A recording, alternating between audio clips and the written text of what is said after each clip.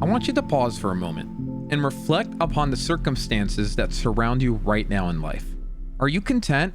Are you happy? Or do you wish for more? Do you feel fulfilled? Or do you have perhaps a yearning for something different? The experiences that have traversed the path of your life or the lives of those you know often serve as an intriguing mosaic shaping our future selves. For example, let's take an instance of a close acquaintance who, in the face of ridicule and scorn, retreated into a cocoon of reserve and shyness. This propelled him or her to be cautious, selectively choosing whom to confide in. With that knowledge in mind, I want you to consider a completely different person, this time nurtured by an unwavering pillar of familial love and support. Our experiences, coupled with the cocoon of security, allowed this individual to bloom with confidence, making him or her believe that the world was indeed their oyster. Our experiences, coupled with our interactions, mold our personalities. They provide a platform for growth and learning. Yet, at their core, they shape us into the beings we eventually become. Though our histories are a colorful patchwork of diverse experiences, the relentless tide of the present continually exerts pressure on us. Let me confess, I was once a profound recluse. I was always indoors. My school, nestled away in a far city, made interacting with friends much more of a challenge. I was only able to really hang out with them during school hours. Moreover, where I lived wasn't the safest area either, so post the academic rigors of a 9-to-3 schedule, I would find solace in a virtual world.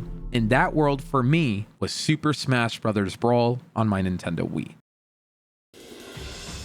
The online community became my social canvas. I was finally able to chat with friends, not just at school from 9 to 3, but whenever I wanted. Many of the friendships that I made there actually are still with me to this day. I went from never talking to anyone once I got home to now having a plethora of individuals to foster relationships with. It all started on that silly Smash Bros. Brawl status box screen for those of you that remember it. From there, my friends and I gravitated towards WeSpeak, Xbox Live, then Skype, and then finally Discord, to the point where they were even at my wedding. And it all started from this one game. But this metamorphosis wasn't easy. Oscillated between the essentials of living, like eating and taking a shower, and my digital universe.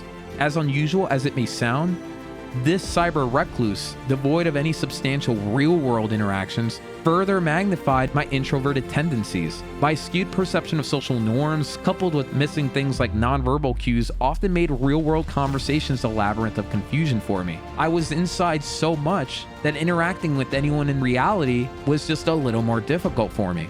I took comfort in my cyber world. Despite all of this though, I was determined to deviate from that path. Guided by the wisdom of those around me. I had many friends, many adults in my life who counseled me, who helped me be a better person, who pushed me to try new things outside of my digital screen. And deep down, I wanted to do more. I wanted to dismantle the barriers that held me captive indoors. I aspired to partake in real-world adventures and craved real-life friendships. However, none of this happened overnight. It was the new connections I forged and the various influences that saw potential in me, potential that I failed to recognize, that catalyzed my transformation. My friends, my peers helped me put myself out there, and it's thanks to them I am who I am today. Gradually, after years of exploring new friendships, working out, and trying new things, I changed from a shy teen to a more outgoing individual, finally creating the memories I always wanted. For once, I was finally truly free. Nonetheless, I never lost sight of where I started. The lessons, experiences, and influences that shaped my present identity are still my companions to this very day. As proof, consider this. I'm engrossed in creating an 8+ hour video solely dedicated to a single video game. The young boy's fascination with gaming that was once my escape to make friends still thrives within me to this very day. Only now it's infused with my love for hiking, barbecuing, swimming, and so much more. Reflecting upon my transformative college years, I can't help but chuckle at just all the incremental changes that I went through.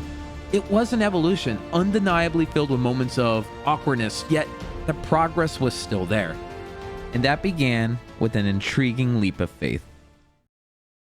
There was a freshman year orientation for all the students entering the university that was held at a massive gymnasium. There were sprawling seats everywhere along with tables meant to get people to talk with one another and eventually become friends. I sat alone, of course, because I knew no one at this new university I was about to attend, but I saw this one girl sitting at a table, and I figured, of course, let me try to talk to her.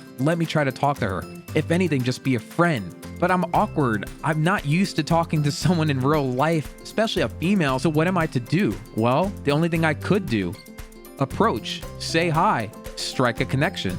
Funny enough, from that conversation that very day, we became good friends. And from there, my first week of college began, where I ran into her again, but this time I was introduced to her friends. And from there, I slowly but surely became part of their friend group. And next thing you know, I had a plethora of friends all around me. I also joined student organizations dedicated to my field of study. I also joined volunteering ventures such as food banks and charity events. I quickly discovered people that shared very similar interests and like-mindedness as me. From there, my bonds began to flourish. Simultaneously, I decided to plunge deeper into campus life, frequenting club meetings that ranged from anime to religious studies to cooking. These gatherings provided fertile ground for friendships to flourish. Immersing myself in these diverse experiences ignited new hobbies and interests for me, leading to a treasure trove of memories and adventures. The recipe was simple, yet potent. Step out of the comfort zone, despite my cloak of shyness and my hat of awkwardness.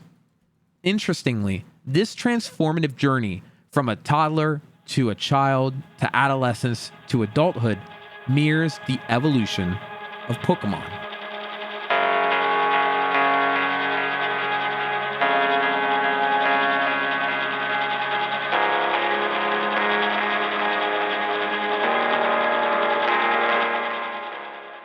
At the time of writing this, Pokémon, the iconic franchise that has captivated the hearts of millions, celebrates its 27th anniversary. The pages of its histories are replete with ebbs and flows. Remember the e-reader cards, and what about the Pokewalker, the ancestor of Pokemon Go Plus? Or, I guess now we have Pokemon Go Plus Plus. I guess.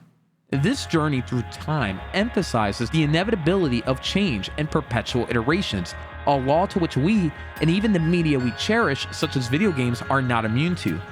Pokemon stands as a testament to this truth. Pokemon Violet reminds me of my freshman year in college, at the cusp of change, yet striving to preserve the core elements that define me. A fervent aficionado of gaming and tech culture, but one that wanted to pick up a new hobby and attend a party or two for once in my life. I wanted to evolve, but preserve the parts of who I was at the same time. My strength today is a testament to my past and the tireless efforts in the present. I got better at cooking because I learned to cook and practice new recipes. I know how to swim because I went in a pool and practiced swimming. Pokemon 2 is navigating this intricate yet vital path of evolution. If Pokemon Legends Arceus is that senior in high school that's still somewhat shy, but is starting to feel the agency that he can try new things on his own, Pokemon Violet is that diligent freshman in college, both apprehensive about the next chapter of life, yet determined to approach it with increased seriousness, stumbling over many challenges like misleading job listings when applying to your first big job, and ill-suited relationships that it's probably going to get involved in. Pokemon is in the middle of its most significant transition since the leap to 3D. It is, in essence, enduring the growing pains of adulthood. Pokemon Violet, amidst the environment it emerged in, hit unique milestones, shaping both the final product and its public perception. It was the first traditional core game to grace a home console. And yes, I can hear the fervent Pokemon Legends Arceus fans, me being one of them by the way, voicing their disagreements. And indeed, I can see your point, as many debates have revolved around the topic of, is it a core game or not? I mean, Game Freak acknowledges it as such. My key phrase, however, is traditional core game. I sometimes diverge from the company's quote-unquote core product classification, suspecting it to just ultimately be a way to market the game. Personally speaking, I view this as the true successor to Sword and Shield. That's not to say Legends Arceus didn't do a lot of things well, and we all know Violet has a ton of its own problems. Nevertheless, my point remains firm. Pokemon Violet signifies the next monumental stride in the Pokemon franchise. I concede that the thrill of seeing the first ever home console main Pokemon game was arguably stolen by Legends Arceus, but let's be real, my friends. This is Generation 9. Pokemon Violet, one half of the dynamic duo, breaks new ground by presenting a truly open-world experience, evolving from the semi-open setting established by Legends Arceus. The question that stirs the mind is how Game Freak would navigate this open ocean on their second voyage, as they drew inspiration from their environment and those quote-unquote college and high school pals, who undoubtedly will influence their journey, like other open-world games in this case. Each generation ushers in a fresh gimmick or feature that reshuffles the deck of battle strategies. The anticipation builds around what this iteration might offer. Is there going to be a big plot twist in this story? What about the new Pokemon themselves? What are they going to look like? What's the world going to feel like? What about the new items or moves? The anticipation for every new generation is almost unbearable. As someone who loves video games and follows the industry very closely, Pokemon is a treasure trove of conversational topics. But today, I'm here to guide you through a comprehensive exploration and critique of Pokemon Violet, dishing out my thoughts and opinions along the way. Mind you, this is no snack-sized 10-minute YouTube algorithm-friendly chat. Together, we will embark on a journey to uncover every plausible secret lesson and insight in the corners of the Generation 9 experience in Pokemon Violet. Most of what I have to say can also be applied to its counterpart, Pokemon Scarlet, but for simplicity, I will mainly reference the Violet version for this essay. We will dissect what meanings this game provides about Pokemon's future. We'll ask a plethora of questions like, how did Game Freak fare in creating its first inaugural open-world Pokemon adventure? What improvements can be made to this? How did they execute the game from a design and mechanics standpoint? What does the new gimmick bring to the table? How about the UI design, the in-game economy of Paldea, or even the allure of Paldea itself? Do the Pokemon make a lasting impression? Is the audio well mastered? Is the narrative impactful? What does the narrative mean, and what messages is Game Freak trying to give us? What the heck is a Wiglet? Answers to these questions and many more will unravel in this ultimate Pokemon Violet deep dive. The goal of this is that no stone will be left unturned as we scrutinize the entire game from start to finish, top to bottom, all condensed in a single video. For those wondering where I vanished following my marathon 3-hour analysis on the future of Pokemon 2 years ago, well, here I am, recharged and eager to delve into the mesmerizing world of Paldea. The Pokemon franchise holds a unique charm for me. This latest release feels akin to Pokemon stepping into its early 20s, bursting with fresh content, but also grappling with the challenges of growth. As we stand on the cusp of adulthood, we can glimpse the meticulous planning involved, but the early 20s, filled with self-discovery and personal growth, can be a tumultuous period. Pokemon is navigating this critical stage. It's been a fascinating journey thus far, but this particular moment stands as a pivotal landmark in its history. Such is its importance, I felt an irresistible urge to document it in the vast digital cosmos known as YouTube. What's the essence of Generation 9? What insights can we glean from playing and completing the game? What hypotheses can we formulate? Buckle up, for the ultimate dissertation of Pokemon Violet begins now.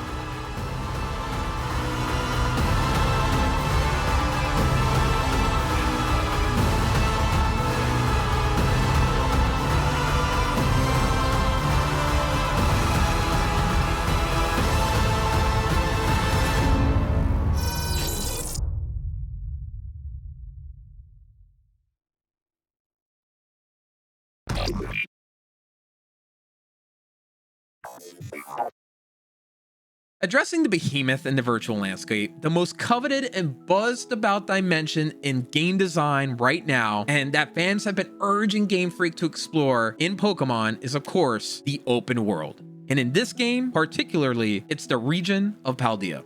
The clamor for such a feature has been a reoccurring theme in the gaming universe, with titles like Skyrim, Red Dead Redemption, and now even The Legend of Zelda jumping on that bandwagon. This game design has both been celebrated and dissected, and the prospect of Pokemon eventually venturing into the open world space has been discussed so much that it could almost have your ears ringing. It was an obvious prediction that eventually Pokemon would leap into the open world genre, like lice leaping onto someone's hair. And lo and behold, here we are. The first tentative steps were arguably taken not by Pokemon Legends Arceus, but by Pokemon Sword and Shield. The so-called wild area, a vast expanse surrounding the main city, allowed players to explore to their heart's content. Minus, the hills blocking you. I mean, kinda. You get the idea. This zone was mainly teeming with Pokemon from past generations, and it served really as a hub for raid battles, which that's a whole topic we're going to review later. Yet whenever you embarked on a different route or entered a new town, the notorious black screen would herald your transition back to the traditional, more linear path that we're very used to. The term wild area was perhaps more of a marketing ploy than a feature, if anything, an attempt to emphasize the novelty of this wider route, if you will. Once something becomes integral to a video game, I find that there's no need to label it. It's simply part of the experience. That's why this open area had to be called, quote, wild area. They had to point it out as a feature. Pokemon Legends Arceus took it up a notch a little bit by introducing explorable world biomes. However, to visit another biome, or I guess you can call it zone, you were required to return to the town and load the desired area, negating any seamless connectivity. You couldn't simply stroll right into another zone. You had to look at a loading screen or two. Pokemon Violet finally, though, ripped off the last remnant of that envelope, ushering us into the world of Paldea. Now, let's pivot our focus directly on Paldea, starting from the very beginning and branching out. The game opens up on a familiar note, but with a fresh spin on the traditional introductory sequence featuring the legendary Pokemon. Before we even get a chance to play as the character, the opening scene immediately establishes the scale of the world with a shadowy creature soaring through the skies of Paldea.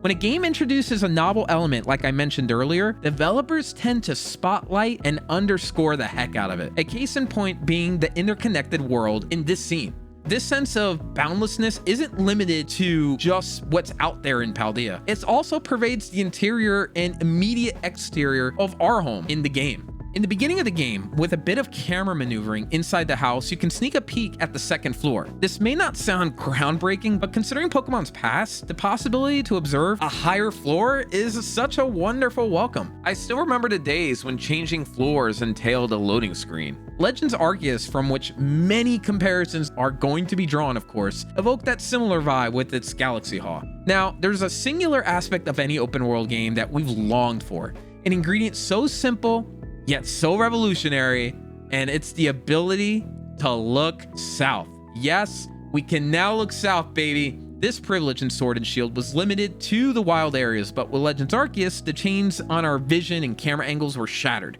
We've attained visual liberty in a way, and as improbable as it seems that it took us this long to finally get here. Even earlier console games like Colosseum and XD Gale of Darkness didn't bestow us that camera mobility. If this straightforward feature had been missing from this game, rest assured the ridicule would have been loud and clear. However, in this new era of gaming, certain mechanics are just too fundamental to overlook. Remember the days of the 3DS Joystick Pro add-on? Yeah, you know what? Let's just save that for a different day. The game gently immerses you in its world, guiding you to your first Pokemon Center towards the central city of Mesagoza via a fairly linear route. The game cleverly sets up natural barriers, subtly keeping you on track and preventing any premature wandering around. There are later opportunities to bypass these constraints, but from a design viewpoint, it's almost impossible to truly get lost. Looking at the beginning area, a singular path with a door across an impassable river leads you directly to Mesagoza, which is one of the early objectives to get to in the game. Steep cliffs to the west are insurmountable, so that's not an option. And for the observant player, a pathway to the right of your initial Pokemon Center is available, and it unveils a broader expanse to explore if you dare. But even here, cliffs eventually are going to appear and halt your progress. I never really ventured this way in my playthrough due to a very reoccurring early game challenge that I had, and that was simply speed.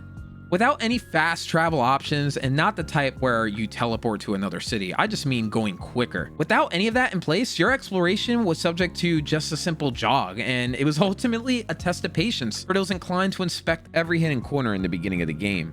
The game eventually does feature something that allows you to traverse the region in a more speedy manner. The vastness of the initial area, a characteristic common to a lot of Paldea, makes foot travel pretty tedious, I think. There's a specific spot northeast of the southern Mesagoza Pokemon Center that I found, and I can see easily this driving most curious players to frustration. Here I encountered a small stone wall, and I figured, well, let me keep moving east, assuming eventually there's going to be an opening that presents itself, because clearly it looks like I can go on the other side of this. To my dismay, after my somewhat long trek, I found a small patch of grass, and that was it. The gate still stood, and I couldn't go any further. Dang it, I want to go on the other side of this. Let me go. It's an open world, right? It does feel as though the game is subtly trying to tell you, hey, there's nothing beyond here. You don't need to go, especially if you look at the details of grass on one side of this gate versus the other.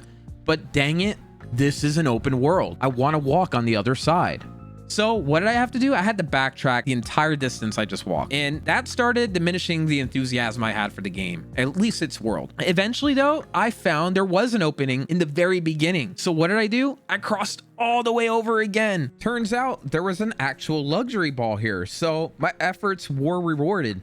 But guess what? I got my item. I turned around and realized, I gotta make this whole trek again. Little did I know though, this was gonna be a common issue for me, at least in the beginning of the game. Your first visit to Mesagoza truly begins to open up the world though, allowing you to experience its full glory. In a series first, the legendary Pokemon adorning the box, Miraidon, serves as your guide in Paldea. I will say I never anticipated the legendary Pokemon of the game to 1, be your companion throughout the entirety of the game, and 2, turn into a motorcycle. Wait a minute, what? You're kidding me. There's no way they would do that, right?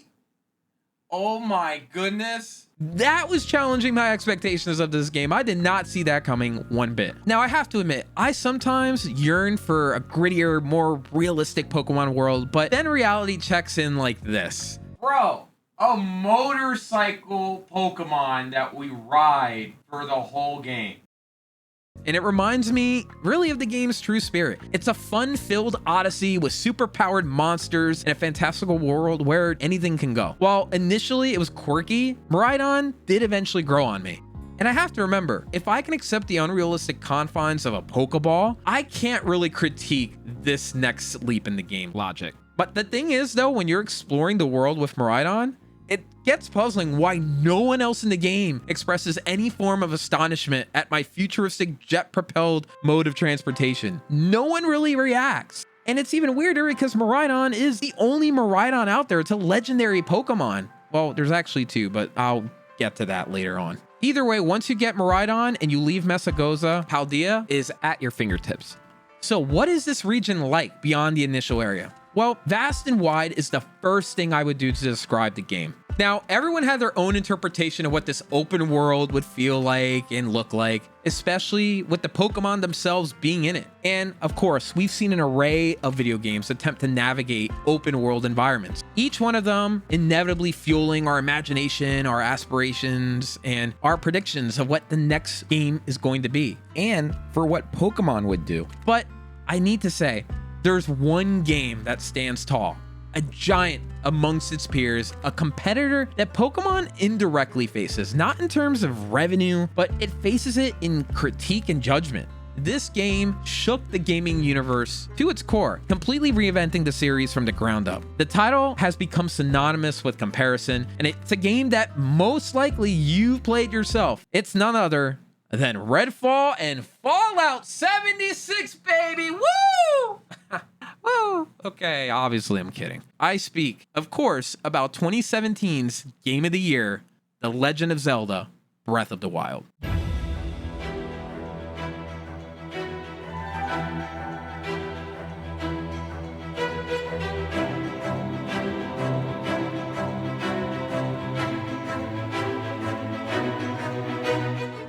Now, why was this game so omnipresent in every conversation regarding the next generation of Pokemon? I could not watch a single video or hear a single discussion without someone inevitably bringing up, oh, well, Breath of the Wild. Pokemon should do what Breath of the Wild is doing. And especially when the trailers came out, oh, Pokemon is going all open world. It's Pokemon's Breath of the Wild. Well, it's quite simple. Nintendo had done something unthinkable with its age-old franchise. They took a beloved series and entirely upended not only its gameplay, its mechanics, but just overall feel. The Legend of Zelda had not experienced such a monumental shift since its transition to 3D with Ocarina of Time. However, I would argue that this revolution in Breath of the Wild was even more foundationally changing than what Ocarina of Time did back on the Nintendo 64. The game's innovative mechanics and physics engine fostered novel approaches to puzzles, and even speedrunning took a liking towards it, inspiring specific communities to continuously improve their strategies on how to tackle the entire world of Hyrule. Even 6 years later, I continued to stumble upon clips showcasing the game's potential for different solutions and just wackiness to traveling and other gameplay elements. This game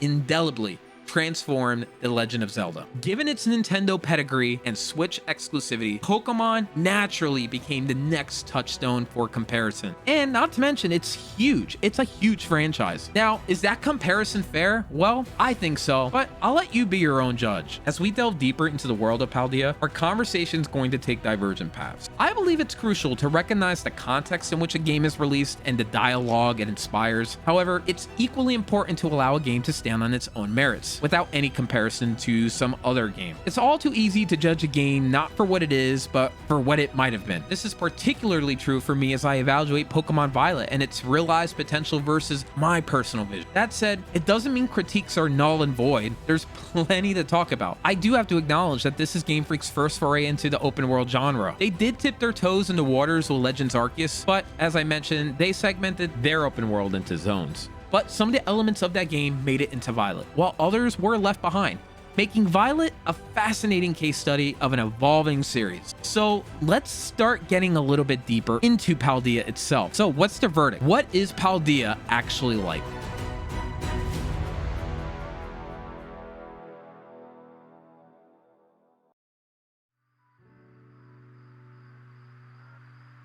As previously mentioned, traversal feels pretty slow. All you have is your own 2 feet. And yeah, you can run, but the world is so big, it doesn't really matter. But like I mentioned, this initial slog goes away pretty quickly, even though when you get Miraidon, you're still limited in your functionality. As you progress in the game, you unlock a suite of new options to aid in your exploration, such as climbing and dashing even quicker and swimming. It wasn't until the dash upgrade that I really start feeling comfortable with Paldea and exploring its open world. From Mesagoza, the region's central hub, you're presented with 2 main paths in the beginning of the game: venturing east to challenge the game's Titan Pokemon, or heading west in a more traditional pursuit of gym badges. Now, being a creature of habit, I had to go west and tackle my good old gym. I'll dive deeper into Mesagoza along with the narrative of the game later on. Now, this point though marks Paldea's true coming-of-age moment, where the game intentionally sheds its training wheels, granting players the freedom they've been yearning for. The first shift I observed immediately when I entered my first route, well, it's not really a route. No more are the very tight corridors that we're used to. It was an expansive area. You can reach the next town from any direction you wanted. What I began to realize very quickly though that threw me for a loop was hunting down every single trainer. Oh boy, yep. I don't know about y'all. If you're anything like me, you are prone to challenge every single trainer that you find. It's just, I don't know, it's an OCD thing, okay? But in this game, that proved to be a major task, as trainers were all over the place, sometimes tucked away in spots one might never even dream of checking. Like, dude, what are you doing just chilling there? Seriously, you're just standing in place. What are you doing? You're in the middle of nowhere. Do something. What I did appreciate though was Pokemon centers typically had a person standing there presenting you with a goal with the number of trainers to defeat in any given area. It was sort of like a check mark for you. And if you beat enough trainers, you get a nice little reward. I did appreciate that. However, the game doesn't really offer you guidance on where exactly all these trainers are or any indication of their remaining numbers. How many are left? I fought 8, but are there any more? I don't know. I guess I gotta just check online. The only way to find out other than the internet was was you were going to have to check every nook and cranny. Well, looks like I found everyone in this area. I guess it's time to go to the next spot. Wait, what? Oh, I see you, you little jerk. Get over here. Now, as someone who unfortunately is somewhat of a perfectionist, this kind of irked me. Still, I let it slide given all the enthusiasm I had of discovering new Pokemon and not to mention advancing the story. Not only though did I slowly give up on the idea of fighting every single trainer in order, the world of Paldea started to really show its negative sides to me. Paldea to me was starting to ultimately become towns, cities, plains, mountains, and the occasional barren ruin or tower. Now, one might say, well, duh, that sounds like a world to me, I guess, but outside of the towns and cities, everything else felt pretty similar. Sure, you had different terrain, and that terrain would have different Pokemon and inclines and declines to them, but something was just not there. The lack of variety in the world just started to deter me from fully immersing myself in the world. It became a far cry from my experience of, say, a game like Witcher 3, where I constantly was drawn into the unknown. Every corner, there was something way different to be found, quests, a structure, whatever it may be, didn't know what was coming. Here, I just knew there would be more trainers and, yeah, new Pokemon, and that's big to note, but other than that, there wasn't much left. Now, with that being said, let's actually dive into the cities and the areas of Paldea. Paldea is divided into 4 provinces: North,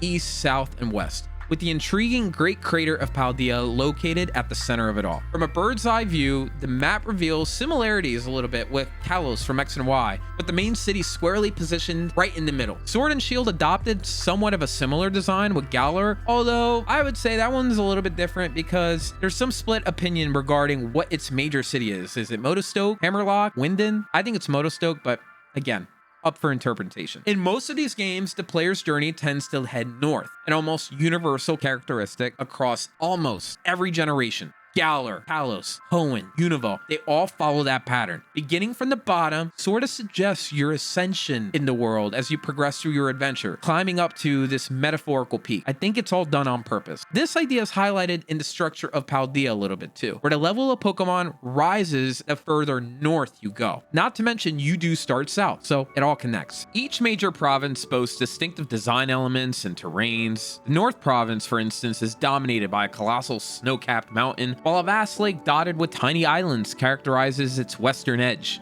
The Southern Province, where your journey begins, is a sight to behold at first. Your house is nestled away in the middle of a garden, and the breezy palm trees populate all the surroundings near you. This world is not static. Its dynamism is perceptible, especially when you're near the ocean. Notice the rustling trees and softly swaying flowers echo the soothing whisper of nature. Fabrics hung around the house ripple in the wind, reinforcing that ultimately there is a sense of motion in this world. It's a breath of fresh air, or wild. I'm sorry. I couldn't help it. Literally, the world is somewhat alive here. The meticulous attention to detail is evident right from the starting area, but I would say this is the pinnacle of it. It's almost as if Game Freak put a lot of care and love into this very specific area, and then after that, it kind of diminishes slightly. The vibrant array of colors is another striking feature, as seen in the small garden behind your house. Your mother clearly has a knack for gardening. Adjacent to it, the sparkling ocean stretches into the horizon, a peaceful, beautiful sight. I could easily see myself calling a place like this home. It's a testament to the prevalent theme in Pokemon, by the way, the harmonious coexistence of humans and nature. Seriously, when I first started this game up, this area was just absolutely awesome to be in. I loved it. This section truly embodies people living with nature. I mean, have you spotted any washing machines around? The setting radiates an old world charm that we've grown accustomed to in various Pokemon starting regions. I think of the starting area in Sword and Shield. It all felt like a farm. As we saunter further down the path, colors continue to unfurl vibrantly, particularly noticeable as we near our in-game rivals of residence, complete with a quaint beach in its backyard. The rest of this province is predominantly green, a standard hue for most game opening areas. Like I mentioned though, after this area, the coloring does begin to fizzle out a little bit, a shift that I observed immediately when I first started up the game. Indeed, your home vicinity is rife with detail, yet the nearby route appears slightly less elaborate. However, this might be a deliberate attempt to mirror the actual experience of going into nature. Not every trail out in a forest is a riot of colors or rich in texture diversity. Much of the scenery tends to be the same thing over and over and over. trees, grass, and well, more trees. It's all the same. It's ultimately going to just look like Shrek's sacred swamp, so I can give it somewhat of a pass. This landscape, speckled with the occasional structure like a lighthouse and punctuated by cliffs and hills, mimics stat patterns slightly. Remember those ledges in past Pokemon games? Well, they're kinda back, albeit in the guise of cliffs. Yet, if you possess a zest for exploration, you're going to find a way around. Once we make it to the lighthouse, we get a sweeping view of the world, making it a prime spot in the game's early moment. While we'll save the detailed discussion on draw distance and graphics, the game offers clear landmarks from this vantage point. And let's be honest, isn't it pretty cool when a game manages to do this? Like, you stand on top of the world and you just see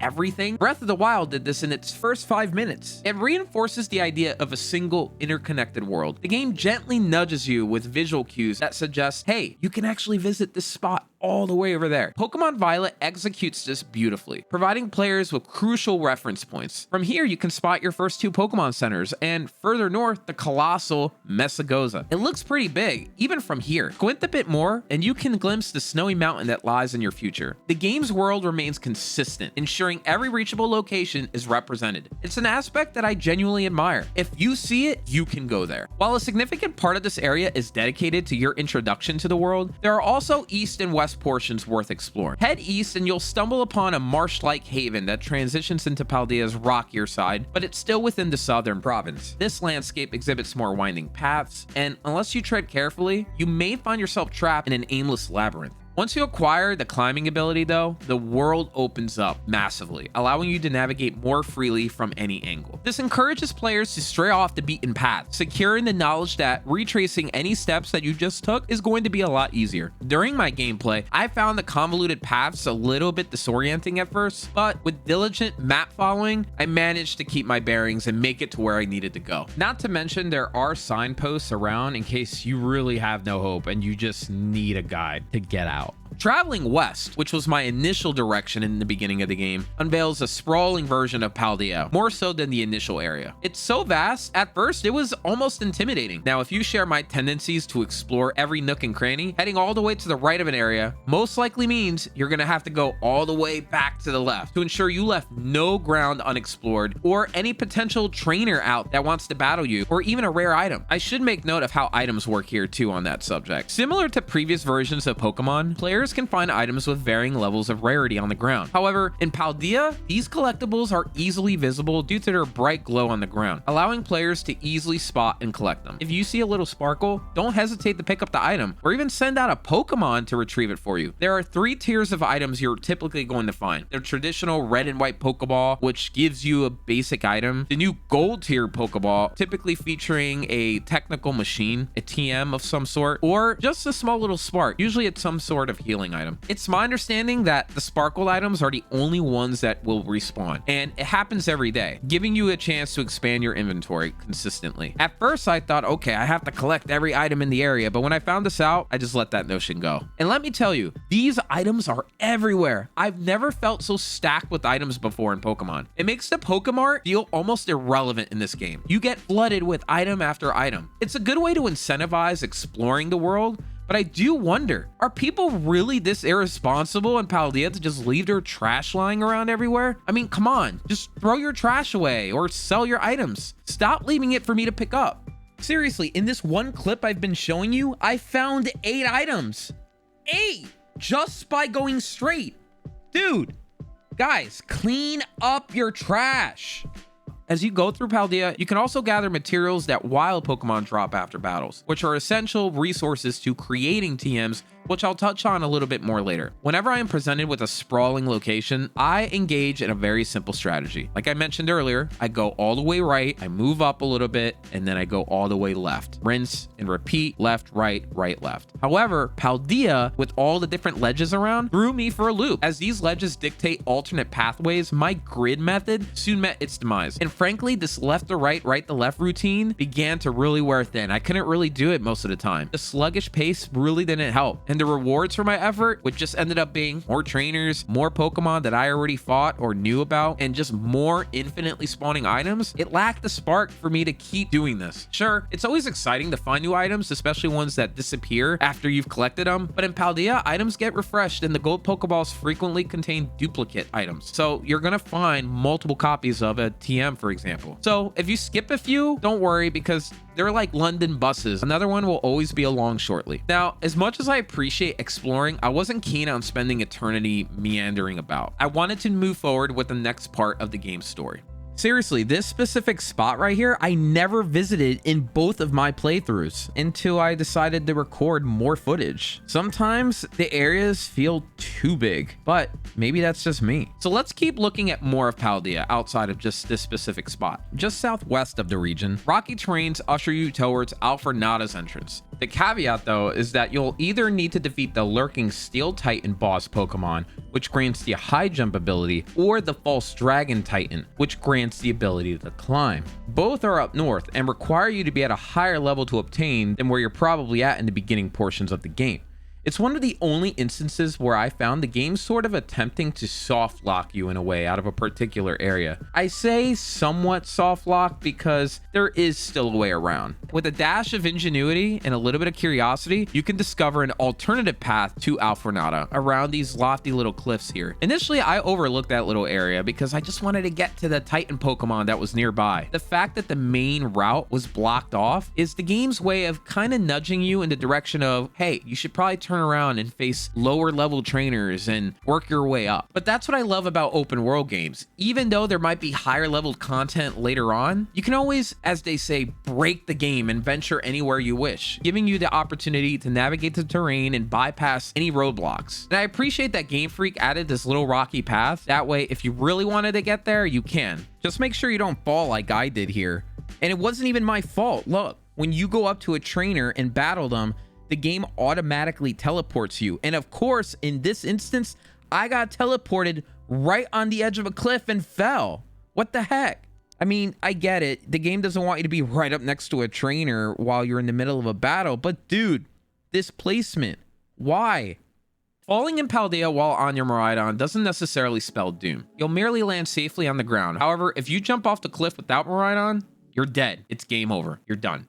I'm kidding. Obviously not. It's Pokemon. You can't die. Your Rotom, a Pokemon nestled right within your Pokedex, similar to previous games, will swoop in and save the day just before impact. Pretty handy, right? Also, you can occasionally opt to return to the spot from where you fell if you did fall, which I really did appreciate because I found myself falling down cliffs and I'm thinking, crap, how am I going to get back up there? And the game just tells you, hey, do you want me to teleport you back up? I did appreciate that. The option isn't always available though, as sometimes the game doesn't think you fell, so don't count on it consistently. Lastly, I need to point out another thing. In this game, technically, you can carry a total of 8 Pokemon, your Rotom, your Miraidon, and the 6 Pokemon in your party. So wait a minute, doesn't that break a rule? Shouldn't your professor be yelling at you or the police showing up to arrest you? Contemplating from an in-game perspective, why does this rule even exist? Why are we only allowed 6 Pokemon? Is this a law? Is this some universal understanding? Or is there a fear that someone's gonna launch an attack with an army of Pokemon if they have too many? Like, what is the in-game reason? According to a Reddit user, the Pokemon Crystal manga suggests that 6 is the optimum number of Pokemon to have to distribute your affection evenly with. More than that, and you're spreading your love too thin. That is literally an explanation lore-wise. Another Redditor added that in Pokemon Legends Arceus, the Galactic members often lose track of which Pokeballs contain a Pokemon when carrying more than 6. But really, is keeping track of 7 such an arduous task? Is it really that difficult?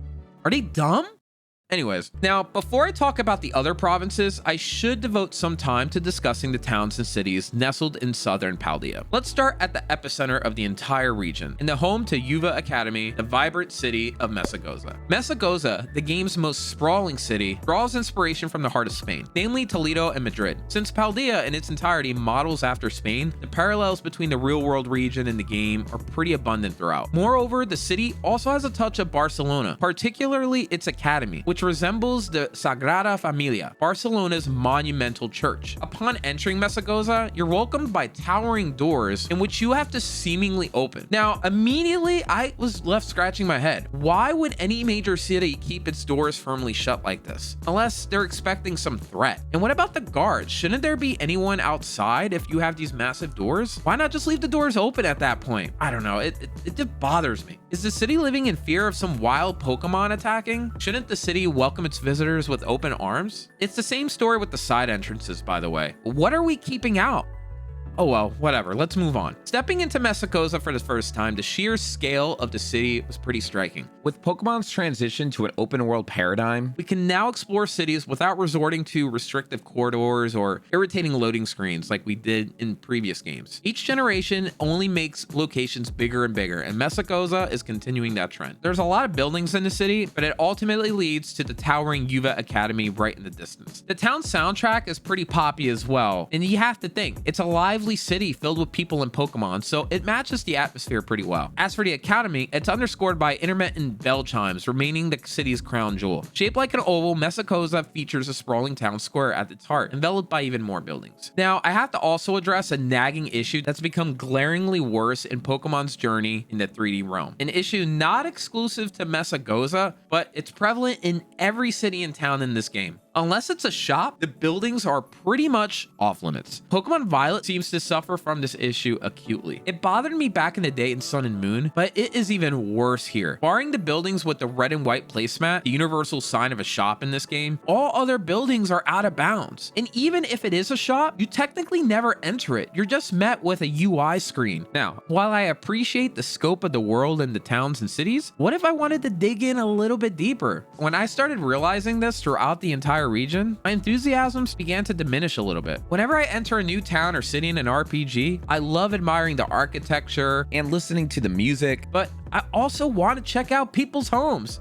It's a staple in RPGs. Discovering the stories of the townspeople and getting little nuggets of lore was also really awesome to do. Often engaging with NPCs in the past resulted in a slight fruitful conversation, or you even got an item. But because we can't really visit a lot of the buildings, there's just way less NPCs to talk about, which kind of sucks. There's another sticking point too as I talk about buildings. The rare buildings that do allow you to enter them have a very fixed camera angle, typical of what we're used to. Although it's not necessarily needed, a free camera would have been welcomed here. Like, why can't I turn around completely? And to this day, we still have that dark, eerie void to the side of the wall. Like, what is out there? If I fall, am I dead? Is that hell? Like, what is it? Obviously, I'm joking around a little bit, but I do wish we had a little more camera mobility within the buildings we entered. And given the lack of indoor locations there are in the game, it really wasn't the biggest issue for me, but something nonetheless. The lack of buildings we could enter in pointed to an even larger concern about the world of Pokemon Violet to me. Gone were the days of generous NPCs giving you treasures like TMs or elusive Pokeballs. Instead, these items are just stocked in shops, or you had to craft them. You can still chit chat with a couple NPCs here and there, but usually you just had a very brief exchange with the rare opportunity for a trade if you're lucky. The prospect of gaining knowledge in the world or finding rare items is a big reason why I made it my mission to engage with every single person in a town or city. But unfortunately, Messagoza to me felt as wide as an ocean, but as deep as a puddle. And don't get me wrong, this isn't a critique just on Pokemon. Many open world games suffer from this superficial depth despite how big they are. Indeed, enriching these worlds necessitates a significant investment of resources. While this isn't a justification, it's a noteworthy consideration. It's also worth mentioning that throughout the game, most NPCs aren't even really approachable. Instead, dialogue bubbles pop up as you amble by. I guess in a way though, it's somewhat of a relief. If I enter a city, I need to talk to every single person. And if there's a lot of people, I'm gonna be there for quite a while. It's just an OCD thing I have. Who wants to halt their adventure to hit the A button every time they see someone? I do want to talk to every single person, but there is a limit for me in terms of enjoyment. This trend of these text bubbles popping up really began when the cities became bigger and bigger, like Black and White's Castelia City. The absence of NPCs giving you rewards though is a little bit of a downer, and it's probably because they're just scattered throughout Paldea so frequently. Another thing about Messagoza, by the way, that felt weird was that once you have the ability for your Miraidon to jump higher, it becomes some sort of parkour playground, which at first is pretty cool, but then you realize that's about it. There's no real purpose beyond a little showboating or the odd snapshot moment you have. Like, I imagine an NPC's Pokemon stranded on a rooftop. They're worried about it. They need that Pokemon to be rescued. And here you come with your Miraidon, jumping from building to building, getting to it, saving the day. And as a result of rescuing that Pokemon, you get some sort of rare item. Regrettably though, none of these little ideas or side quests are really in the game. There are some rare items that you might find up here, but it's just an item pickup. Instead, when I'm jumping from building to building, no one cares. No one's reacting. Everyone's just going about their daily lives. But at the end of the day though, who cares? It's an open world, baby. No one can tell me what to do. I can just jump away. Woo! You can't stop me. There's no authorities here either, so heck, I'll just jump from apartment to apartment. I'm in charge, baby. Ascending 2 more tiers of Mesagoza via the central stairway, which I swear, by the way, is like half of the town. Look how long it is. We reach the majestic Uva Academy. Much of my time spent here conjured images of Hogwarts, with its lush courtyards and Victorian aesthetic. Inside of Uva Academy only made me feel like I was at Hogwarts even more, particularly with all the bookshelves surrounding you. They're not just decorative too. Select highlighted books offer little extra nuggets of lore or in-game tutorials, which is appreciated. Topics span from some floras to the highly anticipated 3rd legendary of the generation, which is confirmed. The infusion of lore in video games is something I always love, and it's a commendable thing developers do, especially for Pokemon that we don't even know about. It aligns perfectly with what the Academy is about. Think about it. We're here to learn, after all, with a wealth of resources all at our fingertips. So it only makes sense that there's lore here to explore. I made my way all the way to the top, and I noticed there's charming little Noivern just hanging out. And at night, there's ghost Pokemon that emerge. What a neat little touch. Now, at first, there seems to be only 3 floors, but there's way more to explore within the Academy. There are terminals scattered throughout, enabling you access to different classrooms and facilities. Not all the rooms, though, are immediately accessible, as you have to unlock them by progressing in the story. Regrettably, though, you can't just walk down a hallway, open a door, and enter a room. Instead, you have to go to this terminal, click a button, and then you just teleport there. This segmentation disrupted my immersion just a little bit, but I guess it's a necessary evil. I just wish we could avoid that abrupt cut. Besides visiting, you can also attend the classes or embark on short side quests offered by the Academy faculty within all of these rooms. Some of these rooms feature charming little details. Like, for example, when you go to the cafeteria, there's a bunch of Combi hanging around. Get it? Because it resembles honey, and honey is part of food. Pretty neat. At different times of the day, too, if you enter this room, you're gonna see Sinistea accompanying students as they drink tea. Wait a minute. Can students drink Sinistea? Hold on, I gotta look at the Pokedex. Let's see what it says.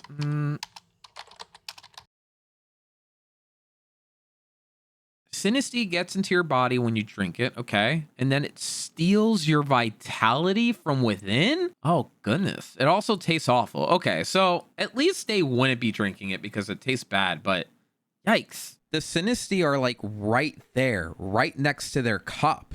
Do they realize their life is just inches away from being over? Wouldn't the school not allow Sinistea to be, in the cafeteria? What the heck? Guys, you gotta get away. Get away from them. Dude, they're like so close. Look, get away.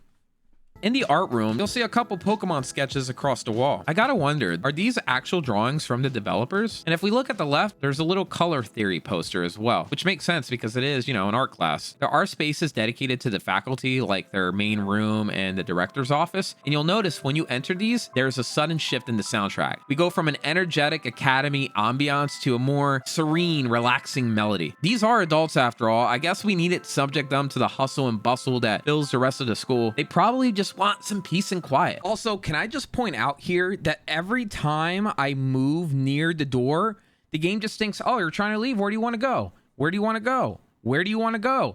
Okay, this I get. I'm kind of near the end of the room and on the mat. But still, leave me alone. I'm just trying to explore a little bit.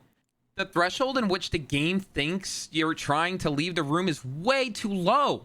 I'm not even facing the door, let alone near it. Let me try. Ah! Curse you, Joy-Con drift!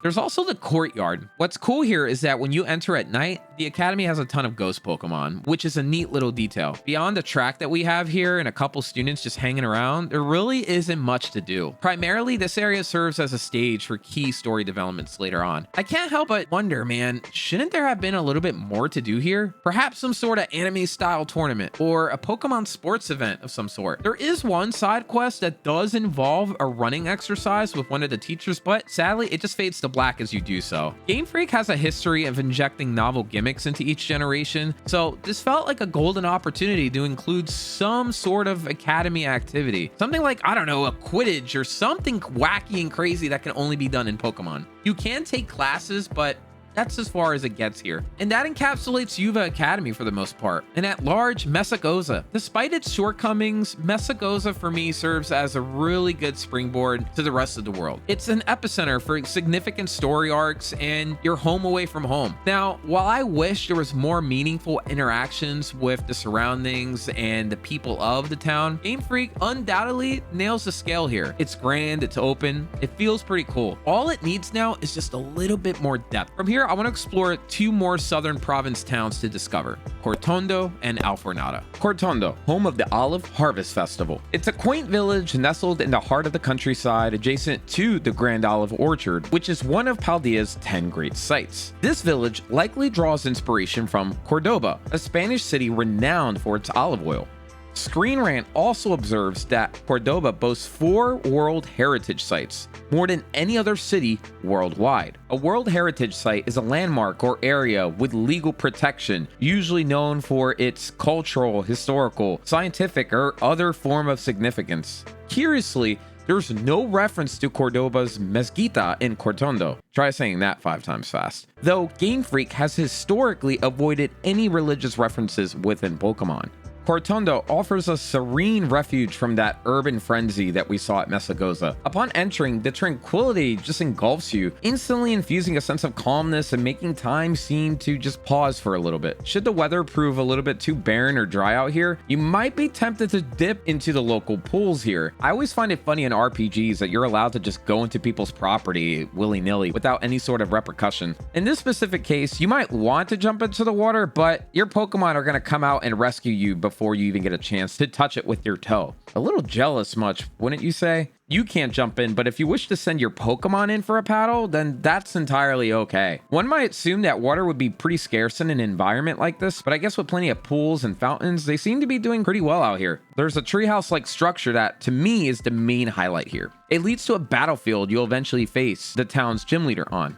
As a matter of fact, every city and town that we will explore in Paldea has their own battlefield of some sort. When entering Cortondo, I mostly get vibes of this town being home to a grass-type gym leader, but no, it's all bug types here. You can tell the type of the gym in any given town by the Pokemon that trainers have with them, and in this case, they're all bugs. There's an area off to the side of the town that is home to one of the many gym challenges in the game, which we'll analyze a little bit later. Also, can we just talk about these gym towers? They're all the same in how they look, just, well, they're a tower with 5 floors to them. You can't really explore any of it, even though there is an elevator to the left, which is a bummer. Seriously, why can't I go in? Kind of thought you would be able to visit the gym leader's office or at least explore the rest of the structure. Is it all just office space? Is it training grounds? What's up there? Let me in! Let me in! The building as a whole just feels completely out of place in a small town like this, and others like Alfornada.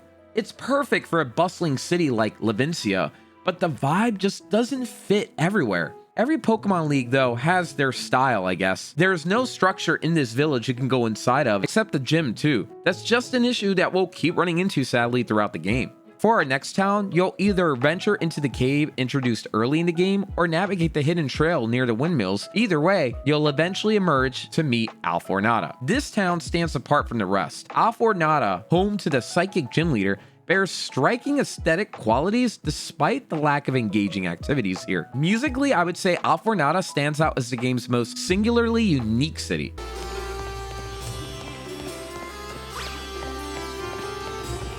Screen Rant puts it very well.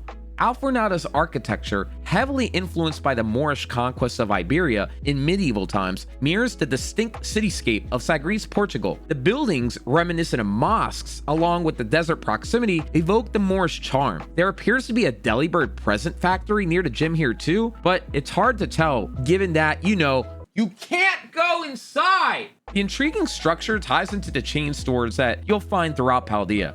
The real attraction, however, lies in the battlefield tower-like edifice in the middle of Alfornada, which is an homage to Pokémon Red and Blue from 1996. A keen eye will spot that the icons adorning the structure are all borrowed straight from Generation 1. Pokemon's long-standing history has definitely earned it the right to indulge in a bit of nostalgia here, and when I first saw the artwork, I couldn't help but smile. It just brought me back to that fleeting time as a kid. Within the context of the game's lore, perhaps these designs are the work of an in-game artist of such. Either way, the site brought a smile to my face, a fleeting journey back to the origins of Pokemon. These designs certainly strike a familiar chord, a delightful reunion with my childhood that's ever so fleeting. Progressing northward from Cortondo, you'll find yourself in Paldea's West Province. The landscape here, save for the vast desert at the center, echoes the verdant plains we've traversed before. However, whenever you're in this vicinity, I implore you though to just take a moment, find a scenic viewpoint like this spot, and just soak in the surrounding world. It's an opportunity I found quite rewarding during my gameplay. While Game Freak's world design has faced a ton of criticism, look at it at times, the world they have crafted is in a way worthy of admiration. You can even see Mesagoza from here. I try to take little moments like this to appreciate what Game Freak did here, despite, well, again, all the flack they get as well. As for the desert, it's fairly barren because, it's a desert. What else did you want? What's interesting here is that it does feature occasional sandstorms, leaving traces on your avatar's clothing. Even though it is temporary, it's still a nice little touch. Bordering the desert are 2 towns and a Team Star base, the latter of which I'll discuss later. Cascarafa, the aquatic city in the west, is the domain of the water-type gym leader, Kofu. The reason this town has a blue aesthetic is because of Kofu's vision. He wanted more people to visit, so he said, screw it, let's just get some blue in there. And if we look very carefully, this is reminiscent of Santorini, Greece, as it comes to mind as a real-life parallel. The stark contrast between the lush blue city and the rugged brown desert honestly is pretty cool to see. If you scrutinize the map or gaze up at the crater, you'll notice that there's water cascading into the city from the crater, which prompts me to wonder, is the city draining the area, transforming it into a desert? Seriously, could Kofu be to blame on why this desert is even here in the first place? Did it used to be a lush green landscape teeming with a ton of life? I don't know, it's hard to say. City planning and environmental science are outside of my expertise,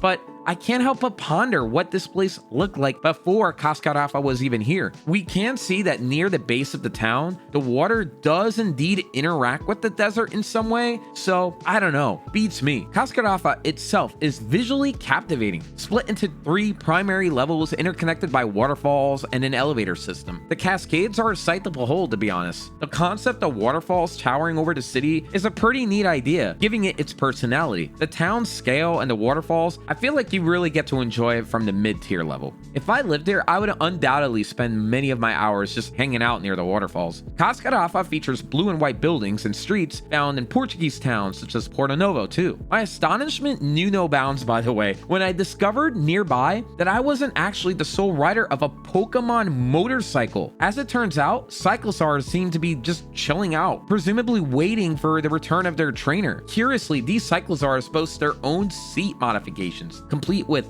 handles and even a small light. Wait a minute. Something seems a little peculiar here.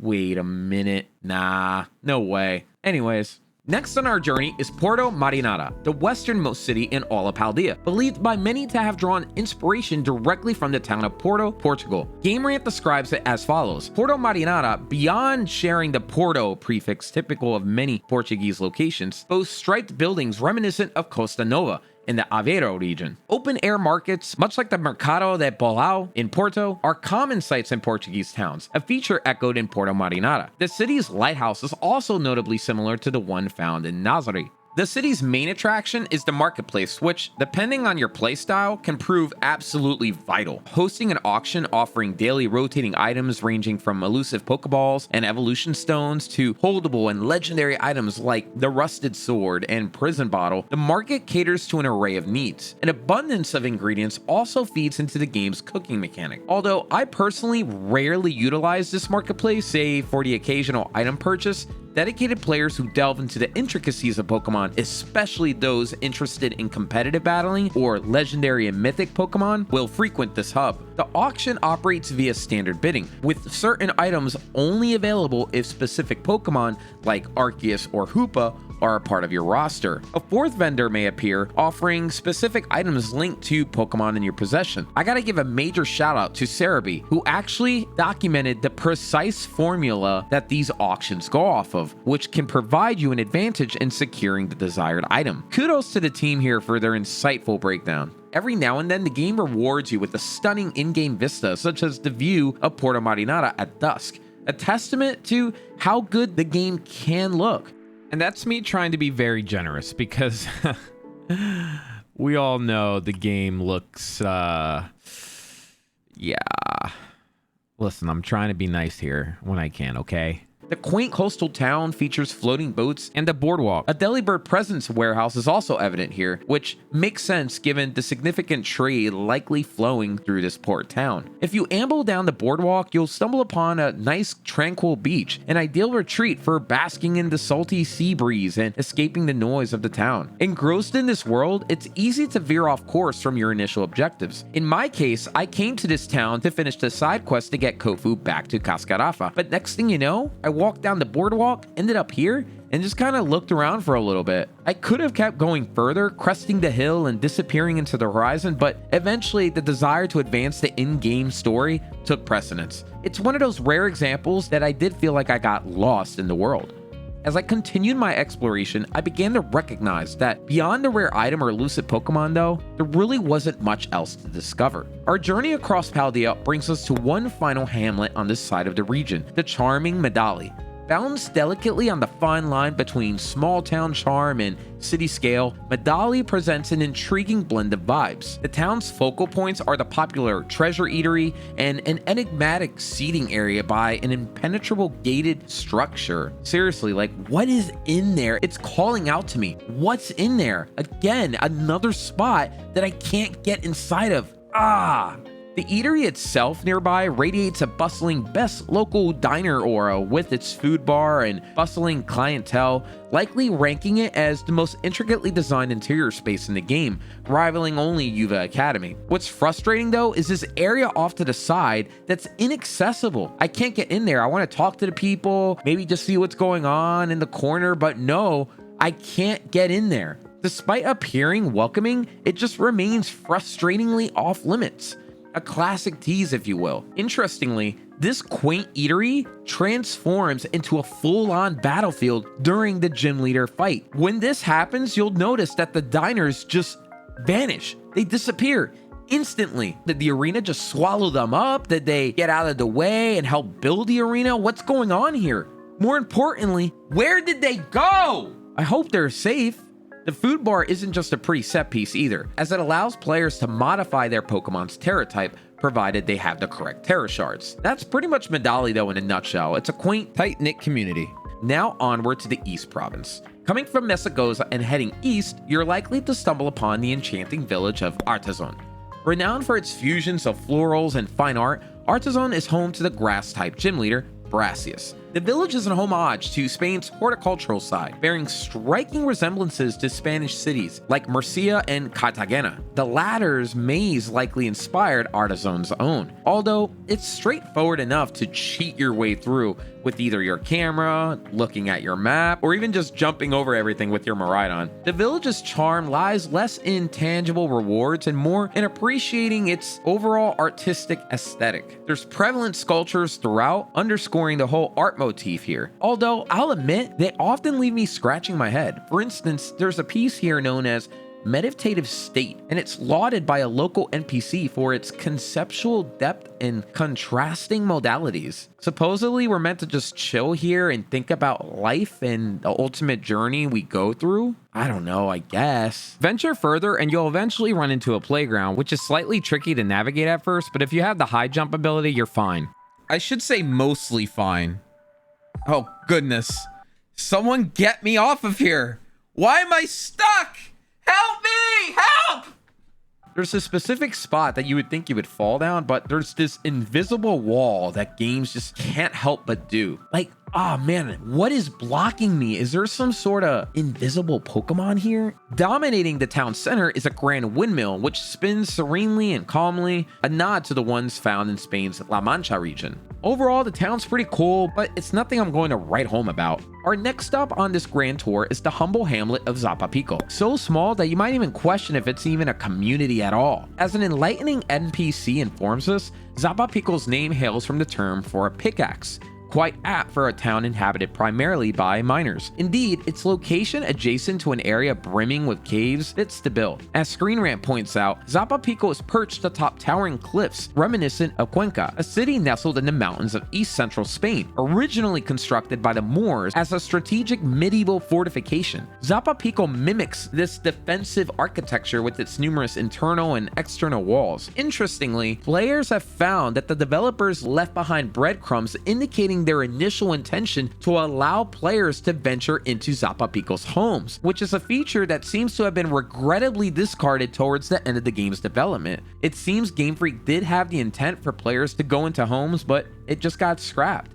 The surrounding area echoes the townsfolk's mining lifestyle, peppered with excavations and distinctive steel structures marking specific dig sites. The terrain can be a little bit annoying to navigate, but a well-timed jump will get you through most of it as a shortcut. I mainly remember this area just due to the arduous task of capturing enough Sinistea in the region to get the chips I needed for evolving my Shark Cadet into Ceruledge. It was a grind that I did not enjoy. Despite housing a battlefield, no pivotal story events take place here. There's a Redditor I found that positioned an interesting thought. It may have been that Zapapico might have originally been conceived as a Steel-type gym leader's domain, or the setting for a showdown with your rival Nemona, hence the seemingly out-of-place arena. This theory also suggests that gym leader Grusha could be a late-game addition, given her remote location just randomly on the mountain, and that she's right next to another gym, as well as the otherwise vacant arena here, although this is all purely speculative. Concluding our exploration of Paldea's east coast is my personal favorite, the metropolis of Levincia. Oh my goodness, this place just looks awesome. The city truly dazzles at night, its radiant beams of light piercing the darkness and reflecting off soaring skyscrapers, an image that echoes Castelia's city from Pokémon Black and White. Balbedia highlights Levincia's potential real-world inspiration as Valencia, a bustling seaside city on Spain's east coast, marked by modern edifices and towering high-rises. However, Levincia's skyscraper complex appears to draw more directly from Madrid's Cuatro Torres, each with its own unique function and ownership, with a fifth tower under construction, possibly explaining the presence of an additional tower in Levincia. Levincia, undoubtedly the most vibrant location here in Paldea, is home to one of the 10 sites of the region, namely due to its skyscrapers. The city encapsulates both familiar residences, yet also corporate conglomerates. Its signs at the front hinting that it's all part of some thriving real estate hub. Man, I really wish I can go inside. Let's take a look. Of course not! Seriously, a structure like this just begs you to go inside, but you cannot do it. Coupled with the delightfully contemporary music we have here, Levincia really just shouts modernity. It's even more evident in its architecturally distinct skyscrapers, which, wait a minute, one of them bears a striking resemblance to One World Trade Center? Levincia was the one city where I found myself truly engrossed. Granted, the game's performance leaves much to be desired and its graphics are nothing to write home about, but witnessing these animated billboards and the grand central battlefield set atop the backdrop of skyscrapers shooting lights into the night sky really made me imagine that I was in some sophisticated stadium akin to those like in Pokemon Battle Revolution. I really do have a certain soft spot for major cityscapes in video games, and this hit that chord for me. It's just regrettable that our exploration is limited to shops, which again, you can't physically go inside of, and the electric type gym. Because again, you can't go in most of the buildings, despite the city's potential for so much more. Its above water construction too just only adds to the epicness of it all. From here, let's shift our focus to the northern segment of Paldea, a region teeming with environmental diversity compared to the rest. Beginning in the northeast, an intriguing site worthy of note is Fury Falls, another one of Paldea's 10 great sites. Strikingly distinct from the typical landscape, the ambiance here really just screams tranquility, adorned with bamboo trees dotting the terrain and the serene sound of cascading waterfalls, all really serves as a calming area. There's even a zen-like pond that just screams meditation. What I have a question on is, where does the Fury fall in Fury Falls here? I guess it just has to do with the rugged rock edges surrounding it, but that's my best guess. Venture to Paldea's northwestern corner, north of Casarroyo Lake, you'll encounter a more autumn forested area teeming with high-level Pokemon. There's a little spot here where slow, cautious steps are imperative if you're on the hunt for a rare item. I'm surprised that Game Freak didn't add more of these little environmental puzzles in their world. It doesn't matter though if you fall, because again, you'll just easily be able to get back up with Rotom. Much of Casarroyo Lake remains inaccessible until you gain the ability to surf on water with Miraidon later on. There's nothing overly intriguing that awaits you here. Its main attractions are rare, higher level Pokemon and the late game Titan Pokemon you fight. Wait a minute, what is that? Hello? Okay, more on that later. A little east of the area, you'll find Paldea's tallest structure, Glacido Mountain.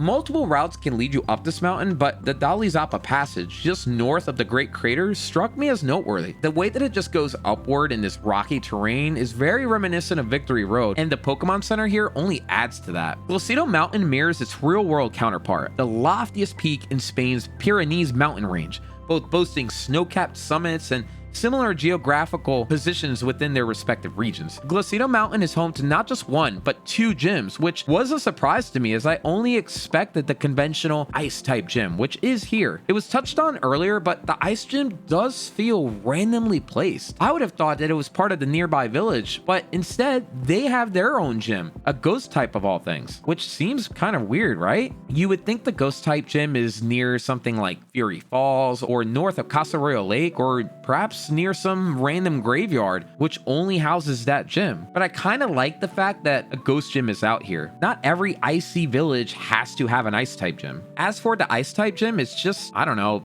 chilling here. Considering its proximity to the mountain's peak, its location is understandable. The last time I recall of gyms being this close to one another though was back in Pokemon Red and Blue. Most players will likely proceed directly from one gym straight to the other one right next to it. Also, by the way, if you stand on this little edge, one well-timed jump will land you right on top of the building. Pretty cool. As for the village, it's known as Montenerva, the domicile home of the ghost-type gym. This village just screams Christmas to me, with its melodious tunes and frosty ambiance. The only way this town really screams ghost-type to you is with these mysteriously placed candles scattered throughout. As for the gym leader herself, she doesn't have a Frostlass on her team, which I was kind of shocked about because, you know, it is a ghost-type, but it's also ice-type. What the heck? It would have been perfect for this. As for the battlefield, it resembles more of a soundstage if anything, which echoes her rapper persona. It's safe to say that Montenerva really presents a bit of an enigma here. Nonetheless, I commend Game Freak for their innovative approach, reminding us that a snowy city doesn't have to harbor an ice-specific gym. Diversity adds a touch of intrigue here, and I do appreciate that. As I played the game though, funny enough, there is an entrance to this village, but just because of the open nature of the game, I just jumped around the mountain and eventually landed here. This expansive world we've traversed is vast indeed. To fully appreciate it from an optimal perspective, you're gonna have to do one thing. You gotta climb the mountain all the way to the top, which is a challenge I eagerly undertook. From this lofty vantage point, you can see the entirety of the creation of Game Freak's 9th generation region, Paldea in all its splendor. It's honestly somewhat of a sight to behold. The game again gets a lot of flack for how it looks, but when you're truly up here, it's like, wow, we really have a full-on Pokemon region and we can see everything here. It's pretty cool. And in general, in any video game I've played, I've always been compelled to climb to the top and ascend to the highest, most peak of the world. Maybe it's a universal thing that all video game players go for. I know I do. From this height, we can see a soft blue hue blanketing the landscape, which can be viewed in one of two ways. Either one, one, it's masking the lack of detail in the world, or two, because you're above a ton of clouds. Also, from this spot, we can see, of course, the significant void at the center of this entire region, something that we haven't talked about yet. It's time we delve into the final destination of both our journey and this topic, the enigmatic Great Crater of Paldea. This intriguing crater, introduced early in the game, remains off limits until the narrative's final chapter, where it plays a pivotal role in the plot. Although there is this cave that exists right in front of it, it's secured by a gate, mysteriously opening up when the plot demands it. I do wonder who the heck moves it. I don't know, we never really figure it out. You don't have to go through it though, because again, the game is open. The way I actually ended up at the crater first was just climbing one of the rock walls and leaping over the rocky ridge. You can technically get into the crater early on, but if you leap into the fall, you just teleport back up. Which, how? Is Rotom picking you up? I didn't see that anywhere. Who's picking me up from here? I like how games just never kind of address this. It's just a black screen. Oh, you're back up. How? Who's carrying me?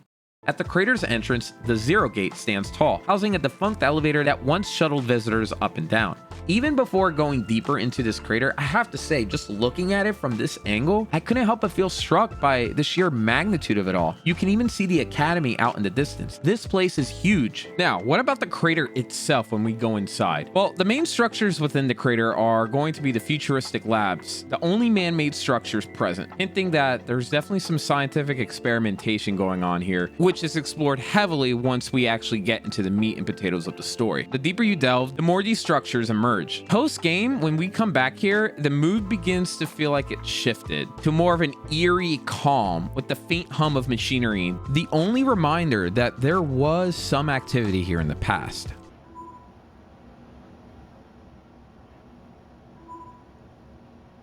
What's really crazy is that throughout your journey in Paldea, the crater is always present, echoing the similarities of Pokemon Legends Arceus with its peak, Mount Coronet, a perpetual reminder of your ultimate goal. But unlike the known nature of Spear Pillar that we've seen before in Pokemon Diamond and Pearl, the crater offered us something entirely novel. It was a complete mystery. The untouched environment subtly insinuates here that it was a long abandoned place, even before the game tells you anything about it. Not to mention, the labs are scattered far away from each other, only adding more to that credence. As we descend further down the crater, something begins to take shape. It's a lengthy drop. As I made my way down the crater during the story, on foot, I realized, this is genuinely a long trek. And it got to the point where I started feeling it was a little bit too long, that the area was almost too big. But the awe and bewilderment of the whole environment honestly eclipsed any negative feeling I had. This was an insane looking place. The unfolding story, accompanied by the characters that were with me, helped alleviate the tedium of the journey. The further down you go, the more you're going to start noticing these crystals, especially when you head towards the cave at the bottom, which is adorned with them. An allusion to the game's terrestrializing mechanic. It's crazy because when I come back here, it just feels like some memory-filled void, as if something very eerie happened here, which is the case. Upon reaching the bottom of the crater, you'll discover the Zero Lab, a towering man-made structure seemingly swallowed by the crystals. It stirs questions about the crater's genesis, another mystery in a chain of enigmas. People's reactions to reaching the crater will likely be varied. From a world-building perspective, it's a spectacle unlike anything we've previously seen. The defining attribute, apart from the ubiquitous crystals throughout, is the curious way light enters this place to begin with. The sun seems to shine with an enhanced brilliance here, perhaps an effect of the crystals. Even just looking up, look, everything just feels so bright. What's going on here? Ah, shoot. Oh, shoot, it's blinding. Ah, my eyes. While the crater offers a myriad of nooks and valleys for exploration, you're most likely going to just find familiar wild Pokemon and duplicate items that you've already found before. There's this area here to the left that just ends up being a massive puddle with really not a lot going on. It just feels like some massive kiddie pool. The potential for more seems underutilized, but perhaps the scale of this crater is really the primary focus here. So I guess size really does matter. In essence, the crater feels like an alien world, separate from Paldea, seemingly a deliberate design choice by Game Freak, especially if, again, you played the story.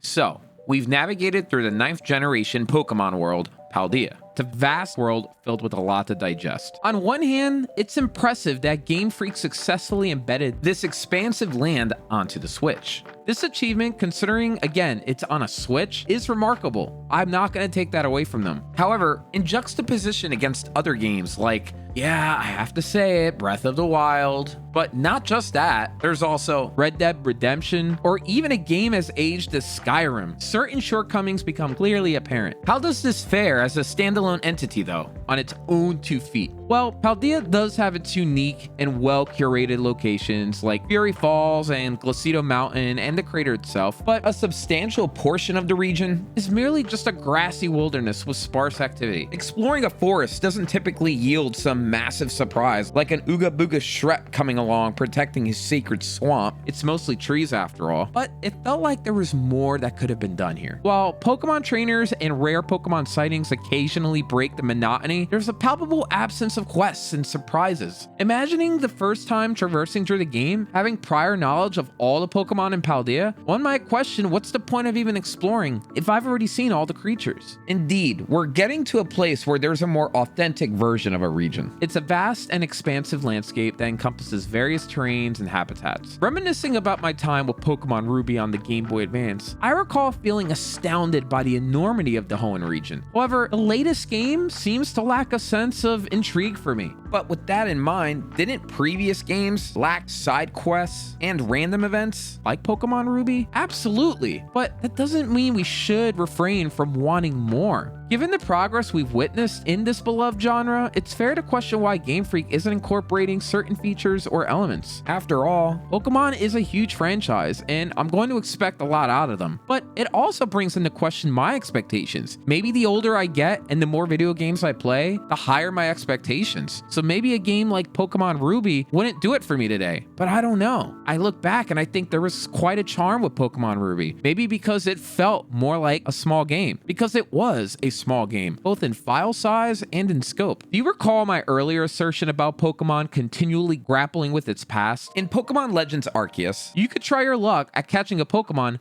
by literally throwing a Pokeball at it in the wild. This mechanic, though, was completely omitted in Pokemon Violet, reverting back to the classic style of a forced battle encounter. In Legends Arceus, the objective was not just to catch Pokemon, but to capture multiple variants, encouraging continued exploration and, I guess, a small little grind. Despite that, though, I think they should have kept that feature in this game. As it stands, the encounters invariably leads to the familiar transition into battle with your lead Pokemon coming out of your Pokeball and then begin your battle. Woo! I don't know, I was really surprised to see that they got rid of that overworld mechanic. I will say though, I am very happy of the fact that battlefields are actually fluid and you're not just fighting on the same terrain over and over and over like in the past. A welcome change I've been eagerly waiting. But as you saw earlier, it's not perfect. Battles now occur at the actual encounter locations, which is a significant improvement. However, the conception of an open world, though, still feels somewhat restrained. When I envision an open world, I imagine a place free of constraints, a go anywhere, do anything kind of world. We're getting there, considering the portable PC boxes we have now, where you can swap to any Pokemon you have, and the demise of the dreaded HM slaves. We're getting there, but while the concept of open world freedom is slowly gaining traction, certain antiquated mechanics stubbornly persist in Pokemon. It's not a deal breaker by any means, but it's important to observe this as we continually move forward to a more open landscape in future games. In any game world, players often discuss how immersive and alive it feels. Strolling around Paldea, you witness Pokemon idly standing or aimlessly walking about, occasionally punctuated by a distinctive cry. It's not a novel feature, but it is certainly pleasing to see Pokemon inhabiting their natural environments. I think that's really cool. The catch, however, lies in just how limited these interactions are. You don't observe them fighting, sleeping, or playing. You just see them walking around and maybe chase you. Oh shoot, like that one. Oh shoot.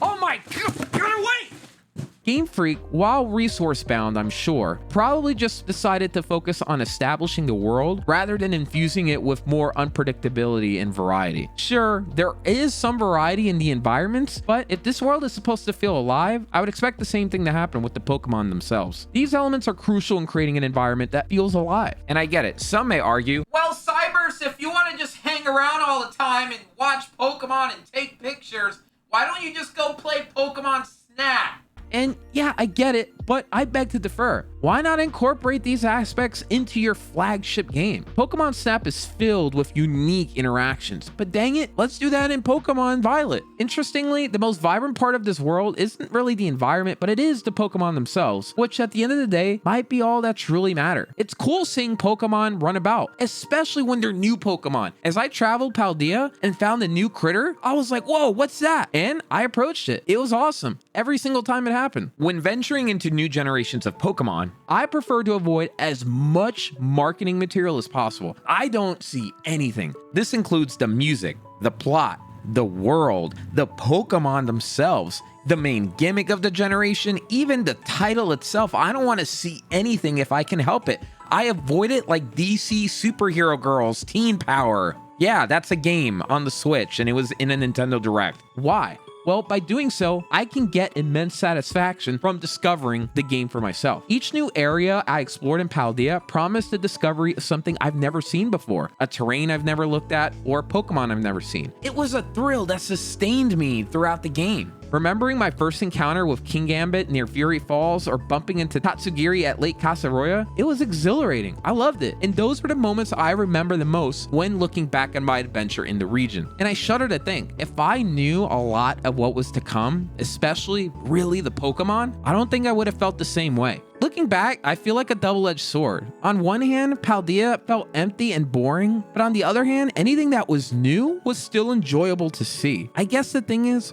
once you've seen it, what else is there to do? And I almost wish there was more variety within the things we've already seen. Like instead of seeing a Pokemon again in the same area, maybe that Pokemon is doing something different this time we've never seen before. Nevertheless, the game can sometimes just feel monotonous, especially when you lack all the traversal options like I talked about. The early stages of the game are going to be sluggish due to limited climbing abilities and the slower dash speed, of course, but fortunately, these restrictions are eventually alleviated. I've been subtly referring to the 10 sites of Paldea throughout this discussion as well. These are the 10 prominent landmarks of the region, each showcasing something unique and noteworthy. Consider them akin to the 7 wonders of the world, a must visit for any explorer in Paldea. We've touched upon 4 of the 10 wonders so far: the Great Olive Orchard, the towering summit of Glacido Mountain, the majestic Fury Falls nestled in the northwest, and the electrifying million-volt skyline in Levincia. The remaining 6 marvels represent Kasaroya Falls just west of Glacido, the enigmatic Colonnade Hollow near Asado Desert, Glacido's Grass, the enigmatic Gracia Stones up north, the curious Leaking Tower of Paldea, and lastly, the secluded beach, which, wait, seriously, it's just a beach. How is this a site? What in the ever-living? Some of these intriguing landmarks are effortlessly stumbled upon, while others like the Gracia Stones, which can be a sight to behold or merely just a collection of rocks depending on one's perspective, require a detour off the beaten path. The Leaking Tower is an assuming structure that, as the name suggests, it's leaking, and I get it. It's supposed to be a play on the Leaning Tower of Pisa, but like, what? Look at it. Just, dude, what's going on here? This is it? Wow. You may not immediately recognize these as great sights per se until they're highlighted to you, which definitely I feel with this. I initially overlooked many of them during my first playthrough. I didn't know this beach was a great sight until I looked back. The existence of these 10 sites, however, fuels that urge to uncover them all, despite some potentially feeling underwhelming. I relish ticking them off of my proverbial checklist, and I eagerly anticipate more things like this in future worlds that Game Freak creates, hoping for further improvement as well the tech involved in creating these games improved. I think if you give players something to look for in a world, I think they're gonna do it, and if you make the payoff great, it's a satisfying experience. And I appreciate that these 10 sites are around for you to check out, but man, can it not be this? or that? Something great? Please? Please, Game Freak? I often pondered the longevity of the sense of discovery for most players playing this game. During the early game, I was enthralled by the prospect of uncovering every hidden corner, but as the map's sheer scale loomed and my curiosity to reach the end grew, my exploratory efforts started to wane a bit. I didn't want to spend my time looking in every nook and cranny as I got closer and closer to the end. I felt very similar in Breath of the Wild with my final Divine Beast. In the beginning of Breath of the Wild, I was checking everything, but at the end, I'm like, man, I just want to beat Ganondorf, and not out of a feeling of, oh, this game is getting dumb, it's boring, it's tiring. It was just, I was so excited to see the climax happen. And I'm sure not everyone has that issue, but dang it, I gotta learn how to maybe hold my horses and keep exploring, or maybe that's just okay. As we explore Paldea as well, it's peppered with remnants of ancient structures, many serving as watchtowers for Gimmighoul, and the occasional rare item. By the last third of the game, these structures started losing any allure, as I found their offerings less rewarding and my patience thinning. On a related note, by the way, the Gimmighouls are ubiquitous. They are all over the place, with a grand total of an infinite amount of them. They infinitely spawn. You just need to find 999 of them, and once achieved, a Gimmighoul you possess can then evolve into Pokemon 1000, Goldengo. Finding them isn't really a challenge, as you're gonna hear them cry, and they're all over the place, yet the game doesn't explicitly communicate that they respawn. I found that you had to pretty much figure that out on your own, or maybe somewhere in the game tells you that. Keeping a mental tally of all 999 could have been maddening, and oddly reminiscent of tracking those Korok seeds back in Breath of the Wild. Although this time, there's no fixed quantity, and the reward is far more enticing, which, by the way, at the very end, they just give you poop. Seriously. It's a massive Korok turd.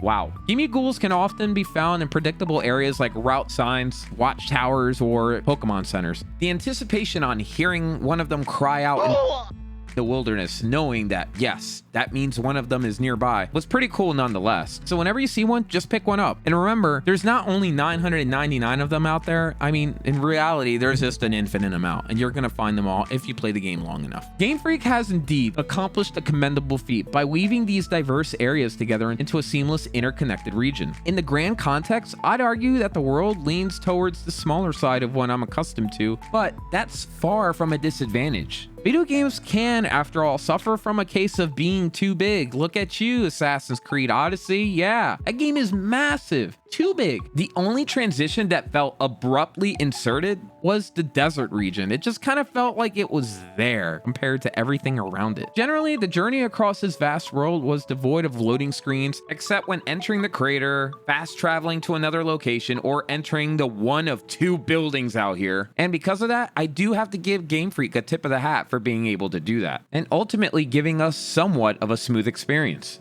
The convenience of fast travel, by the way, is a godsend. The flying taxi service from Sword and Shield makes a return, offering transportation not just to the Pokemon Center, but other significant landmarks too. It's a far cry from the days of relying on your good old HM slave for traveling across Johto. Oof, remember those days? Sentret, you served me well, sir. It's heartening to see that we've held on to this feature that enhanced the experience. Good on Game Freak for just pushing it forward and keeping it. It's not broken. Sounds like this is just gonna be here forever. Good job. Game Freak truly excels when it comes to crafting its towns and cities, I think. Each distinguished by their own unique character, complete with bespoke layouts and individualistic architecture. However, I will say there's always room for improvement when it comes to the people's dialogue. Honestly, it's often challenging to identify the location based on the conversations you have alone, but rest assured, I never stepped into a new location and felt the sense of deja vu, I've been here before. All the towns do feel unique in their own right. Mesagoza and Levincia stand out in particular as colossal examples, both in terms of size and distinctiveness. It's only once you stay in those cities for quite a while you begin to notice, yeah, it looks big, but after a while you realize there's not much to do. And I guess that's a symptom of many games, but definitely something I noted here. The music plays a critical role in the world building, and Game Freak consistently hit the right notes with their environmental compositions. From the powerful and electric energy of Levincia to the tranquil ambiance of Cortondo, the music tapestry woven throughout in this game truly harmonious. I really enjoyed it. Nevertheless, a bone of contention arises not from the world itself, but rather an issue common to many open worlds that I want to talk about, particularly those transitioning from something that was more linear, which Pokemon was. This hitch only reveals itself later in the game though, not necessarily right in the very beginning, unless, well, you're crazy and decide,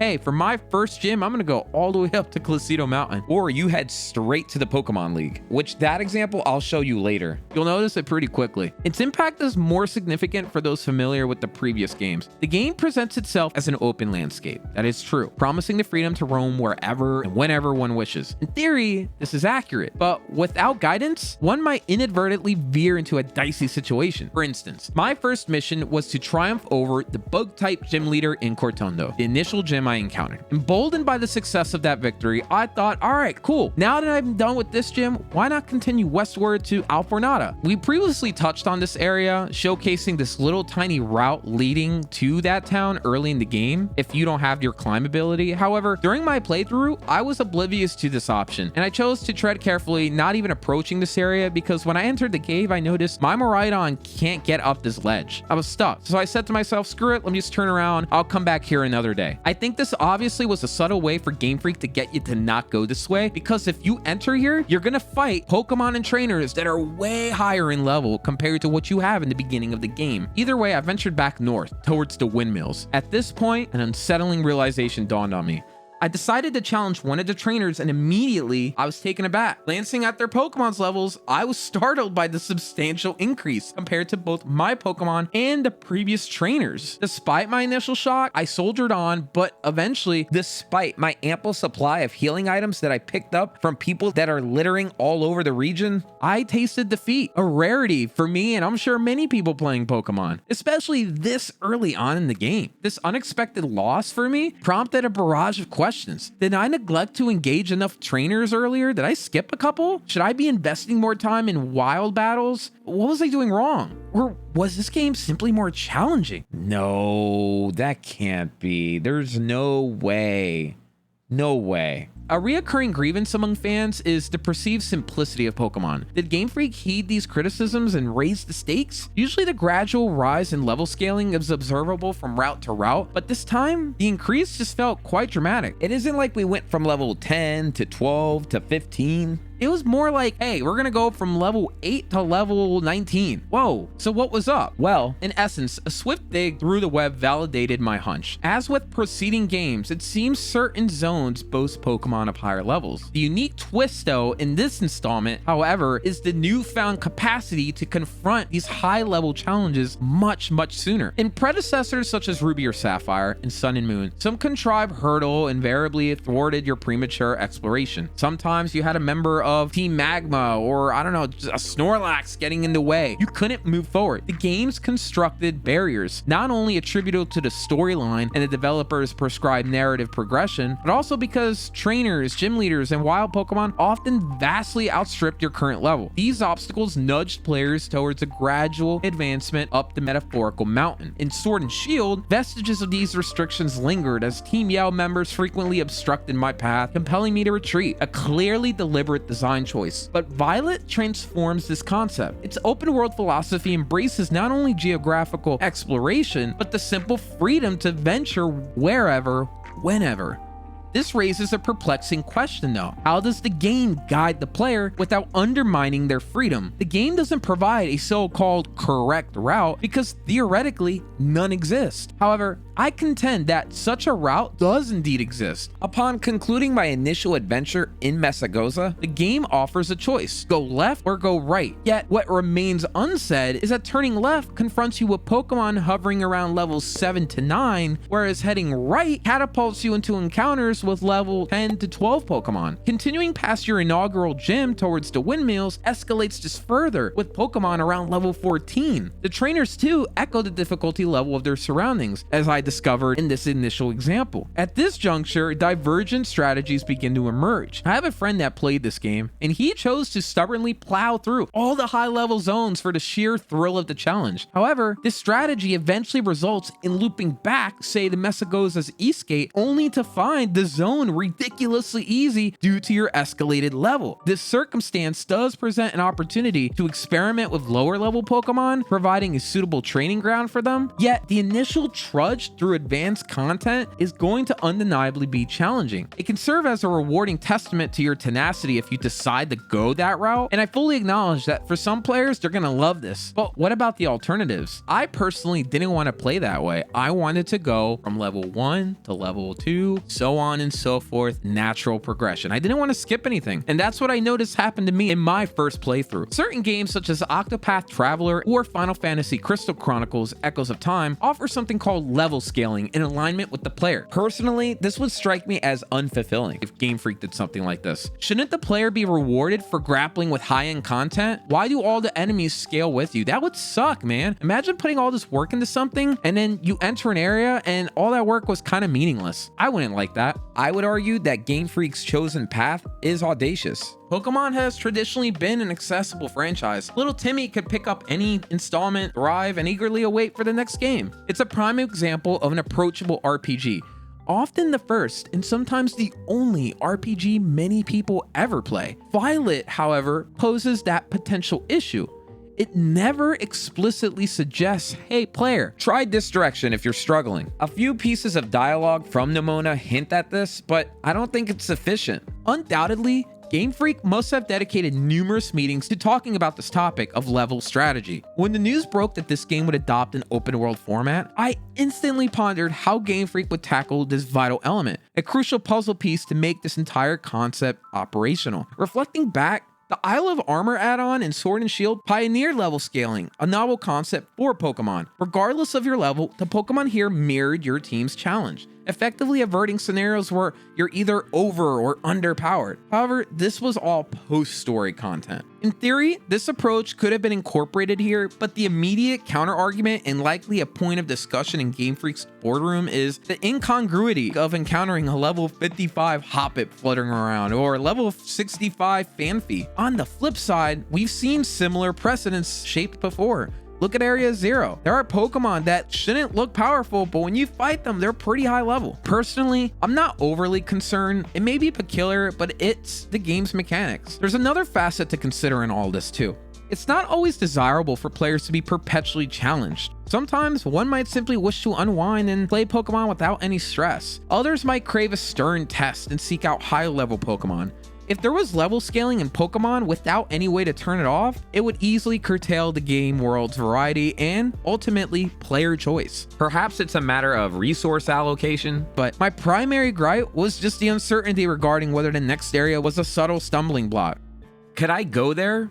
Or more importantly, should I go there? I stumbled upon an image detailing each gym, Titan Pokemon, and Team Starbase key game objectives numbered according to the level of tackling them from lowest to highest, and it became my traversal Bible. However, though, this seems to contradict the entire concept of an open world, right? Shouldn't you be able to roam wherever you wish? I suppose it's a self-inflicted predicament. I'm not obliged To adhere to this image I found, I'm free to do whatever I want. Yet I couldn't reconcile with the idea of blindly guessing the location of the next batch of leveled up Pokemon. It was an added time investment for me to do, and I had no desire to commit to that. Instead of me guessing around, I'd rather just have a guide that tells me, hey, here's the quote-unquote proper path. Playing Breath of the Wild, in contrast, felt incredibly fluid. Perhaps it's because it's not primarily an RPG, or maybe its world simply offered a more seamless and enjoyable exploration experience. Regardless, referring to this map, Drastically altered my gameplay and navigation throughout Paldea. However, now I gotta ask some deeper questions. do we yearn for a truly open world game? Or would we prefer a guided experience? Perhaps something in the middle? Clearly, the current gaming market trend, driven by the desire for expansive space and player agency, influences many of the decisions we see now. Considering the paradigm shift in Breath of the Wild or the ubiquitous focus in modern games as a whole, I think of games like Ubisoft's Ghost Recon series or, wait, Halo Infinite. Dude, this is like the primary example. Halo was never open world. Now look at this place. And that's just a couple of examples to name. However, Pokemon is an RPG, complicating matters just slightly. I believe a solution does exist, it just hasn't manifested in this game. Ironically, the game map designed to guide me deterred me from straying too far from the trodden path that I was on. Knowing the Pokemon lurking beyond the hill would prove excessively formidable.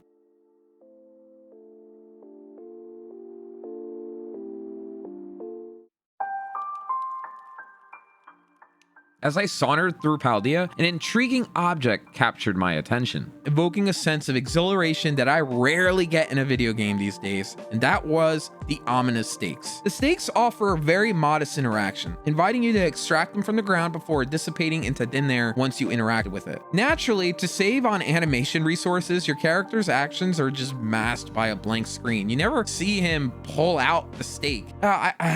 I get why games do this, but man, it just, I don't know. It just feels like a shortcut, and I get it. You don't have to animate it, but nevertheless, the stake vanishes into thin air, leaving us with the explanation that simply it has crumbled and disappeared. When I encountered my first stake, I immediately became excited. Surely it had to do with some form of a legendary Pokemon. I mean, look at this thing. It looks weird. What Pokemon could it be? And indeed, it did tie into the legendary quartet of Paldea, the ruinous Pokemon. I stumbled upon several of these stakes scattered across the landscape, but upon advancing towards the northwestern corners of Paldea, I found something that struck me. It seemed like a shrine, or what I later understood to be a prison. Oh my goodness.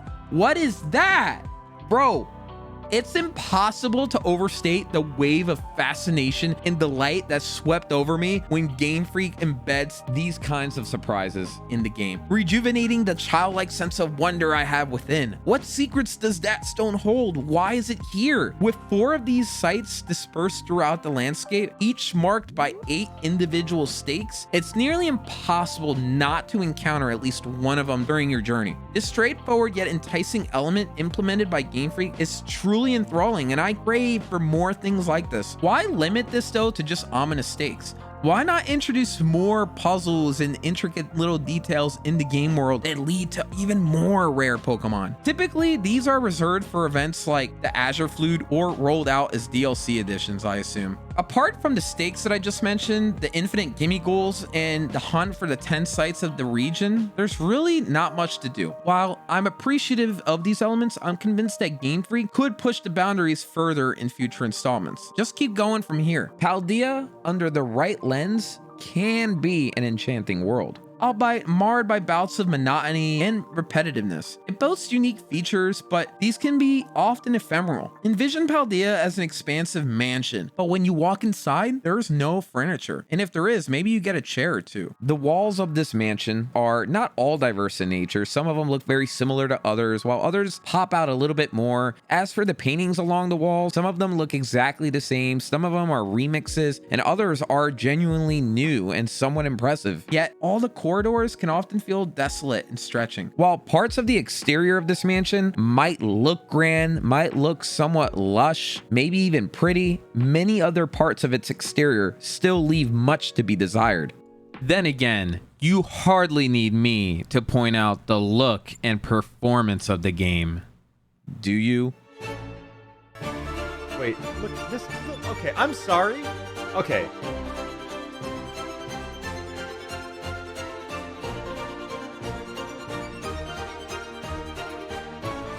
Dude, that's not even that far away. What, did it just fall into the floor?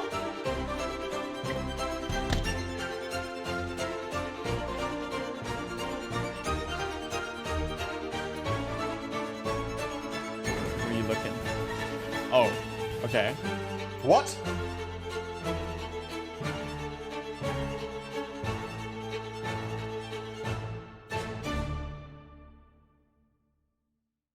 Insane how close they are to like have actually made it a real game. Yo. The Igglybuff got picked up by the wind and flew away. They're flying, bro. What the bro? Wait. Bro, they get whirlwinded. What Bro.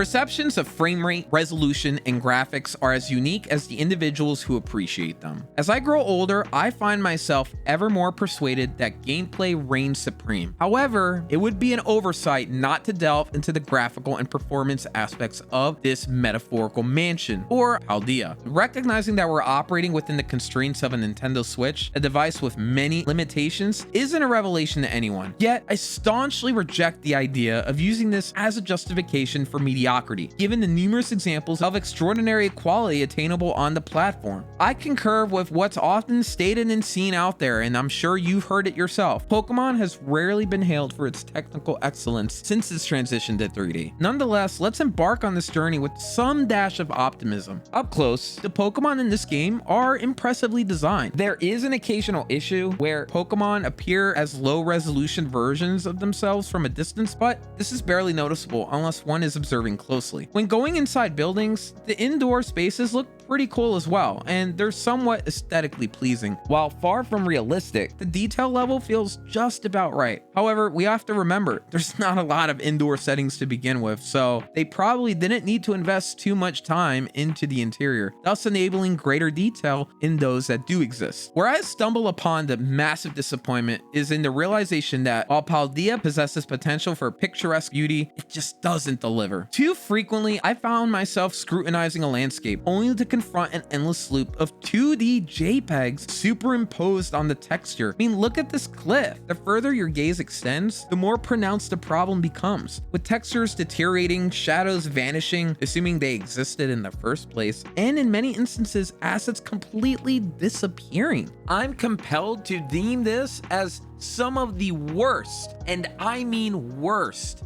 3D graphics I have ever seen. This game came out in 2022. There's no excuse. Sure, we can argue that games from the PlayStation 1 era looked worse than this, but we're not comparing 1998 to 2022. The side-by-side comparison with Legends Arceus only heightens the perplexity here. Despite receiving its share of graphical critique, Legends Arceus appears substantially more advanced than Violet. What the heck happened here? Had you have told me that Arceus was an enhancement from what Violet was, and it was developed 3 years after it, I wouldn't have batted an eyelid. Like, seriously, what the actual Arceus happened here? Such a realization is difficult for me to digest, and unfortunately, it just doesn't lend itself to any sugarcoating. The game looks like trash. The implementation of natural light and shadow properties is hardly noticeable in this world, particularly from a distance where they seem to be entirely absent. Occasionally, the absence is glaringly apparent, like in this shot. The game runs at a dynamic 1080p resolution when docked, and 720p in handheld mode. Though, heaven help us, it can plummet to a dismal 576p? Are you serious? Surprisingly, in this context, resolution though doesn't rank highly among my concerns, primarily because I tend to play in docked mode, but the underlying structure remains the same. The game's frame rate is akin to a bumpy country road, presenting a particularly rough ride when the screen brims with activity. Digital Foundry offers an illuminating video that highlights these flaws, but allow me to spotlight just some of the most egregious offenders. Consider this windmill, which when viewed from a distance, plummets to an astoundingly sluggish 2 frames per second. The team star flags freeze in place beyond a certain distance, and your classmates, look at them. They're literally dropping in frames when there's a ton of them on the screen. The area near the northern lake of Paldea might claim the dubious title of worst frame rate location, specifically when you peer over the water in this specific shot. Oh my gosh. Oh gosh. Oh my gosh. Ah! Beyond performance, the game exhibits a quality that I can only bring up in one simple word: jank. The game is janky. This term denotes that there is a presence of conspicuous technical issues or glitches that detrimentally affect the overall gameplay experience. Poor performance, bugs, unresponsive controls, substandard optimization, and low quality assets can all contribute to this unfortunate state. Not that I would label the game as unresponsive per se, except on the rare occasion during terror raid battles, but the other elements sadly resonate. In my last video, I delved into the complications that could arise from permitting Pokemon battles to unfold in the open world, specifically with respect to the terrain, ensuring a level playing field for the Pokemon. These concerns are something I pointed out in the past, and guess what? These concerns indeed materialize, with one peculiar instance involving a Pokemon battle within an actual wall. If you battle Pokemon at a certain angle, your camera is going to be through the ground even. Regarding the game camera, by the way, I noticed a really weird issue. If you're moving forward in a pretty speedy fashion and then turn your camera very sharply, the camera just kind of veers away from the character. Why is this the case? What's going on? Wouldn't it just be more intuitive to maintain focus on the character as most games do? I don't get it. Decisions like this leave me utterly bemused. Maybe it wasn't even a decision. Maybe they just never got to the camera all the way. I don't get it. Just hire, I don't know, a Lakitu. I'm sure there's a ton of them out there waiting for a job, looking to work. Just get one of them. I don't get it.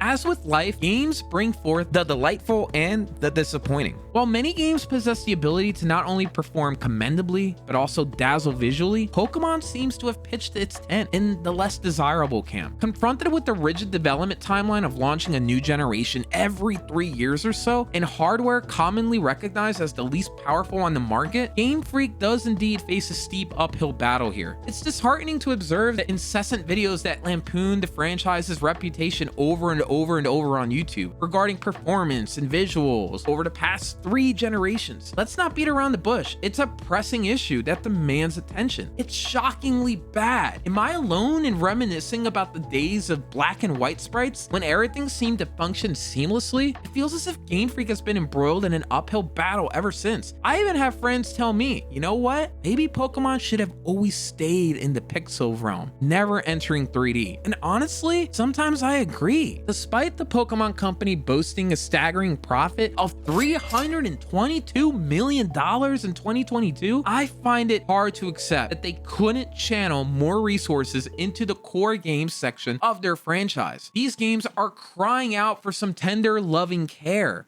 Or perhaps that's the crux of the matter. Maybe it doesn't require extra attention. Sword and Shield boasted an impressive 25 million units sold, and Scarlet and Violet followed suit with over 22 million copies sold at the time of this video. The signal this sends to Game Freak is clear. Regardless of graphics or gameplay, the game is going to sell. However, would investing more resources into these issues actually correlate to an increase in sales?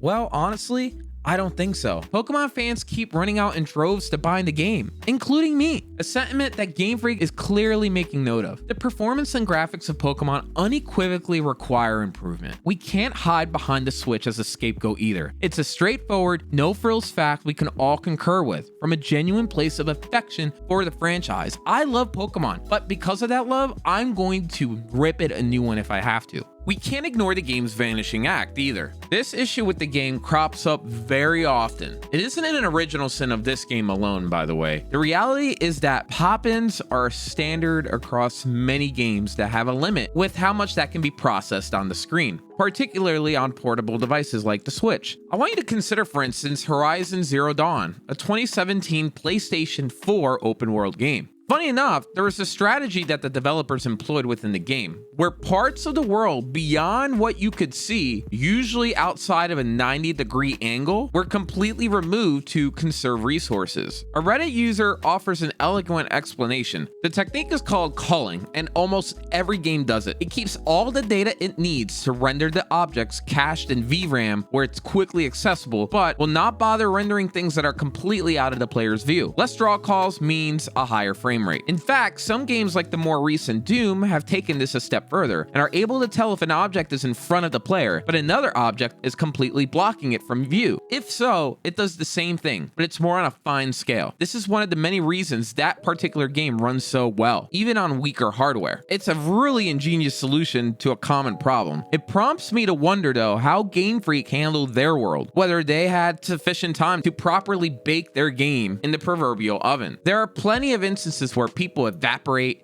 buildings dissolve, and of course, Pokemon themselves just vanish. It's especially blatant with wild Pokemon, as they despawn and refuse to reappear if you return back to the location. Imagine if it was a shiny Pokemon you spotted at the last second. Oh man, that would be heartbreaking. Like I mentioned, Game Freak has constructed a pretty big mansion here, an impressive feat in and of itself. The challenge now is to furnish it. Upcoming DLC promises a garden shed and a pool in the backyard, but as for the inside of this mansion, well, it's too late now. They're gonna just have to build another mansion. Yet, I'm still optimistic about the future of this franchise. We're moving forward, even if it's at a slow pace. My dream is to one day immerse myself in a world as vivid as those in fan-made artwork I found online. How long might that take? Look at this photo and look at this one. Man, just the magnitude of it. I always go back to these pictures. How long is it gonna take to ever get to something nearly as close as this? Could it even be possible? Will it happen in my lifetime? Despite the 3 hours that I talked in my last video, I'm still unsure. However, Pokemon is maturing, transitioning through those early adult years. There's a lot of growth spurts that still remain, but progress I really feel is evident. The franchise is biting off quite a bit at the moment, perhaps more than it can comfortably chew, but its willingness to take on the challenge is an encouraging sign. They didn't have to make an open world game at all, so I'm happy that they decided to still move forward with it. It's the most positive spin I can put on such a situation as this. Paldea can be fun, offering a good amount of enjoyment. The burning question is, how do we further elevate it from here? It's a conundrum Game Freak is lightly wrestling with, as it almost certainly has already begun working on the 10th generation. Ultimately, I think Paldea is just a starting point from what we're going to see in the future. I want more bustling worlds. I want worlds that look good. I want worlds that perform well. And I want worlds that give me many reasons to explore it outside of just new Pokemon. Am I asking for too much? I don't know. Maybe. It's a shame because this truly is the worst part of this game.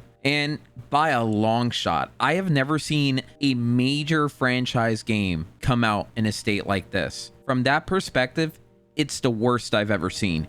Sure, there are games that come out that perform worse, may even look worse, but Pokemon has a set of expectations to it, such as any other major franchise, whether it's from Nintendo, PlayStation, Xbox, or whoever.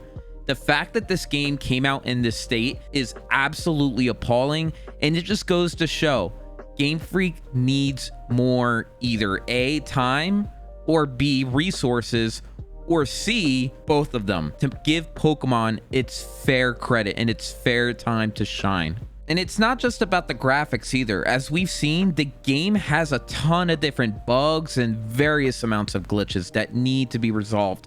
And I hope that in the future, that will happen. But in the state that we are in right now, I can't just sit here and say this is bad. No, this is atrocious, and only Game Freak can fix it. Do better.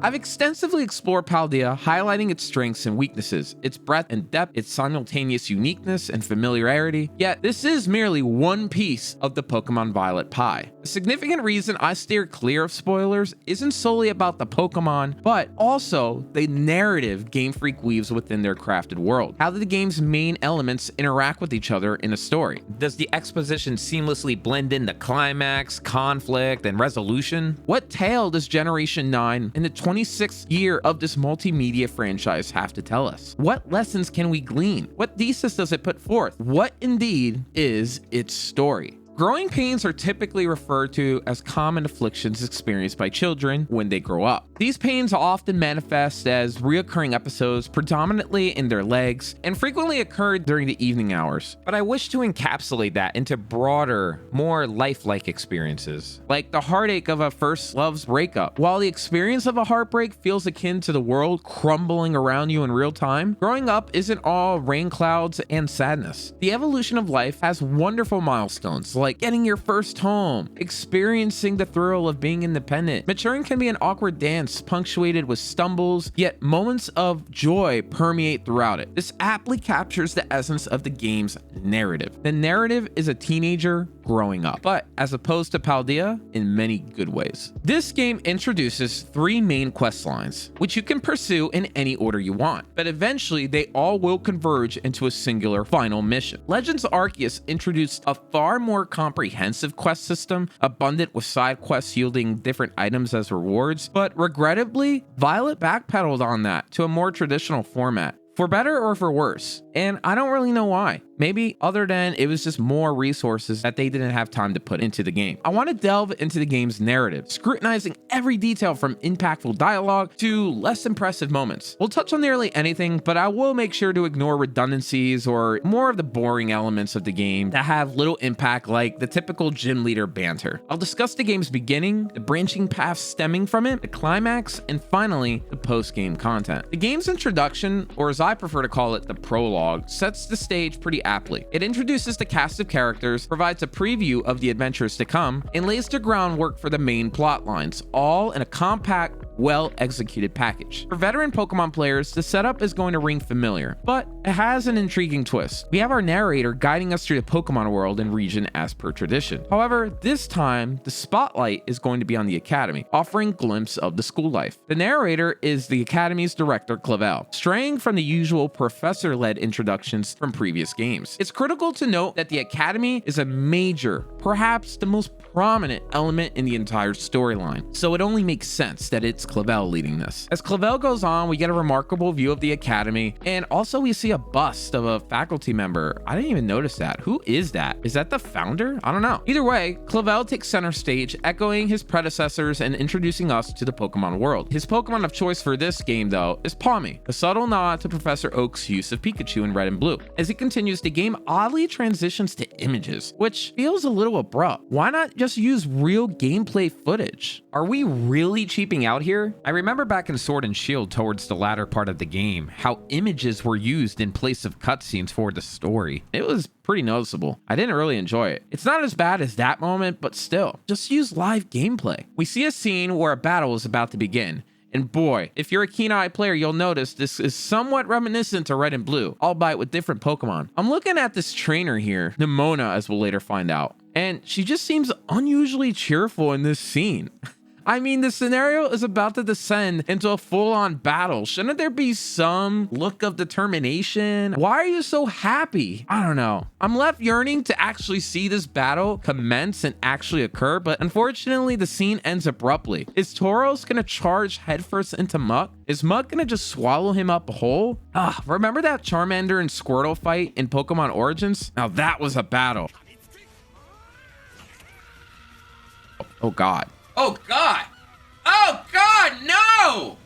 Ah! It's a long-standing hope of mine to always witness more lifelike combat scenes involving Pokemon. I always found it weird that it's turn-based and they're just kind of standing still, waiting for the enemy to attack them. But I guess that's just how the game was built from day one. Perhaps one day we'll see some sort of change, which is why, again, I actually really like Legend Arceus. It was an update to the battle system involving a little bit more speed. In this game, you don't get any of that. The scene unfolds with the professor, students, and all the faculty getting together, talking about the main event. From there, we quickly acquaint ourselves with the game's box art legendary Pokemon, emerging from the mist, leading us to the unveiling of the game's title. I have something to say about the game's title, more so when you boot up the game. When you start up the game, the title makes a sudden appearance. But as a huge Pokemon fan, I do have an enduring love for the title sequence we got from the past, like from Gold and Silver, Ruby and Sapphire, Diamond and Pearl. Each one is filled with like a mini movie, hinting at the Pokemon themselves, showcasing some awesome visuals and some sweet music. Diamond and Pearl, for instance,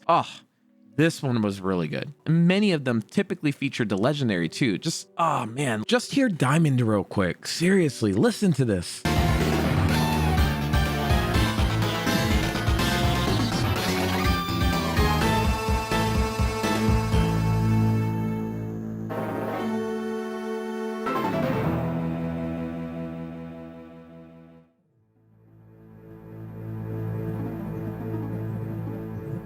it just sounds so mysterious and epic, almost like I'm frightened here. With Violet, we're greeted by a single static classroom image, devoid of any opening cutscene. Regrettably, this is a trend that started with Sword and Shield, but hey, at the very least, the classic Pokemon theme is here. I'll talk more on the actual music itself later on. We've glanced at this before, but as we see our legendary Pokemon soar into the sky in this cutscene, we ultimately see it crash onto a beach. In several games, whenever we see a new feature introduced, the creators subtly or overtly keep nudging us towards it. In this case, it's the open world aspect. It's humorously noteworthy how such features like this in the course of time fade into the background, not to be mentioned again. It's the whole reason we see Miraidon even flying around Paldea. It's just a subtle way of the game showing you, hey, this is a world, man. Either way, I have to give Game Freak some credit for their accomplishment. It's interesting to note on the music, by the way, in this scene, and how it synchronizes with the Pokemon's consciousness, slowly becoming somewhat off, enhancing that sensation that something is definitely wrong here.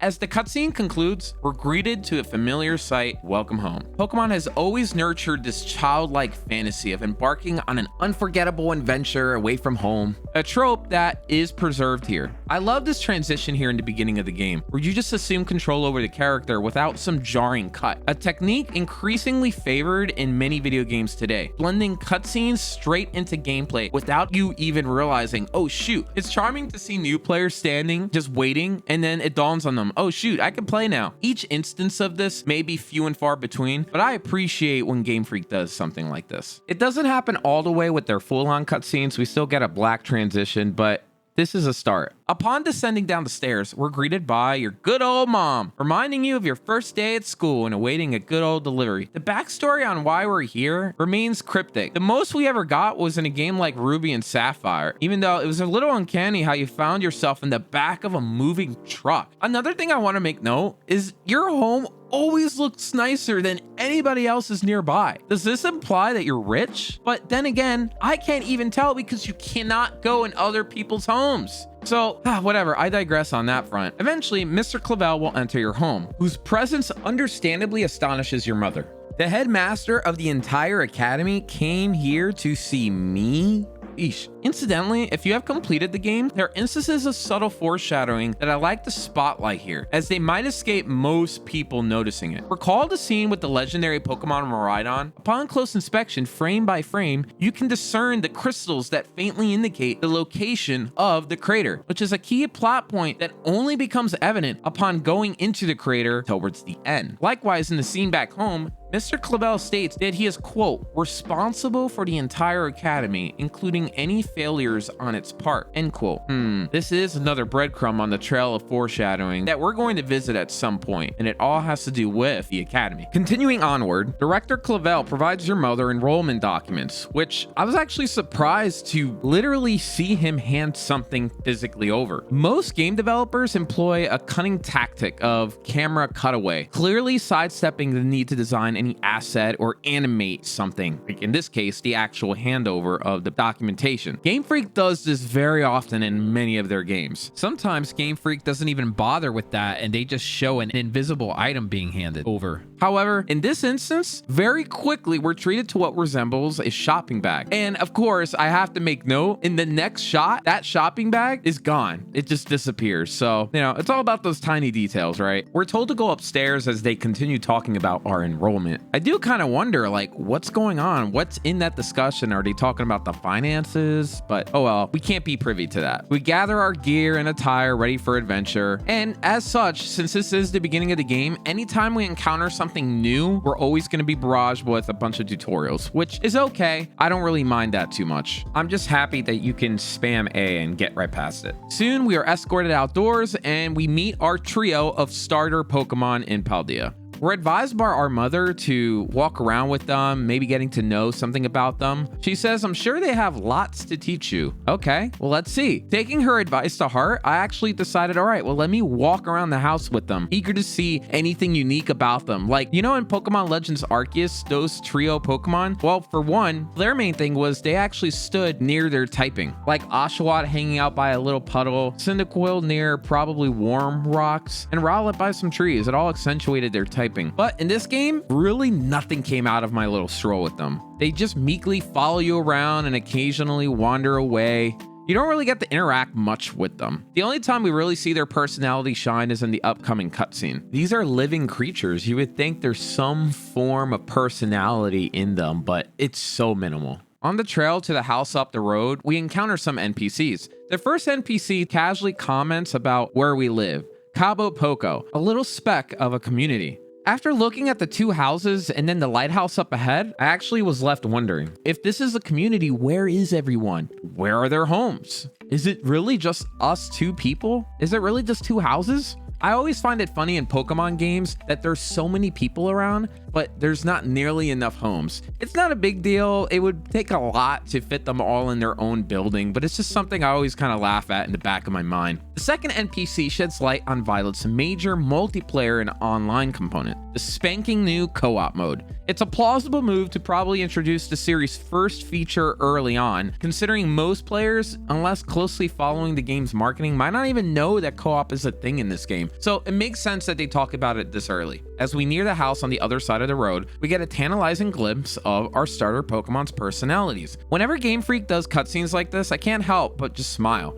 These Pokemon possess an irresistible charm, which we don't really see within the gameplay, let alone the overworld. We only see it in these brief snippet of cutscenes. As ambitious as it may sound, I harbor the hope that one day we're going to witness more interactions like those we see in these cutscenes. I mean, just look. It's so crisp, so clean. I mean, just look at Quaxley here with his hair. It's just so cute and awesome. I love it. But you don't really get that anywhere else, except maybe one standard animation. It just, After the cutscene, when you go back to the normal overworld, it just, man, it's such a fleeting moment. It makes me feel down. Like, there was a lot of life and now the life is gone. From here, we meet and acquaint ourselves with one of the most prominent and probably controversial characters of the entire game, Nemona. I have to confess there's a trove of opinions on her. Yet, I'm gonna hold my tongue for now. We'll talk a lot more about her later on. It transpires that Nemona isn't just the president of the student council, but she also bears the esteemed title of champion ranked trainer, an honor bestowed upon trainers who've triumphed over the Pokemon League and Paldea. Meeting us kindles such excitement in her that she immediately wants to challenge us to a battle. Like, girl, I have no clue what kind of Pokemon you have. I just got my starter. Can we just like take a second?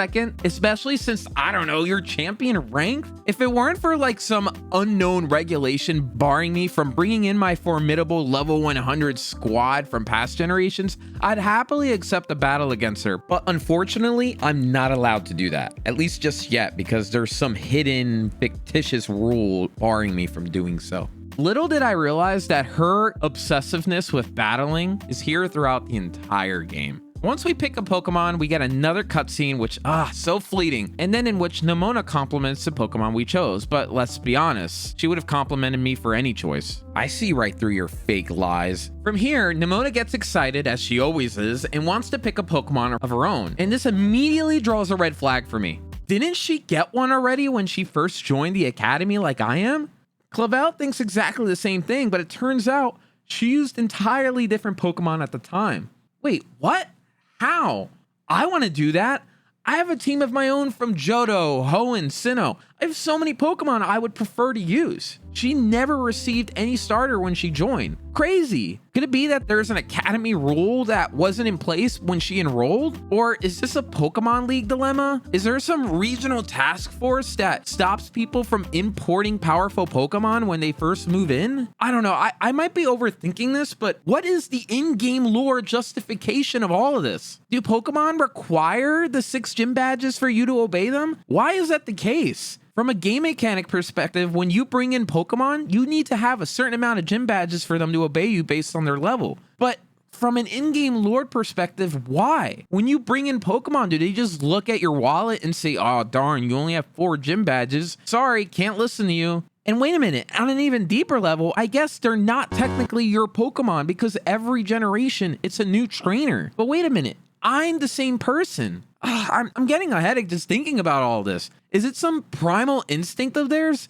Whatever. I gotta take a step back. But some things in this world don't make sense, but maybe I shouldn't dig that deep into it. Moving onward, Nemona's rationale here is endearing, despite everything I just said. She wishes to raise her Pokemon parallel to our progression. As what we've seen traditionally since Black and White, rivals are typically going to pick a Pokemon that's weaker than the type that we selected, and it's still the case in this game. This paves the way for our first Pokemon battle, staged on a beach with a complete battle arena, which is pretty cool. The scene was pretty awesome because it's at this point you realize, wait, the battle is taking place exactly where it's happening. I hope that the rest of the game was just like this, where whenever a Pokemon battle began, it was exactly in the spot that it started on, instead of some random made-up battlefield in a different area of the map like we've seen in past games. And lo and behold, that's precisely what occurs throughout. I love it.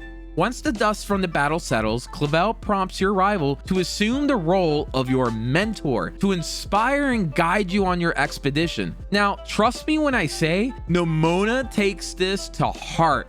100%. We're gifted our Pokedex, and Clavel shares a fascinating nugget of lore. In times past, Pokedexes were merely handwritten notes on paper, which it's a subtle nod to Pokemon Legends Arceus. We also afterwards get an uplifting speech about exploring the Pokemon world and becoming stronger. From here, we move on to our next objective, going straight to the Academy. And of course, any Pokemon game wouldn't necessarily be a Pokemon game without the inevitable tutorial of how to catch Pokemon. Woo! I love it. I don't know how to do this because I've never done it before. I have. Why do these games just force you to do it? You'd expect this to be optional by now. They were in Sword and Shield, provided that you caught a Pokemon beforehand, but in this case, you have to go through it. Either way, after we bypass this and maybe fight some wild Pokemon, we get to the lighthouse nearby, where we meet Nemona once again. From here, we hear a cry from Miraidon down below on the beach nearby. This piques her curiosity, and we make a detour towards that beach. I say legendary Pokemon, but for our characters, they really don't know anything about this creature. For all they know, it's just another wild Pokemon, even though, I mean, look at it. I wouldn't say it looks like a wild Pokemon. I like how they just easily walk up to it too. Like, I'd be kind of freaking out. Does this thing have rabies? Wait a minute. Is rabies a thing in the Pokemon world? Perhaps that's the equivalent of Pokérus, which, by the way, it's not in this game whatsoever. I don't know, maybe it's because it was a virus and they kind of want to avoid talking about viruses because, I don't know, maybe something happened in the world that had to do with that. Anyways, Nemona discerns that this Pokemon here seems under the weather. From here, we give a sandwich to the creature, intending to bring it back to health, and notice here that the melody also changes, mirroring the Pokemon returning back to health.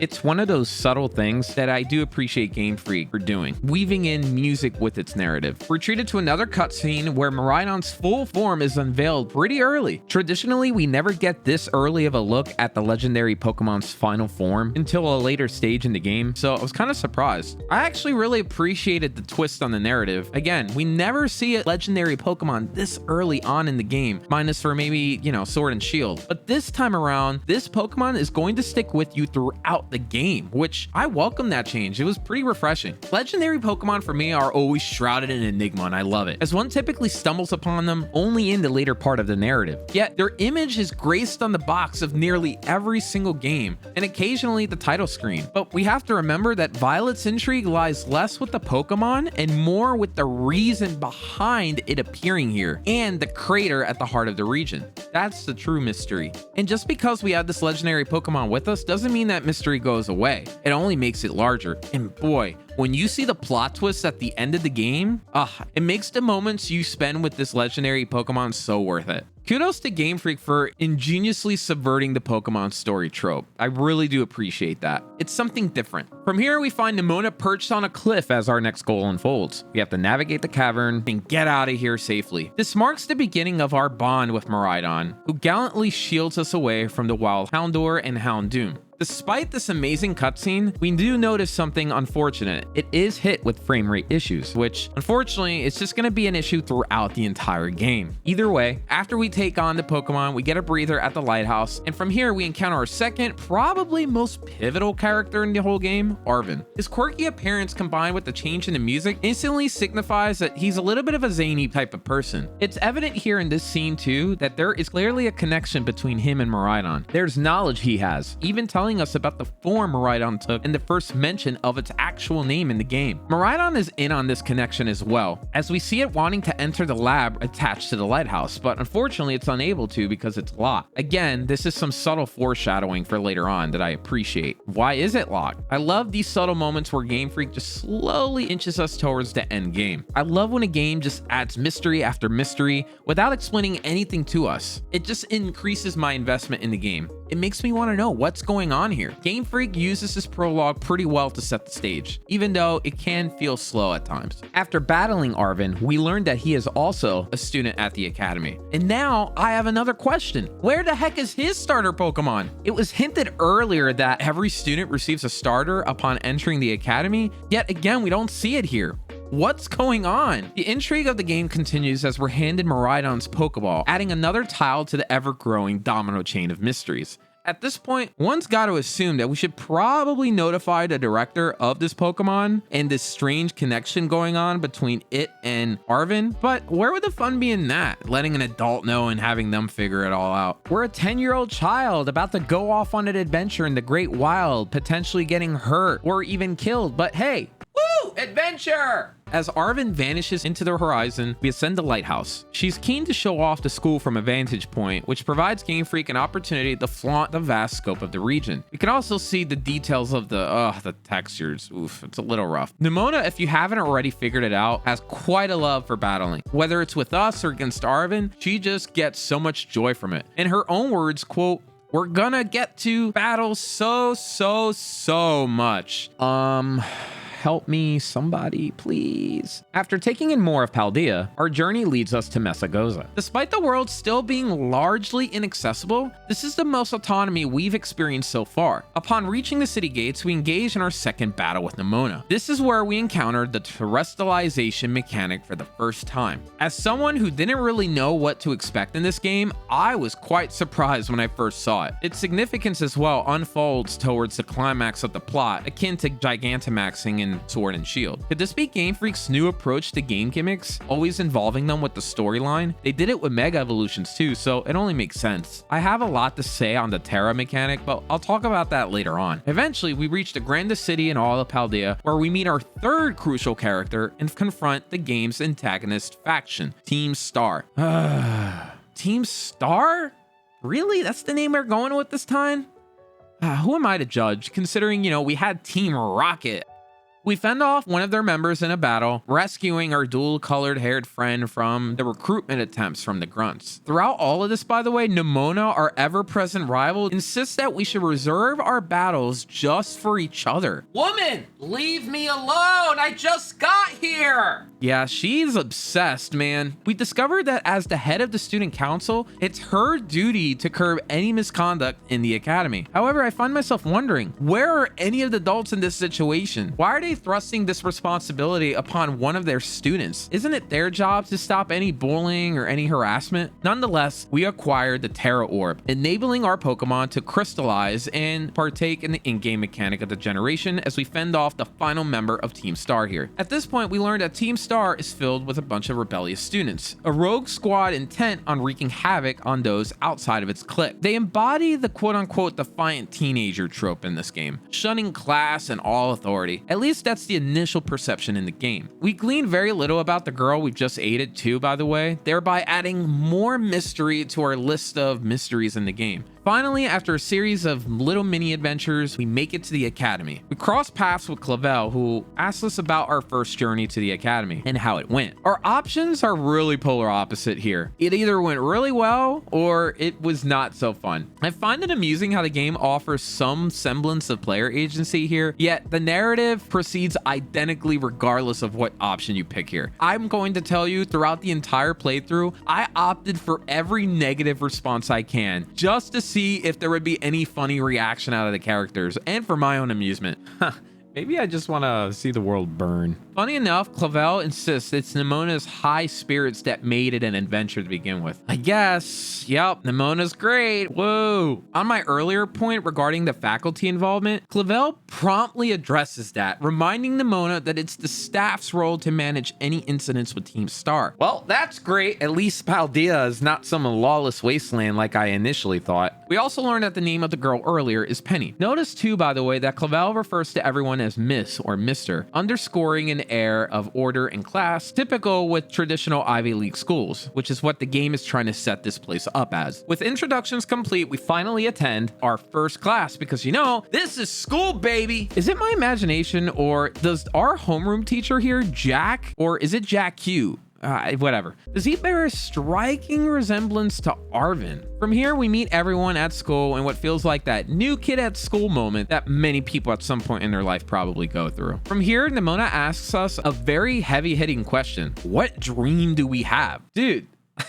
I just love it. Like, I just got here. I'm still trying to figure everything out. And right off the bat, what a heavy question. Is this like socially acceptable? Is this normal?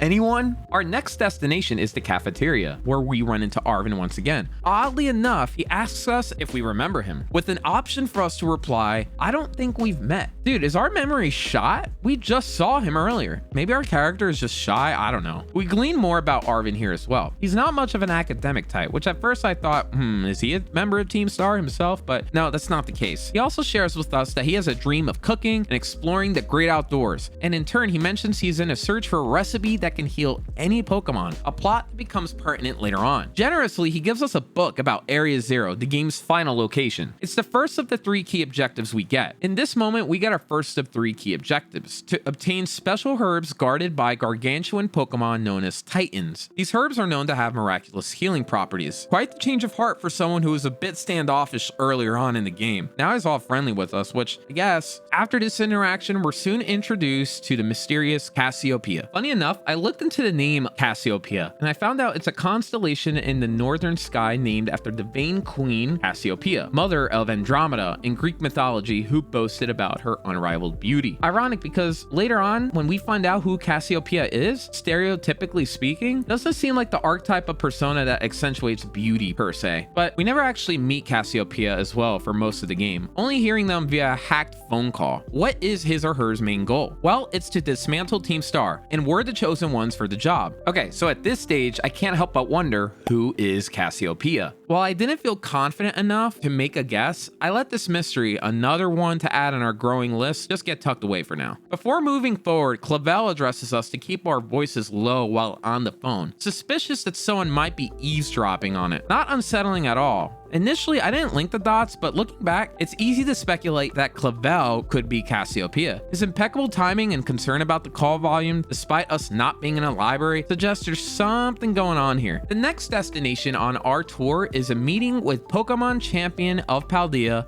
Gita, also known as El Primera, which translates to the first. This suggests that she is Paldea's first ever champion, raising the question, is the Pokemon League new in this region? There's another point that confounds me as well. In traditional Pokemon games, defeating the champion post Elite Four usually gives you the champion title. But if the former champion is still referred to as champion, who holds the genuine champion title unless there's multiple champions? It's not explicitly stated that the briefly seen mysterious woman is the champion, but like, look at her.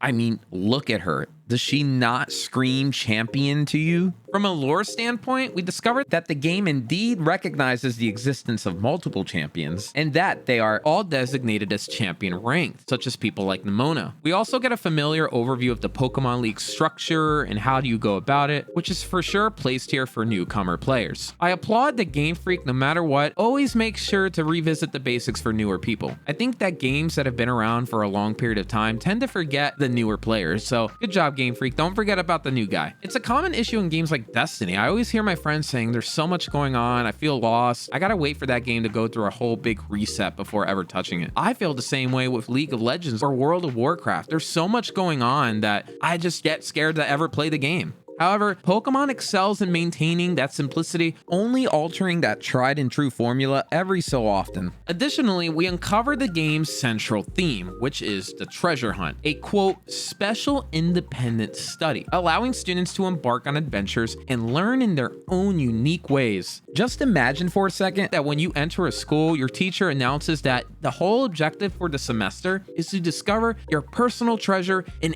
any manner you see fit. seriously?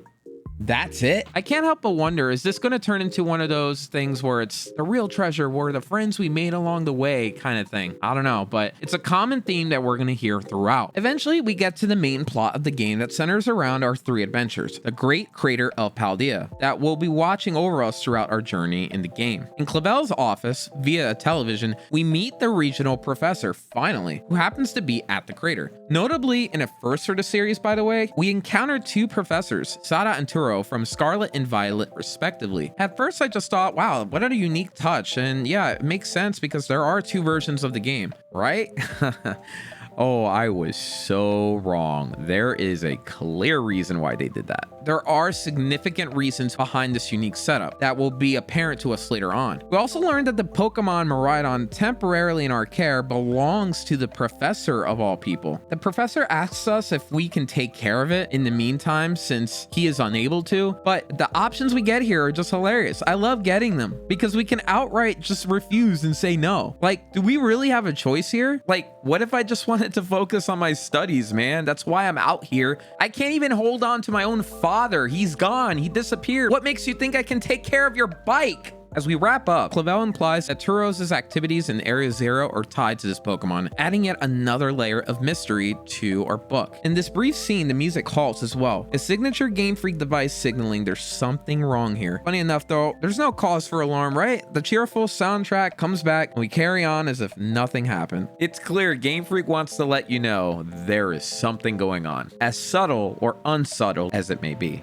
Because Nemona is obsessed with us, she walks us to our room, and from there we rest, putting our final touches on the prologue. Everything we went through thus far sets the stage for the narrative of Pokemon Violet. We have our 3 branching storylines, the Pokemon League, Team Star, and the Titan Pokemon, along with the cryptic elements involving the Professor and Clavel. This mystery alone was enough to keep me going forward, because at the end of the day, I want to figure out what's going on. I love a good mystery in a video game, and I think Game Freak does a good job at setting it up. We get one more scene with Clavel imparting his final instruction, encouraging us to spring forth in pursuit of our personal treasure. He tells us that when we come back, we're going to be seasoned trainers. I have to say, this is wild if you think about it. I look at the crowd of people, and many of them are children that are definitely younger than me, and they're expected to go out into the world and find whatever it is that they deem to be treasure. You realize that many of them might die, right? Like, we're going into the open wild. How do you expect them to survive? These are the things that keep me up at night after beating the game sometimes. Obviously, I'm being a little bombastic here. It's just a game. Don't think too deeply about it, right? But I can't help but just wonder this. Clavel warns everyone to steer clear of the crater as well. Hardly a typical destination for most. Yet, there's a ton of cliff edges around Paldea that can easily cause harm to all of us. Is everyone equipped with a Rotom to save them in case they fall like we are? One would hope. Nemona provides a little bit of extra clarity on the treasure hunt as well. It's not about seeking literal treasure, rather crafting a unique adventure, appreciating what Paldea has to offer. Which, I guess, this just feels even more vague than before. What kind of academy is this? From here, our paths diverge. We can either pursue the gym challenge, assist Arven in locating the elusive Titan Pokemon, or tackle Team Star for Cassiopeia.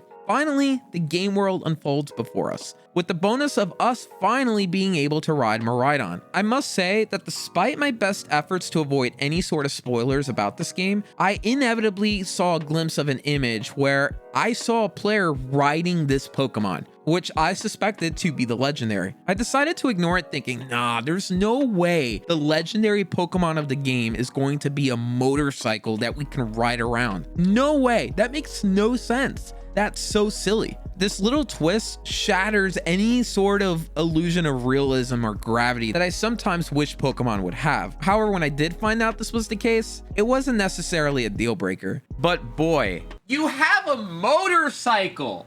Like, oh my gosh, this is so wild and weird! Reflecting on the mature undertones of Pokemon Origins, Violet seems to go back to that childlike nature of the series, particularly with this whole motorcycle thing going on. Interestingly as well, I can't help but notice that there's some parallels between this and, again, yeah, I'm gonna say it, Breath of the Wild. Not for its story, but that bloody motorcycle at the end of the game. Is Nintendo just on a motorcycle kick lately? I don't know. Regardless of how you feel, the fact that you can ride a Pokemon like this in a motorcycle format is pretty cool, and it did eventually grow on me. But I can't help but wonder, the fact that we're running around with this futuristic jet-like Pokemon draws the question that, is anyone going to bring this up and notice it and maybe ask questions about it? Is anyone going to try to hunt us down to get this Pokemon? That never happens throughout. How are you not ambushed by random people trying to take it? I mean, look at this thing. It looks so cool. It's clearly rare.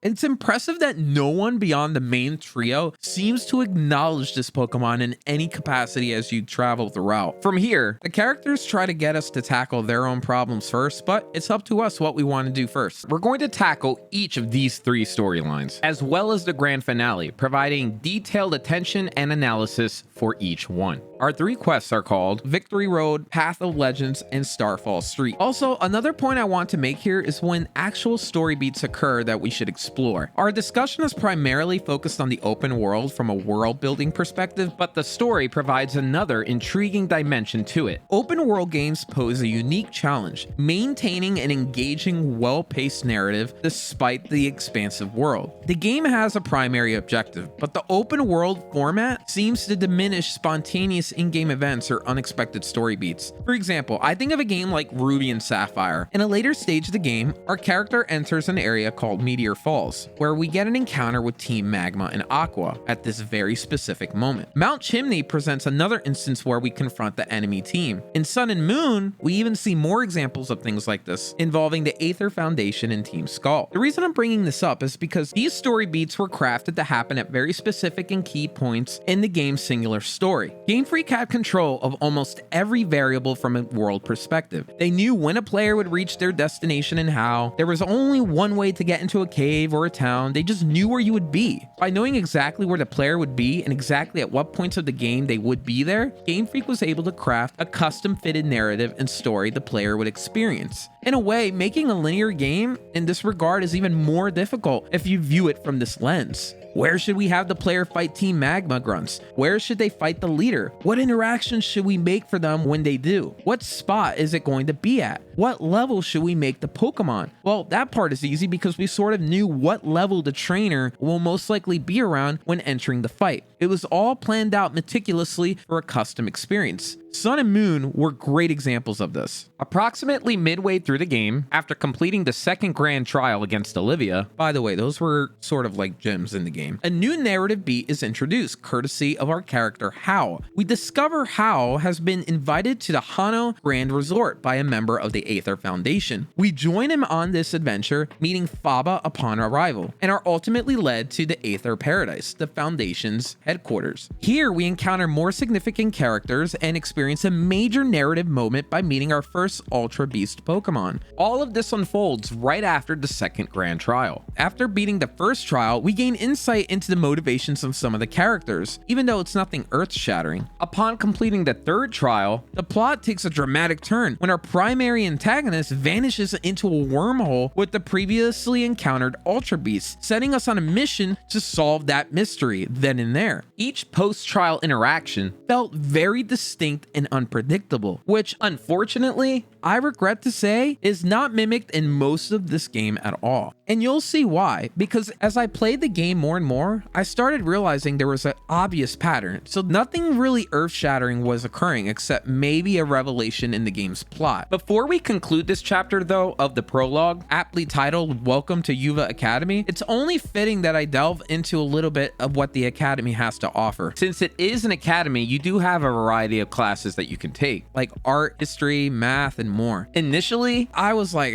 do I really want to take a class? I'm playing a video game. The whole point of a video game is to not learn and to kind of shut your brain off and play and have fun. I don't want to take a class. And admittingly, some of the classes were quite boring. like the art class where all it is just learning about the different Terra symbols, or the language class where all you learn is just different dialects and, well, language. It was all just tedious for me. However, I gotta say, the classes like math and biology really gave a golden opportunity to understand some of the mechanics of the game that's never really explored in this amount of detail, like the probability of landing a critical hit, or the actual boost not only a super effective move gets, but one coupled with a critical move at the same time. I gotta confess, I learned a couple new things from this. Also, as a big history nut, the history class was absolutely great. Allowing the game an opportunity to expand on its lore and history, it was an absolute treat, especially the bits on the legendary Ruin Pokemon that we'll explore later on in the game.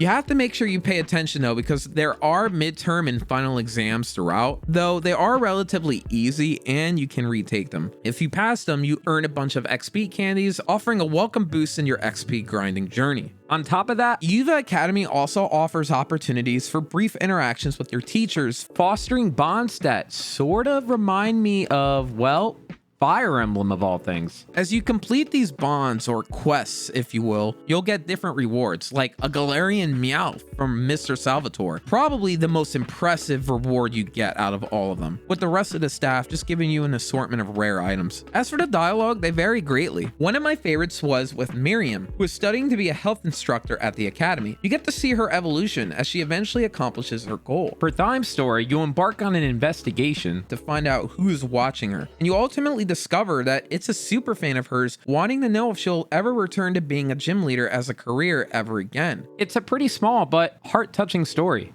The gradual unveiling of all these academy rooms, by the way, and classes over the course of the game is something that I feel like many players might overlook. I, for one, didn't revisit the academy with any focus on classrooms until after around beating my 6th gym, where I met Hassel of the Elite Four, who gently reminded me to brush up on my studies. It was only then that I realized, wait a minute, oh shoot, I can actually take classes here? When I returned to Uva Academy, I was greeted with a crap ton of rooms to explore, which ultimately led me realizing that I missed out on a good chunk of the game. After talking with, say, Mr. Salvatore, the game said, quote, "You feel trusted by Mr. Salvatore." I was like, wait a minute, what? There's a low-key bonding component to all of this? It makes me wish it didn't just end with the teachers, but also with fellow classmates as well. I guess I kind of want to Fire Emblify more things here, and in many other games too, because honestly, I always appreciate fleshing out more characters and the lore behind them, and the world itself. It just makes you feel more connected and invested with the various characters of the game, their lives, their struggles, their journeys. The game has a good start here, but man, just imagine if they expanded on this in the future.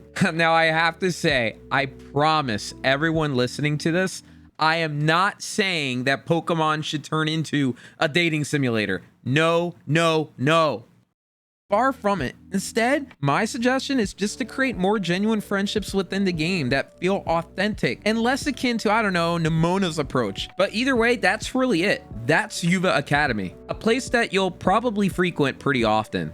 But I must say, most of your time isn't going to be here. It's going to be in the world itself. So let's talk about those 3 objectives. Now, since this is Pokemon, I think it's only fair that we start out with the genuine quest that we know and love since 1996, and that is our gym conquering adventure, in this quest known as Victory Road.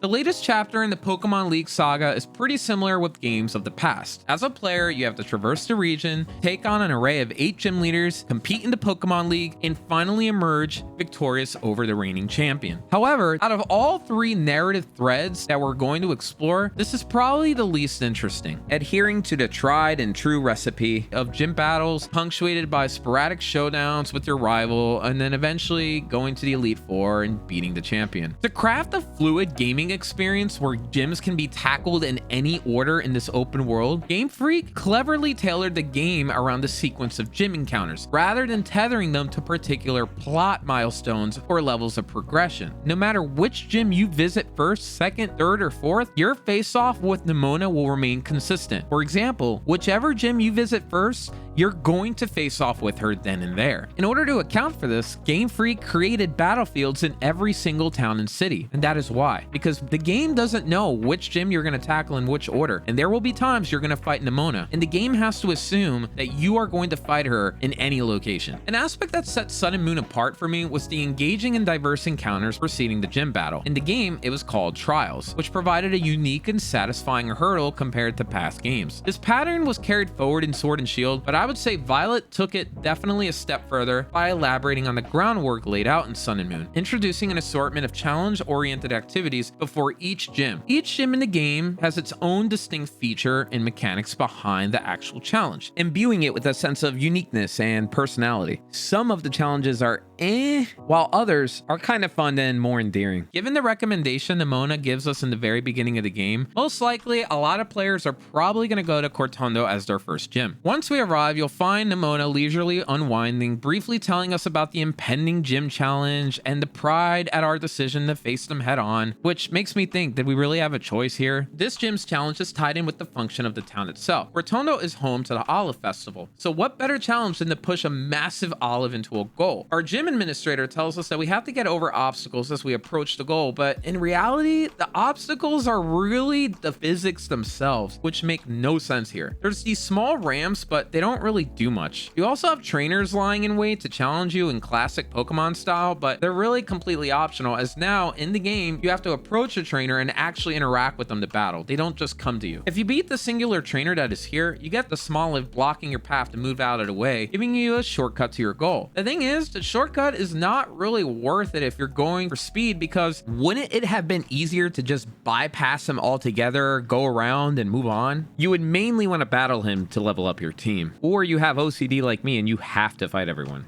This whole test really is just more of an amusing look at how Game Freak handles their physics in a game. Also, I should know, after beating the gym, you get the option to take on a more difficult version of the challenge. Only 4 of the 8 gyms have this extra difficulty. For the olive race, you get a longer track where you're more susceptible to pushing the olive out of bounds, if anything. You can cheese it if you're clever enough with Miraidon and the physics, as shown in this video, but it is trickier than what it looks. Seriously, just get in there. Get in there. Just go! Get in! Go! As for the items you get for completing the more difficult version, they are mainly ingredients for the picnic mechanic that I'll go over later on. If you complete the course in under 2.5 minutes, you even get a tablecloth! Whoa! Honestly, it's not worth it. After successfully navigating the challenge, we're free to return to the gym and finally fight our gym leader. The mechanics of the battle are very similar to what we're used to, save for the fact that the gym leaders now have one terrestrialized Pokemon in their back pocket at the end of the battle. Something that I realized was that their ace Pokemon wasn't necessarily the newly introduced X-type Pokemon of the region. And it kind of bothered me. I always like seeing the new Pokemon being an ace because it just feels right. This decision though, I think is very deliberate. Instead of having the new Pokemon be their ace, it's a Pokemon we probably are already familiar with. But this appears to be a deliberate decision though, to accommodate the terrestrializing mechanic and to feature it using older Pokemon, which makes sense. We know what typing Teddy Ursa is, but to really highlight Terra changing, Game Freak will use it to turn it into the gym's type. In classic Game Freak fashion as well, all these gym leaders go all in on their hobby with their personality too, having cheesy quips and sayings like, "Let's get a real good photo" from the water type gym leader. Yep, they never get old and almost every gym leader does it. So yeah. As we get ready to move on to the next gym, we get a call from Nemona showing how happy she is that we decided to take on the gym challenge. Again, did we even have an option? She also mentions 2 key things. First, that Paldea offers a multitude of different diversions and pit stops as a warning against paths that may lead to very strong Pokemon. And 2, she briefly references Arven, gently nudging us to remember the other tasks that we have lying in wait. This understated guidance from Game Freak delicately threads the needle, informing the player about their alternatives alternatives without becoming overly directive, which I do appreciate. Heading towards our second gym, our journey takes us eastward to face the grass type aficionado and gym leader Gracias. Remarkably, once again, us and Nemona happen to run into each other. Huh. It almost makes you wonder, is she just keeping tabs on us the whole time? She playfully dismisses the notion, quipping, I swear, I'm not just sneaking ahead of you so I can lie in wait and go, oh wow, weird. Might as well battle now that you're here. oh my goodness. Bro, help me. She does stay true to her word and avoids a battle with us here, but I'm sure there's gonna be one next time. She is our in-game rival after all. Our gym challenge here is an engaging round of hide and seek with the Sunflora of the town. There's a total of 10 of them, and they're concealed throughout. The goal is simply to find them all. Some people I found commented that they spend a ton of time looking for the Sunflora, but they never actually spawn. It's because the player has to talk to the gym staffer right by the big Sunflora statue to officially kick off the challenge. The staffer at the desk points out to learn more by going there. I guess she could have just said, hey, go there to start. I don't know. It's just a reminder to make sure to read all the text, as there can be a subtle piece of instruction that's key to moving forward. As for the challenge itself, the majority of Sunfloras are relatively straightforward to spot, but as you get to around 8 or 9 of them, they start getting harder and harder to find. Some of them will even try to run away from you. If you're patient enough and you look around, you'll find all 10 without too much hassle. What I made note of here though was just that frame lag when you have all of them together. Oof, it's pretty rough. This is also another one of those challenges where there is an elevated version of it where you can actually track 20 of them down. One of which is hiding up in a tree. You actually have to shake it. The rewards for the challenge are a leaf stone and a sunstone. Way more enticing than the items dished out in Cortondo. As for the gym leader, he is the town's artist who somehow ends up on top of a windmill right before you battle him. This guy feels like a little bit of a loose cannon. I don't know. He proceeds to jump off, surprisingly not breaking a single bone in his body. He says that as we were going throughout our challenge, he was watching us the whole time. Did nobody call for help for this guy while he was up there? Or does he do this all the time? And what's with the whip? Does he whip Pokemon? Post-battle, we're introduced to Hassel from the Elite Four, who sheds some light on Nemona's history. She's revealed to be the youngest champion ranked trainer ever, which I think is quite a significant achievement, considering our age difference is presumably around 3 years old just by looking at us. The game does a really good job throughout the story as setting her up as some sort of prodigy, ultimately setting up that final battle to come. Likewise, we'll run into Nemona on our 3rd, 5th, and 7th gym challenges. But something I began to notice was that her incessant praise of just how good we are seemed to begin to transform her from a mere rival to, again, a character that is obsessively fascinated with us. Who acts like this? Hal was a way better buddy that felt much more grounded back in Sun and Moon. Our journey eventually takes us to the bustling city of Lavincia for the 3rd gym challenge, presided over by Iono, the electric type gym leader and renowned live streamer. Oh my gosh, no. No. Twitch streamers are in Pokemon lore? Oh, no, no, no, no. I came to Pokemon to escape the reality I live in, not be a part of it. In a twist, and I mean twist of humor that mirrors reality, our task is to help her amass more subscribers. Oh my goodness. We've peaked, haven't we? This just hits a little too close to reality. No, this is it. This is the pinnacle of modern culture. Twitch streams in the Pokemon universe. And of course, she has the personality a streamer would have. Her design pops more than the other trainers, and she's very eccentric. The way we help her is by, of course, battling trainers as it's recorded, upping her sub count. We'll also be playing another variation of the hide and seek game we played with the Sunflora, but this time we have to spot Director Clavel in various different images. He's here because he feels he owes a favor to the Pokemon League itself for whatever unknown reason. Iono throughout the challenge will appear on the screen as if you're on the actual stream itself, as she narrates what's going on in her corner of the shot. It's a major play on streaming culture and how many streams are typically shot that way. It brings into focus Iono, who, in this instance, is really the main character and star of the show. After our encounter with Iono, we are introduced to the alien of the Pokemon League, chairman of the Pokemon League, which is actually a new title in the series. Although our interaction is brief, fans have already begun speculating about her peculiar demeanor and distinctive design. I mean, we talked about it earlier, but actually this design is based off of Glamora, a Pokemon exclusive to Area 0. These observations suggest that she might have a deeper connection to this mysterious location, providing a thrilling new avenue for anyone that's deep into the lore of Pokemon and exploring it. There definitely has to be more to her, but we never really get it. I mean, just look at her design. I don't know, she just, look at her eyes, man. Gym number 4 takes us to the water gym in Cascarafa. Also, I just need to point out something. In this scene, we are approaching the gym from the left on our Miraidon. But right after we get close to it, a cutscene starts where we're approaching the gym from the right by walking.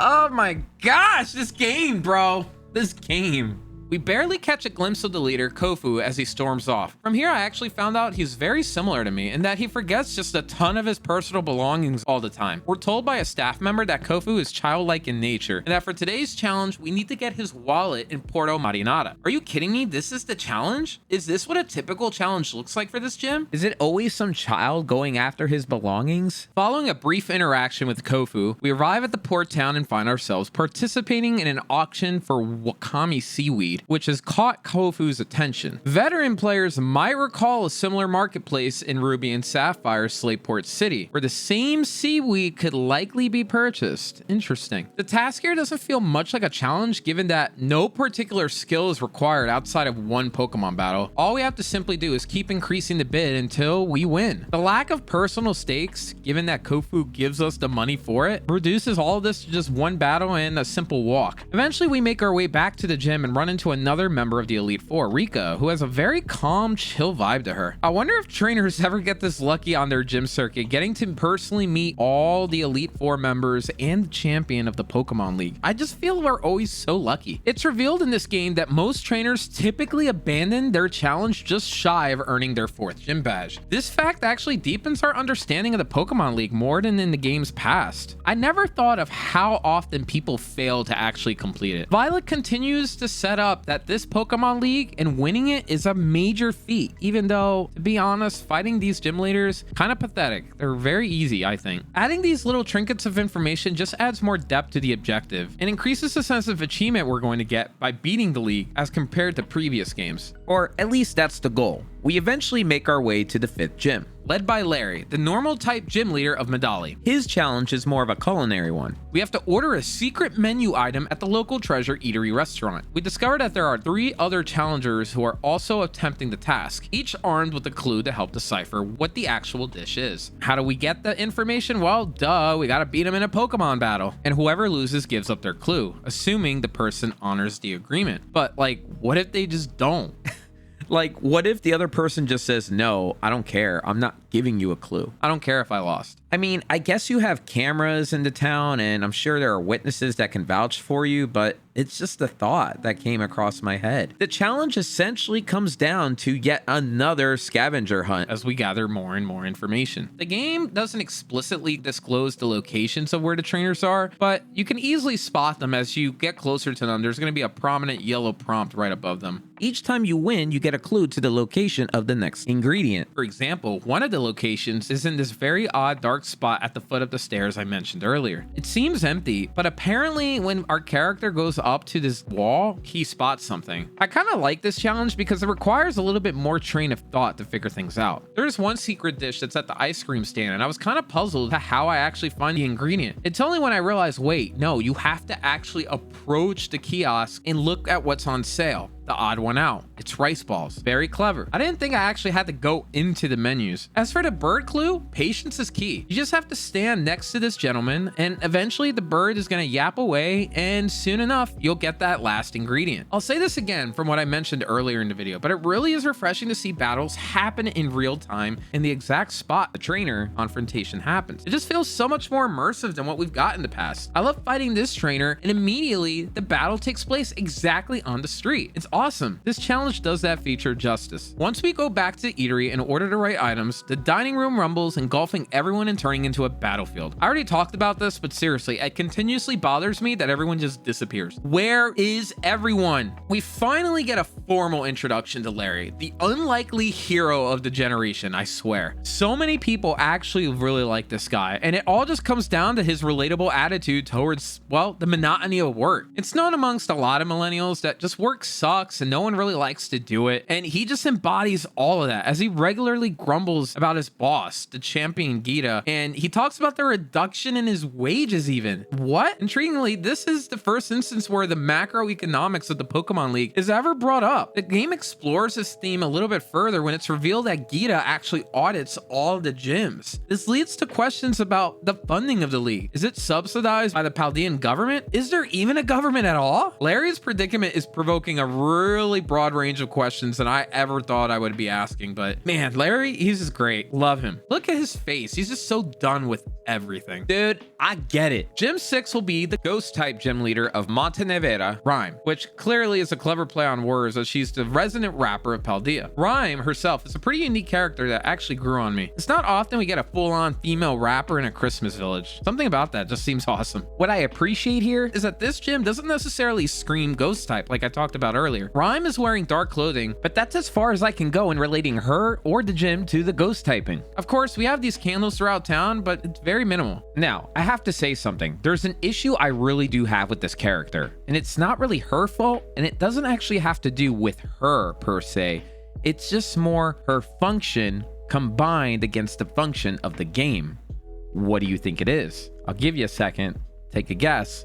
Well, she's a rapper, right? The translation of her raps into text proves a little bit challenging as we can't get any original pitch or tempo. It raises the question of, are we ever going to get some sort of voice acting in the Pokemon games, despite the logical hurdles I'm sure that would entail, such as translating the game into multiple languages. However, given the current quality control issues with the visual and performance aspects of the game, I'm sure getting voice acting is probably not top of mind at the moment. When we first reach the gym, we have a get together with one of the teachers, Jack, who we met earlier. We learned that he was the one that made the Pokedex app in our phone. If it weren't for the fact that we already saw the professor on the television earlier in the game, I would argue Jack is the regional professor. I mean, his name is even based on a tree like the other professors are, the Samenia salmon, otherwise known as the monkey pod tree, or, well, Jack for short. This gym challenge reverts back to the Pokemon battles we know, but in this case, they're double battles. However, these are strangely absent from the rest of the game, despite how common they were back in the day, like in Ruby and Sapphire, and in the competitive scene. I would think that Game Freak would make it more prominent throughout their games, but this is really the only instance we see this, which is odd. The 7th gym is headed by the psychic gym leader of Alfornada, Tulip. This gym test is called ESP, which usually stands for extrasensory perception, but in this case, it's emotional spectrum practice. Pretty clever. Ultimately, it's going to boil down to a quick time event, which I must say, it's probably one of the more unique challenges of the game. Despite this though, the challenge does fall flat for me due to the, again, performance issues you get when you look at the screen here. I mean, there's a lot going on, I guess, and the game clearly struggles. It also just lacks difficulty. Although, again, this is typical for Pokemon games, so it's hard to knock it for that, but man, this really is easy. If you want more difficulty, you can come back here and go for a second optional run where the speed is picked up drastically. But I gotta say, these just baseline challenges feel like a complete joke. I get it, Pokemon has never been known for difficulty, as we all I'm sure know, but for these tests, should they even be called that? You're more so doing it for the experience and world building, I guess. Wasn't I told earlier that most people don't even make it this far in their gym circuit?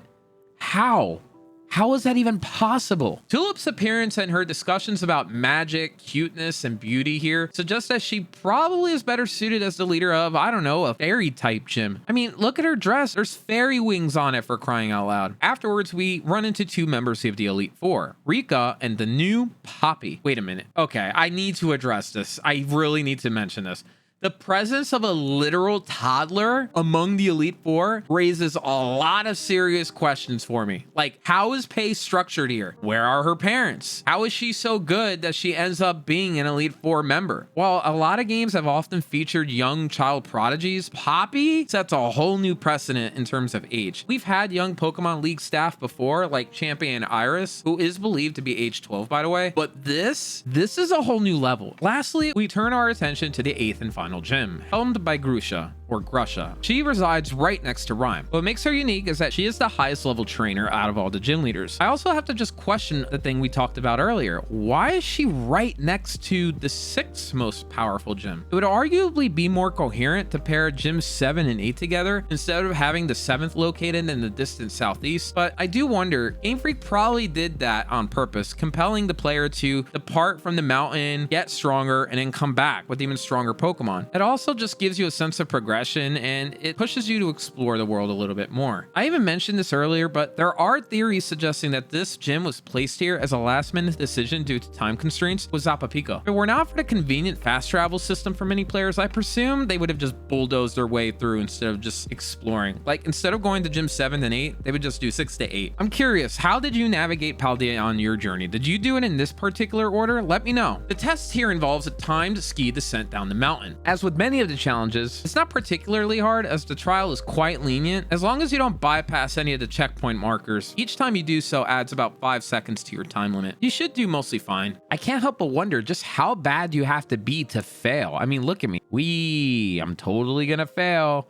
Oh, no, wait, I made it. This trial is one of the ones that have a harder variant as well, offering different routes with escalating difficulty and higher tiered rewards. I like the name of the courses as well. Powder Snow Course, Blizzard Course, and Sheer Cold Course. They're all based on the increasingly more powerful ice type moves that you can use in battle. You'll also encounter Glalie on the course, which can knock you off. Just be careful about them too. These challenges are repeatable, and you can earn rewards like Freshwater, Soda Pop, or Carbos. After your first completion, you'll receive a Nevermelt Ice, Ice Stone, and Comet Shard, respectively, being a more mid-tier reward compared to what you can get elsewhere in the other challenges. Turning to the leader herself, when you're talking with her, she mentions, "Brrr, I'm freezing." I mean, you're the gym-type leader. I would think you're used to this by now. How are you still cold? Are you not dressed warm enough? You're always up here. She's a snowboarder, by the way, which aligns with the slope run challenge we just took. Makes sense. Her dialogue is predominantly pragmatic, focusing on the perils of mountain snowboarding and cautioning against recklessness in battles. She doesn't really have any quips as much as the other leaders do, which I kind of like. She's mostly reserved. After the battle, though, she delivers a rather intriguing remark. Quote, "That burning passion you have. You strive for the future no matter what challenges you face. Just like I used to." Wait, what? This cryptic reference to her past just made me really curious. What's up with that? Post-game, we glean a little more context when we have the opportunity to rematch all the gym leaders. We learn at the end that Grusha had to retire due to an unspecified reason and fears that failing any of the reoccurring inspections from Gita could result in her losing her job, leaving her with no accomplishments. Whoa. Her narrative here invites a whole wealth of speculation. Is it possible when she used to do snowboarding professionally that she got injured? How brutal of a boss is Gita, by the way, in her audits? Of all the leaders though, I gotta say Grusha provides the most depth and complexity, easily making her my favorite. Don't worry, Larry. Of course you are too.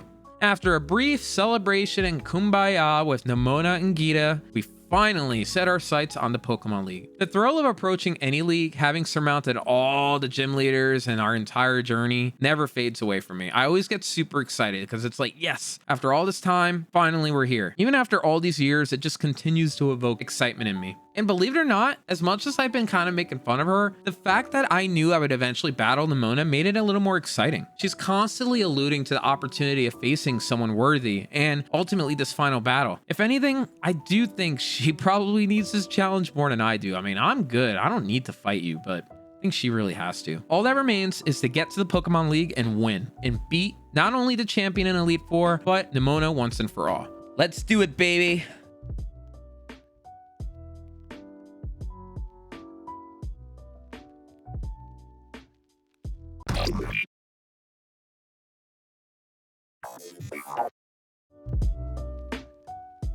Intriguingly, despite the questline bearing the title Road to Victory Road, there is in fact no Victory Road at all. This is the second time, by the way, in the mainline games where there hasn't been one, with Sword and Shield being the first to shatter that tradition. Although Sun and Moon didn't officially designate a Victory Road, it's kind of insinuated it's still there through Mount Lanakila, A name that translates to Mount Victory. While we can only conjecture as to why this is so, I gotta admit, I really don't know. I mean, maybe one theory is that Victory Road was just a challenge for many players. yet Game Freak always has the option to make it easier. I mean, you have a whole crap ton of healing items at this point, and the ability to bring, you know, any Pokemon from your collection at any time. I don't think Victory Road is as formidable as it used to be. From my perspective, I just think Game Freak anticipates that the player just wants to get straight to the league, and having another long, arduous journey would just be very deflating. Remember the Victory Road of Gold and Silver? Oof, that was a little strenuous. I, for one, welcome this shift because at this point,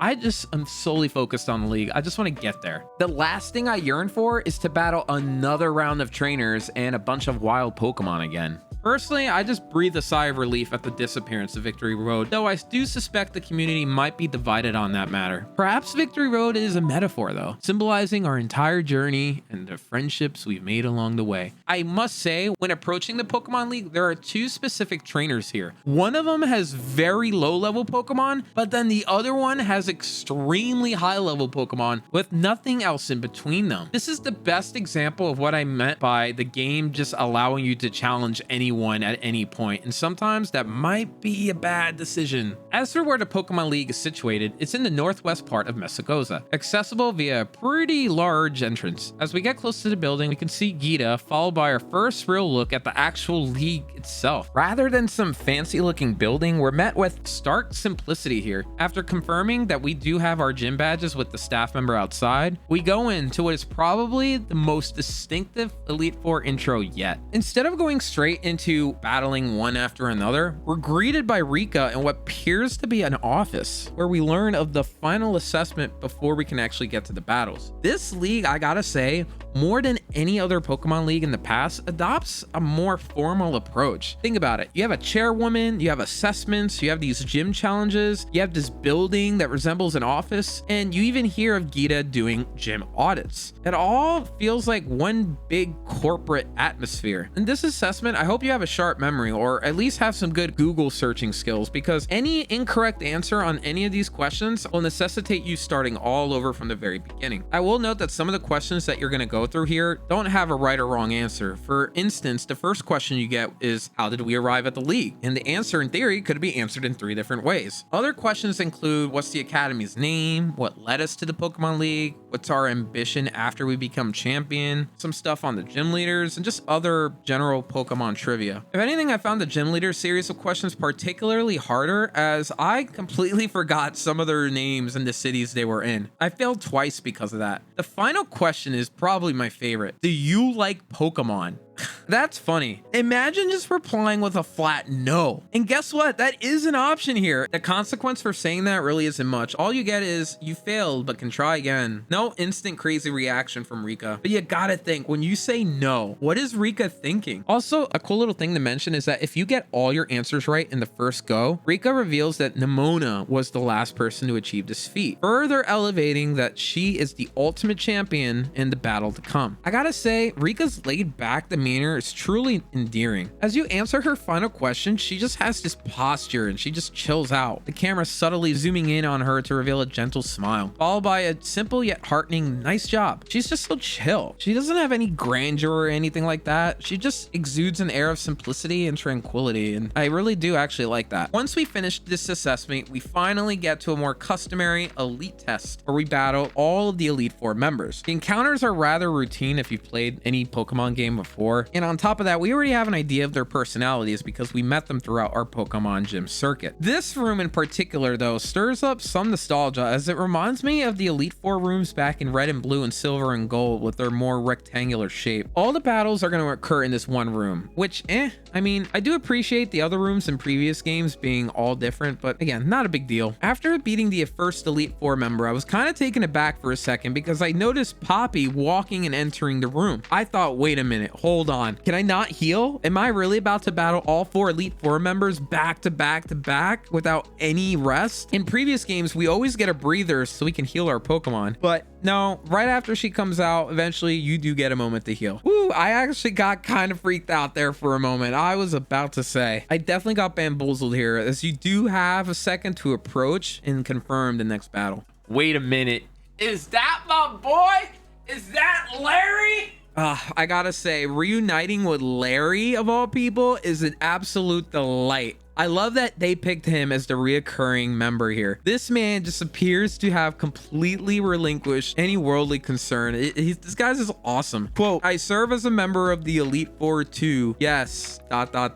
Unfortunately for me, he sighs. Oh man, he seems to just hate his job, doesn't he? What's great is that we get a little more information about him. He confesses that he chose the normal type because he feels a special kinship towards them. He's just an average Joe striving to make ends meet, you know? That sounds like many of us, and I think that's why we all love him so much. But there's actually a little more. Gita suggested to him that he pick a different type when he's in the Elite Four. And of course, out of all the possible types this man could have picked, he picked the second most mundane type, which is flying. He's remarkably consistent. Right before battling us, he just sighs one more time. Oh man, I just love this guy. I love him. Larry, I swear, you are my spirit animal. The humor with this Elite Four continues as all of them have to turn around and practically scream to get the final Elite Four member Haswell to face us. Even after you beat him, he just starts weeping and crying. I gotta say, this whole Elite Four, they're pretty comedic. I'm so used to having them be a stern or serious group, but it's kind of refreshing to see them all just have some humor to them. I really appreciate Game Freak did that. After defeating them all, it's finally time to confront the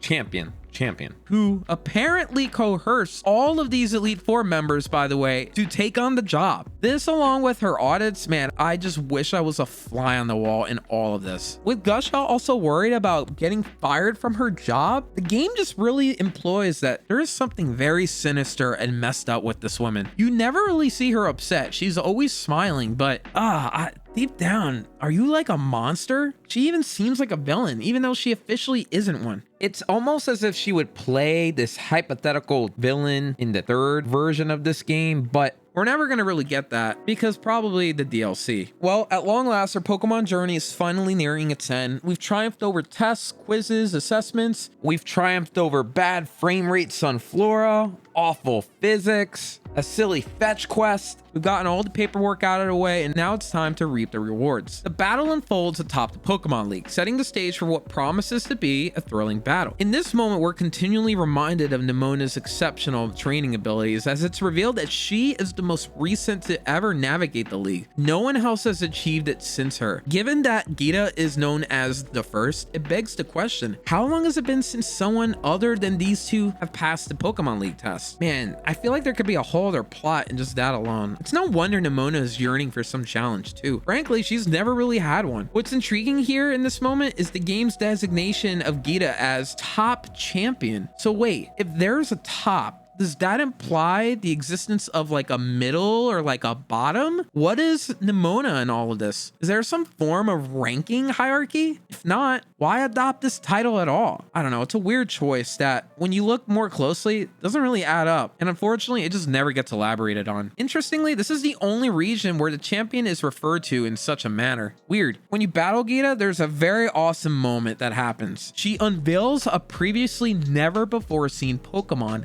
Glamora. I had noted earlier the parallels between Glamora and Gita earlier. We often see trainers getting some form of fashion inspired by their ace Pokemon, so it isn't new, and that could probably be attributed to either the significance of the story, they just get design inspiration from the Pokemon, or they're just a super fan of it. From a narrative standpoint though, Gita just becomes more and more mysterious, and this just adds to it. But unfortunately, we never really get much, minus some in-game lore where it's hinted at that she was in Area 0 at some point. We later do learn that Glamora is indeed an inhabitant of the crater, just confirming that there is some sort of connection between Gita and that place. But what is it? Why would she want to look like a Glamora? Again, I just can't help but feel that, I gotta say it, she's an alien. I mean, look at her. Also, I need to just take a quick moment because this is pointed out in the battle against her. She ends up using Glamora as her ace, which makes sense, but its ability implies that it should have been used in the beginning of the match as it lays toxic spikes around the battlefield. Why would you save that ability for the end? Whatever. We win, Hassel cries a little bit more, and we become champion. By the way, I gotta just say about Hassel crying, shouldn't characters of his type just exude more strength and intimidation? I mean, he is a dragon trainer, right? Once we get escorted to the entrance, we reunite with Nemona, who's visibly ecstatic because guess what? Her long cherished dream of a battle matching her skill is about to finally happen because now we are also of the champion status. She's so excited to battle us that even Gita has to remind her to take a breather and let me rest up because, you know, it's not like I just faced the top champion of Paldea at all. Now that I think about it, again, is she the top champion because we are the mid champions? But didn't we just win against Gita? Aren't we top? Whatever. None of this makes sense. Wait. What's going on? I'm trying to get out of this. Dude. Dude, what the heck? Gita, somebody get me away from her. Help! Help! I have to point out as well, Nemona's personality and demeanor here completely captures her essence perfectly. She tells us here to be best rivals with her for life. For the meme, of course, I continue to say just a flat out no. And if you do that, she gets progressively more agitated in the process. First she's angry, then she stops listening, then she is sad. It's like borderline manipulative. Keep saying no all you want as well, by the way. She just won't stop in this scene until you give her a flat out yes. Is Gita just watching this thinking this girl needs help at all? There's no way out. You have to say yes to her. Otherwise, you're gonna perpetually be here forever. I tried, trust me. I think Game Freak just sort of plays into the zaniness of which it is funny, but at a certain point, I gotta say, I got genuinely concerned for Nemona. Nemona reveals she'll be waiting in the main square of Mesagoza for our ultimate showdown, which I gotta say, does feel pretty cool. I mean, there's a whole crowd, you're in the middle of the big city, the dramatic animations and camera angles, it all kind of invokes this feeling of like a Yugi versus Kaiba duel. Despite Nemona's somewhat obsessive behavior, This rival fight felt pretty awesome. It actually felt epic. I mean, even considering the special champion fight you have against Hao in Sun and Moon, this fight with Nemona feels maybe somewhat better to me. Maybe it's just because this battle had just been so heavily foreshadowed by Nemona from the beginning of our adventure. It was just always looming in the back of our mind that this was inevitably gonna happen. We eventually win, but in a classic bait and switch, the game leads you to anticipate that she's about to have a full-on meltdown in this scene right here, which it is an expectation entirely consistent with her persona if you think about it. It is all one big trick though, as she somehow gets even more excited and pumped up than she was earlier. Is perpetual joy just her default setting? The battle of Mesagoza is at an end, and wait, hold on. Wait, she wants to battle again? Dude, I need to file a restraining order. I swear. Even the other characters are getting somewhat concerned. Get away from me, Nemona! After this battle though, the champion quest is finally over. If you're seeking some sort of major narrative from each quest, regrettably, this one is gonna have the least amount of storytelling and it's gonna be the least compelling. It's your standard Pokemon journey. Get badges, challenge the Elite Four, beat your rival, beat the champion, beat your rival again, done. I do have to say though, out of this entire quest, getting a glimpse of the inner workings of the Pokemon League, Even though it was very minimal, it was enjoyable. and the Pokemon League, I feel like that's something we've never... Hold on. Bro, look at how the character moves to their seat. Oh my gosh. This game, dude. Oh, I can't. He just, like, he doesn't even teleport. He just, like, floats to the chair. Anyways.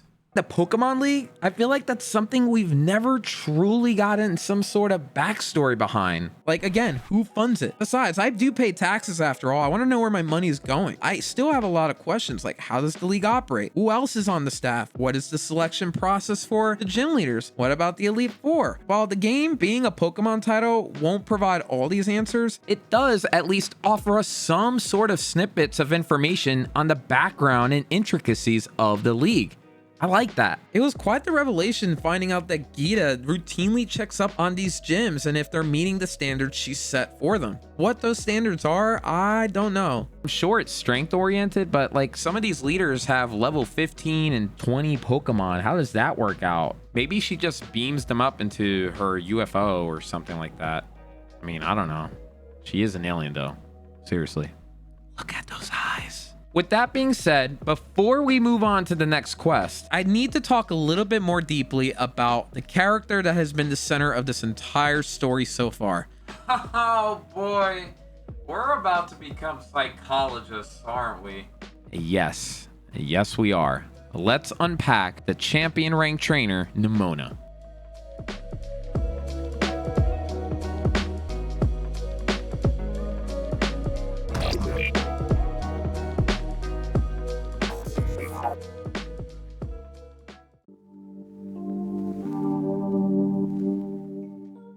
Nemona truly emerges as the star of this grand quest, despite being a formidable adversary and the fact that, you know, we can't control her. Game Freak has consistently presented us with a companion whose function is to spur players to better themselves and increase their strength. But I can't shake the feeling that, perhaps in a nod to their own self-aware humor, Game Freak took this concept to a whole new level with Nemona.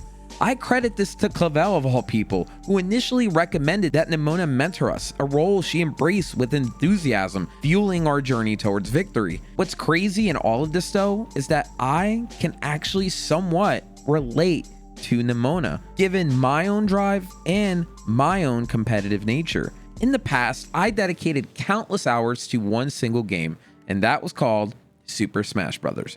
Managing to dominate most of my social circle, I only got better and better at the game. I'm not claiming, by the way, to be some sort of god at it. I'm not like Hungrybox. I'm flawed in many aspects. I mean, technically, I've never really won a tournament at all. But from within my immediate friend circle, I felt a longing for a more formidable challenge, a desire for self-improvement. When someone consistently outperformed me, my instincts kicked in, driving me towards them. They represented the next challenge, the spark to elevate my gameplay. I sought that challenge as it was the impetus for my progress. I think of a time when I was in high school and there was always this person in class passing all their tests and getting way better grades than me. It made me want to do better in my own field, in my own space. I wanted to catch up to her. Yet, despite me saying all of this though, Nemona's situation does deviate from my own. I can't fully identify with her. And you know what the reason for that is? Well, it's because now that I look at it, I'm selfish. Reflecting upon my journey, I recall a friend of mine named David. He loved Super Smash Bros. When we were younger, and we played a bunch of rounds of it.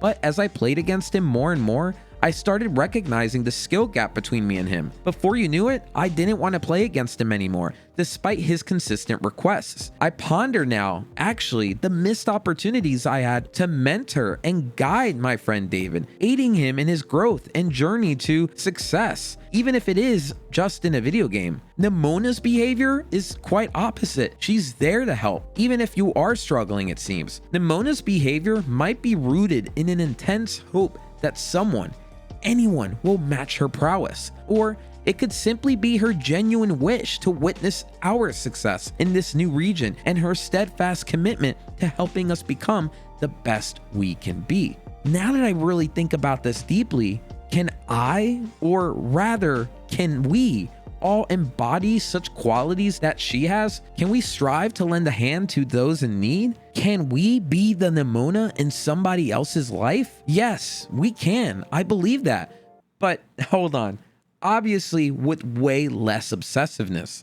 Looking back, I see numerous opportunities where I could have inspired and assisted not just the next generation, but also my closest friends. We can all be beacons for improvement, helping others along their journey, serving as guiding lights in a world often shrouded in darkness and uncertainty. However, I say all this, but one might also perceive that despite these positive instances that I'm mentioning about Nemona's personality, there can be a hint of toxicity lurking beneath her demeanor. Where could this come from though? This could all be rooted in deep personal insecurities, perhaps an apprehension of failure, rejection, or even perceived inadequacy. Maybe she feels that she isn't enough. As a result, she might feel that relentless need to continually validate herself and assert her superiority over others.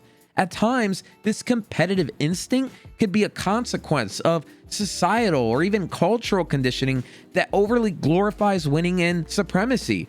How did she grow up? What was her family like? Funny enough, during our plunge into the game's final stage within the crater, we excavate a pivotal revelation regarding Nemona's lineage. Her father, turns out, is the illustrious founder of the distinguished Rotom phone company within the game world. An ingeniously coined name, by the way. Maybe it is plausible that her mother also occupies a prominent role within the company, but either way, initially one might leap to that conclusion that she leads some sort of cloistered, luxurious life. But Nemona, in this instance, quickly shatters such presumptions, cautioning players against treading that path of conjecture. In this scene, she adamantly declares that she is not one for coasting by, showcasing her inclination to dive headlong into the trenches of her endeavors. She has no problem getting her boots on and going after what she wants, all by herself. Her ambition relentlessly drives her towards her aspiration, which eventually resulted in her becoming a champion and mastering the art of battling. Moreover, she has an older sister, we find out, poised to take the reins of the family business, thereby affording Nemona the liberty to pursue her dreams. When we hear her talk about her family, she mentions them as mother and father rather than the more informal mom and dad. This distinction often signifies a focus of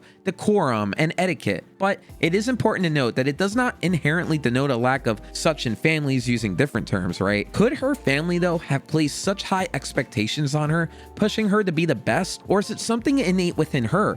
A fear of disappointing them. Nemona injects a familiar element of rivalry into the Pokemon universe, as we've come to expect, though with an intensified zeal surpassing past experiences. She's literally obsessed with battling and battling us. This heightened intensity could potentially be a product of her familial circumstances. This paints a somewhat melancholic picture now, suggesting that maybe, just maybe, her tireless quest for excellence might actually stem from a profound longing for validation that Nemona desperately is seeking. Man, it really makes you wonder, what was Nemona's life like growing up? We never will truly know in great detail, but these are just some of the things I can see and look at to understand her personality and her drive just a little bit more. Nemona at first seems like a nut, but maybe it's just a result of how she grew up. In a way, it seems really awesome that she has that grit, but deep down, it may actually be a story of sadness.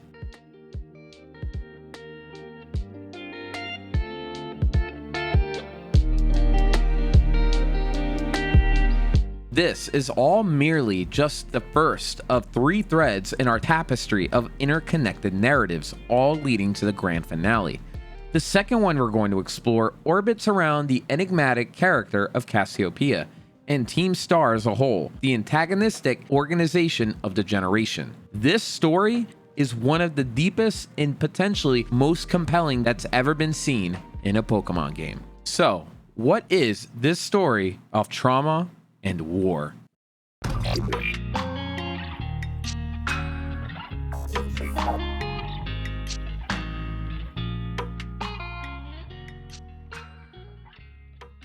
The term villain is employed rather liberally here. Arguably, we've never come across a less menacing enemy faction in a Pokemon game. Seriously. In past games, we fought against teams that wanted to reshape the planet, fabricate a new universe, or simply just steal Pokemon. However, this cast of characters is more akin to a trope of rebellious students, sort of similar to Team Skull back in Sun and Moon. Their goal is ultimately to stage an uprising against the Academy through theatrics and trouble. At least, that's how it starts out making you think. The quest itself will cast sufficient light on this team, while the narrative is surprisingly touching and, at the end, thought-provoking. Our objective is simple. We must infiltrate each of the 5 Team Star bases, challenge their leaders, and essentially destabilize the entire team structure. compelling the overall leader to reveal themselves. Only then can we permanently dismantle Team Star for good. The approach to each base's leader is refreshingly unique compared to the traditional Pokemon experience that we're so used to. Rather than an endless grind against low-ranking opponents, you employ your Pokemon within the game world to fend off waves of other Pokemon utilizing the Let's Go mechanic, which I haven't really talked about yet. I'll do so more later on. Once you've successfully defeated 20 Pokemon within the base though, the leader emerges for a face-off. From a world building and narrative standpoint, it's kind of perplexing seeing how Team Star just manages to actually pull any of this off. First off, they seem to have commandeered a considerable chunk of land without any official authorization or permit. They're just setting up camp out here, and it's not just in one spot, they're all over Paldea. How the heck is this possible? Where's the police? How are they going unchecked? What's going on? Where's the academy staff? What the heck? I don't get it. I remember there being police in past regions, but I have yet to see any authority other than Clavel and the staff within anywhere in Paldea. Where are they? On top of that, I just don't get how they actually managed to do all of this from a logistics standpoint. Maybe near the academy, I understand, but one of the bases is all the way up near Fury Falls. What the heck? How are they able to do that? Prior to infiltrating our first base, we're introduced to a quote-unquote new character, and that's Clive. Yeah, it's... darn, man. I don't know. Who the heck is that guy? I mean, gosh, it's quite the brain buster figuring out who he is. I will say I'm definitely relieved that our character sees right through the joke. It's amusing to observe just how Game Freak has completely inverted Clive's design here compared to, you know, Clavel, because guess what? Plot twist and spoiler alert, in case you didn't know, that's him. For one, his hair, rather than hanging straight down, is styled upwards. We also notice a more prominent chest. Whoa there, buddy, this is a rated E game. And the glasses, with their vibrant color and distinctive shape, add just a dash of flair. If Clavel represents the buttoned-up, rule-abiding archetype, Clive is the rogue, ready to challenge authority type. This alter ego, Clive, seemingly has some unsettled scores with Team Star and has arrived to lend a hand. He even claims to be one of the Academy's students, despite... Dude, there's wrinkles on your face. Like, who's falling for that? Who in the world would buy into that tale? As we dive deeper into the story of Team Star, we come to appreciate that they actually have a code of honor. If you've ever seen the John Wick series, it's similar to the High Table. Despite being a world of lawbreakers, even they abide by rules. The ones here are straightforward. Should a squad boss, as the leaders are called, be challenged to a battle, they are obliged to accept it. Should they lose, they forfeit their title completely. Individuals can put forth challenges to the bosses, but within Team Star, these are seen as declarations of war. Hence, any such challenge incites the entire base to retaliate, which also explains the onslaught of Pokemon attacking you from within the base. The concept here is pretty simple. Decapitate the head and the body will collapse. However, we can't directly target the head honcho immediately because, you know, we can't just solve the issue that quickly. We gotta experience the video game. For now, our focus is on defeating the 5 individual bosses scattered across Paldea. Cassiopeia, due to her enigmatic history with the team, operates behind the scenes. Meanwhile, Clive is sidelined here due to Cassiopeia's mistrust, providing mostly comedic relief rather than actual support. Seriously, Clive really doesn't help in any way, except maybe after you fight these bosses, there's a little moment that he always has with them that we'll soon see. The sequence of events are very similar to each other. We meet with Clive, we fight a grunt or two at the front gate, we fend off a wave of Pokemon from within the base, we fight the boss, we watch a cutscene featuring Team Star, we have a chat with the boss, we get a little phone call from Cassiopeia, and then rinse and repeat. It's not exactly an assortment of diverse experiences, but again, unfortunately, it's just a byproduct of Game Freak's open world design. After a while, you kind of know what to expect. So, as we approach our first base, we go up against a Team Star grunt. After we win, we encounter Clive and a mysterious shark cadet. Given its fire typing and the location of the fire base we have here, it's safe to say this little critter has some sort of significant role in the plot that's about to happen. It runs away, probably to return later on. We learned that apart from educating the budding generation of trainers, we also discovered that the Academy actually provides care for Pokemon, this Chart Cadet being a prime example. That's really the only significant takeaway from this interaction as Clive continues his mysterious operations against Team Star elsewhere, whatever that may be. Seriously, his support just leaves much to be desired. We get one more phone call from Cassiopeia just reminding us of the mechanics of what we're going to be going through, and we're off to our first base. After we defeat about 20 of them, we come face to face with our Team Star boss, Mela. Much like gym leaders, each boss sports a typing specialty. Mela's being, well, I don't know, the fiery red hair, the flaming attire, what could it be? Ah, yes, water.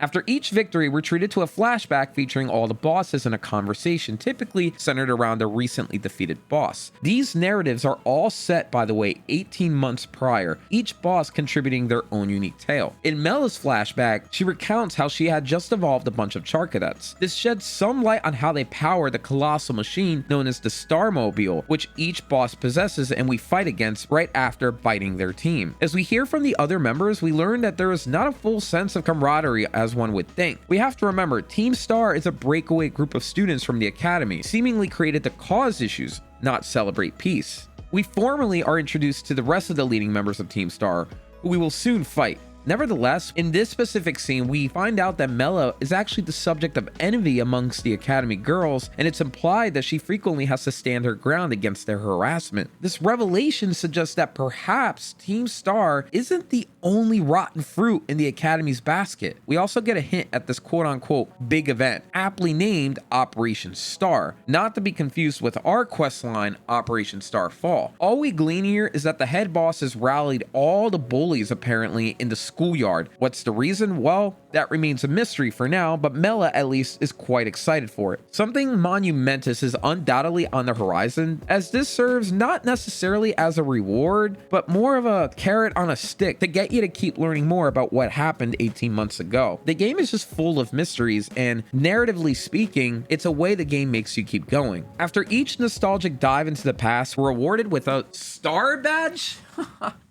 Bro, like, dude, can we get a little more creative here? Game Freak just can't let the gym badge trope go, can they? Upon defeating Mela, we received the TM Flame Charge. And the reason I point this out is because Mela says it isn't for us, the player, but rather for the Pokemon who won against her in battle. So wait a minute, hold on, what if I used a water type? They can't learn Flame Charge, so that doesn't make any sense. Unless, wait, the TM is for the Pokemon to teach another Pokemon? Would that mean that Pokemon themselves can be Pokemon trainers? What? In every instance post Team Star victory, Clive arrives on the scene, providing comfort to the vanquished Team Star bosses. By now, it's apparent to all that Clive is Clavel. I mean, again, just look at him. Reflecting on it, his involvement in this whole saga, albeit in a rather goofy, arguably unprofessional manner, does somewhat make sense. Think about it. His mission is to rectify any problems plaguing the Academy and Team Star with its tarnished reputation. It's certainly a glaring problem. To guide the bosses into a better path, Clive presents them with alternative choices. For Mela, in this instance, he brings forth that Charcadet, which she had worked closely with. Contrary to what we initially thought, Mela is somewhat kind, rather humanizing Team Star at large. It's the first instance of us seeing this. The flashback reveals her nurturing side. She tended to all the Charcadets and aided in their evolution. Mela shares a strong bond with them, so strong that she can understand their feelings by observing their flames. Quite remarkable, huh? Wait, is that even in the Pokedex? Can you do that? No, I don't see anything about that, so she must be quite in tune with them. Quote, to me, it looks like he's saying that he wants you to come back, end quote. I mean, Clive's words resonate clearly to Mela, but for real, you don't even need him to say that. Just look at the poor little guy. Look at those eyes. I love Charcadets. Mela's posed with a simple question at this point. Does she comprehend why Team Star exists? Although rumors of impending events circulate, Mela dismisses them as baseless chatter. Despite Clive's persistent prodding, a trait characteristic of a skilled investigator, he gains really no new information. And what about this vehicle we saw earlier? This huge, Starmobile?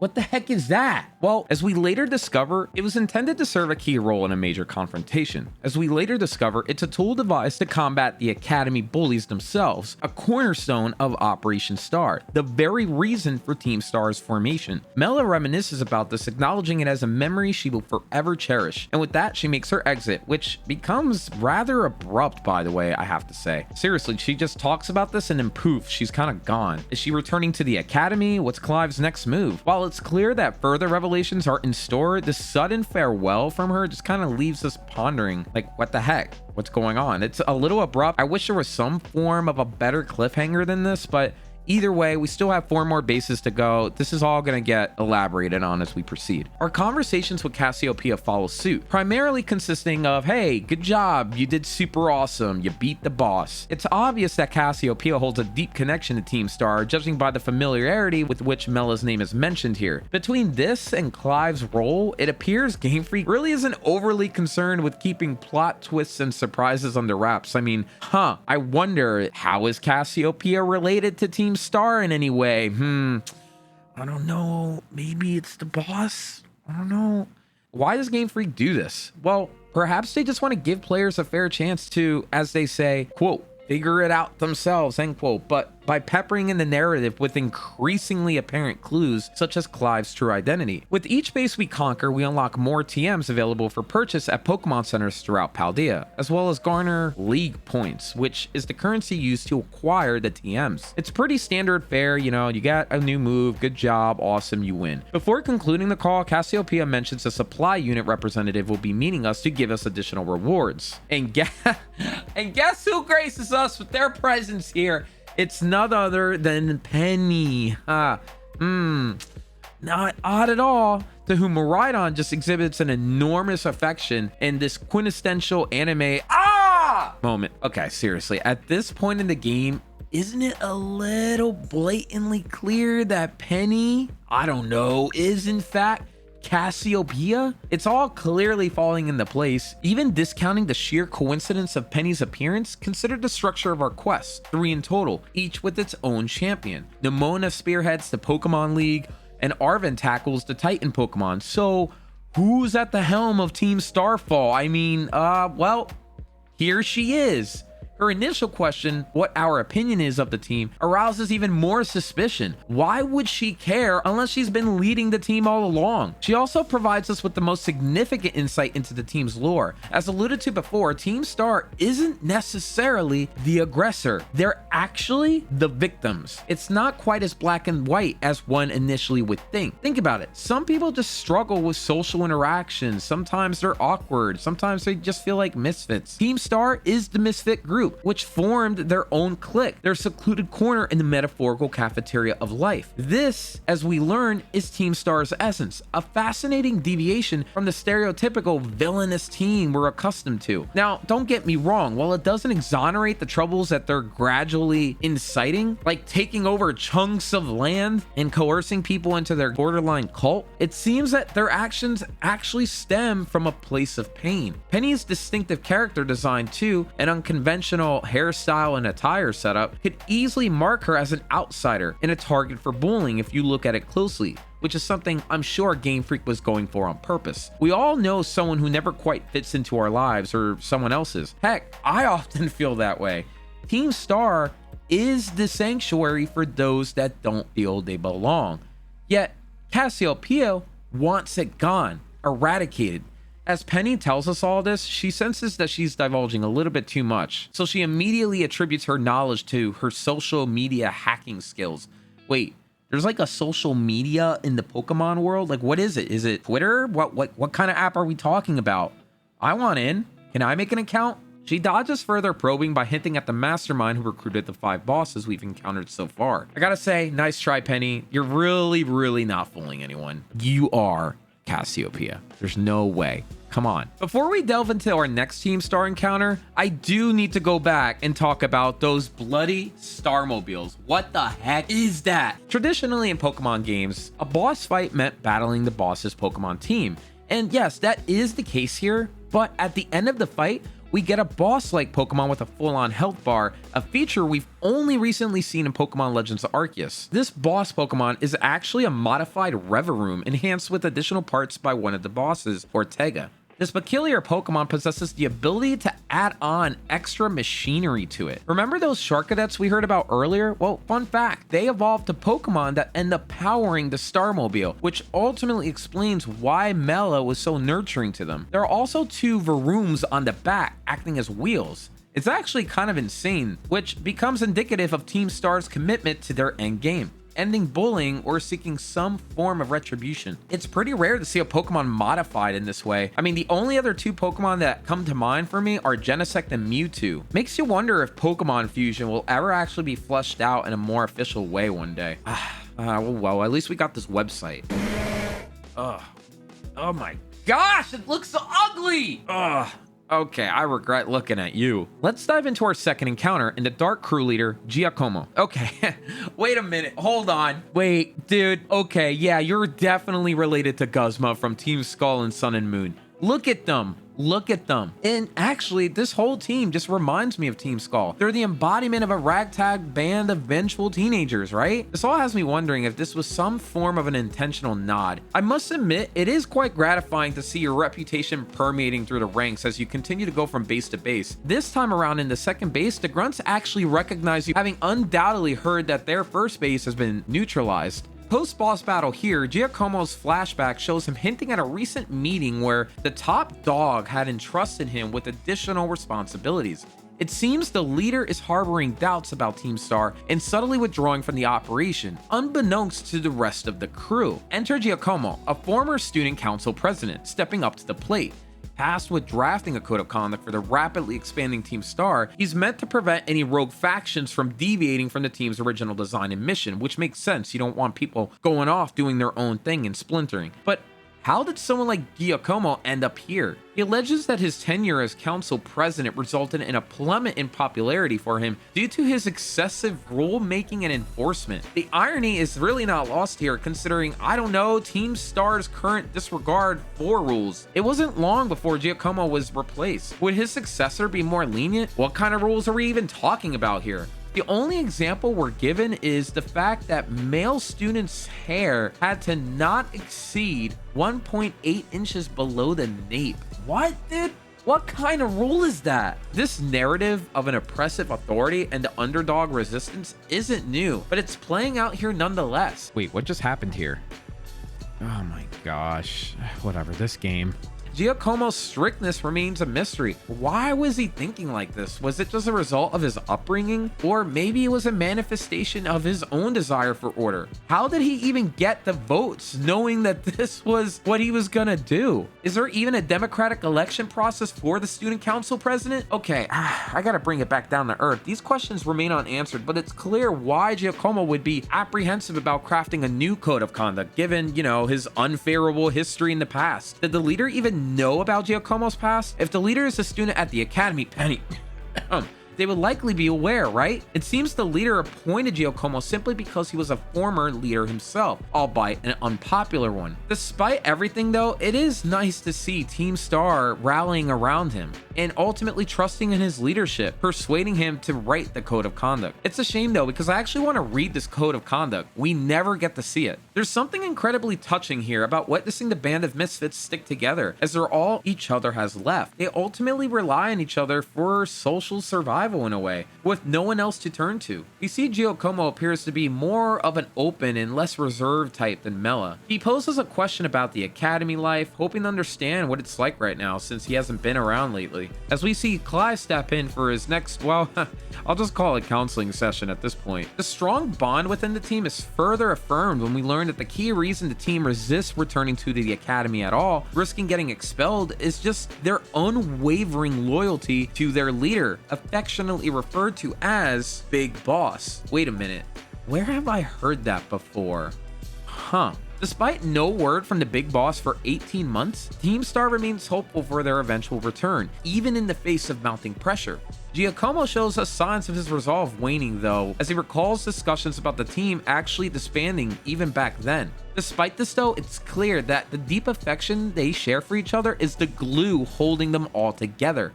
He even refers to the team as, quote, his greatest treasure, which is a clear reference to the mission from the Academy to find our own treasure, which is why we're doing all of this to begin with. It appears that for Giacomo, the treasure represents what brings him the most joy or fulfillment, a perfectly reasonable perspective, especially considering the barrage of criticism he likely faced during his presidency. I love how Game Freak just ties in this concept of treasure throughout its narrative, especially with Team Star. From here, we see Game Freak dropping more subtle hints about the connection between Cassiopeia and Penny, when Penny boasts about her impressive hacking skills, which coincidentally is exactly what Cassiopeia is doing with her phone. The clues are clearly there, making it harder and harder to get caught off guard at the obvious reveal here. Following the cryptic call from Cassiopeia, Penny comes back, recalling the occasion we lent her a hand at the Academy. Looking at this whole interaction, it really does appear that the school is completely okay with dismantling, by the way, a borderline criminal enterprise under the guise of an independent study, which aligns perfectly with Penny's plan here. I gotta say, I mean, it is smart. You might as well knock out two birds with one stone, but shouldn't like adults be anywhere here? Clavel did mention that your treasure and study can indeed be anything, so I guess this works. Just, you know, whatever you do, don't go to the crater. Going straight from our third leader, we come face to face with Poison Crew leader Atticus, this ninja-inspired member of the team. Wait, his character looks very similar to the Poison-type gym leader from Red and Blue, Koga.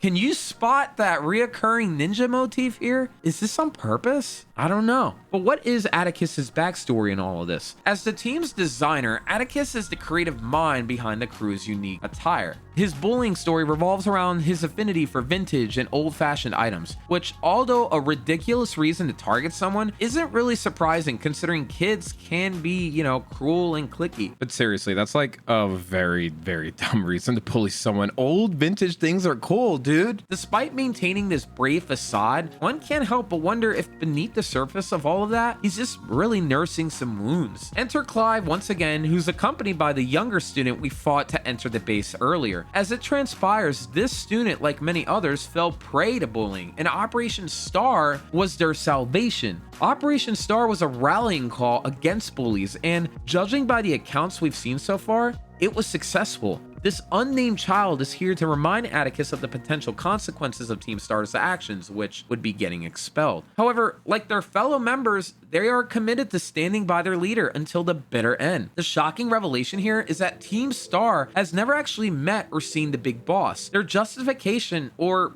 perhaps a more accurate term would be rationale, is a fear of escalated bullying. Hold on. Wait. Oh, I gotta digest this for a second.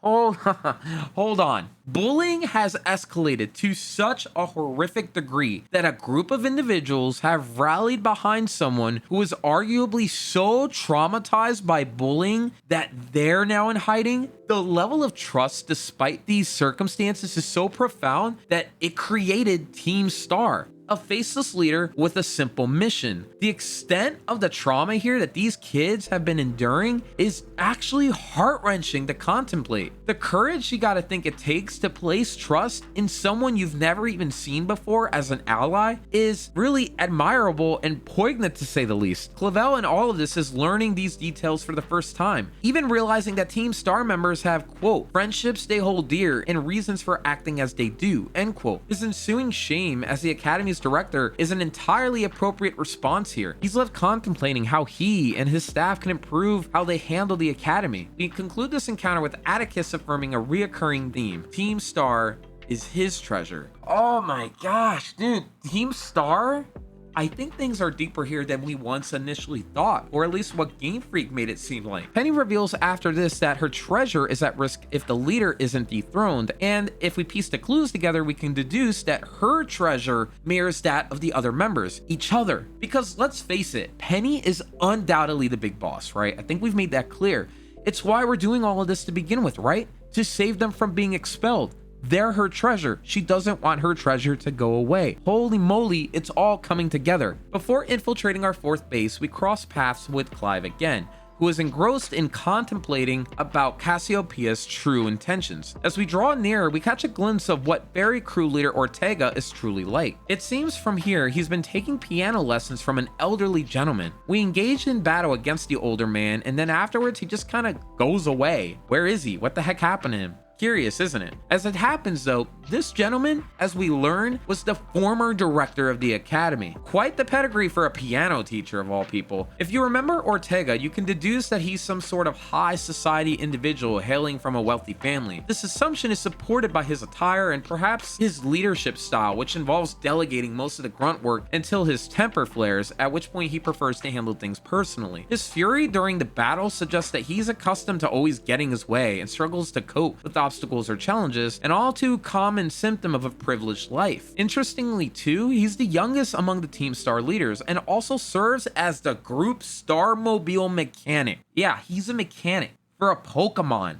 It's intriguing given the fact that, look at him, I mean, his appearance is far from that of a mechanic. He's just a child too. What the heck? Is he like some sort of mechanical prodigy? Rewinding to 18 months ago, we encounter a visibly frustrated Ortega, this time grappling with a malfunctioning Starmobile. His privilege becomes quite apparent as he contemplates simply just asking his mother for a new car, rather than just having to build one himself.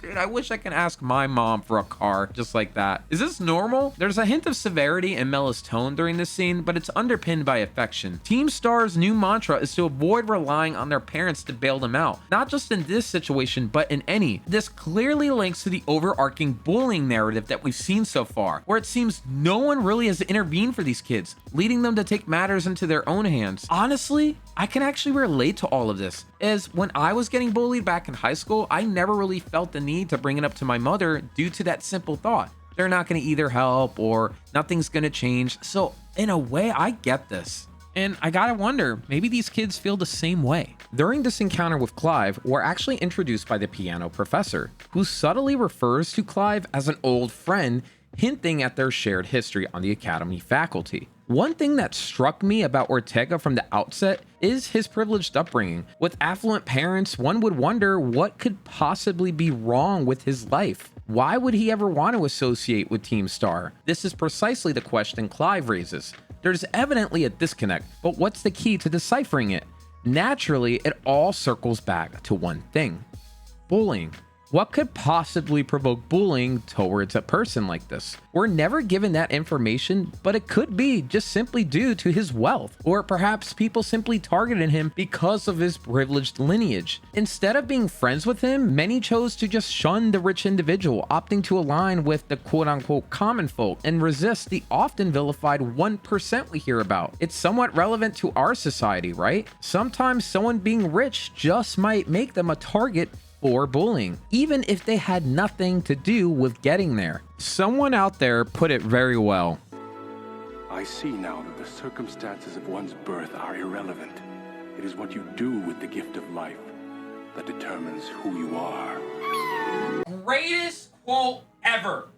These are, of course, merely speculations, but it's clear that he too wasn't immune to the bullying others experienced. I have to say, I really commend Game Freak here for the incredible diversity of characters in this narrative. All of these members of Team Star are somewhat different in nature with different backgrounds, but they all experience the same thing.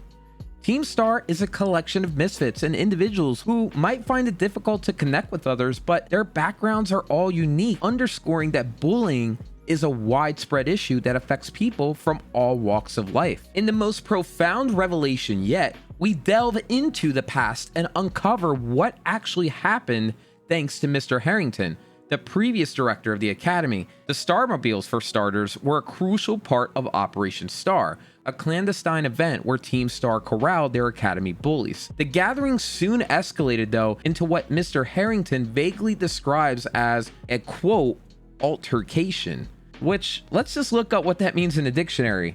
Quote, a loud disagreement or argument, especially in public. But what did this skirmish actually entail? Was there like a fist fight? Was it just shouting at each other? Did Pokemon actually join the fray to attack other people? And where does the Starmobile fit into all of this? Did Team Star use it as a weapon of sorts against their bullies? Maybe, I don't know, leading to serious injury or worse? Look how big this thing is. Wait a minute. Hold on. A group of kids got together, tinkered with a rev room and 2 varooms, creating this colossal vehicle that could theoretically pose a significant threat to anyone unfortunate enough to be in its path. Why else would you bring such a thing to a fight? To gain some sort of strategic advantage? To intimidate the bullies? Or, I don't know, kill someone? Seriously, this thing could easily run over people. What? Seriously, look how huge it is. Like, it's a freaking massive Hummer. Here's the thing, if you're gonna go into a fight, a Hummer is not what I would think of. I mean, it could have been a gun, but it's rated E for everyone. We got to remember, it is a Pokemon game though, so it can't get too violent, right? But the incident had a profound impact, causing the bullies to leave the academy en masse. This raises the question, what percentage of the student body were actually bullies then? Clavel's reference suggests a significant number, although one could argue that even just one bully is one too many. What's even more crazy here is Clavel's ignorance of the entire event. How does he not know any of this happened? How is that possible? Well, here's the thing. No trace of it exists on school grounds because the former deputy erased all related records. Let's dive deeper though than that, shall we? Why? That's my only question here. A particular student apparently approached Harrington after the event, volunteering to bear full responsibility, a sacrificial lamb of sorts, on the condition though that everyone else be spared any punishment. The director agreed, and that was that. Wait a minute. From a school policy perspective, this is unprecedented. If you think about it, in reality, if something like this happened, wouldn't that likely encourage further mass retaliation if one person can nobly shoulder all the blame? Seriously, just pick like 10 people, one by one, just have them go up and be the sacrificial lamb. I'm intrigued by Harrington's rationale here. On a different note, it is commendable to see someone willingly bear the brunt of the punishment for the sake of the bullied. The sole student's punishment was an 18-month overseas study program. Now, if you've been keeping track, these flashbacks are all precisely what? 18 months old. That implies the punishment period is nearing its end. It becomes increasingly evident that our actions aren't mere coincidences. The timing is just too precise. Cassiopeia clearly is the student who accepted the fall. That's why they've been in hiding until recently, which explains their desire to disband Team Star. I'm curious how many players made that connection. I appreciate a game like Pokemon for not overcomplicating its narrative with unnecessary mystery and confusion. While some may desire a more complex Pokemon storyline, I'd argue that Pokemon Violet explores depth in a very different way. The punishment here doesn't seem punitive at all, by the way. And that's because I don't think it is. Harrington acknowledges that Team Star were the true victims here. Imagine being oppressed your entire life. Eventually, you're bound to fight back because you're sick of the pain, the ridicule, etc. That's precisely what Team Star did, and Harrington recognized this, making me reconsider my earlier criticism of his handling of the whole situation. Rather than punishing the bullied, he offered a fresh start. As for the bullies themselves, well, they kind of did receive their punishment. It came in the form of Team Star, evidenced by the fact that many of them left the academy. While Team Star's plan succeeded, they got the bullies out, they are gradually being painted as the new bullies. They are the new villains here. But are they? I wouldn't think so. But our mission is to prevent them from crossing that line. The story begins to resonate once you possess all the facts here. All evidence of that fateful day was subsequently eradicated from Academy grounds, never to be found again. This feels a little bit suspicious though, doesn't it? Over the years, I've learned that if you feel the need to hide something, you're probably doing something wrong, or at the minimum, you're trying to protect someone else. Man, the story really starts to click together once you have all this information. It's crucial to clarify, by the way, that Harrington didn't instigate the deputy's cover-up, and upon learning of it, he promptly fired him. What's important to note here is that Harrington didn't command the deputy to do any of this. So when he found out about it, he seemingly immediately fired the deputy. You're fired. You're fired. You're fired. It was all covered up, essentially pushing under the bed the biggest problem the Academy was and is currently facing. That's not a solution to any problem. Clive shares this sentiment, which is a relief considering he's the new director tasked with steering the Academy on a corrective course. However, in the realms of business and politics, responsibility never just stops with the individual who actually committed the offense. I'm curious what you have to say in this regard. When something goes awry within a team, it's easy to point fingers at the person who slipped up. But any worthy leader should introspect and ask themselves, how did I let things get this far? A true leader acknowledges their team's failures and courageously faces the fallout, willing to face the consequences. Such leaders understand that accountability is a crucial aspect of leadership, and they lead by example. When a leader assumes responsibility for a failure, it not only displays their courage and integrity, but also provides a learning opportunity for the rest of the team to grow from their mistakes. In extreme cases, a leader may even choose to step down if they believe their actions have severely impacted the team or organization. You see this all throughout the news all the time. This act of selflessness showcases a profound commitment to that team's success, signaling that the leader's ultimate aim was to serve the collective good. For everything that went awry at the Academy, Harrington and his staff recognize this, leading them to resign. In my view, this is the honorable course of action. But I have to say, the team should have never let bullying become so entrenched in the Academy that this had to happen. Regarding Clive or Clavel, he's Clavel. I'm calling him Clavel, okay? Regarding Clavel, he is completely oblivious to these events. Imagine being so in the dark as the Academy's director, man. Imagine assuming a leadership role, only to discover that all the staff under you are just as new as you. Wouldn't that raise any red flags at all? I would instantly question what went wrong here. Why is everyone new? That implies that there was a ton of people that left. Why was that the case? In my professional career, I've joined companies where there was a ton of senior staff and many of them left just out of nowhere.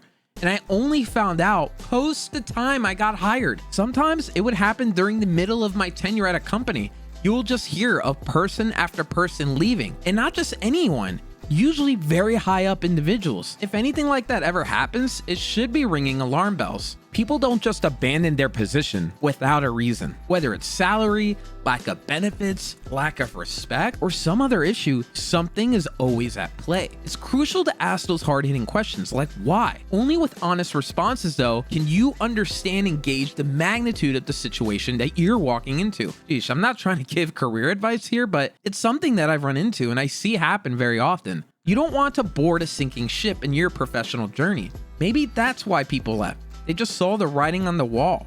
All these teachers probably saw that the Academy was just not handling the situation well and decided, I'm out of here. I'm joining a different school, like maybe Hoenn or something like that. Clavel was unfortunately oblivious to all of this stuff, but I can't help but feel that he should have done some detective work on his own. Harrington doesn't offer much assistance either, since he never disclosed this information at all to him, although he now offers an apology in light of the truth being revealed. I appreciate it, even though, you're late to the party here. It's something. Ortega, displaying his potential brilliance, poses an interesting question to Harrington in this case. Why now? That's a great question. Seriously, why? Why reveal this information after a year and a half? Harrington replies, it's because Team Star can't persist on their current path, and he desires to provide an opportunity for his former student to carve a new direction and steer them towards a more successful outcome. However, it's too late, at least for now. Ortega, like the rest of the team we've seen so far, they're going to stand unwavering by their friends and ultimately Team Star. It's all or nothing for them because their bond is genuine and strong. Their bond is their treasure. You gotta think, experiencing Any form of trauma can be incredibly isolating and painful, especially for these children, but it can also create a strong sense of shared identity and solidarity within the group of people who have gone through something similar. When individuals in a group have all experienced some form of trauma like Team Star, they find it easier to connect with and understand one another on a deeper level because they all share that common understanding of the emotional and psychological impact of that trauma. This in turn leads to a sense of belonging and community within the group where everyone feels validated, supported, and accepted by others who have gone through something similar. Working through that trauma together provides that shared sense of purpose that Team Star has, and it helps build a strong sense of resilience and strength within the team too. While the trauma can be incredibly difficult, the experience of it can also create powerful bonds between individuals and foster that sense of connection and even a sense of healing. That is right now what's encompassing Team Star at this very moment. And that's why the team refuses to leave everyone behind. It's very commendable. This group is not breaking apart. And for Ortega, the common theme plays out in a poetic fashion. For him, Team Star, or really again, the members that make it up, are his treasure. Following our interaction, we receive another call from the mysterious Cassiopeia, who by the way always refers to the crew leader by name, Followed by a string of periods, which, you know, again, suggests there's a connection there. We also learned that Operation Star morphed into an expansive Pokemon battle, and the bullies who started to drop out did so because they were scared of the newly formed Team Star, thus confirming all the earlier suspicions we had. It's amusing to see that Cassiopeia, by the way, asks us to forget everything that was just discussed in this last conversation we had. How? Why?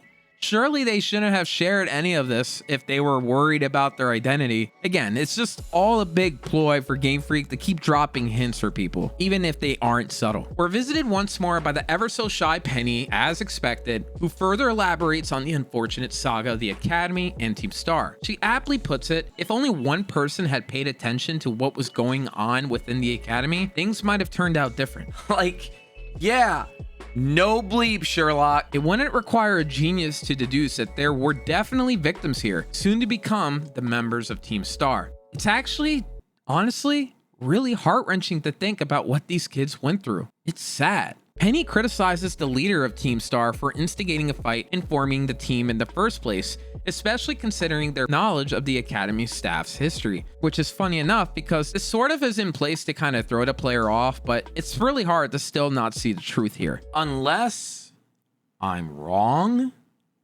No way. And maybe Penny does feel bad about even having Team Star do any of this in the first place. Now Team Star is perceived as the villain of the story. Either way, we need a little more clarity. The fifth and final base that most players will attempt is located right up in North Paldea near Fury Falls, close to the advanced level gyms and wild Pokemon. This is the domain of fighting type crew leader Aerie, who stands as the absolute tallest among the group, by the way.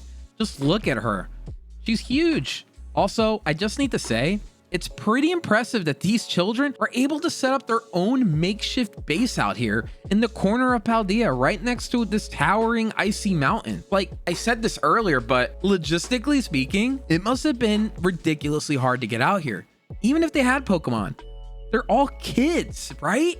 After one more uneventful run-in with Clive and Cassiopeia, we meet with Aerie at the front gates of her base, which is different than every other leader we've seen so far, hinting at the fact that she's a woman of action and has no problem at all in being in the front lines, opposite of, say, someone like Ortega. Her rationale for this is really simple. She doesn't want anyone else to get hurt, which is very kind of her. This becomes very evident when a grunt wants to challenge us, but Aerie just says, no, I don't want you to do it. We eventually experience our fifth and final flashback after defeating her in battle, and it's all centered around Aerie and her devotion to the team. In this flashback, we witness her training the team for 4 consecutive hours, it seems, without any rest. That's a long time. Her strength is not only evident from this cutscene, but also, you know, she does have the highest level Pokemon out of the team, confirming that she is the strongest of the 5 leaders. Despite her tireless efforts though for them, she shows no signs of slowing down. The team even suggests like, hey, you should probably relax and rest, but she doesn't want to do it, displaying that relentless energy and commitment. Aerie is undoubtedly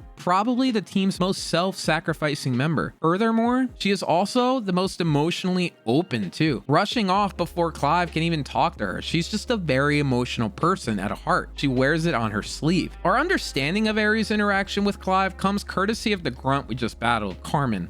Interestingly, Carmen Used to actually hate Aery, who at the time was referred to as Riri, due to her popularity. As the bullies targeted Aery, Carmen was also part of that crowd. However, once Aery left, the bullies then turned their attention on Carmen, making her their new prey. despite her past though. Aery showed remarkable kindness by helping Carmen, even though Carmen was one of the ones bullying her to begin with. This is clearly an example of the common phrase you probably have heard, kill them with kindness. You gotta think. I mean, that's what they always say about bullies. In order to get them to stop, just treat them back with Kindness, and that's exactly what Aery did. It must have been enticing for Aery to see Carmen go through such a struggle, but as she demonstrates, responding with that kindness and compassion often proves effective in breaking the cycle of hate. By showing empathy and understanding, one can help a bully recognize the pain their behavior inflicts, thus prompting them to reconsider their actions and possibly amend their behavior, as was the case with Carmen.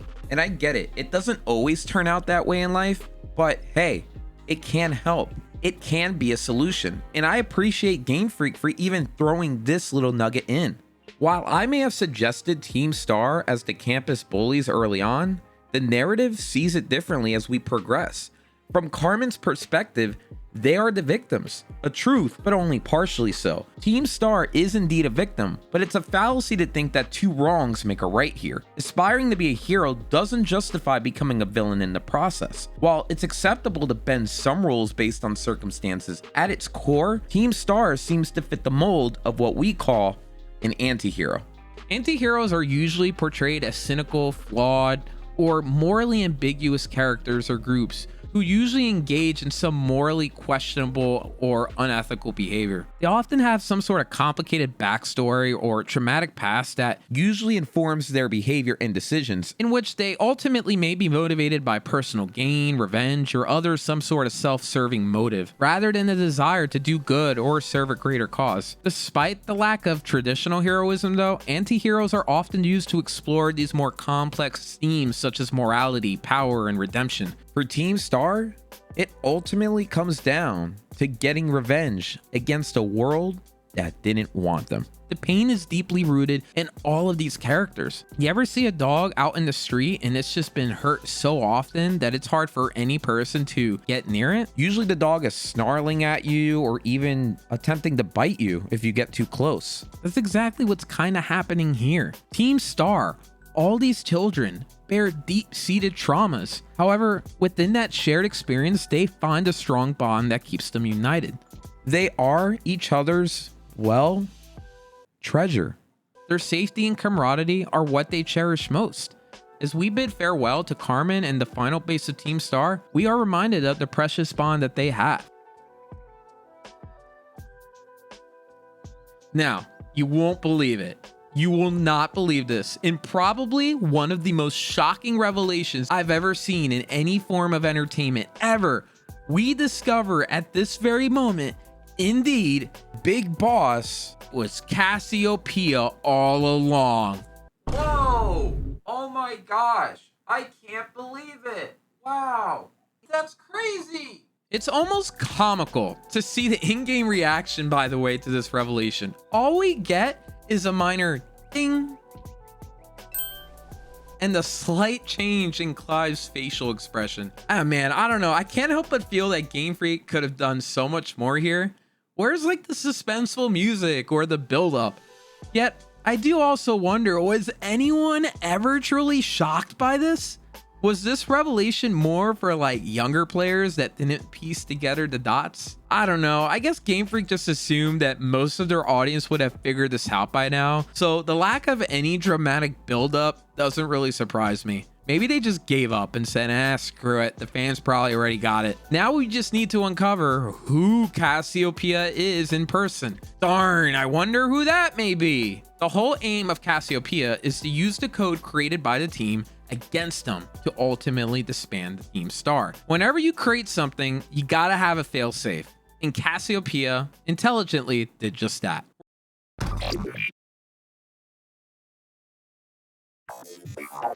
We're directed to the schoolyard after dark for our final confrontation. As for the location, I think this is quite fitting if you think about it. It all started at the academy, and it's all going to end here. Clive greets us at the front door. The suspense builds up as the lively Messagoza music fades away.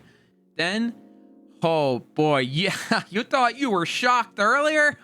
Then, in another revelation, Guess what? Officially, Clive reveals it was Clavel all along. What's funny enough is right after that, the Messagoza music just comes back.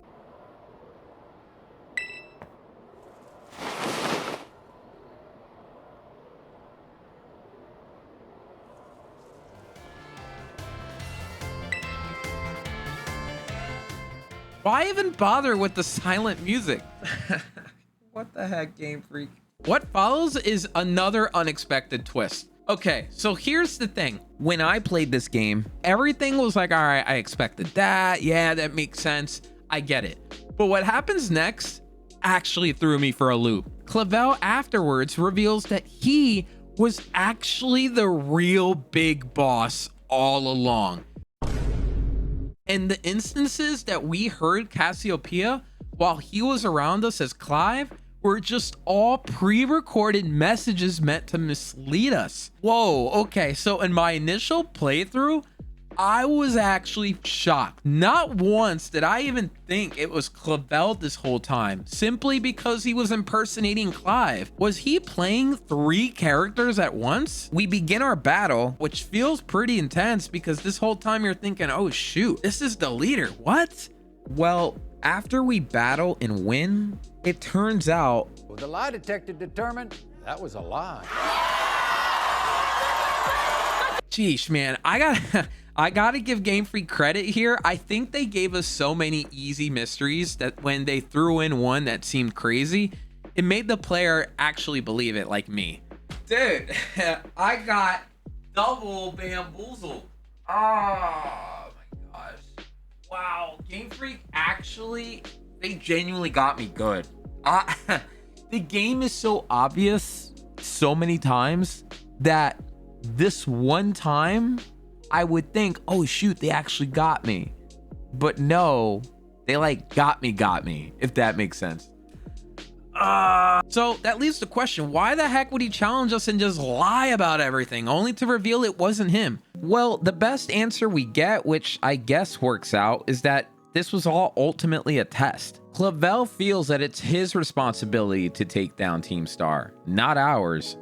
And listen, dude, I gotta say, you're not wrong. We literally discussed how the leadership of any organization or team should always be stepping up and taking responsibility, right? Not just some child who just began their Pokemon journey, dude. If Clavel had won, it would have proved to him that he was the only one, perhaps maybe along with Nemona, who could challenge the leader in a Pokemon battle and end Team Star for good. But now I have to ask another question. Why does everything have to be decided by a Pokemon battle? It almost reminds me of Yu-Gi-Oh, where every problem is solved through a bloody card game. Where are the authorities? Where is the leadership of the adults in any of this? Maybe it's just a sacred role in the world of Pokemon. I don't know. Everything is just decided by this sacred art of a Pokemon battle. The fact that even the director of the academy succumbs to this child right here just demonstrates how seriously they take this tradition here. Looking at it from a real world perspective, I can't help but just be like, this is very irresponsible for the director to be handling things this way. That man, dude, you can even see it in a way where Clavel's approach is indeed just promoting some sort of culture of violence. By relying on Pokemon battles to resolve any dispute, the Academy might be unintentionally fostering an environment where aggression is seen as the primary means of conflict resolution. They think that the only way to solve problems is just battle it out. The best man wins. The end. End of story. This easily discourages any critical thinking and problem solving. And it's an academy. You would think that's where this takes place. This ultimately, in theory, leads to an escalation of the bullying problem that the academy is trying to eradicate. This is all upside down. The heavy emphasis on these Pokemon battles also just lead to a disregard for any value of life. By treating battles as like the ultimate source of worth, we risk fostering that attitude of disrespect towards each other. This in turn leads to perpetuating a culture of, guess what? Bullying. Oh my gosh, this is so bad if you really look into it. While Pokemon battles are undoubtedly fun and engaging part of life in Paldea, relying on them as the primary means of resolving disputes isn't a sustainable or healthy approach at all. For an academy raising the next generation of citizens, it's crucial to encourage communication, critical thinking as effective ways to navigate conflicts and disagreements, right? Nah, it's Pokemon, baby. Let's have a battle in front of the school against the head honcho, shall we? I get it. From a realistic perspective, this is all really silly, but it is also Pokemon. Sometimes you just want to sit back, break down some modern rules of society, and just Have a world that's a little more different. video games are all about that anyway. It gives us an escape. Even though some of the escapes don't make sense under a specific lens of analysis, Taking a step back, we just have to ask, are we having fun? In this battle, I gotta say I am. I'm fighting the director of the academy in front of the school. It's great. I love it. So what happens now that we beat him and he revealed the real truth? So as I mentioned, after beating Clavel, he reveals that this was all just a test to see if we were ready to fight the big boss. If we had lost, Clavel would have just taken on the responsibility of defeating Team Star himself, But since we won, he's trusting us to do the task. This can be seen in two ways. One, it's an exciting opportunity for us to save the day. Or two, it is just a little concerning that the director is trusting all of this on a child. If you think about it, this could potentially be some big PR disaster. I mean, it's not the first time a child has saved the day in Pokemon, I guess, right? Nonetheless, it's reassuring to see Clavel acknowledging his guilt for even burdening us with this responsibility to begin with in this scene. Despite recent events, rules still matter to some as we see Clavel get a scolding from one of the staff members of the academy, Time, about battling on school grounds. Game Freak's use of camera angles in this scene indeed adds to the drama, by the way. The camera placement creates a sense of tension and unease, mirroring Clavel's feelings of discomfort, which was clearly done on purpose by Game Freak. It also emphasizes the character's facial expressions and body language, enhancing the emotional impact of the scene, as silly as it may be. After Time scolds Clavel and commands him to write an apology letter, geesh. She also threatens to report the incident to the chairwoman of the school board, Gita. Time's firm stance against Clavel might be indicative, though, of a deeper history of discord between these two.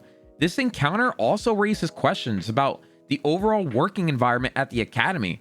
Considering the academy's history, it does seem like there may be more issues at play here than what we're witnessing in the game. Clavel, get your crap together. Clavel's chase after Time reflects his lack of control over the situation too, bringing into question just his ability to lead the academy. On arriving at the schoolyard, the player is met with a cutscene featuring Penny, wearing a hoodie. And yes, finally everyone, the big reveal occurs. Penny is Cassiopeia. Her disguise, symbolized by the hoodie, hints at the thrill she's probably feeling at the shocking revelation. Hiding her true identity must have been emotionally taxing for her, so revealing herself as Cassiopeia might bring a sense of relief. Moreover, it's also a way for Penny to seek validation, to assert her identity in the face of the judgment that may potentially come. We originally got involved in this situation due to the initial encounter with Team Star and how they handled it. In theory, it could have been anyone else who ended up in this situation, given that Team Star's Pokemon were not particularly strong when we initially fought them. But Penny, being skilled at battling, was able to accumulate a significant amount of league points. These points, which can only be obtained from ranked online battles and wild Terra Pokemon by the way, were used as a lure to involve the player in her mission, which may actually hint at just how good she is. Seriously, is she battling online a ton? Or is she doing a bunch of raid battles? That would be my only guess. From an academic perspective, paying another child to handle the situation is, at the very least, ethically questionable. However, who else could Penny trust? Perhaps Nemona, given, she's a nut for battling, and she also has the status of champion, but this would simply mean we would be shifting the focus of the story from the player to someone else, and I mean, that wouldn't be fun. Even toddler Poppy could have saved the day, yet in many ways, Penny is the central character of this narrative. Game Freak uses her character to highlight the detrimental effects of bullying. Taking a step back, indeed, for Penny, Team Star is more than just a group she assembled to combat the injustices she faced. It's something she invested her time, energy, and emotions into. Therefore, it makes sense for her to feel a sense of ownership and emotional attachment towards it. Letting it go might feel like parting with a part of herself, particularly due to its sentimental value. We often develop emotional attachments to the things we create, be they pieces of art, personal projects, or written works. These creations can represent personal milestones, significant events, or deep-seated thoughts and emotions. So letting go of them can feel like parting with a fragment of ourselves. The interaction between Penny and the player is brief but potent.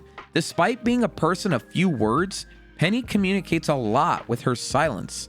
This is consistent with the characterization of Team Star members as individuals who struggle with personal connections, thereby relying more on non-verbal communication. What's interesting is that in the middle of all of this, the game continues to refer to Penny as Cassiopeia. This could be Game Freak's way of indicating that Penny, as she isn't the leader of Team Star. Instead, it's her digital persona, Cassiopeia, a version of herself that she evolved into as a result of her experience. As the showdown is about to begin, Clavel rushes into the scene in a humorous manner, tripping over but maintaining his disguise. While it's likely that Penny sees through his disguise, she chooses to play along by referring to him as Clive. This could be her way of sparing him any embarrassment, or perhaps less likely, she genuinely hasn't figured out his true identity. We also learn here that Cassiopeia wants the match to be filmed, underscoring the depth of commitment Team Star members have for their cause. It's not merely about winning or losing a battle, it's about proving a point and establishing a fact. For them to truly accept Team Star's end, they need to witness the defeat firsthand. The moment Penny acknowledges herself without the Cassiopeia alias might indeed be seen as an important step in her personal development. By accepting her real name, she is accepting her past, the bullying she endured, and reclaiming her identity.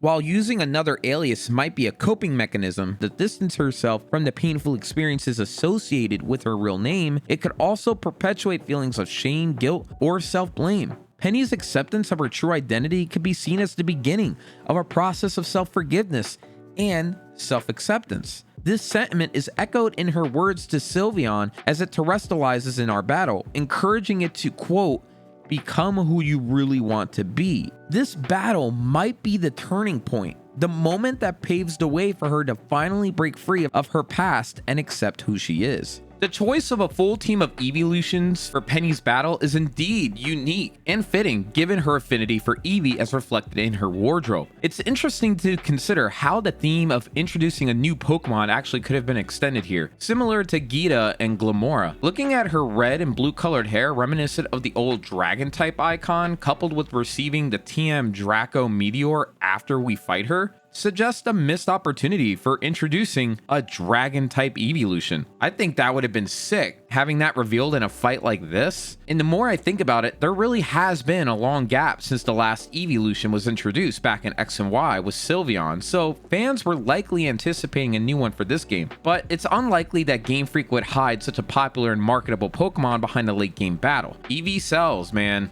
That's why we have a game completely dedicated to it. Regardless, the thematic connections and potential hidden clues in Penny's character design add another layer of depth to her character and the game as a whole. Speaking of Sylveon, there's something subtle we learn here as well in our battle with Penny. Sylveon is a fairy type, but when he terrestrializes, he doesn't gain another new typing. The Terra type attached is fairy. That doesn't make sense though. Why would you have a Terra type of the same type you already are, unless you just want the attack bump in your fairy moves thanks to, well, terrestrializing? That may be the case, but a big point is to change the type of your Pokemon so it gains a different same type attack bonus or stab for short. Looking at this, it reveals to us that she caught or received Sylveon as an Eevee for sure, because Terra types don't alter themselves upon evolution. It's a static typing. Her Eevee, in a way, was always a fairy type at heart. Unless it's possible she received Sylveon as just Sylveon, but I have to think there's a deeper relationship between her and the Pokemon, hinting that she received it when it was very young, as an Eevee. Her Eevee, in a way, was always a fairy type at heart. Remember that line about being who you really are that Penny shouts right before the Sylveon terrestrializes? Well, it all plays into Penny accepting who she is. I think when we're bullied, we feel the need to change to fit in and not get bullied anymore. It's what I felt growing up. It's important to grow as a person, but some aspects about who you are just that, who you are. Penny has her hobbies and quirks, and she, in a way, is accepting all of it right now. And this battle is a symbolization of that. The dust of the battle settles and the inescapable reality dawns once we win. Team Star is officially disbanded. A flashback pulls us into a poignant moment with the team, their unity undisturbed. Penny on the other end of the phone line discusses the dissolution of Team Star. It's clear from the context here that this takes place post-Operation Star. We also finally learn what really happened here. There was no grand showdown for Operation Star. It was just a metaphorical thumping of chest to establish dominance. However, the winds of fate have shifted, leading Penny to contemplate the unthinkable, disbanding Team Star. With the bullies rapidly vacating the academy, the spotlight has uncomfortably swung onto Team Star, now perceived as the new villains in the dwindling student body. Penny, acutely aware of this, makes valiant attempts to dissolve the team, but her pleas fall on deaf ears. She ends the call abruptly, her voice, or text if you will, laced with gratitude for their kindness. The final scene reveals something crazy. She's standing just outside their room, so near yet so far. These are her only allies in a sea of adversaries, and she bids them adieu to shield them from the brewing storm. The care that she is undoubtedly showing to them goes unnoticed, lost in the complexity of emotions.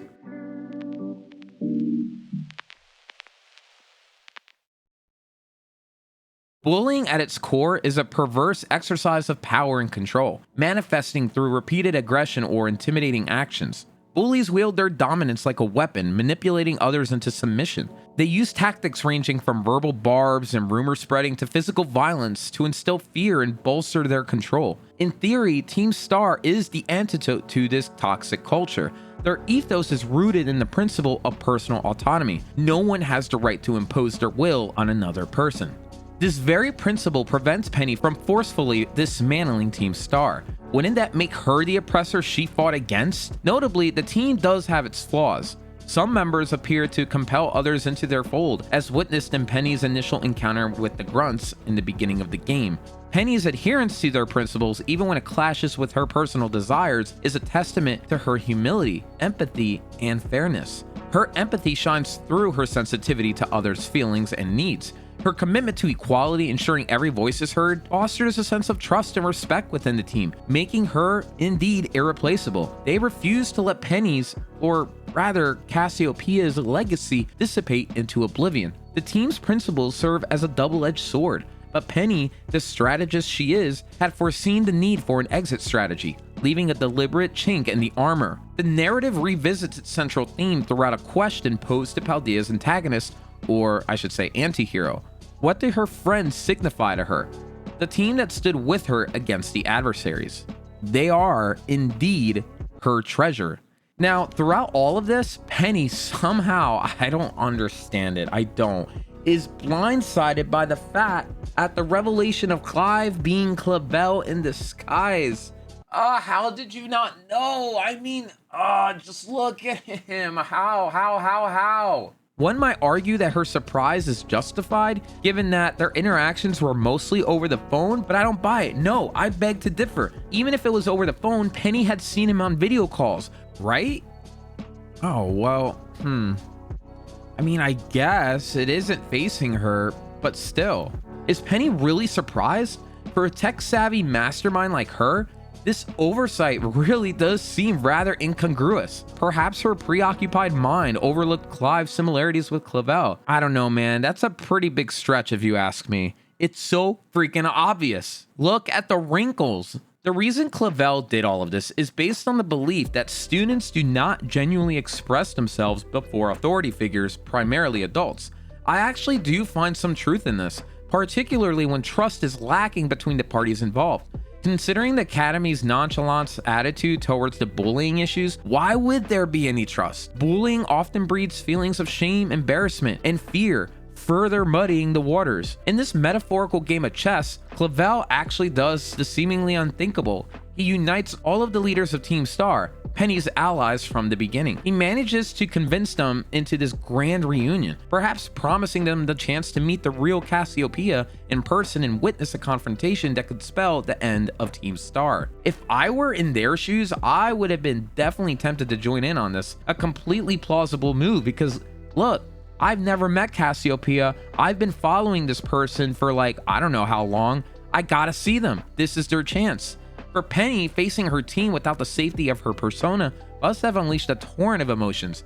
Her surprise is indeed palpable, and she is mostly at a loss for words as her team members address her in person for the first time, expressing the relief and happiness to finally see her.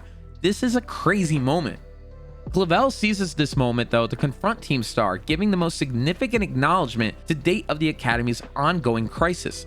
It brings back memories of my own experiences with bullying, where the perpetrators got off lightly, ready to strike again. And I know I'm not the only one with such a story. I'm sure some of you watching feel very similar or have an experience like this. Remember earlier in this video where I talked about the awkward yet impactful transition to adulthood marked by maturity and recognizing injustices in our lives or those around us? Well, I want to give you a quick background on something. One typical Friday evening, my friend and I were in a conversation on Discord discussing a simple topic, our favorite video games. As the conversation unfolded, I noticed my friend always contradicting almost everything I said.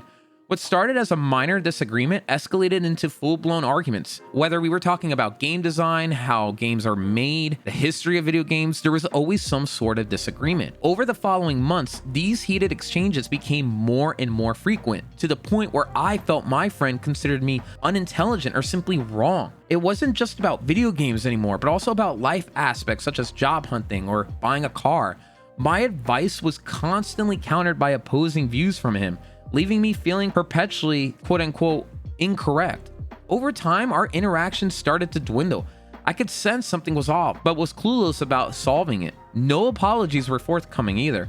One day, as this just kept happening over and over and over, I completely lost my cool, accusing my friend of perceiving me as just simply an uninformed idiot that didn't know any better on anything. The tension was so bad, it almost led to a full-on physical fight. And after that, our communication just stopped. I wanted an apology for all the lack of faith in my judgment in anything we were talking about. Looking back though, after playing through this game, I realized that the reality was that the onus was on me to forgive myself for lashing out at my former friend, and to admit that I was to some extent at fault at times. Even though I felt partially justified, it wasn't until I introspected about my outbursts that I realized the magnitude of my words and actions over the time that our friendship began to decay. Sure, there are people out there that could say, well, your friend was just being an antagonist. He was egging you on. He might be in the wrong. But deep down, I knew I had projected some of my insecurities onto him, contributing to our relationship's deterioration. Even though for sure he was wrong at times, I still feel the need to step up and just accept my part of the problem. Sometimes I was wrong in certain things. Throughout my childhood, I grappled with feelings of insufficiency, always believing that I was lacking knowledge, or even more fundamentally, that I just wasn't up to scratch. As I aged, I became desperate to disprove this notion and to demonstrate how smart I really was, or just being smart at all. So desperate, in fact, that I found myself taking offense when someone pointed out my missteps. This conflict struck at the heart of the self-image that I was striving to create. However, the reality was that these people, the people around me, were pointing out my errors, something that is bound to happen when venturing into unfamiliar territories or just speaking on things you don't know about. There is a balance between sometimes correcting someone and then always correcting them, even though they are right, but I think I was somewhere in the middle. Developing self-awareness and emotional intelligence is vital for recognizing and accepting our flaws and weaknesses. This was a journey I had to embark on, acknowledging that I too could be wrong because let's face it, nobody's perfect. My friend isn't perfect. He was definitely in the wrong for certain things. Heck, maybe even a lot of it. But neither am I. By understanding their insecurities, individuals can better comprehend how these anxieties influence their behavior, sometimes leading to destructive actions. This insight can stimulate self-reflection and motivate individuals to take these obstacles head-on.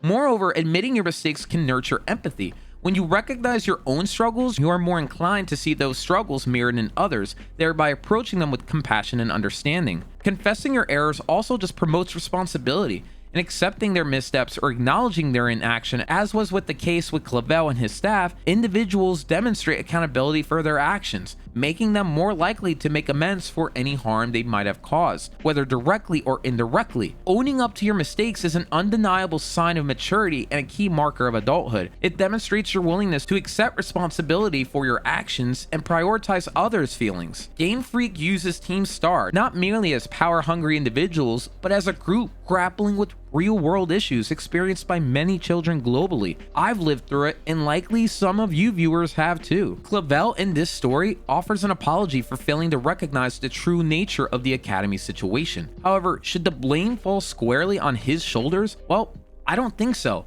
The previous director and his staff, who swept the issues under the rug and abandoned the sinking ship without attempting any substantial repair, are the true culprits here. Mr. Harrington, what the heck? However, despite this, and this is where the true beauty of this narrative lies, Clavel still apologizes. Despite the mess not even being of his making, he accepts responsibility as the Academy's current leader, acknowledging that the buck stops with him. This act of owning up, even when he is not entirely at fault, is a powerful demonstration of leadership, growth, and maturing. Something that I think Pokemon is doing as a franchise in this very moment. This is a pivotal moment of vulnerability for Clavel, a necessary step towards mending the fractures both emotionally and academically within the Academy. Game Freak perfectly complements this tone with a gentle melodic tune.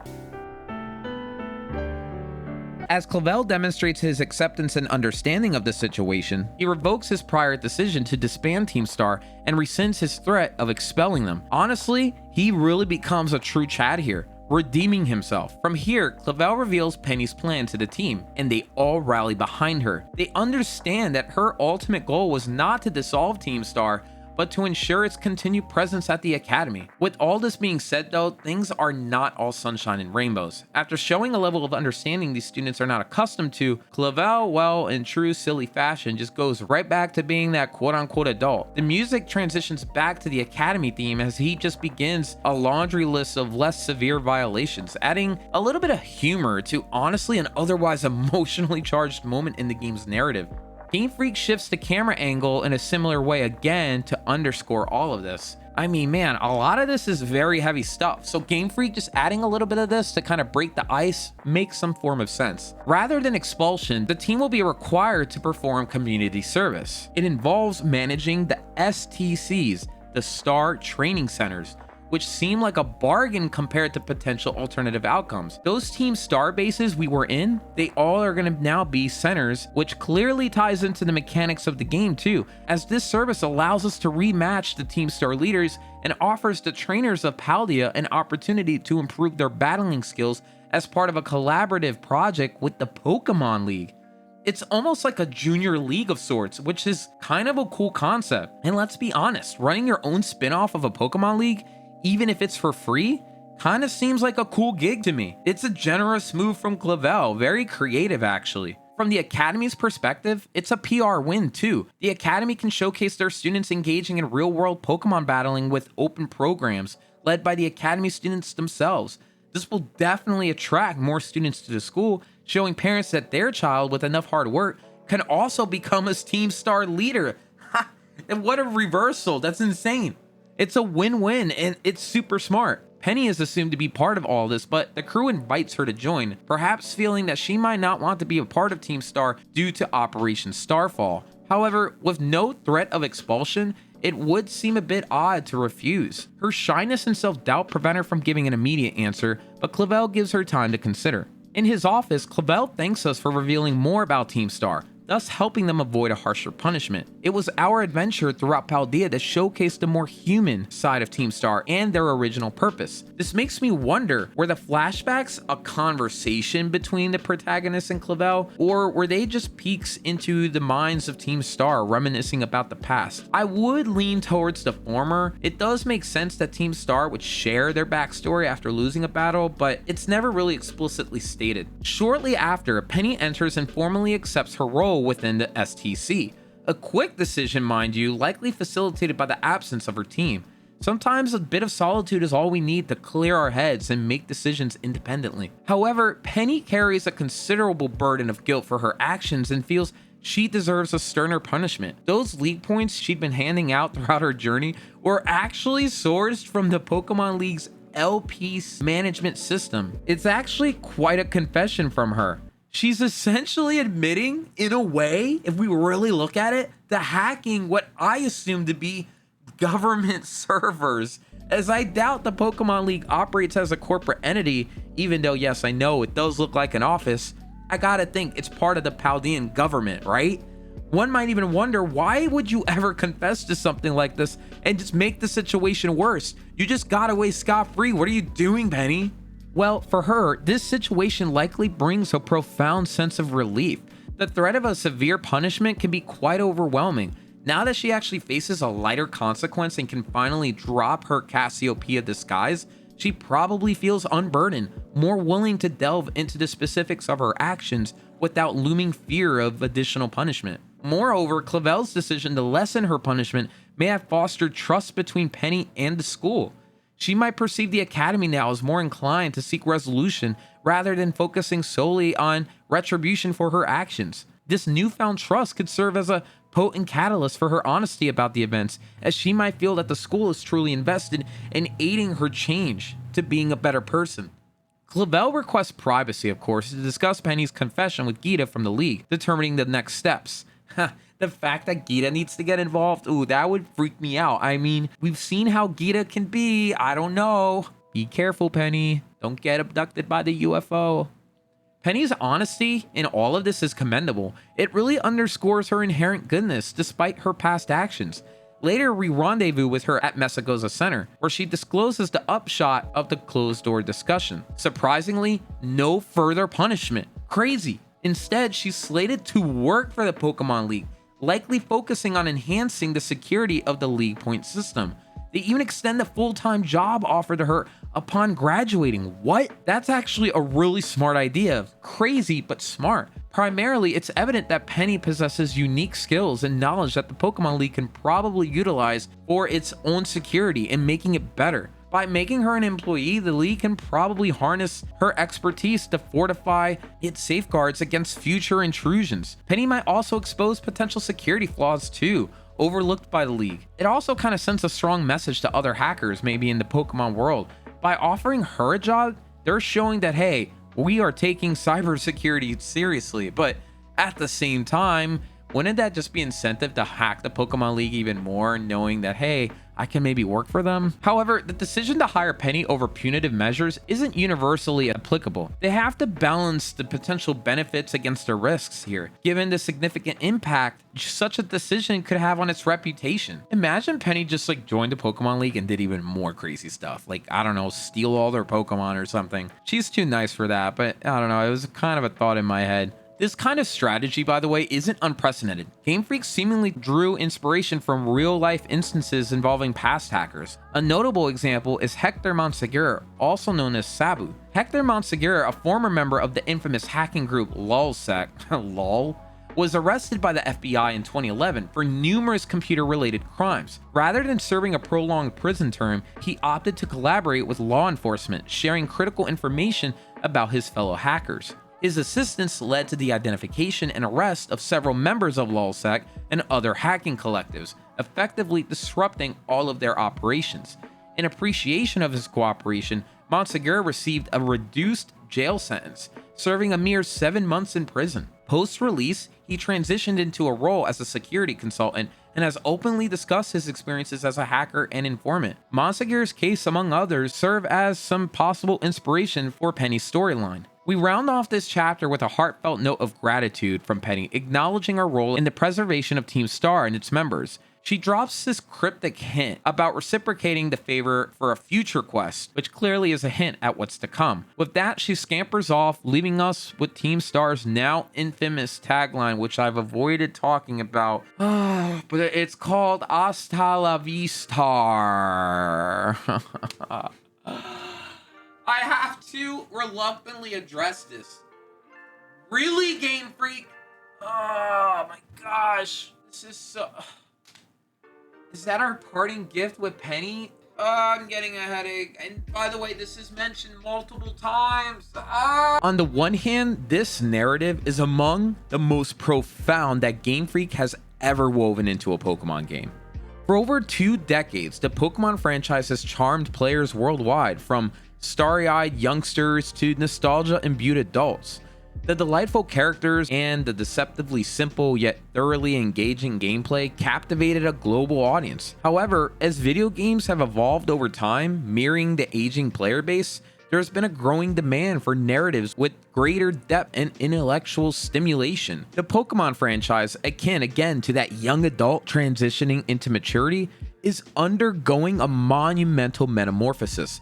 It's morphing from a fun-filled pastime to a platform for addressing weighty themes, challenging players to grapple with the harsh realities that color our world. The Team Star storyline epitomizes this paradigm shift, addressing bullying and its multifaceted implications head-on. To some, this may seem like a minor tweak, but it honestly signifies a colossal stride for the franchise. By engaging with real-world issues, the developers are leveraging their platform to advocate for positive change, a potent message that can't be downplayed. The introduction of a bullying narrative represents a transformative moment for the Pokemon franchise, signaling a period of growth and evolution. For long, the franchise thrived on a tried and tested formula, but this pivot towards mature storytelling demonstrates a readiness to venture into uncharted territories and challenge its player base. It's a clear sign that Pokemon is maturing in sync with its audience, recognizing that the original fans, now adults, warrant more intricate and nuanced narratives. This shift, I would argue, also mirrors the zeitgeist. In an era dominated by social media and instant gratification, it's all too easy to neglect the issues plaguing young people.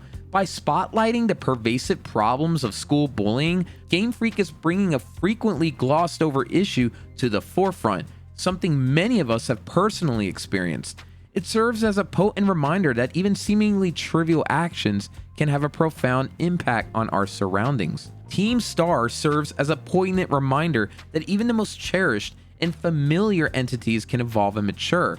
Despite the scrutiny Game Freak often receives for its reluctance to take risks or innovate in the graphics and performance realms, it is showing a willingness to confront more complex and emotionally laden themes. In doing so, it's making a powerful statement about the importance of standing up to bullies and advocating for positive change. The only other team that approaches this level of maturity, I would say, is Team Plasma from Pokemon Black and White. Their ultimate aim was to liberate Pokemon from human possession and exploitation, arguing against the use of Pokemon for personal gain, be it in battles or entertainment. They championed the cause of Pokemon freedom and autonomy. Dude, this premise stirred questions within me even before the release of Black and White. I always wondered, are we forcing our Pokemon to fight each other for sport or enjoyment? In the anime, I always remember them saying, yeah, Pokemon love it and it increases their bond with their trainer, but I don't know, man. It just forced me to confront the hard truths about the Pokemon world, even though I was kind of trying to ignore it. Black and White pushed that door wide open for me. In one respect, the plot revolving around Pokemon liberation might be considered deeper, but the reality of bullying as an urgent, real-world issue cannot be understated. It's commendable that Game Freak, often dismissed as a developer of a mere children's game, is addressing such a critical topic. Team Star's narrative is not merely about bullying, but also a commentary on institutional responsibility, how the establishments we've come to trust handle these issues, ensuring the safety and integrity of their space, in this case, an academy. It highlights the onus on the leaders of these institutions to rectify past mistakes and shape a better future. However, despite my appreciation for the narrative's depth, I must confess that it does stumble upon the same pitfalls as the Pokemon League storyline. The narrative beats are all too predictable, adhering to a formulaic structure. We meet Clive, encounter our Team Star boss, we get a flashback, Clive and the boss confront each other, and then rinse and repeat, start all over again. The monotony is only broken towards the climax. Among the Star Leader bases, I will say Harrington offers the most intriguing perspective given his significance to the Academy and the fact that his character provides a wealth of backstory that is surely needed about the Academy's history. As for the bases themselves, they lacked variety for me, with the only distinguishing factor being the different Pokemon you'd encounter. They were all located on grassy terrain dotted with a bunch of tents. It was all rinse and repeat. The impact of the story is undeniable, but I do believe that the manner of its delivery is where Game Freak can truly elevate their craft. Storytelling transcends the simple task of stringing together events or characters. It's an art that demands the construction of a narrative that emotionally resonates with the audience. While the plot forms the backbone of a story, it's the delivery that imprints it in the player's memory and heart. Experiencing a story isn't merely following a chain of events. It's a quest for meaning, comprehension, and connection, all facilitated by the delivery of the narrative. A masterful storyteller can utilize tone and characterization to captivate us, create tension, and stir emotions. However, pacing and suspense are also crucial tools in their arsenal. Harmonizing these elements can make us deeply care about the plot and the characters, making us stakeholders in the story's outcome. Balancing player autonomy with compelling narrative in any open world game is indeed a delicate dance. Developers have to expertly guide players towards key narrative moments without imposing rigid constraints on their freedom. This is a challenge not exclusive to Game Freak. Many other developers struggle with the same conundrum in the evolving gaming landscape. Despite many hurdles though, I commend Game Freak for courageously tackling such a serious topic, and I eagerly anticipate more stories of this nature. Don't get me wrong though, this doesn't mean that we should only be subjected to the realistic plot lines that mirror real-world issues. Games are often a sanctuary for many. I mean, Lord knows I use it as a way of escaping sometimes, and I'm sure Larry does too. He just hates work. It's an escape from the everyday humdrum and tribulation of life. Less realistic, high-stakes narratives, often involving world domination or cataclysmic destruction, allow players to immerse themselves in fantastical realms, pitting themselves against larger-than-life adversaries. This can prove to be a cathartic experience, providing players with a sense of power and control that may elude them in reality. How often you're gonna go out there and save the world in a real-life scenario? Pretty much never. Such plotlines also grant Game Freak the latitude to flex their creative muscles, crafting unique scenarios and characters that a more realistic setting might stifle. For a plethora of players, these less realistic narratives allow them to indulge in their heroic fantasies, embodying the ultimate savior, vanquishing formidable foes, and rescuing the world. It's a chance to inhabit a universe far removed from their norm, an exhilarating flight of fancy we should never forsake. Fortunately though, the narrative from here does embrace that more fantastical approach. While the story of Team Star and Penny is deep and strong with a root in reality, the story to come is one that crescendos into a plot that is both engaging and I would say way more entertaining and fun. And it all begins with Arven.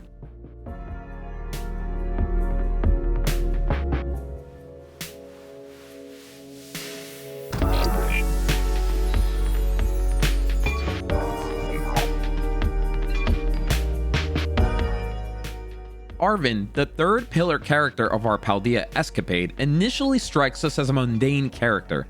However, as we delve deeper into his motivations and backstory, his character blossoms.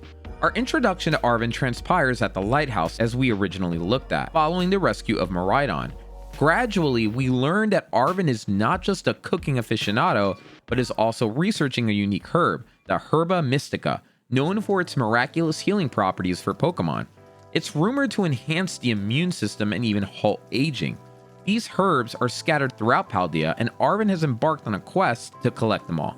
However, there's a catch. These herbs are all guarded by the so-called Titan Pokemon. As combat isn't Arven's strong suit apparently, he seeks our assistance because, of course, it has to be us, you know, dude, come on. Reminiscent of the gym challenges, the order in which we can tackle these quests is flexible, though some Titan Pokemon are decidedly tougher than others. I can attest to this, having confronted the quaking Earth Titan prematurely, an encounter that soon proved ill-advised. Regardless of the sequence in which you face the Titan Pokemon, your interactions with Arven will remain the same. Upon nearing a Titan Pokemon, Arven will call to caution you, enabling you to prepare accordingly. These Titan Pokemon mirrored the traditional boss fights of the past, akin to the Totem Pokemon from Sun and Moon, or Arceus in Legends of Arceus. Our true understanding of Arven's quest begins to crystallize only after we vanquish the second Titan.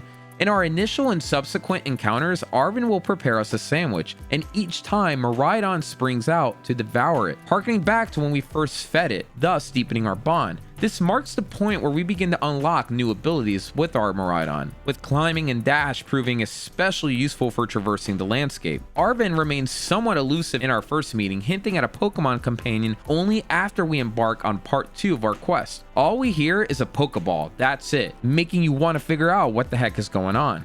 During our second encounter, the veil is lifted.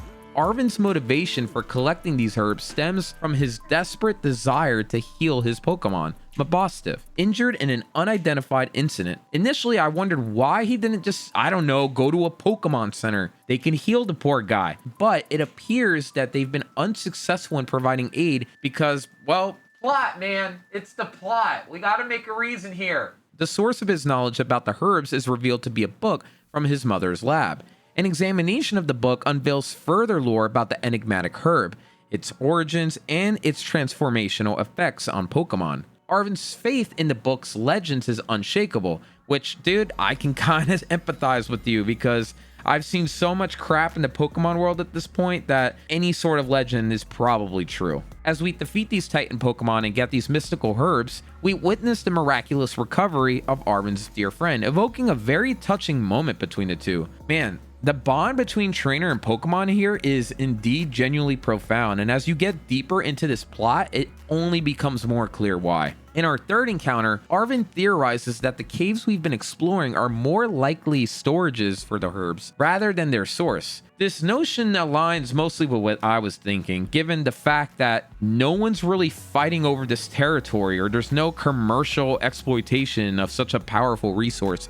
You would think that the place would be overrun by people if this mystical herb grew here. I'm sure Big Pharma would just crash into here, taking everything they can and then selling it on the market for, I don't know, some dumb price. Progress continues in Mabosstiff's recovery, evidenced by its first woof and attempts to stand, though it's clear more herbs are required. What bothers me about Arven throughout this is that we learn one of his interactions is a catchphrase, and all it is, quote, "Bob's your uncle." What the heck does that mean? Like, hold on, let me look on Urban Dictionary. It's a catchphrase dating back to 1887 when, in a blatant case of favoritism, British okay, so there's history here. So Bob's your uncle is another way of saying your success is guaranteed. Huh, I guess. I wonder how many kids played this game and like genuinely never figured that out. For the fourth herb, Arven offers a theory regarding our legendary Pokemon's inability to reach its final form, in which we saw early in the game. He suggests that the problem might not be physical, but more so psychological, with Miraidon experiencing a mental block due to past trauma. This conversation sheds light on the narrative's endgame, offering clear indications of the plot's trajectory. It's less of foreshadowing and more of direct hinting at the events to come. Regarding Mabosstiff, there's no significant progress here. It seems he just needs more time and likely the final herb to fully recover. Our fifth and final herb session brings us the most emotional scene yet between Arven and his Pokemon. The deep bond between them becomes so evident, reminding us of the connection between a child and their first pet. In this scene, we witness Mabosstiff fully walking, carrying a Pokeball in its mouth, its tail wagging with joy. The herbs have indeed worked. The legend is true. Following this joyful scene, we encounter a significant plot twist. Everything up to this point has been pretty standard, pretty cool. It's been awesome seeing Arven get more and more pumped up at the fact that Mabosstiff is slowly healing. I actually felt happy for him. I mean, I remember my first pet and how much I cared about the little guy, and I gotta wonder how Arven feels about his Mabosstiff. But boy, there is a major like psychological reason why this guy loves his Pokemon so much. Following this joyful scene we get at the end, we encounter a significant plot twist. Professor Turo calls us, and in the ensuing conversation, we learn that Turo has been searching for Arven for years. Why is that? Well, the reason is the lab at the lighthouse needs to be opened, and only Arven has the means to do so. But why would that be the case? Well, we find out that Turo is Arven's long absent father. Imagine after not hearing from your dad forever, for years, almost your whole life, that out of nowhere, they gave you a phone call, and instead of saying how much they love you and miss you, they just say, hey, I need you to unlock my car door. Oh my gosh, dude, what the heck? Understandably, Arven reacts as anyone would here. Despite him being visibly upset, he somehow is still loyal and follows his father's instructions. Dude, what the heck? Dude, wait, oh my gosh, hold on, what? Imagine your father coming home after disappearing for 5+ years. He returns and the first thing he says is, hey, son, go take out the trash. Dude, insane. Arven somewhat takes it in a way anyone else would, but then he still listens to him. We get some background too on their relationship. It's the classic case of mom or dad just never being around, sadly. And that's where this story takes a much deeper turn. What the heck is even going on? Even Arven asks, where has dad been this whole time? There's clearly a disconnect going on, and that's on the father's side. For some people, they would not take the extra step of still listening to a parent that has disappeared from their life for so long. But just as Arven has a deep love and care for his Mabostiv, so I guess does he for his own flesh and blood here, despite everything that's happened. What a king he is. The reason I saved this storyline for last is because it ties in heavily into the final plot of the game.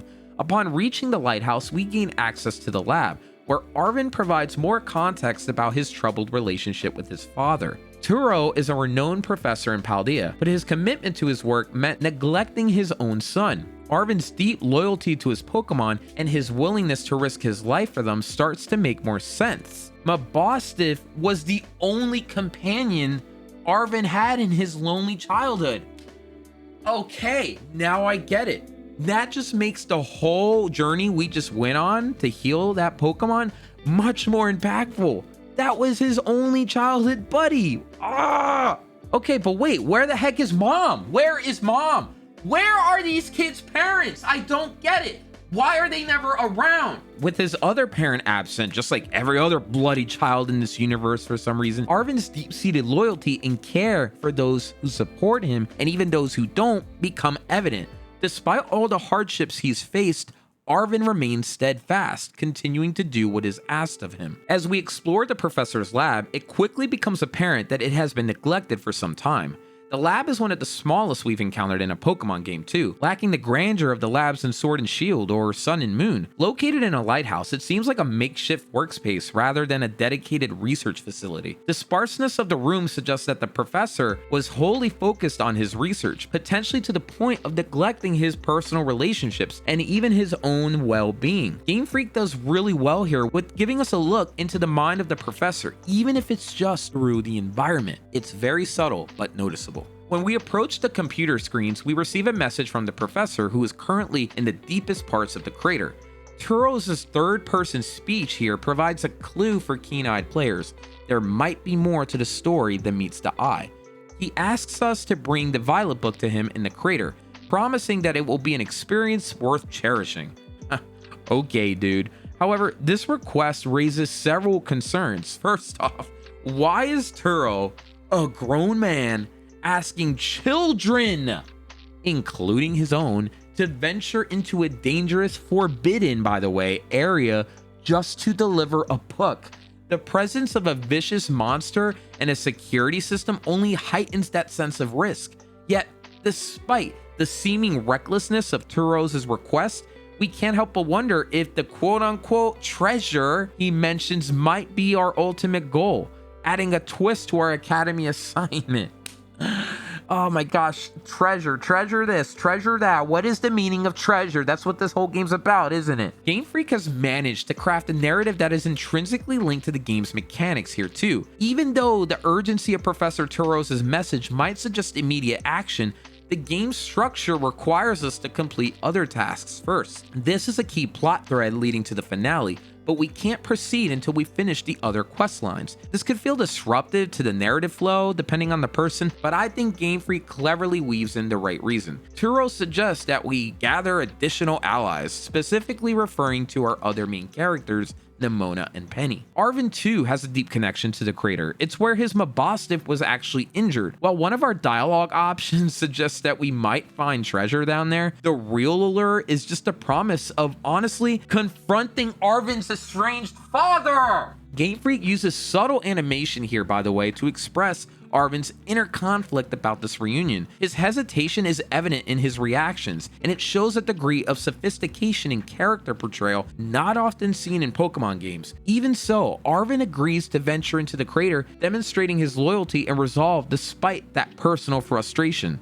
Before we proceed, we must battle Arven one more time because Pokemon, and an ultimate test of our readiness for the challenges ahead. Even after this victory, the game reminds us we need Penny and Nemona's help before we venture into the crater. Whether this is strictly necessary is up for debate, but it serves the narrative purpose of uniting the, well, I guess we can call it Avengers of Paldea. The Path of Legends quest feels like a natural prelude to the finale, which isn't necessarily a bad thing. However, it would have been nice to see more variety in the events leading up to this point, rather than, again, this repetitive nature of similar scenes after each Pokemon Titan fight. It's very similar to the Pokemon League and Team Star stories. You kind of know what to expect every single time. The main thing that's different is just these little plot threads that get added on. But despite these minor criticisms, I will say the anticipation for the finale though is palpable. The conclusion of each questline really is the only time that we get a break from the pattern that dominates most of the game,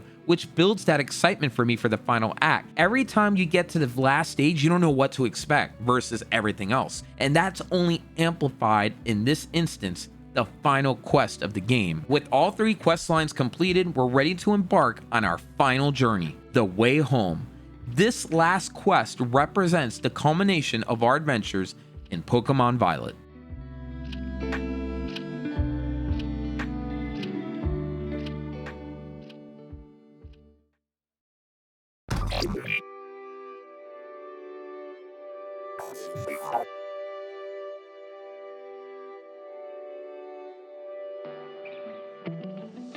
As the final quest begins, Arven gets in touch and notes how your reputation precedes you across Paldea. With this recognition, he's managed to enlist the help of 2 others for the upcoming journey, Nemona and Penny. You then make your way to the ominous crater of Paldea to meet with your assembled team. The game's open world design, like I mentioned, allows for different approaches to reaching the crater. In my playthrough, I actually opted for a less conventional route with my Miraidon. I just pretty much bypassed the main tunnel that opens up mysteriously, hopped over the rocky ridge, and bam, I was there.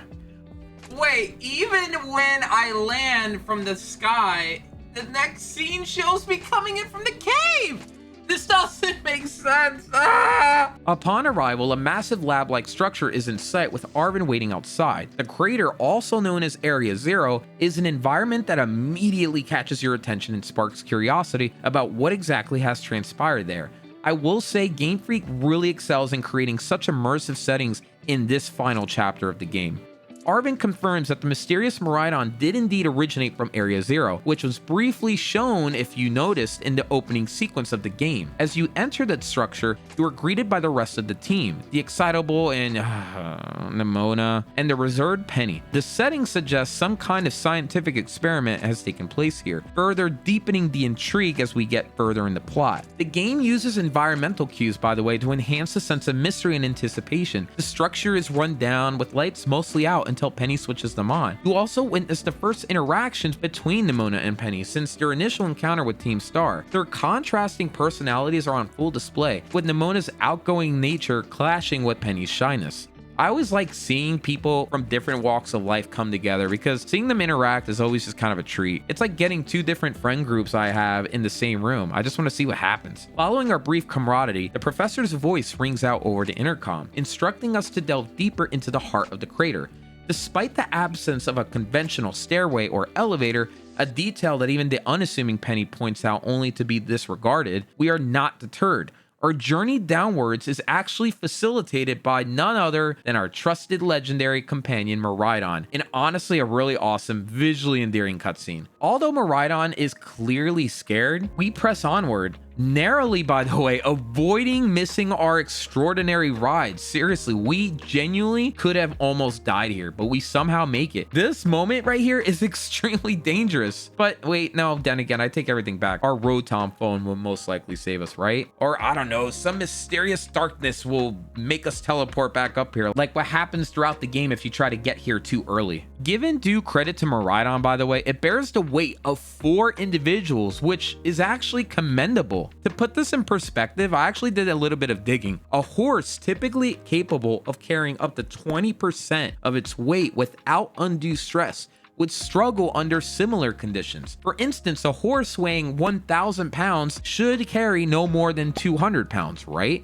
In contrast, our legendary Pokemon Miraidon, weighing in at 529 pounds, manages to lift approximately 360 pounds, an impressive 68% of its weight. This feat is certainly testimony to Miraidon's legendary status, I would say, especially considering the estimated average weight of a 12-year-old is factored into this calculation 4 times over. As a point of comparison, again, Miraidon weighs 529 pounds. Dude, good job, bro. The descent concludes as an eerie melody fills the air and we land in Area 0. At this point, the visibly frightened Miraidon retreats into its Pokeball. Our next interaction with the professor provides further tantalizing hints regarding revelations to come. Penny's comment to Arven about their father's faulty quote-unquote sarcasm detector illuminates this, especially following his cryptic remark. Quote, I had concerns you might fail, given the crudeness of the only available access method. Okay, it's a rather roundabout way of expressing relief, that we made it, right? Meanwhile, Nemona, oh my gosh, she's Nemona, It's because she's Nemona. She's blissfully oblivious. Yay, Nemona, good job. The professor lays out our mission clearly. We must reach the Zero Lab nestled at the bottom of the crater. However, the lab is barricaded by 4 locks, each housed within separate research facilities dispersed throughout the vicinity. Our task? We have to breach each station and manually unlock the doors. Thus, our journey begins. A journey that promises to be anything but ordinary. Unfortunately, our legendary Pokemon, overwhelmed by fear, refuses to assist us, forcing us to pretty much do all of this on foot. The combination of a slower pace and an increased travel distance here turns this trek into, honestly, for me, rather more of a monotonous experience. Up until now, we've been very used to utilizing our Pokemon to hasten our journey, making this change pretty noticeable. I don't like going slow, and I just feel super slow right now. To alleviate the tedium here, we have the option to engage in battles with the wild Pokemon that have mysteriously found their way down here. A question that begs an answer though comes up. How the heck did they get here? I mean, I should be even asking deeper questions. Why is this crater here? Was it from a meteor? I don't know. Given the fact that we're so close to the end, I just decided to skip all these fights and just move forward. In many games, developers often employ dialogues between characters to make lengthy journeys more engaging. This technique, prevalent in open world games like Cyberpunk, involves characters communicating either in person or over some communication device, revealing more about their personalities and the world they inhabit. However, even with the added dialogues, the trek can feel drawn out and honestly slow, particularly if the area is just simply too big. Game Freak employs this strategy with Arven, Penny, and Nemona. As we delve deeper into the crater, they provide snippets of information and offer glimpses into their personalities. As we get further down, Arven reveals to us that if we got stuck down here, all we need to do is shout out to the sky, make a fuss, and a flying taxi would randomly appear.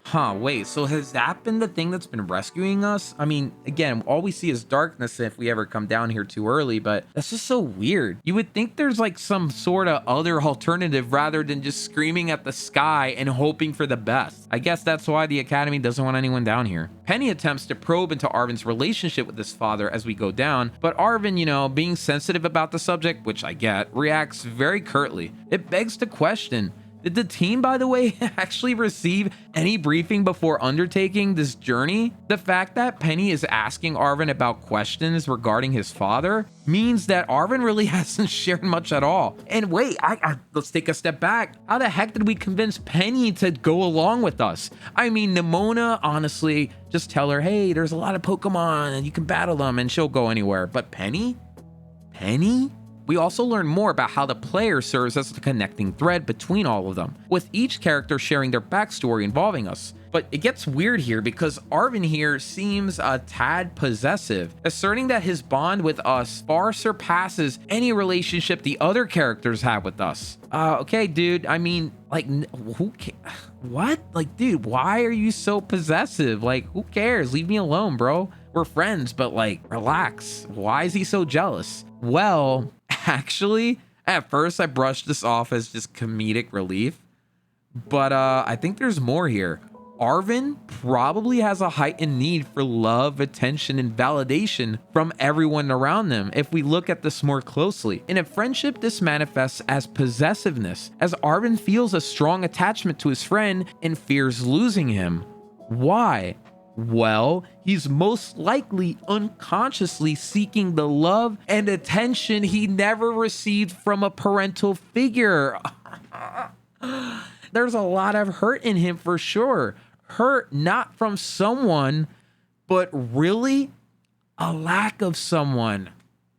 Oh my gosh, like Game Freak, oh my gosh. Upon entering, the interior of the station provides several clues about its past, the most prominent being the unmistakable signs of abandonment, such as accumulated dirt and all these scuff marks across the room. The room houses several other items of interest, likely crates or processing units of some sort, charts, paperwork, a chair, and a bed, presumably, I guess, for the scientists that were here to rest. It's very bare bones though, hinting that it was all work and little play down here. There are two doors on either side of the room which sadly remain inaccessible. These could merely be structural elements, suggesting that this might be the only room within the facility. The room also features 3 large tubes connected to a wire in the wall. Could these have been used for some form of fluid extraction, or maybe it's a generator? I don't know. Interestingly, scattered books throughout these labs offer valuable insights into the station's history. The professor via intercom reveals that these facilities were erected 87 years ago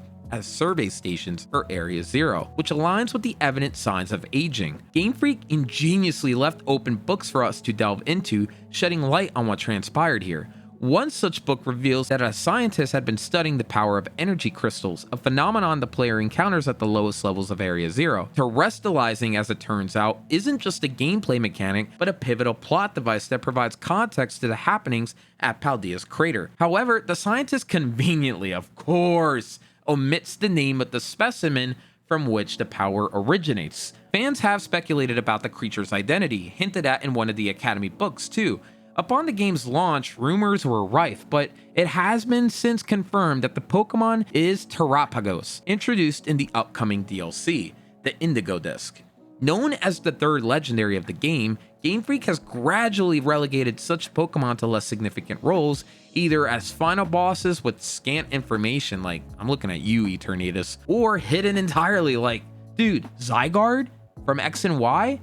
Completely shafted. What they did to Zygarde, or what they didn't do to Zygarde, is honestly a travesty. Initially, the mystery surrounding this third Pokemon kinda put me off, but with time, it did actually grow on me. Game Freak keeps us engaged with the legendaries presently accompanying us while leaving intriguing breadcrumbs about others. This tactic, coupled with the promise of the upcoming DLC, just adds a compelling layer of mystery. The text left in the game triggers, really, for me, a sense of nostalgia, reminiscent of the pre-internet era where games actually had, well, something called secrets, which were shared and speculated upon among friends at school. This subtle nod to the past doesn't detract from the main plot for me. I loved it. I love where games introduce things but doesn't fully explain it, giving you a chance to solve it and figure it out. I freaking love it. The second book here provides hints about a prototype Terra Orb, with indications that the author is none other than the professor himself. The location specified is the lighthouse near Cabo Poco, which we visited earlier in the game.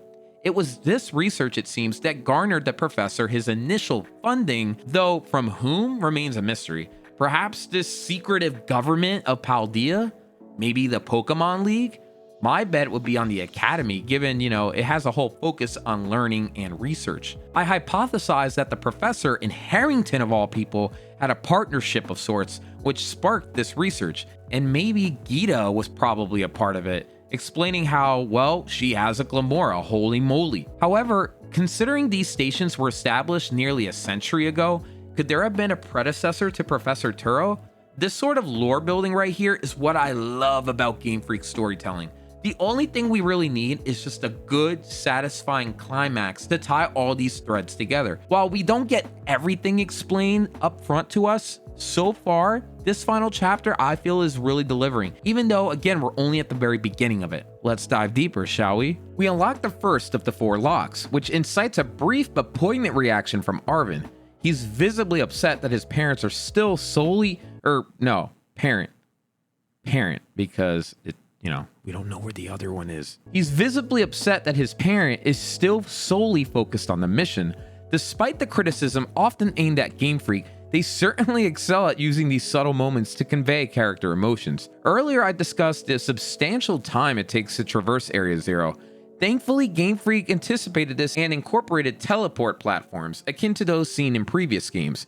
These enable the player to fast travel between the various stations within the crater. I would say though that their primary utility is really for catching specific Pokemon at different levels within the crater, or if you kind of just want to explore around, even though there really isn't much. As we proceed to the second base, another thought occurred to me.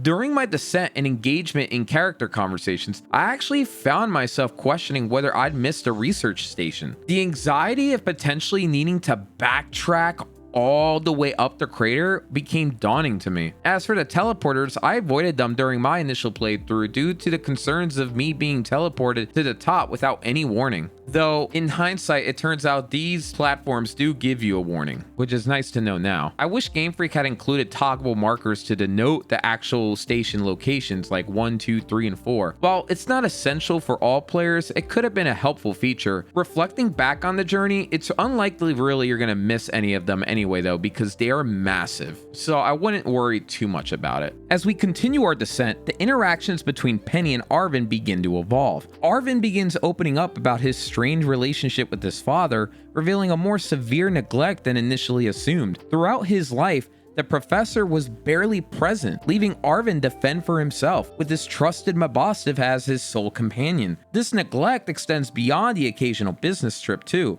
It appears that Arven's father was present for maybe an hour or two a month. This context underscores Arven's desperate quest to heal his Pokemon. It makes sense. As I mentioned earlier, Mabosstiff was his only real source of companionship.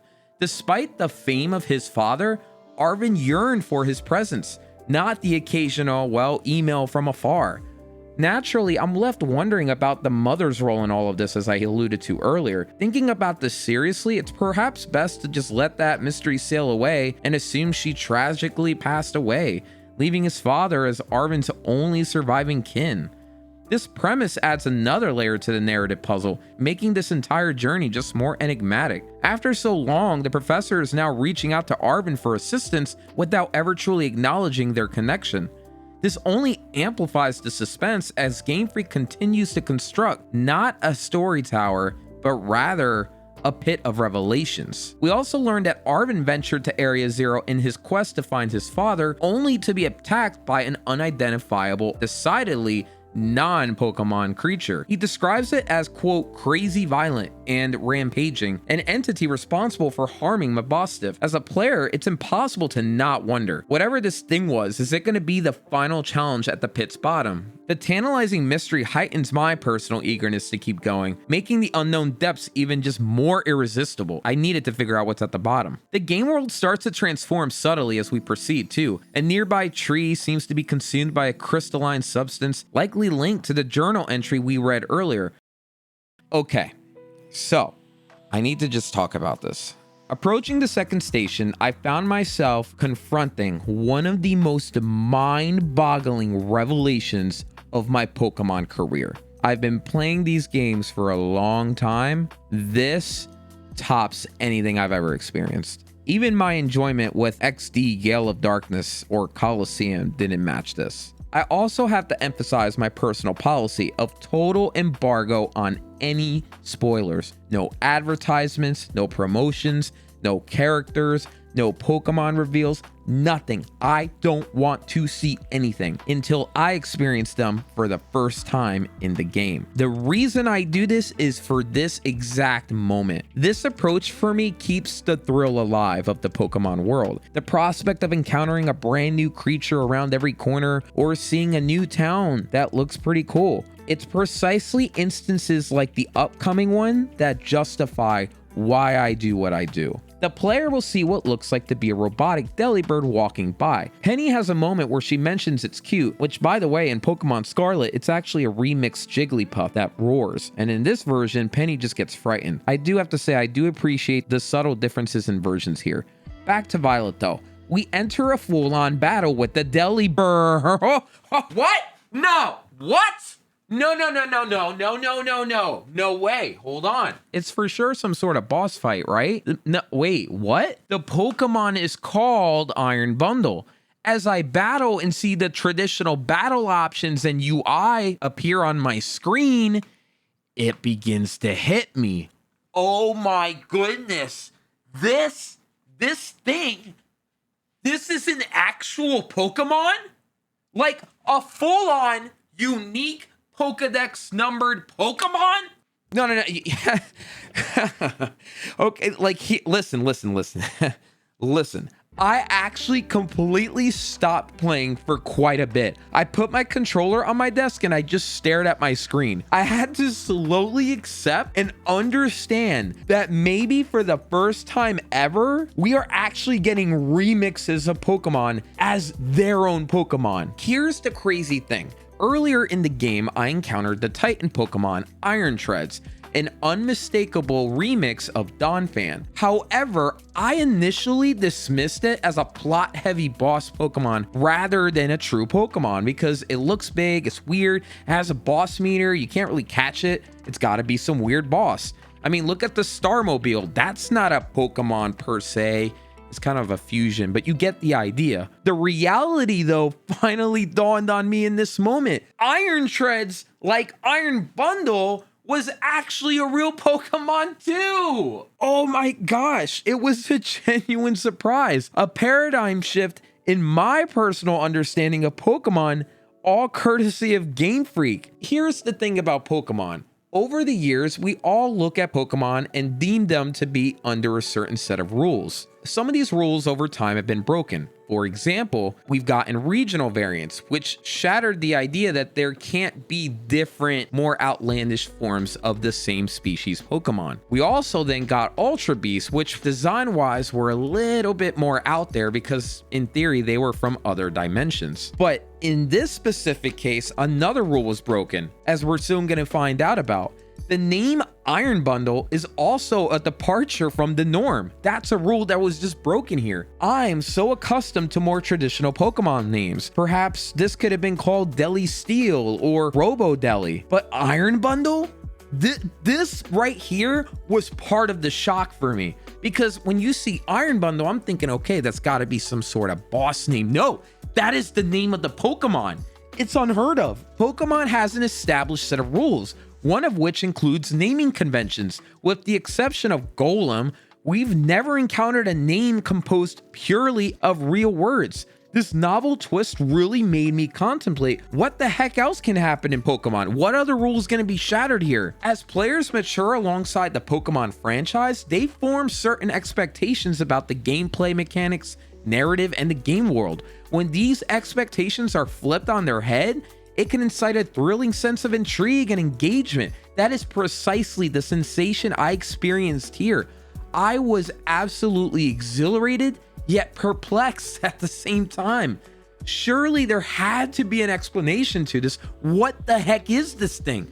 And naturally, of course, Game Freak wouldn't leave me hanging for long. But oh boy, this moment for me, I wish I actually had it recorded live, was my favorite moment in the entire game. The realization that, wait a minute, as I would soon learn, there are Pokemon from the future and the past that are considered their own Pokemon, otherwise known as Paradox Pokemon. Oh my gosh, dude. At this juncture, unless you're privy to what lies ahead, the game takes a sharp detour, prompting the player to ponder broader questions about the unfolding scenario in the game. Could there be a robotic production facility lurking at the crater's bottom? Bear in mind, that sounds like a silly question, but bear in mind, I was utterly unaware of the Pokemon versions in Violet during my initial playthrough, so every revelation felt fresh and novel. I didn't know this all had to do with the past and future. All I thought was, what the heck? And this brings along a recommendation I really want to give all of you. Personally, for future games, I genuinely, really mean this from the bottom of my heart, I wholeheartedly recommend just avoid any type of spoiler, and I mean anything. Even the starters, the box art, just don't look at anything because it makes the game so much more enjoyable.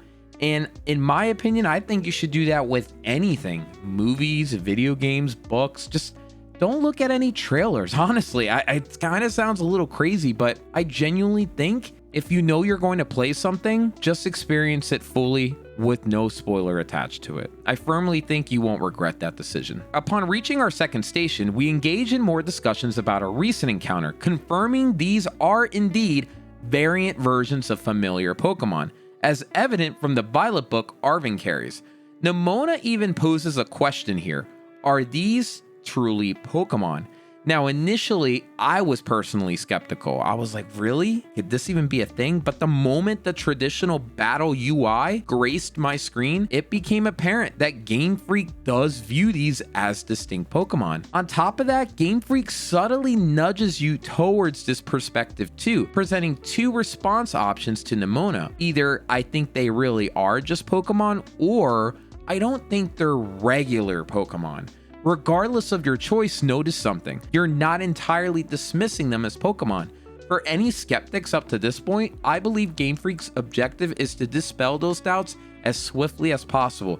And indeed, the professor soon validates this assumption, offering us the most significant plot revelation thus far. The Pokemon we've been encountering are future iterations of the ones we're familiar with, brought to our timeline by a time machine at Area Zero's base. This discovery likely brings Arven some relief if you think about it, knowing that his father's time-consuming experiment wasn't in vain. As the professor speaks with us over the intercom, Penny asks the rather obvious question, confirming the existence of a time machine capable of journeying to and from the future. There is a catch here, however. I never expected time to be a factor in this. Dialga, where are you when I need you? The catch, however, is that for some undisclosed reason, humans cannot return if they venture forth. With all this in mind, Arven just seeks a clear answer from his father regarding their purpose here.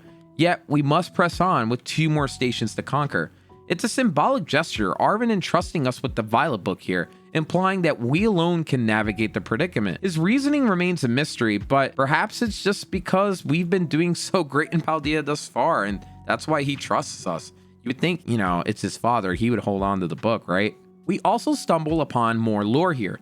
The book on the left reveals the name of the work being conducted, the Terror Project, a series of experiments involving the increasingly prominent crystals we notice as we delve deeper. The account suggests that the experiments grew more volatile, prompting the leader, likely the professor by the way, to trim the team size and relocate to the Zero Lab. The second book on the right expands on the unpredictable power inherent in these crystals. It appears the team aimed to extract some form of energy from them, perhaps to power Paldea. This notion invokes similar memories of Galar of all things, where power spots scattered across the region facilitated Dynamaxing and Gigantamaxing. There was a whole plot there about powering the region. We discover as well in this lore piece that the project's original founders grew apprehensive with the idea and started to withdraw. However, the professor, teetering on the brink of insanity, pressed forward, buoyed by the prospect of, quote, opening up research possibilities we'd only dreamed of. He concludes with the ominous proclamation here too, quote, paradise will soon be ours. Whoa, okay, dude. There's no shortage of narratives exploring the trope of a professor spiraling into madness. Even games like Luigi's Mansion playfully dabble in this theme through the eccentric EGAD. A more renowned example would be Back to the Future's Doc Brown, portrayed by Christopher Lloyd, the wild-haired inventor consumed by his obsession with time travel. A passionate project can morph into an unhealthy fixation, causing individuals to lose their gripe on reality. Kind of like with me right now with this project. Oh boy, how many hours? We are literally 5.5 hours in. You guys are troopers if you made it this far. Good job. Such obsession may stem from personal passion, the academic pressure to excel, or simply the colossal amount of time dedicated to the project. Again, like, I don't know this one. Scientific research often entails lengthy spells of data analysis, experimentation, and interpretation. Researchers who become obsessed with their work may develop tunnel vision, if you will, focusing solely on solving specific issues while neglecting other aspects of their lives, such as Arven, of all people, you know? The trope of the unhinged professor losing their mind may have been inspired by real-life figures, such as Michael Persinger and John Nash. Michael Persinger, a Canadian neuroscientist renowned for his work on the brain's electromagnetic fields, grew infamous for his unconventional research and unsupported claims regarding paranormal phenomena. Despite being respected in his field, controversies, accusations of scientific misconduct, and conflicts of interest tarnished his reputation. His mental health challenges, mainly bipolar disorder diagnosed in 2010, further impacted his work, underscoring the critical importance of upholding scientific rigor and objectivity amidst groundbreaking ideas. Meanwhile, John Nash, an American mathematician and economist, earned a Nobel Prize in economics in 1994 for his contributions to game theory, most notably the Nash equilibrium concept. Yet, his illustrious career was marred by his battle with schizophrenia, which began in the late 1950s. His obsession with his research and delusions of its implications for world peace led to erratic behavior, including unsolicited correspondence with world leaders. Nash's journey, characterized by periods in mental health facilities and eventual recovery, underscored by his wife Alicia's support, illuminates the interplay of genius and mental health struggles. Certainly, the profound investment in one's craft can sometimes unintentionally overshadow other essential aspects of life, including family relationships. Consider a high up there CEO, so engrossed in their venture's growth that they scarcely find time to connect with their family. A statistic revealing that 20% of workers have missed significant milestones in their child's life due to work commitments lends weight to this reality. In my view, however, I would argue that number is probably higher. The narrative approach of Game Freak, unfolding the story station by station, can be perceived as both predictable yet revealing. While it does adhere to the familiar formula we've seen throughout the game, it simultaneously uncovers the truth layer by layer, further stoking our curiosity and urging us to press onward. As we get further down the crater, we actually gain some insight into Nemona's background. Daughter to the famous proprietor of the Rotom Phone Company, one might hastily assume that she's just some sort of pampered daughter. However, she swiftly dispels such notions, revealing her preference for an active, hands-on lifestyle, evident in her aspiration to be a champion battler. A formal tone characterizes her interactions with her parents, suggesting a family culture rooted in respect and politeness. Penny, on the other hand, portrays her family, especially her affectionate yet awkward father, as a constant annoyance. Her father's loving nicknames and his overprotectiveness irk her to the point where she labels him as, quote, the worst. Now, a ton of kids, every once in a while will be like, oh, my dad or my mom, they're the worst. Because younger individuals tend to express their feelings more hyperbolically, while older ones tend to grasp the gravity of their words. So I think when I see Penny say this, I don't take it too seriously. I just think, it's one of those young kid things. Now, don't get me wrong, that's not always the case, but I would think for Penny, it's just more her father's annoying. That's it. Arven, though, lacking any parental attention, might actually view Penny's predicament with a little bit of envy here. Game Freak's intentional contrast between the two characters' parental relationships can hint at underlying themes within the game, not just bullying, but also parenting. In storytelling, contrasting parental relationships can dissect how these dynamics shape a character's identity. For instance, a character with strained parental ties may experience isolation or resentment, much like Nemona, who seeks validation by striving to be the best. Conversely, a character enjoying positive familial bonds, well, kind of positive, like Penny, might yearn for independence to pursue personal interests. The absence of a strong support system during her bullying ordeal could have reshaped her narrative entirely, preventing the formation of Team Star. The question remains though, did her father intervene at all in any of this? Did Penny seek his support, or did she prefer to keep him at a distance, because he's annoying? These character arcs provoke introspection, prompting me to reflect on my upbringing and the impact of my relationship with my widowed mother on the person I have become. By dissecting these contrasts, Game Freak provides us a glimpse into the broader themes of familial ties and identity. Characters grappling with isolation, such as Penny, might find it challenging to establish intimate friendships or love interests, often maintaining an emotional firewall akin to her digital barrier with her Team Star colleagues. On the other hand, individuals like Nemona might cloak their fear of failure beneath a veneer of ambition, breeding an intriguing subplot that Game Freak has deliberately woven in for us to contemplate. Our journey to the third research station leads us to an encounter with a standard version of the Titan Pokemon Iron Treads that we previously battled, pretty much validating their legitimate status as Pokedex enumerated Pokemon. Man, I still can't stress enough just that sheer surprise I got earlier. Really, good job, Game Freak. You really got me. Penny actually, throughout all of this, brings up an intriguing problem about future Pokemon: the potential ecological fallout of their unregulated existence within the region. If we really think about it, by allowing these foreign creatures into an environment like Paldea, the professor has inadvertently unleashed a potential ecological disaster. I almost think of that bug that came into the States. You know the one I'm talking about, right? You see signs every once in a while saying, hey, you gotta kill them. There's actually one near my place too. It's been noted that we should kill as many of them as possible because actually they're native to another country and they can literally ruin all the crops we have here in the States. Ecosystems are meticulously balanced, with every species performing a defined role. The advent of Iron Treads or any future Pokemon could disrupt this equilibrium, leading to fierce competition for food, water, and shelter,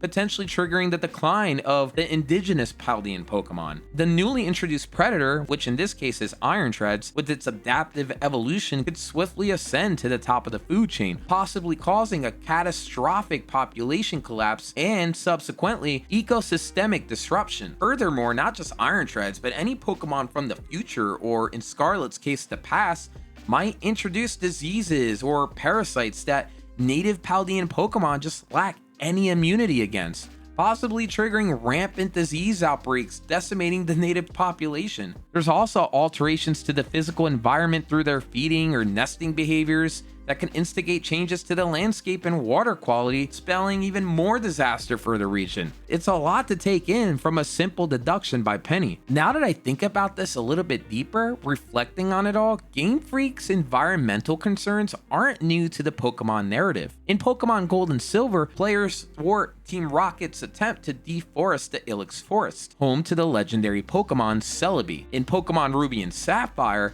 players prevent Team Aqua and Team Magma from awakening Groudon and Kyogre, whose potential cataclysm could devastate the environment.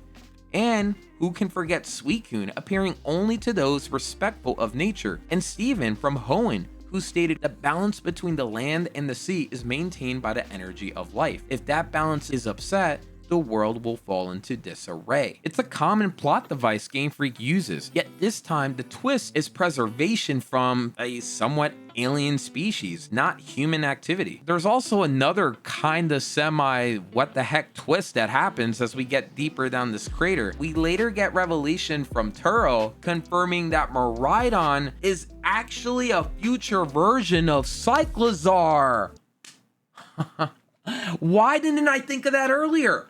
Holy moly, it totally makes sense. Why wouldn't Cyclizar have a future variant? It fits perfectly into the fact that they are all over the place. Huh, I didn't actually think of that.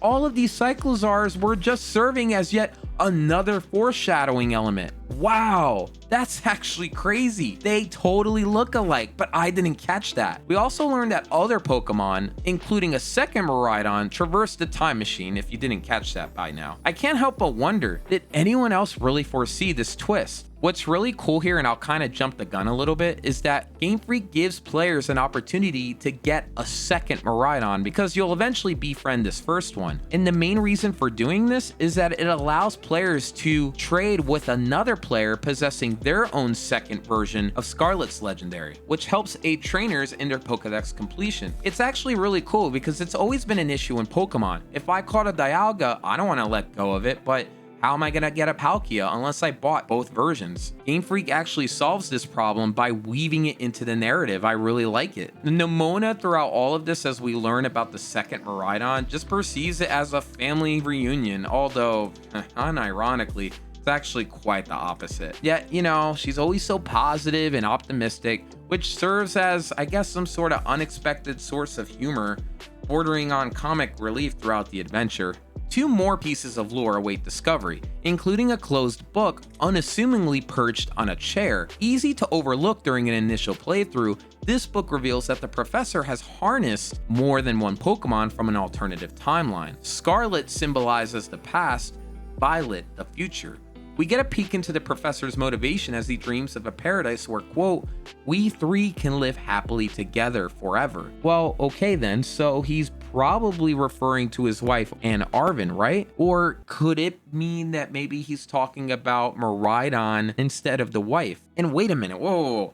How can introducing Pokemon from different timelines create such a utopia? Thinking about it, I mean, I guess studying Pokemon from the future could yield some sort of insight and inspire technological advances that might benefit the current society, I guess. But that's a little bit of a leap, don't you think? And how about Scarlet from the past? Could a plant from a bygone era revolutionize our present world? I don't know. The whole concept seems a little bit skewed. Maybe he means jumping into the time machine, but we also learned that any human that does that can't go back. So you're really about to take a big chance, take you and your whole family, jump into a time machine and hope for the best. Like, what if it doesn't work out? You can't go back. It suggests that whoever is conducting this research is starting to really lose sight of the bigger picture here. A notion of constructing this quote-unquote paradise by introducing a new species really just stems from ultimately a misguided interpretation of nature. Ecosystems are complex, dynamic, shaped by several factors including climate, geology, and history. Attempting to mold an ecosystem to fit a particular human ideal not only ignores practicality but also just undermines the inherent value of preserving biodiversity and respecting the intrinsic value of each species.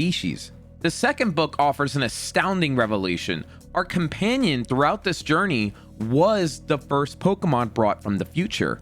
This realization hadn't actually dawned on me until this moment, perhaps because I was just too engrossed in all of the surroundings and the adventure to come. I mean, it all makes sense. Look at it, the metallic appearance, jet-assisted travel, and even those digital display-like eyes, which are so cool, of Miraidon all make perfect sense now. I mean, and even looking at Koraidon in Scarlet, its primitive characteristics embodied with its feathers and dinosaur-like stature align with the past theme. The author here hints at expecting one new life to treasure, but being graced with a gift. What could this gift be? Did the researcher attempt to create life only to receive one from another timeline? Or maybe the author is talking about their child being born, looking at you, Arven. This point remains rather cryptic, warranting further clarification. Our 3 companions' personalities are really highlighted here. Arven's concern for Miraidon's family and its longing for home, most likely reflecting his own desire to be with family.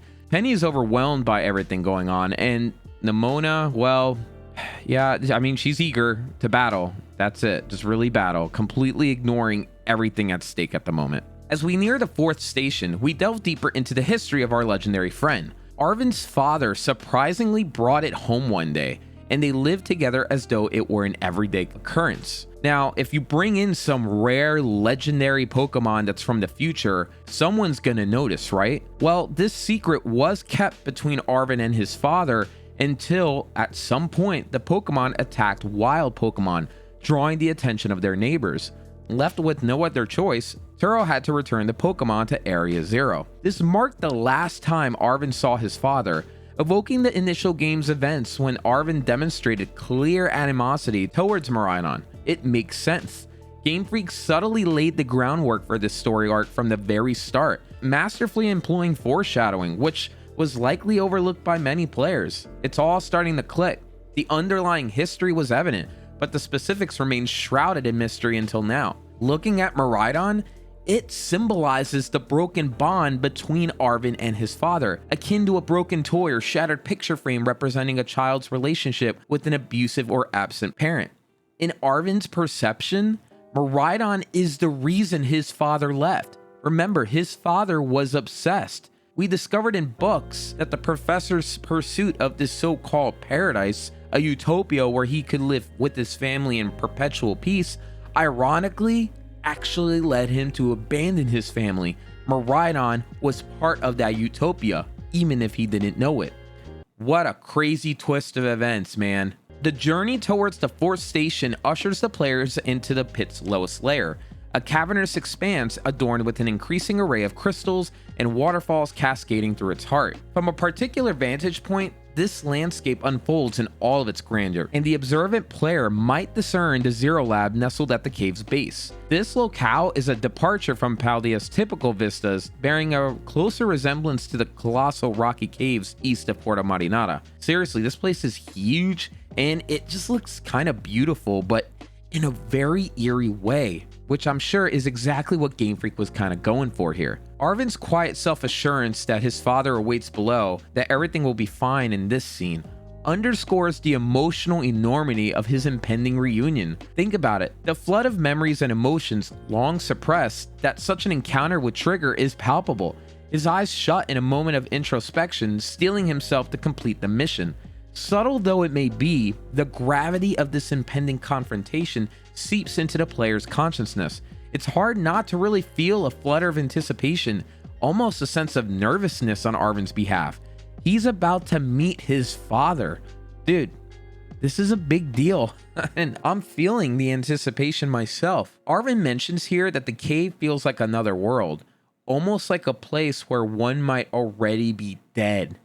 It adds just a chilling layer of foreshadowing, which is a reoccurring thing as we play through Violet. This statement hints at a metaphorical death that the professor underwent, a mental and emotional demise triggered by Miraidon's successful transportation to our world. The professor's fixation on his self-styled paradise led him to sacrifice everything, including his relationship with his own son. This spiritual death, a consequence of losing everything cherished, transformed the professor into a different person entirely. The father Arven knew had died, at least spiritually. This assertion, though appearing to merely foreshadow future events at first glance, really could actually be seen more as a nuanced narrative device employed by Game Freak here. It really can serve to confirm the deductions of particularly astute players, rewarding their perceptiveness. I mean, I'm gonna just give you a spoiler here, the professor is actually dead, but this might be a way for Game Freak to kind of hint at that. Or maybe it's just all coincidence. Nevertheless, it's a moment that's very noticeable in our journey to the crater's bottom. Simultaneously, Penny begins to draw connections between Pokemon terrestrializing and the crystals, a relationship hinted at in an earlier book. This phenomenon is reminiscent of Eternatus and Dynamaxing from the Galar region, where certain Pokemon possess additional powers. Initially, the responsible Pokemon was not explicitly identified in the game, leaving players to decipher the mystery through text and pictures, really. Game Freak continues featuring what identify as Paradox Pokemon, creatures originating from the so-called time machine as we go deeper into the cave. If the time machine truly resides at the pit's bottom, it would only be logical to encounter Pokemon from different timelines in its vicinity. Some of these Pokemon designs are actually really outlandish too. I'm gonna have a whole segment where I really talk about it, but I just gotta say, they really wowed me. We witness a rare environmental interaction too from a Pokemon here. the Glamora, appearing as flowers emerging from the wall. These ore Pokemon might be feeding off the wall or camouflaging themselves as flowers to deter predators. Seeing unique interactions like this is exactly what I was talking about earlier. It makes Pokemon feel more alive, reflecting their adaptability and survival instincts in their natural habitats. The discovery is even more intriguing given the absence of any reference of this in Glamora's Pokedex entry. I freaking love this. Game Freak, why did we only stop here with Glamora? I would love to see this with Pokemon everywhere. As we delve deeper into the Crystal Cave, speculation surrounding Miraidon's peculiar behavior just continues to mount. Miraidon's reluctance to emerge from its Pokeball leaves us pondering the reason. Nemona, in, her usual blissfully ignorant manner, assumes Miraidon is just merely happy to be here, which makes no sense. Penny, on the other hand, just probes deeper, questioning what could have transpired here to provoke such anxiety in Miraidon. Usually animals retreat into their shelters due to fear or anxiety. Nemona suggests the height is probably the issue,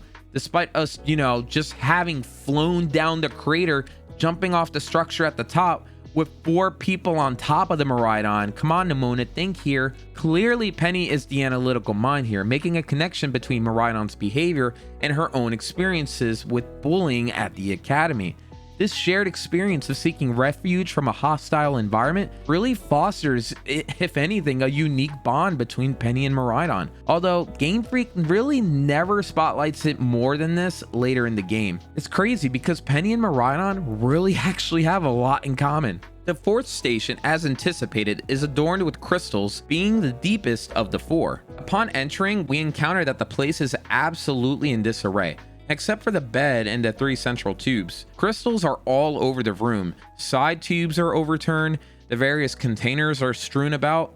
Penny discerns that it was ultimately just signs of a struggle, accurately surmising the likely events that unfolded here. At this point, things really start taking a more eerie turn as the professor, who begins his greeting with an odd, quote, "Hello, children," and he just starts to glitch out in a display of erratic behavior. Game Freak has the camera subtly tilt here, instilling that sense of unease in the player, while the accompanying static-like sounds hint at some sort of technological problem. Is it the speaker malfunctioning, or is it the professor? Game Freak strategically chose this room too, I would say, to provide a sneak peek at the game's climactic revelation. The mostly destroyed room really is just mirroring the professor's breakdown and signals the story's descent into chaos. The environment amplifies the sense of alarm, hinting that something is seriously amiss as we approach the Zero Lab. Nemona suggests it's just a connection issue, but given her track record of misinterpretations, I'd wager she might be mistaken here. Game Freak seems to use her character as sort of a red herring throughout, because Nemona it's Nemona, guys. It's Nemona. Am I being too harsh on her? Nah. The first book in this area details the contributions of a specific assistant who has doubled Zero Lab's productivity, and it offers insight into a second, more aggressive Miraidon. This points to a potential confrontation between the 2 Miraidons possibly happening in this very room, which might explain why our Miraidon is so scared it doesn't want to come out of its metaphorical shell. The final book in the Paldean crater delves into the theme of time, outlining the researchers' need for more resources, both human and temporal. It seems that after Arven's birth, one of the professor's colleagues completely abandoned the project, suggesting the professor was, or was soon to be, entirely on his own. Could that have been the mother? I don't know. This is as close of a hint as we get to that. These books hint at the game's concluding twist, dropping breadcrumbs for the player to follow to the end. During my first playthrough, I really couldn't connect the dots. I just failed to do it. But in retrospect, I really appreciate Game Freak's strategic placement of all these clues. The professor needed more time. He almost needed an assistant that was just as good as him. And that's going to lead straight into the finale. With the final lock disengaged, Turo urges us to meet him at the bottom and dismisses the earlier transmission as mere signal interference. However, Arven seems to already suspect the truth and doesn't trust Turo from this point onwards. I wonder, could this all just be manifestation of the fractured relationship with his father, or is it really just his intuition? My money's on the latter. Despite their limited interaction, Arven really understands his father. He appears to have a hunch but chooses just to keep it to himself, likely waiting to validate his hypothesis. During their interaction, Arven nearly reveals his suspicions, but he just stops short. The journey's final stretch offers familiar interactions with everyone, but notably, we find this weird plaque featuring 2 intersecting triangles and double zeros. Despite my attempts to kind of figure out what the heck this is, even post-game, it just remains a mystery. Perhaps it might have to do with the DLC or our elusive 3rd legendary Pokemon. I don't know. There are no further stops on the Area Zero tour as we stand at the precipice of Pokemon Violet's climax, the towering Zero Lab. Looking at this building, it looks 1, very futuristic, and 2, it is huge, evoking that aura that's both ominous yet oddly inviting. The crystals all around just hint at the passage of time that's probably happened here since this place was built, likely in the first few years of the 87 that have since passed. Interestingly, we learned that the crystals are energy reservoirs that influence human and Pokemon functions and optimize machinery. This duality reflects the past, characterized by natural prowess and survival, and the future, representing an era of automation, technology, and mechanical skill. I love how Game Freak in their games manages to tie in 2 polar opposite themes into a single generation: truth and ideals, land and sea, and in this game, past and future. I will say though, the whole fact that Team Aqua wants to expand the sea, like that's stupid. Like, what are you doing, dude? You're literally about to kill off like your whole species. What are you doing? Oh yeah, and there's also time and space, which was sick. The Terra Orb gifted to us by Nemona at our journey's onset also originates from Area Zero, just like those owned by trainers across Paldea. We receive a cautionary note about the dangers lurking behind the lab's door, a time-traveling Pokemon ready to break free. I love the response here. We get an option that says, quote, "That sounds like trouble." Well, that's quite the understatement, Sherlock. Yeah, you would think. Arven suggests employing Miraidon, banking on its home field advantage and the fact that it's just feeling better thanks to the sandwiches we gave it. Surprisingly, Miraidon actually comes out of its Pokeball appearing a little rather disoriented. I anticipated it would probably be trembling with fear at this point, but it actually quickly adjusts as we witness the source of its original fear descend from the cliffs above. Our Miraidon immediately adopts a submissive posture, indicating the newly arrived Miraidon as the alpha. Just as animals use ear and tail positions to signal fear, our Miraidon does likewise in this scene. It's these subtle little animations that I really think brings life into the game. It briefly contemplates an attack, but the sight of the opening of the door sways it to venture inside, revealing a larger agenda at play. Perhaps this other Miraidon was just patiently awaiting the door's opening, maybe even hoping to return, well, home. Otherwise, why would it just chill up there? Maybe it was just following us as we went down? As the cutscene concludes, we share a tender moment with our Miraidon as it nestles its head beneath Nemona, really just underscoring its fear. Again, the expressiveness of Miraidon here is absolutely delightful. Rarely do we see Pokemon express emotions beyond the basic facial changes and animations, but here we witness a profound shift in its body language. It's somewhat heartbreaking to see it so afraid, honestly, especially since we've been traveling with our buddy in this whole adventure. Soon, we're surrounded by futuristic Pokemon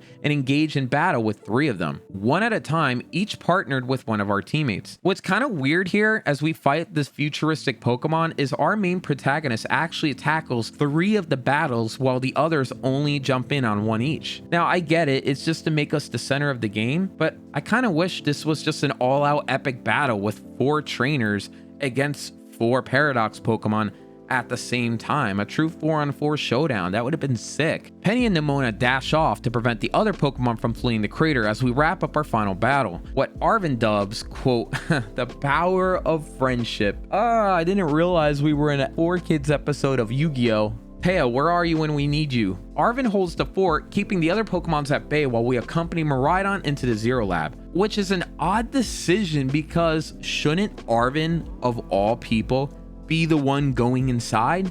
Literally, his father is waiting for him in there. This can easily offer a chance for much needed closure, but I guess since we're the protagonists and we have to go in, because if we weren't involved, this whole thing would just be a little less entertaining. The narrative requires us to go in solo, likely to underscore the imminent danger and deepen our bond with Miraidon. But just realistically speaking here, Arven, you need to get in there. Go in. I will handle it outside, bro. Arven here shares a poignant moment with us, confessing that seeing the symbol of his troubled childhood in fear wouldn't bring him any comfort as he offers Miraidon one last motivational speech. Despite his past, this might be the first glimpse of Arven's healing, slowly viewing Miraidon not as a bitter reminder of a defeated childhood, but possibly, just possibly, as a friend. As we finally step into the lab, in classic Game Freak fashion, there's one more thrilling environmental piece to build anticipation as we approach the narrative's root and Paldea's core. It's so quick and so subtle, but this little tube, this little tiny hallway that blocks most of your view, just serves as one last moment to really hype up and get you excited at the revelation to come. Exiting the tube-like structure, we find ourselves in a room akin to the other research stations, with the professor slumped in a chair, seemingly unconscious. The truth quickly becomes clear. This is a robot, and henceforth, I'm just going to refer to him as such. After the robotic noises and texts, no player should really be surprised. That is a full-on robot. The Alpha Miraidon emerges as well, but retreats into its master's Pokeball, confirming that a battle occurred and our Miraidon was indeed defeated. However, this is really not consequential in the grand narrative. The real revelation, well, not only is the professor some form of a robot, it's actually an AI-powered robot. And the genuine professor died during an incident at the 4th research station, an event shrouded in violence. While it was hypothesized that both Miraidons battled there, the reality suggests a fatal miscalculation by the professor regarding the power of his creation, the time machine. According to the AI, Turo's probable goal was to ensure Miraidon's survival in this new world. What happened was that Turo shielded our Miraidon from what I presume was just an explosive blast, or maybe from the enemy Miraidon attacking it, which absolutely flips everything on its head here. Intriguingly, Arven this whole time has harbored a resentment towards this symbol of a deprived childhood, unaware that it actually represents his father's love, the love of this Miraidon. The professor loved it so much that he was willing to die for it, and this whole time Arven hated it.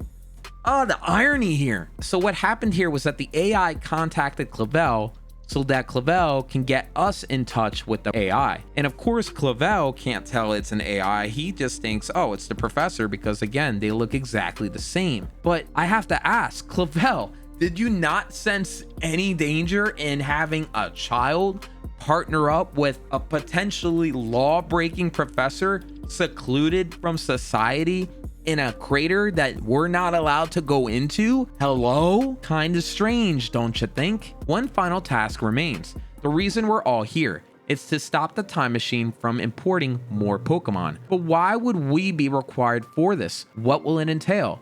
Naturally, it's a case of follow me now and ask questions later. Surely, I guess we can trust an AI, right? It's fascinating that AI, by the way, is really introduced in this game during a period where, well, AI is just a hot topic in all aspects of life right now. Good timing on Game Freak's part. We find ourselves in a whirlwind of unexpected events. As a player, I'm really left wondering how Arven is actually going to process all of this. Does he have any inkling of the truth? I mean, it sounds like he did, but does he realize that the professor he knew is dead? His father is gone? We descend one more level to the core of the Zero Lab, accompanied by a brief elevator ride that offers players further elaboration on specific concepts such as AI and, more profoundly, the nature of death. The series has never really shied away from this topic. From the beginning of Red and Blue with the Kanto Tower, the final resting place of countless beloved Pokemon, to Sun and Moon, where Lily warns of Nubby's potential demise from overusing its power to open an ultra wormhole. And honestly, just look at Ghost Pokemon. Their very existence is a testament to the cycle of life and death. However, this is the first instance I remember where a significant pivotal character's death is explicitly referenced here. It's not just any character, but a close friend's father. It's the professor of the region. As I play, I can't help but wonder actually at this point. For some, is this their first Pokemon game? Or even bigger, is this the first time they've encountered the concept of death in a gaming context? Or maybe for the little kids out there, just in life. Think about it, this might be the first time they even understand the concept of death. Crazy. We discovered that the AI is tethered to Area Zero due to the crystals that fuel its processing power, or more accurately, its artificial intelligence. I love how the game tries to explain science, like, hey, these crystals are powering its AI, but like, how is that happening? Is it like electromagnetic waves? Are they charged? Like, what is the scientific intricacy here? We don't really need to know. It doesn't matter, but I always kind of wonder, like, wait, how does this work? We get confirmation here that the AI served as an assistant to the professor, mentioned earlier in one of the lab books. The professor made this AI to get the job done. Together, they engineered the device we're here to dismantle. Interestingly, the machine actually only allows Pokeballs, of course, to traverse its portals.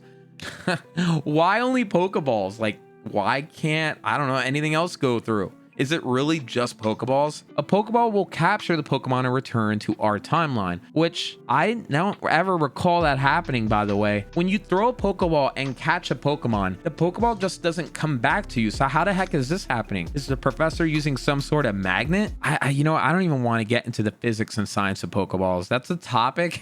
That's a whole other thing I'm not going to get involved with. As for this quote-unquote paradise mentioned by the professor in an earlier book, it was envisioned as a utopia where futuristic Pokemon and current Pokemon could coexist peacefully. However, as we've discussed, introducing any species to a new environment can lead to catastrophic consequences. You would think the professor of all people would know that, but I guess not. These future Pokemon possess unique power derived from their adaptations to the future world.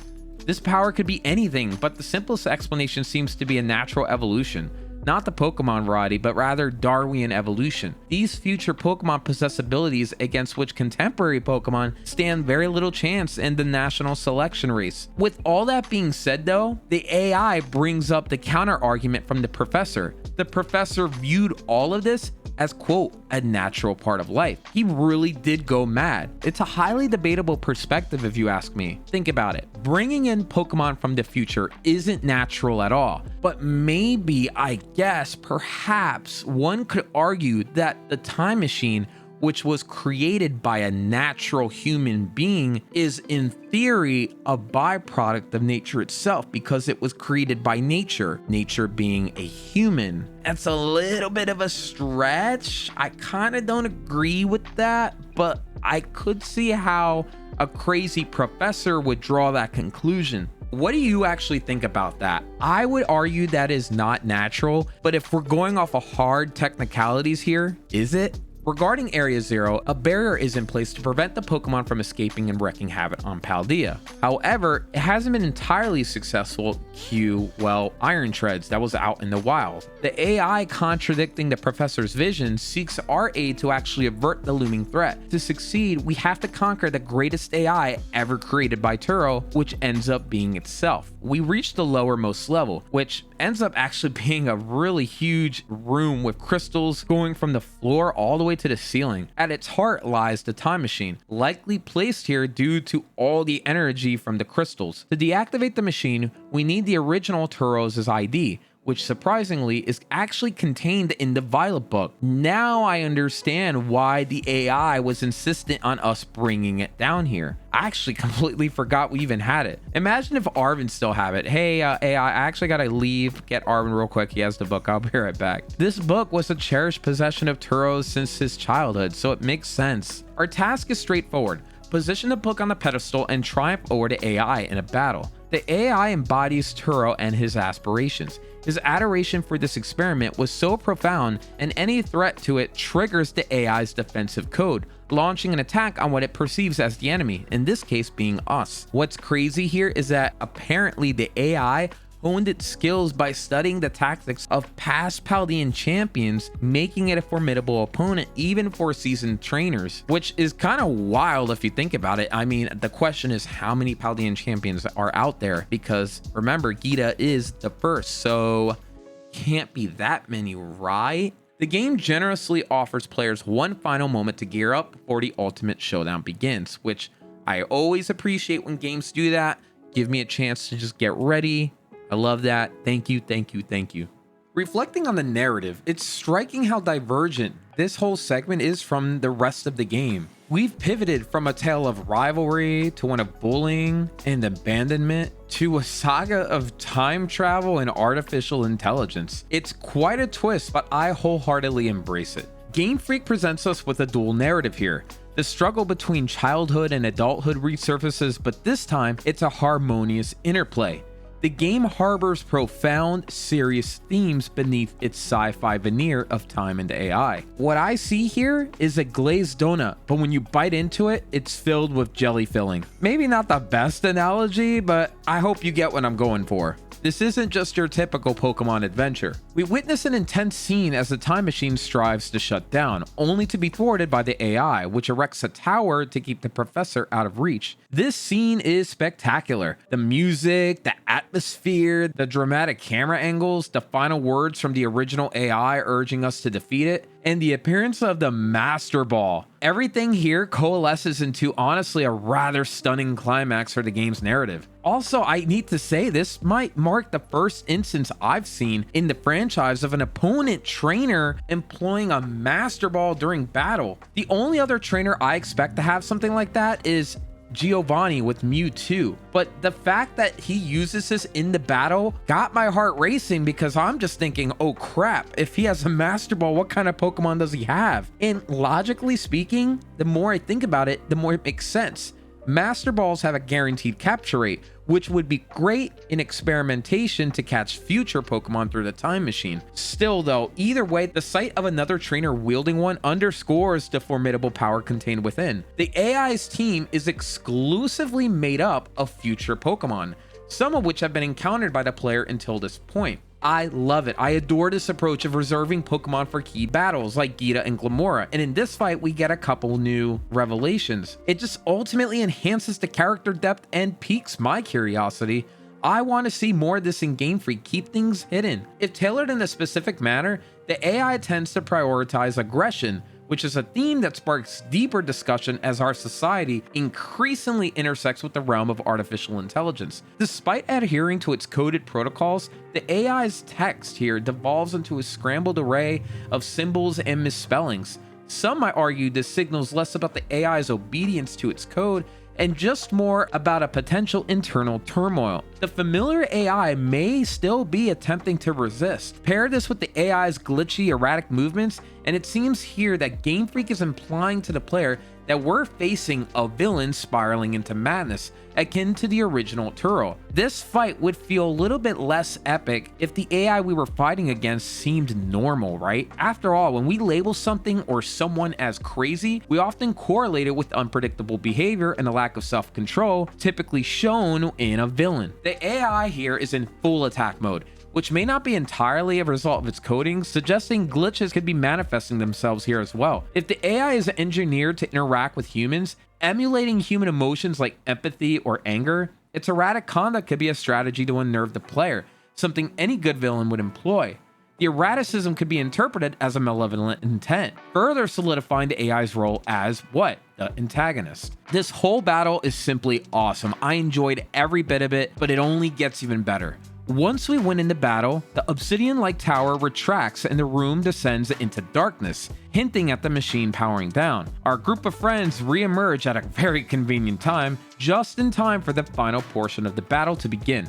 The AI has one final Pokemon, and of course, it's the enemy Miraidon, as it appears, and we're immediately thrust into another battle. This time though, the plot twist is that we cannot use any Pokeballs as they all have been locked as part of the protocol. I appreciate how Game Freak here manipulates Pokemon battles to intensify the narrative state. Pokemon battles often coincide with critical moments in the story, and it's something that we've been doing for years. We know what a Pokemon battle looks like, feels like, plays like, but imagine one day you booting up your game and when you click fight, the button doesn't work. Nothing happens. This malfunction that impedes the player honestly only heightens suspense and tension.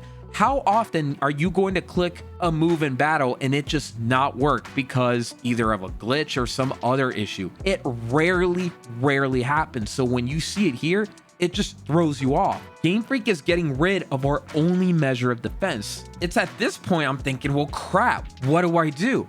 You select all these different options, they don't work. I felt that thrill at this point, as though I was part of a roller coaster ride where anything was possible. Game Freak playfully snatches away something familiar to us, only to lead us into a grand finale. It's a brilliant move. The game informs us that battling isn't an option. However, you gotta just click around, get a little bit curious. And as you do so, you'll eventually head into the Pokemon tab. The truth starts to unravel. If you look closely, all our Pokemon are locked away, but what's the one Pokemon that's been with you throughout this entire journey? We've had a 7th one at the bottom of the screen this whole time. And for the first time, we can now select it for battle. And the way the game just kind of subtly tells this to you is awesome. The realization that you can finally utilize your Miraidon, the only Pokemon capable of halting the AI, is incredibly poetic. This Pokemon, the one we rescued at the beach and has accompanied us on our journey, can finally be used. It never crossed my mind that this would be the Pokemon that saves the day here. Seriously, just looking at the screen, going down on your cursor and realizing, oh, I can hit A. It's a feat few games achieve, surprising you with something that's been there all along. The moment you select Miraidon, the screen is awash with light, and the most epic scene of the game unravels as our Miraidon morphs into its true battle form. I love it. Reflecting on this moment here, I just feel a surge of adrenaline. My heart raced as the music intensified and the battle began.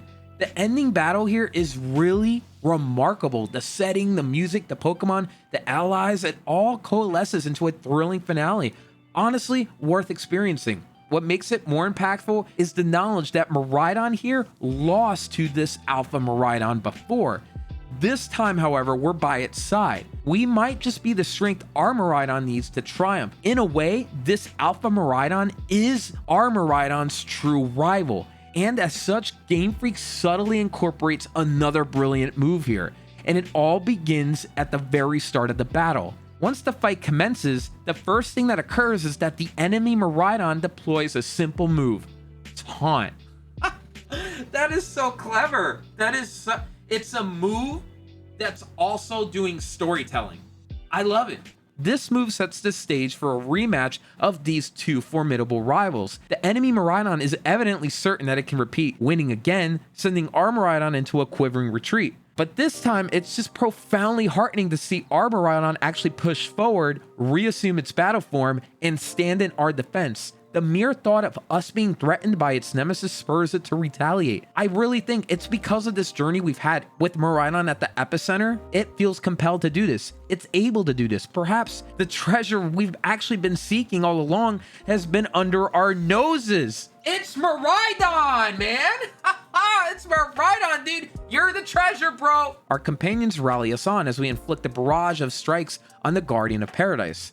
Game Freak artfully choreographs the battle, allowing our Pokemon to ultimately hang on by a thread at 1 HP. It's at this point that its 6 stats are boosted, thanks to our team's spirited encouragement. Ultimately, the game hinges around terrestrialization, and that's precisely what we're going to do here, as our Miraidon terraforms and delivers the final decisive blow, vanquishing the protocol once and for all. It's awesome. I love it. This felt less of a battle and just more of a story beat that I was participating in some elaborate cutscene, even though it technically wasn't one. Game Freak did great here. So now that we've won the fight, the next scene here is likely the most heart-wrenching, narratively speaking, that we've witnessed in not just this game, but maybe in the history of all the Pokemon games. At least it's very high up there. The music here shifts instantaneously to frame the emotional landscape that we're about to head in. It's crucial to recall that this is not Turo that we're fighting or speaking with, but it is an AI construct of him, designed to emulate the original professor's authentic thoughts and emotions. With that in mind, one could interpret everything that the AI is saying here as the professor speaking, because in theory, they're one and the same kind of. I say this because you're going to have to break that mental barrier to allow this scene to truly tug at your heartstrings. Otherwise, it's not going to hit. As someone who envisions a future where AI is probably going to go ballistic in our world, whether better or for worse, I can embrace this perspective, but I wonder if others can too. Again, it's a mental hurdle you gotta get over. You gotta think. That's what Turo would have said. It's hard. I get it. The AI here expresses gratitude for our efforts to halt the machine, reminiscing about our adventures and the elusive treasure we've sought. The AI is inextricably linked to the time machine, meaning its death would deactivate the device. Rather than just powering down, though, it opts for an existential exit, leaping into the machine, venturing into the future, thereby not only ensuring the permanent shutdown and destruction of the time machine, but also realizing in a weird way the professor's dream of experiencing the world of tomorrow in all its splendor, his own personal paradise.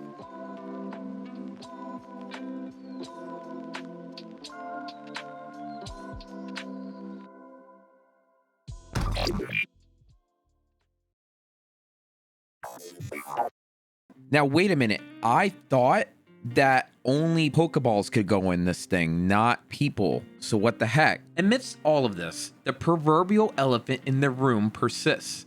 The damaged father-son bond. Carrying the sentiments of Arven's father, the AI extends an apology for the lies perpetuated. We are then privy to a profound truth. Despite appearance to the contrary, and regardless of his actions, the AI tells Arven that the professor truly loved his son. Okay, hold on. No. I read that, but no. I find myself questioning the authenticity of that. Love is a complex, multifaceted emotion expressed in innumerable ways. Though saying I love you is one method of articulating love, true love is manifested through actions, not merely words. Love is about showing someone they matter, caring about their happiness and well-being, and being willing to sacrifice and put in effort to make them feel valued and loved. Actions indeed speak louder than words, especially when conveying love. Anyone can utter the words, I love you, but it takes genuine commitment and effort to demonstrate it through deeds. This can manifest in various ways, from simple acts of kindness like preparing a meal or doing laundry to grander gestures like planning a surprise getaway or supporting a partner through challenging times. Or perhaps something even better, like being there for your own child who wants and needs you instead of going and pursuing some uncertain utopian paradise. The fact that this AI is telling Arven that the professor loved him might honestly, for me, be full of BS. If the professor really loved him, then why was he not there for him instead of down in this experiment? Love is a potent, transformative force that transcends mere sentiment, deeply resonating with our hearts and souls. It is a universal yearning, often unstated yet ever present. While the words I love you carry tremendous weight, they do, it is our actions, the tangible manifestations of our affection that truly resonate within the depths of our hearts. Ultimately, what I'm trying to say here is that words are just that. Words. You know the saying, actions speak louder than words? Well, this is it. Words may offer transient comfort and reassurance, but it is our actions that genuinely manifest love and dedication. It demands the execution of compassionate acts. It requires us to be there for our loved ones day in and day out, even in challenging times. It's about exerting effort to make someone feel loved and valued, even when we don't necessarily feel inclined to do so. Experiencing love through action serves as a potent reminder that we are not solitary entities in this vast universe. We are loved, valued, and significant to someone else. We're deserving of love and capable of reciprocating it. Game Freak is merely scratching the surface of this profound reality, which many grapple with. Not everyone experiences the nurturing, encompassing love we all yearn for and rightfully deserve. For some, the lack of love and connection can be a pervasive, unbearable source of agony and loneliness. I know because I used to go through that. I've been alone before. And it's honestly one of the worst fears of my life. Envision living in a world where you feel unseen, where your existence seems inconsequential. Imagine awakening each day to a consuming void of emptiness and longing, pondering if anyone will ever genuinely accept and love you for who you truly are. Game Freak is exploring this narrative. Without Arven's Mabostiv, who knows where he would have ended up? This final chapter reiterates the importance of his Pokemon, leading him to confront the Titan Pokemon across Paldea. In the absence of love expressed through actions, we may begin to question our worth and value. We may wonder if we are deserving of love and affection, or if there's something inherently flawed within us that repels love. You ever had a group of people not care about you and you wonder, well, is there something wrong with me? These insecurities can give rise to a profound sense of loneliness and isolation, which can be exceedingly challenging to surmount. People don't love me, so something must be wrong with me. If something is wrong with me, I don't feel confident enough to go out there and make meaningful relationships. And that in turn means it's even harder for people to love me, and the cycle repeats in a downward spiral. I've been there. I know what that's like. Regardless of our past experiences, it's essential to remember that we are all deserving of love and affection. It may take time and effort to find those who shower us with the love and care we merit, but it's an endeavor worth undertaking. Our journey has been imbued with this love, slowly seeping into, if anyone, Arven's life, from all of us, from all these characters, and Mabostov as well. Despite its brevity, this moment in the story might offer Arven the closure he sorely needs. Arven reveals that he had a deep-seated intuition about all of this as we delve deeper into the Zero Lab. He knew that his father was dead. Despite his instincts, the AI's uncanny imitation of Turo left Arven in emotional turmoil here, struggling to reconcile the reality of the machine with his longing for his father.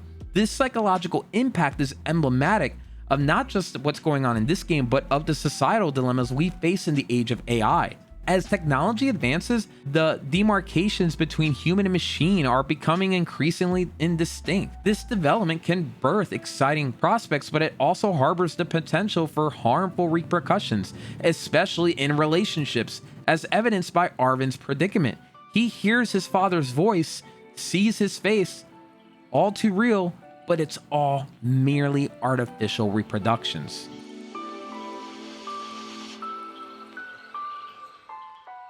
How do we even begin to navigate such a deception? Arven must, but at least he is aware of the truth. Perhaps this truth will offer him some semblance of relief, maybe, but I don't know how. That is an AI. You are talking to an AI, my brother in Christ. That's not your father. You shouldn't get any relief from that, as dark as that may be. After our victory, a muted celebration ensues. However, honestly, my sympathies lie with Arven. Penny's attempts to uplift him fall flat. She suggests that his father is embarking on an exciting adventure in the future, but Penny fails to realize that that's an AI, that's not his father. The father's dead. Resorting to self-deception as a coping mechanism can be dangerous. Yet in this game, Game Freak actually seems to revel in this for the cast. There's a harsh reality though. Turo died in his pursuit of a dream he will never experience. No AI can amend this tragedy, but that's the last of it that we actually gleaned from the game. And yes, there is post-game content that really tackles a bunch of characters a little bit more in depth, including Arven post the main story, but I'll talk a little bit more about that later on. In terms of the main plot from the perspective of just finishing it, it feels oddly unaddressed. We saved Paldea, but did we save Arven? We exit the crater and transition into the final scene of Pokémon Violet's main story. Nemona, noticing our emotional turmoil, suggests we take the more scenic route home, sprinkling our path with more adventures. Understandably hesitant, Arven lags behind until he is gently prodded by our Miraidon, the embodiment of his father's love. It strikes me, perhaps the path to acceptance and healing for Arven lies with this Miraidon. The nudge at the end of the game might be a reassurance that everything will be okay. Our experiences are real, but our focus should shift from the past to building a brighter future. This narrative may seem a stretch, but I'm determined to envision some sort of good ending for Arven. He just went through a lot. The story was centered around Treasure, which could initially have been his father, but maybe now it can assume a new form. All of us, as we continue our adventures in Paldea. I'm trying to put some sort of positive spin here, instead of saying, oh yeah, the AI's in the future, you now have closure because that's kind of like your dad. That doesn't buy it with me. As the credits roll, that concludes the story of Pokemon Violet, as melancholy as it may feel. The song that's used here is surprisingly filled with vocals, which I was not expecting, and actually it's kind of catchy. I would play it, but I don't want to get copyright strikes, sorry. Despite the seemingly happy ending here, I just can't help but hope that for Arven in all of this, that this Miraidon nudging him gently is just a subtle nod from Game Freak that Arven will be okay, that the treasure he has now will push him forward to the next chapter of his life.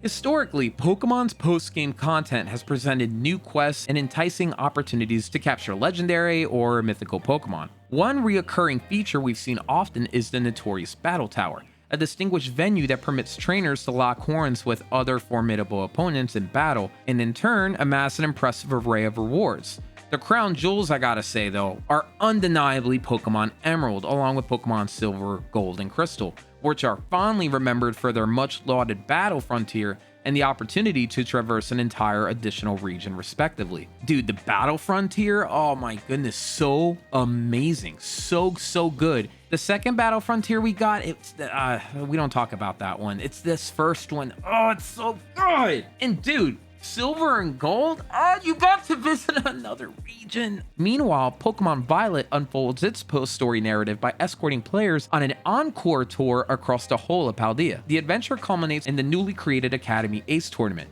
It all happens pretty rapidly if you dive straight into it. After starting the game back up, you'll begin back at the school dormitory. From here, we are beckoned towards Clavel's office. What's funny is that throughout this entire exchange, Clavel seems oblivious to the fact that he was manipulated by the professor, which is a point I really find hard to disregard. But with Clavel and this academy's track record, you know what? Maybe I just have to let it go. Clavel bestows upon us two items, the Hall of Fame badge, which is a nod to previous games, and a Master Ball. This Master Ball can be utilized to catch the second Miraidon at Zero Lab, which is purposely there for the player to trade for the Scarlet legendary Koraidon, or capture one of the 4 Pokemon of Ruin scattered across Paldea. I wonder if Game Freak will keep this up in the future. It makes sense here plot-wise since we befriend our Miraidon and freeing us a Master Ball slot, but I think it's a good thing, giving players a chance to complete their Pokedex and avoid them having to buy both versions of the same game. In a much needed moment, we get another run-in with Arven, who graciously provides a much needed exposition to round off the narrative from earlier. The poor guy lost his father, just realized it, and within maybe a couple minutes you see the credits roll with happy music. It just didn't sit right with me. The game's conclusion initially left me feeling a tad unsatisfied, yet Arven's insights managed to offer a degree of closure that's way better than what we got right before the credits. He seems to be in better spirits, having come to terms with his father's absence. However, he justifies it by saying, well, he built the time machine and he made it work. So it's completely okay, and I understand why he wasn't around for me. No, that's not okay. That's totally unacceptable. I totally disagree with that. Research consistently emphasizes the pivotal role of an active father, suggesting it has profound effects on a child's well-being, development, and future successes. Fathers are not mere bystanders in a child's life, but fundamental pillars who serve as positive role models. Emotional support, especially, is something sons deeply need. Life's a labyrinth. It's strewn with trials and tribulations. A father's emotional anchor provides that stability and security a child needs to steer through these. A son should have the confidence to rely on his father, knowing that he will always be there in times of need. I say this as someone who grew up without a father. I can personally vouch for the struggles to build self-worth and confidence without one. I've been through that. I feel the game somewhat sidelines the theme entirely, maybe due to the fact that it just has darker implications, especially when juxtaposed against the usual lighter tone of Pokemon games. Arven rather hastily decides to embrace his adventures with his Pokemon and friends. He vehemently affirms his resolution to mature and move past his childhood issues. While it's crucial for him to step out of his father's shadow, I think the narrative here could have emphasized the fundamental role a father plays, or just any parent at all. Seriously, he kind of just moves on, I guess, and maybe he just isn't an emotional type of person, but after all, fatherhood is not just about conception, it also implies an implicit commitment to the full spectrum of responsibilities, including emotional, physical, and mental support. Arven's journey has been a rocky one, but witnessing him rise again evokes some sort of satisfaction, I guess. I mean, I'm happy that he's feeling better, but I'm just left wondering, is he burying any of the pain? Arven, You gotta be honest with us here.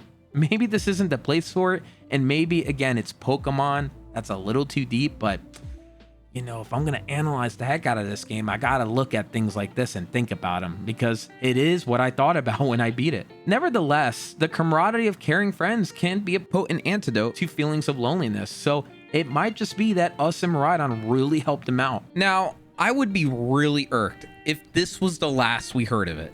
However, after you beat the game and the Academy Ace tournament, we do get further elaboration on what happened to our trio of characters. And for Arven, I would say we get an even better closure. But unfortunately, it's left towards the end of the game, post-story, where I would assume most players never even find it. We meet Arven in the cafeteria to begin the side quest, which is all about learning where he's gonna head next in life. He talks about Nemona and Penny and their aspirations, and that he's pretty much just some nobody with nothing going on. But one of our responses is, hey, your father's famous. That doesn't help. We're talking about Arven, not his deceased father. We learned that ultimately he wants to find himself, which completely makes sense after the traumatic experience he just went through. As part of this quest, he wants to go ahead and learn more about his father. And a fun fact we learn is that Clavel's office actually was the original research facility used by Professor Turo. Pretty cool, and it makes sense. I mean, it does look like a lab. He ended up even sleeping here. That's how ingrained he was in his work. We also catch a glimpse later on the legendary Pokemon Terapagos, or at least some sort of image of it, further teasing the DLC to come. Arven does question something quite interesting here though, in regards to the time machine and the Pokemon that have entered it. Oh boy, I'm gonna save that for later on. Ultimately, the quest concludes in Arven's room, where we find out he ultimately wants to help people and Pokemon alike. Seeing as though he went through a traumatic experience, he wants to help others not go through the same thing either he did or his Mabosstiff. So he's gonna get into culinary arts and become a cook. And yeah, that's really it. That's his story. Man, I will say, if you miss this entire last bit of it, the story of Arven would suck. But this kinda, well, makes up for it a little bit. I mean, yeah, I don't know what else to say. It is a decent ending, and there seems to be some form of actual closure here. But, man, no matter what you tell me, Arven's story is just sad. But hopefully, his future, and I really do think so, is brighter. Speaking of Arven's post-story content, we do get information on Penny and Nemona. Penny centers around the leaders of Team Star and how they're trying to facilitate themselves back into the academy by making friends and just overall trying to be a part of just some sort of normal school life. It's pretty endearing, and I really think it's a sweet story. Nemona, it's about battling. You really don't get much depth here. It's just, hey, battle, battle, battle. Yeah. Again, I really kind of wish that they ingrained a lot of this extra stuff within the main story. That way players don't necessarily miss it, but I understand why it's here. It's sort of like an epilogue of sorts. And, you know, I appreciate it. I will never say no to more content. After all of this as well, we get insight into what their rooms look like. I must say, each of their rooms really shows off their personality a bit. I mean, dude, look at Penny's. It's so gamer-like. Dude, is that a GameCube? And is that a Game Boy?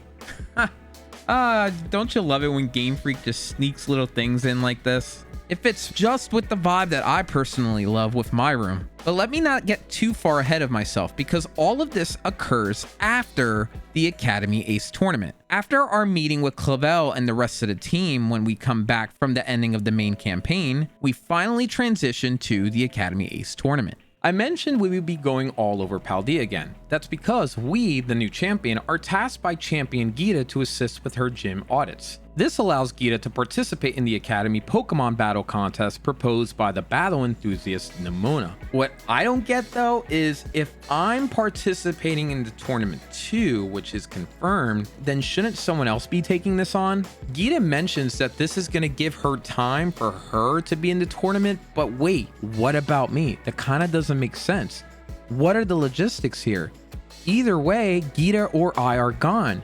Is she also managing the tournament? Then that I would kind of get, but I thought that was Nemona's job. What the heck? This genuinely doesn't make sense here. By performing these check-ins, we can re-challenge all the gym leaders. It's a convention that dates back to Pokemon Emerald and has been conspicuously absent in several titles. So I'm pleased to see it reintroduced, albeit you can only face them again once. But do these check-ins involve more than a mere Pokemon battle? Gita instructs us to ensure the gym leaders are, quote, fulfilling their duties as beacons of strength and inspiration for all those aiming to achieve champion rank. Essentially, we're checking their ongoing skill and commitment, which kind of reminds me of a gym and how you have to keep working out to maintain your strength. I kind of get it. We also receive an update on Penny's situation regarding the league point hack. She refers to the anime, which, wait. Yeah, this is the first time anime's ever been mentioned in Pokemon games, I think, right? Kind of rare given the fact that, you know, part of its popularity is because of, well, yeah, the anime, right? As we meet all the gym leaders, we really glean no tantalizing secrets, save for the fact that Tulip doesn't like Gita, and Larry mentions that of course Gita would designate her responsibilities to a child. Can we get a pause for Larry? The man is golden. Can we, let's just dive a little bit deeper on him again. He says, quote, normal as in plain, average, unremarkable, run-of-the-mill. I quite fancy them, you know? They suit me perfectly. I'm as ordinary as you can get. Later, he quips about people's growing appetite for shock value, drawing parallels with the oddities of today on social media like TikTok and even YouTube, where people always do crazy things just to get clicks and views. Man, this guy is spitting some fire. He is as real as it gets. He's absolutely right. After these little pearls of wisdom from him, I'm just utterly convinced this man is a Paldean national treasure. We also get the scoop on that elusive backstory Grusha hinted at, which I mentioned earlier on in the video. After testing our mettle against all the gym leaders, Gita assigns us the task of submitting a comprehensive evaluation report on them. This takes the form of a bona fide questionnaire, very similar to what we went through with Rika at the Pokemon League. Your responses, though, won't really sway the prize you receive, which is going to be a King's Rock, which I guess. I actually started getting a little nervous at my responses here. She'll ask questions like, who was the toughest? Who was the weakest? And all I could think was, I don't want to unwittingly land a gym leader in hot water by labeling them as easy. I don't want to get them fired. Given that we're all well aware of Gita's prowess to arm twist the Elite Four into being the Elite Four, who's to say she wouldn't threaten a gym leader too? Would she just fire them? Grusha is scared about that. And just again, look at her demeanor.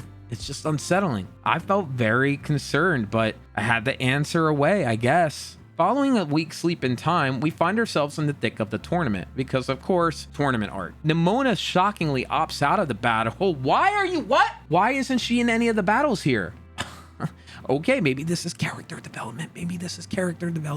The tournament follows a single elimination format, with 4 victories needed to clinch the Academy Ace title, hinting at only 16 competitors.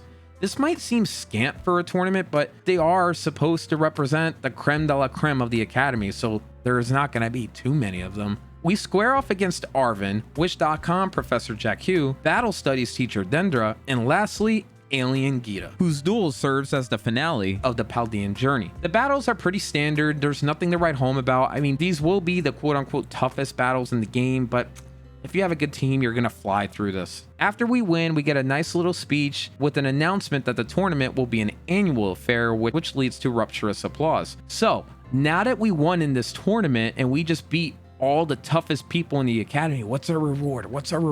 We get a Pokemon League hat. Okay. All right. Yep. It doesn't even look like Red's hat. That would have been kind of cool, but okay, whatever. And with that, our story arc comes to a close until, well, the anticipated DLC, which hopefully, you know, is going to finally reveal more about what the heck this crater is all about. Post-game content usually extends a game's lifespan, providing extra narrative elements and gameplay hours, both quintessential in assuring value for the player's investment. This bonus material keeps players hooked, spurring revisits, particularly vital for single-player games that kind of risk being a one-off experience, or definitely for free-to-play games, because the more you play, the more likely you're going to spend money on them. Usually in a post-game experience, you get more out of the lore, as the game introduces extra layers to both the narrative and the characters. By undertaking optional quests or searching hidden areas, players gather insights into the game's cosmos, fostering an enhanced bond and deeper immersion. I remember when I first saw this little area I could go into to fight a Giratina after beating Pokemon Diamond. I was so pumped and excited. I didn't even know what this Pokemon was. I didn't know where I was. This was nuts for me. I was going off the wall. If the primary plotline left any loose threads too, the post-game content may provide the sought-after resolution players yearn for.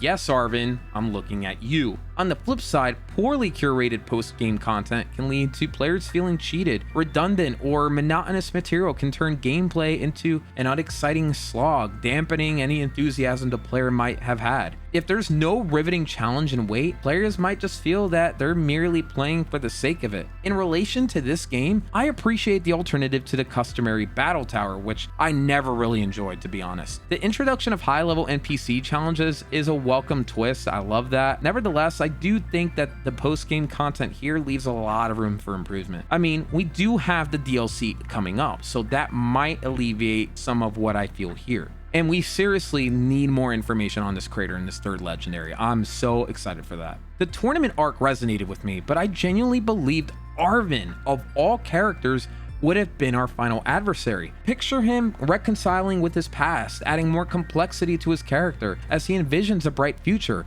employing our battle as a measure of his progress since our initial encounter at the lighthouse. In my view, he's the game protagonist. I've dissected pretty much all 5 story arcs of the game: the Pokemon League, Team Star, the Titan Pokemon and Arven, Arven Part 2, and the Academy Ace Tournament. Looking at all of this, I will say that ultimately what really got me the most in a negative way was just a lot of story beats just felt very predictable. I knew where things were going to happen, when it was going to happen, but on the flip side, there were some story beats I absolutely loved when they did happen. Like everything with the creator, the whole backstory with the professor, and even just the deeper lore of the creator itself. I love that. I think that's where the game shined the most. With all this being said, I did bypass a couple other elements, and I intend to provide a balanced appraisal and critique of all of them. Game Freak has a strategy. They introduce fresh gameplay mechanics, features, and elements into a core Pokemon game, which I'm sure takes meticulous planning and experimentation. You can't just throw everything at a wall. You gotta kind of be specific and think what would work and what wouldn't. The development team dedicates years to each new game,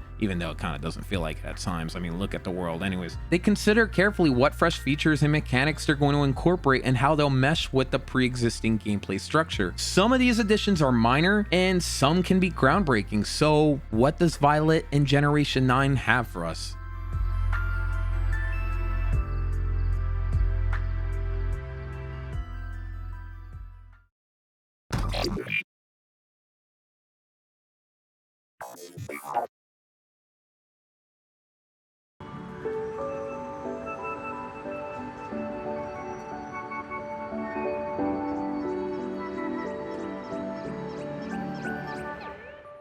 Reflecting on new elements that Game Freak introduced to Pokemon, my thoughts invariably gravitate to Mega Evolutions in Pokemon X and Y.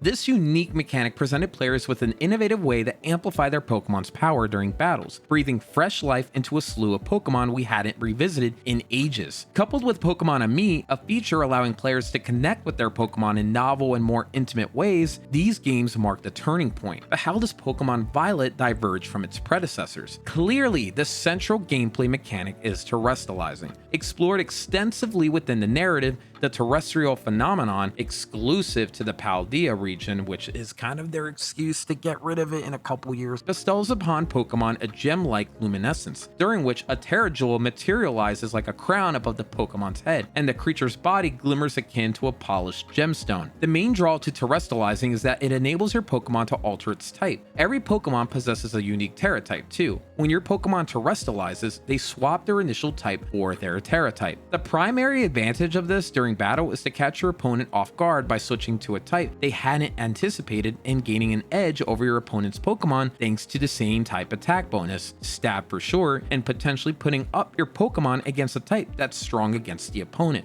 On one hand, I will say I actually kind of find the whole concept dazzling. Sorry.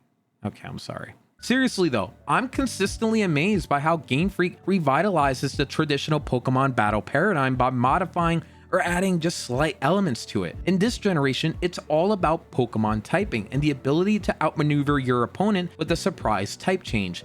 Picture this, instead of an electric type Pikachu, you could transform it into a full-fledged flying type, granting immunity to ground type moves, its previous Achilles heel. And yes, I know, Pikachu has a balloon form, I know, and it makes it a flying type, I get it, but you know what I mean. Without delving too deep into the intricate details of how this affects the competitive scene, which a topic we could easily spend an hour discussing, and not to mention, I'm not the biggest competitive battler, so I don't know if I feel 100% confident in speaking to that. The capacity though to change typings on the fly as a core battle mechanic genuinely broadens the potential for Pokemon that might previously have been considered less potent, which is kind of the same reason Mega Evolution was introduced, not to mention the designs were so cool. It introduces just the right dash of unpredictability to a battle without overwhelming the system entirely. This feature is restricted to just one Pokemon per battle against other players, and within the campaign, you can only use it once before needing to revisit a Pokemon Center to essentially recharge your Terra Orb, which I guess, and enable your Pokemon to terrestrialize again as a way to balance the game. While every Pokemon has a Terra type and can terrestrialize, the optimal choice would be Pokemon that provide coverage for specific baseline weaknesses or those with unique type moves that would benefit from stab. For instance, with an Eevee, you might want to steer clear of a normal Terra type because it's already a normal type, unless you really want to double the stab benefits. But if it has a flying Terra type, you'll gain a tactical advantage. Terra types do indeed impact dual typings as well, completely replacing them with the singular Terra type. Imagine dual Terra typing actually. That could be a thing, right? That would be pretty intense, but I reckon for balancing reasons or to prevent more undue complexity, Game Freak just opted to veer away from that entirely. Who knows, maybe it will be in the next generation. The way to discover uniquely Terra-type Pokemon is through Terra Raid battles, an evolution of the raid battle system from Pokemon Sword and Shield. To participate in Terra Raid battles, you'll need to find shining crystals scattered throughout the Paldea region, serving as gateways to these epic skirmishes. The crystal's colors correlate with the Terra type of the Pokemon you'll encounter, offering quick information about whether the battle is worth pursuing, especially if you're hunting for specific Terra type Pokemon. You can choose to battle solo or online as well. If there aren't enough human players, the empty slots are just filled by computer-controlled trainers, who I will say, they're pretty bad or average at best. Seriously, some of the Pokemon they use and the moves they make, it's a little questionable. During a Terra Raid battle, players take turns attacking the Pokemon, which has the capacity to deploy potent moves capable of damaging the entire party. The objective is to whittle the Pokemon's health down to 0 before the timer runs out, and if your Pokemon faints, a chunk of the timer drops. Getting the timer to 0 means the Pokemon just freaks out and you run out of the cave or just can't, I don't know, the screen changes and you're out. If you do win against a gigantic Pokemon, players are rewarded with an assortment of items, including rare berries, evolutionary stones, and 100% guaranteed catch rate to catch the defeated Pokemon. So use your favorite Pokeball without any apprehension.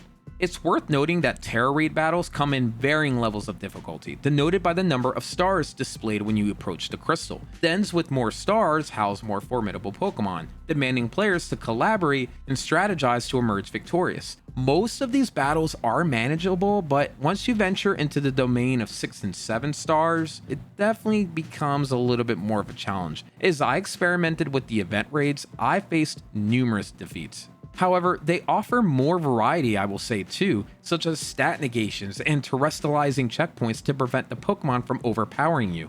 Needless to say, the thrill honestly was pretty escalated at the higher levels, even though I did lose a couple times. Regarding the glittering Pokemon in the overworld, these are special Pokemon that can terrestrialize into unique typings without requiring a full Terra Raid battle. While I appreciate this option as it offers an alternative to the more extensive raid battles, your choices will be confined to the Pokemon native to the particular environment. I do give Game Freak kudos for giving players the choice though. I love that. You may not always want to do a raid battle, so this is the next best thing. A reoccurring theme in contemporary games is this double-edged sword of limited time events that I have to talk about. These are designed to sustain players' engagement over extended periods and are quite prevalent in games adopting a service model with frequent updates. This cultivates a sense of urgency and excitement among people, and in turn leads to heightened player engagement as players scramble to gather all the available content before the event concludes, creating a potentially addictive cycle. As with Pokemon Sword and Shield,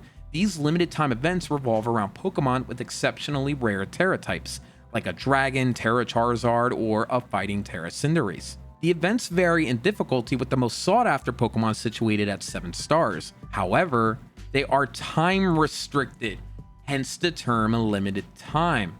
It's even more frustrating when you realize that brand new Pokemon are also confined within these limited time windows, as demonstrated by the recently released Paradox Pokemon Walking Wake and Iron Leaves, available exclusively for 4 weeks so far, from February 27th to March 12th, and then May 1st to May 14th.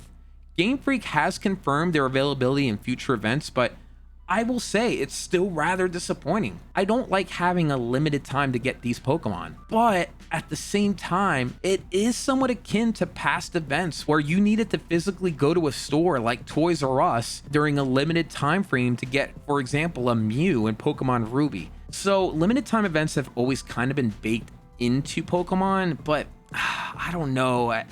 I firmly believe that there should never be a time limit on these types of editions. But now that I think about it, it's like the reason Pokemon are rare is because they are time gated. So you want the rarity of Pokemon to maintain that rarity, but I don't want the time limit to get them. I don't know. Maybe you just make them more difficult. Either way, while I understand the purpose of such events is to entice players to return, I'm not a fan of what people call fear of missing out, otherwise known as FOMO, being used as bait.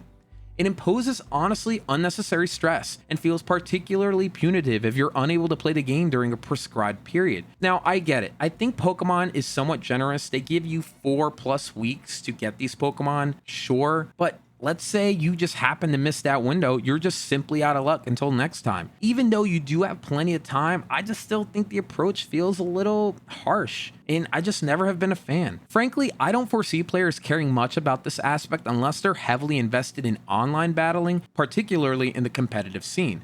It provides these players with a reason to stay active, but I believe progressively adding to the roster is way fairer of a strategy if you want players to play. Simply keep adding over time. Don't take things away. I personally just don't like that. This naturally segues into the next grievance I have with the mechanic, and it's my biggest issue with it.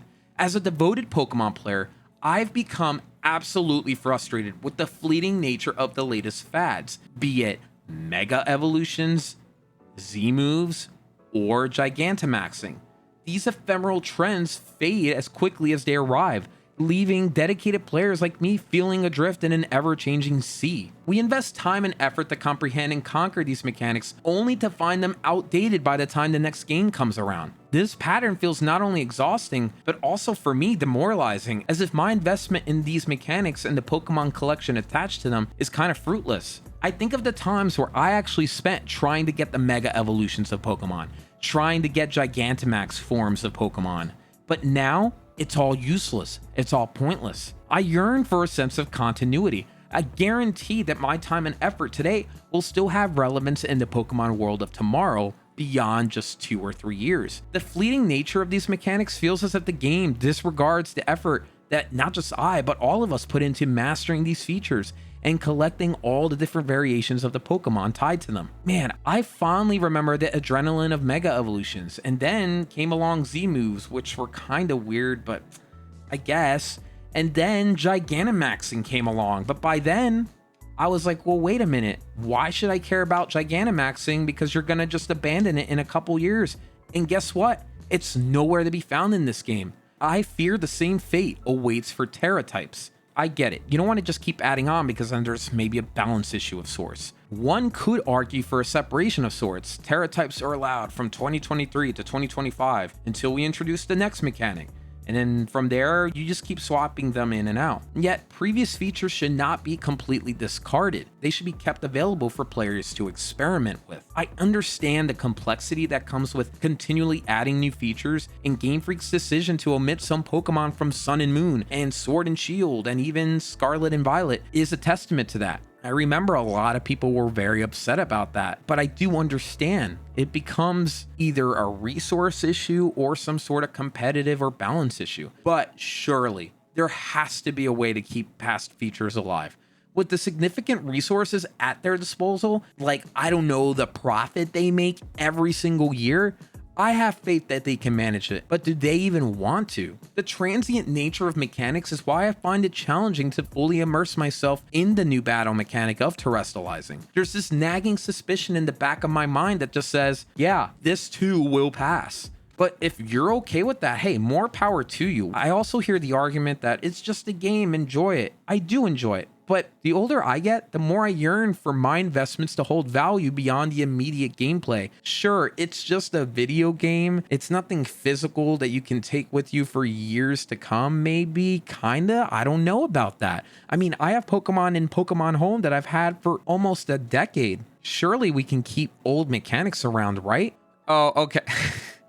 Also, there's something I haven't even talked about when it comes to all of this. Just the look of all of it. Like, what? When I first encountered this in the beginning of the game against Nemona, I was rendered speechless. Here's the thing. Mega Evolutions looked absolutely sick, right? The designs were cool. Even the way you activated Mega Evolution was somewhat cool. It made sense. Awesome. Then we went to Z moves, which meant you had to do this weird dance, and then there would be some very unrealistic attack that the Pokemon would use. Yes, I know Pokemon in general are unrealistic, but within the context of the world, it was a little silly. But this, and don't even get me started on Gigantamaxing, but this... this makes a little more sense, I guess, but the fact that it just wears some weird hat, pretty much signifying the typing, just all looks a little weird, right? Doesn't this look a little silly? I feel like at times I just grapple between Pokemon being a serious type of game to one that's whimsical and fun in nature. And this definitely goes towards the latter. I don't know if I like it. I don't like this jewel on its head. It's silly. It looks weird. Am I wrong? I mean, look at the dark type hat. Like, it's good as a marker to help younger people know, okay, I know the type that belongs to. But I just, I'm struggling with this a lot. It looks friggin' weird. As we delve into the realm of battles, the generational update comes with an influx of new Pokemon, moves, abilities, and items. It's an aspect of Pokemon I'm always eager to explore. How will Game Freak invent new moves, abilities, and items after over 25 years of creating them? To their credit, they continue to impress, introducing 50 new moves, 31 new abilities, and 7 uniquely designated battle items. Their creativity is evident in names like Gigaton Hammer, Bitter Blade, and Lumina Crash. For me, it's not just about the stats and what the move actually does, but I'm also drawn to the inventive names and the art behind them. I think it's sick that Game Freak is continually able to pull this off. I always think, how are they gonna do it? What else can they make? And bam, they make more. However, with all that being said, I can't help but consider the possibility of something called power creep. Power creep is known as the gradual increase in strength of elements in a game over time, tilting the game's balance. A stark example is the introduction of Mega Evolutions, which dramatically amplified the power of certain Pokemon, leaving an indelible mark on the competitive scene and disrupting previously effective strategies. This emphasizes the need for players to constantly update their game tactics. On one hand, sure, it made Pokemon that were maybe weak in the past somewhat strong, but at the same time, this phenomenon can also be seen in a more negative way as just an incentive to get new players to buy new content. It also just risks making older content obsolete. The arrival of Mega Evolutions led to a seismic shift in the competitive Pokemon landscape. It sent players scurrying to rethink strategies that had suddenly been rendered obsolete. Perhaps this is a positive, forcing players to evolve their playstyle in tune with the ever more powerful Pokemon entering the fray. It can be seen as a counter-argument to my earlier point about the transient nature of game mechanics. Here's a clear example of power creep that YouTuber Tyranitar2 made. He puts it really well here. What the hell is this? This dude's getting banned. All you have to do is get flip turd on your Palafin. Kyogre and Groudon have 670. This sucker's a legendary. Hiding in plain sight, what the frick? Let's cast a spotlight on Pokemon number 1000, Goldengo. Its ability, Good as Gold, offers immunity to all enemy status moves, which is, by the way, wild. That's nuts. It's an ability, not even an attack or defense move. On top of that, it wields the signature move, Make It Rain, a potent 120 base power steel type attack. Sure, it lowers the special attack stat by a stage of the Goldengo, but it can assault both foes in a double battle. Couple this with moves like Nasty Plot and Shadow Ball, and any detriment rapidly becomes really a non-issue here. It's kind of wild, and when I first saw this, it left me scratching my head a little. Of course, I will say, I'm not professing to be a competitive scene guru, but from my perspective, this combination wreaks havoc, especially when compared to the abilities of past Pokemon. It underscores why Game Freak has pruned the number of Pokemon that can be used in a single game, to encourage variety and curb reliance on fan favorites like Tornadus. Ironically, by the way, it's allowed in this game, and it's still a popular pick. Addressing power creep by rotating Pokemon across generations is one method, albeit one that opens up another can of worms. With all that being said, I do think Game Freak is innovating thoughtfully, but I just don't want them to sideline older Pokemon. It's hard, it's a tough dance to go through, I completely get it. But Game Freak, don't forget about the old guys, okay? Let's shift gears and talk about picnics.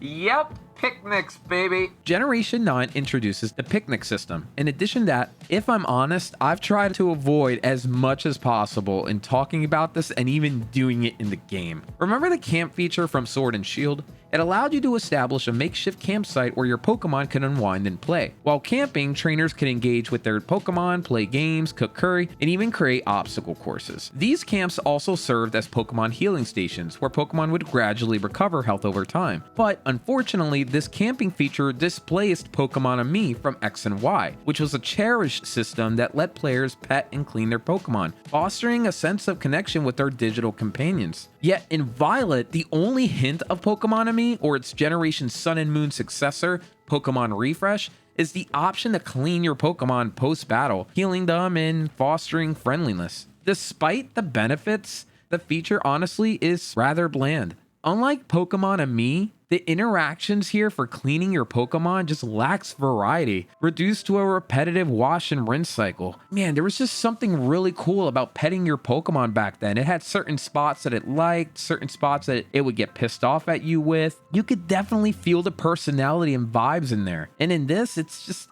Since we're talking about picnics, I do want to also talk about Violet's cooking mechanics. While cooking isn't new to the Pokemon world, Violet presents an array of dishes, each providing in-game benefits. You can either purchase ingredients to prepare these dishes or buy the finished meal directly from Paldea's numerous stores, in which you can't enter inside of. However, the specificity of the effects is the thing that deterred me from even embracing the system at all. Each dish imparts type-specific benefits, such as increased catch rates, egg spawns in your picnic, encounter rates, experience gains, item drops, and raid rewards. But these buffs only apply to Pokemon of a particular type. For instance, eating a sandwich could yield an item drop boost for water-type Pokemon, meaning only water types will drop additional items, such as Magikarp scales. While it's fantastic for trainers that have specific objectives, it can be more of a hassle, if anything, for casual players seeking just an overall bonus. I think ultimately this feature wasn't necessarily made for me, but more so for the players that like to grind certain Pokemon, like shinies for example. I think this feature works great with those types of players. If you're looking for a particular Pokemon or for a specific egg, this will help. The only time I found use out of it was when I was grinding Sinistea chips so I can evolve my Charcadet into Ceruledge. Knowing that I can increase the spawn rate of a particular Pokemon was beneficial, but at the end of the day, I didn't really have much need for that. So your mileage will vary. For those who appreciate customization, Violet allows trainers to personalize their picnics, from changing tablecloths and play balls to choosing the type of cups, bottles, and plates that you have. Oh my goodness. I can't take this seriously. I mean, I guess. Like, I don't... Here's the thing, man. Game Freak has added things in Pokemon for a long time, right? But this... I have yet to meet a player that has told me, yes, I can customize my bottle. That's what I've been waiting for. I mean, if you're really into getting the right pictures in your game, then sure, this might matter to you, but I have to wonder how many people actually care about something like this. Is this just for little Timmy? I guess.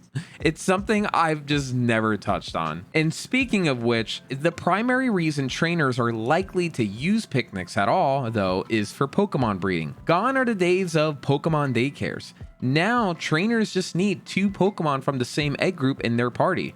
Start a picnic, wait a bit, and voila, an egg in the basket. How did that get there? We'll never know.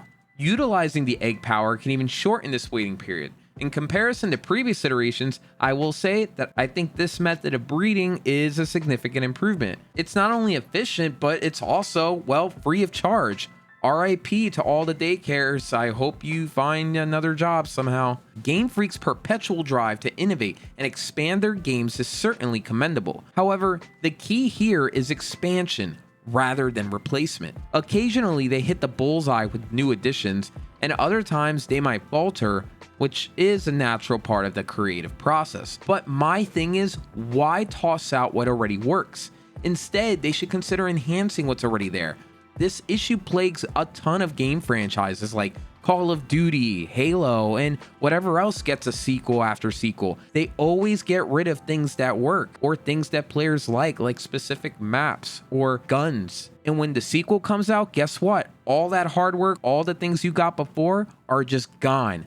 Useless, pointless. You got to adapt to the new thing. I never enjoyed that. Violet's approach is intriguing, but personally, it leaves me feeling a tad underwhelmed. The picnic and food mechanics, along with the raid battles, don't really pique my interest. On the other hand, Mega Evolution struck a chord with me. The novelty of fresh designs was truly captivating. I loved it. Gigantamaxing, while fascinating, I guess, fell a little short. Perhaps because, I knew that they would go away. And look at us now. You can't Gigantamax anything. If Game Freak could pivot towards enhancing their existing content, rather than periodically supplanting it, I genuinely believe we could have something truly exceptional on our hands. Future players can then enjoy a game that evolves and enriches without discarding the best parts of its past. I want to have the time I invest into something matter not just within a year or two, but 5 or more. And I think this is just a key area that Game Freak can really focus in on. It's good to innovate. I'm so happy that they do, but keep the things that work. If you can do that, I think you have something really, really special in your hands. Upon the game's initial unveiling, a fraction of the community seemed slightly taken aback by the new character design. This discussion even found its way into a few published articles. One comment noted by The Gamer reads, quote, "Am I just coming to terms that nothing will ever match up to my Shield character, who is literally just me?" There were tons of opinions online. Some were even comparisons to Disney characters of all things, which may be a compliment for some, yet a sign of lackadaisical design for others. One observer wittily remarked that the Scarlet and Violet characters radiate Coco Melon vibes. Ugh. Historically, Pokemon games gravitated towards an anime aesthetic. However, this iteration introduced a more proportionate, slightly realistic look. It wasn't just the eyes, but other modifications are evident too. The mouth exhibits more detail, and the nose is more prominently defined compared to its Sword and Shield counterparts. This transition, albeit refreshing, takes some getting used to. The in-game persona we encounter feels markedly younger than in the preceding games as well. It's a guessing game without a confirmed age, but just looking at the character images side by side compared to previous generations highlights the differences instantly. After spending some time with the game, I have to say that I really just can't get fully on board with the new aesthetic. It verges on just this eerie realism. While I can imagine some people relishing a realistic Pokemon experience, I wouldn't describe this shift as realism, but rather just flat out uncanny. The real head scratcher though for me is the character of Alien Gita. There's just this off-kilter aura about her, whether it's her eyes, the way she walks, that stance. I mean, look at her hair. Her hair. What is that? She just exudes a sinister, almost extraterrestrial vibe. The rest of the character ensemble ticks the usual boxes. Gym leaders like Larry excel in exemplifying both the flying and normal type motifs, with his black and gray and pieces of hair sticking out respectively, and Grusha with her cold weather attire. But let's face it, we're talking about the human characters in this game, right? But at the end of the day, it's not about them. It's about the Pokemon themselves.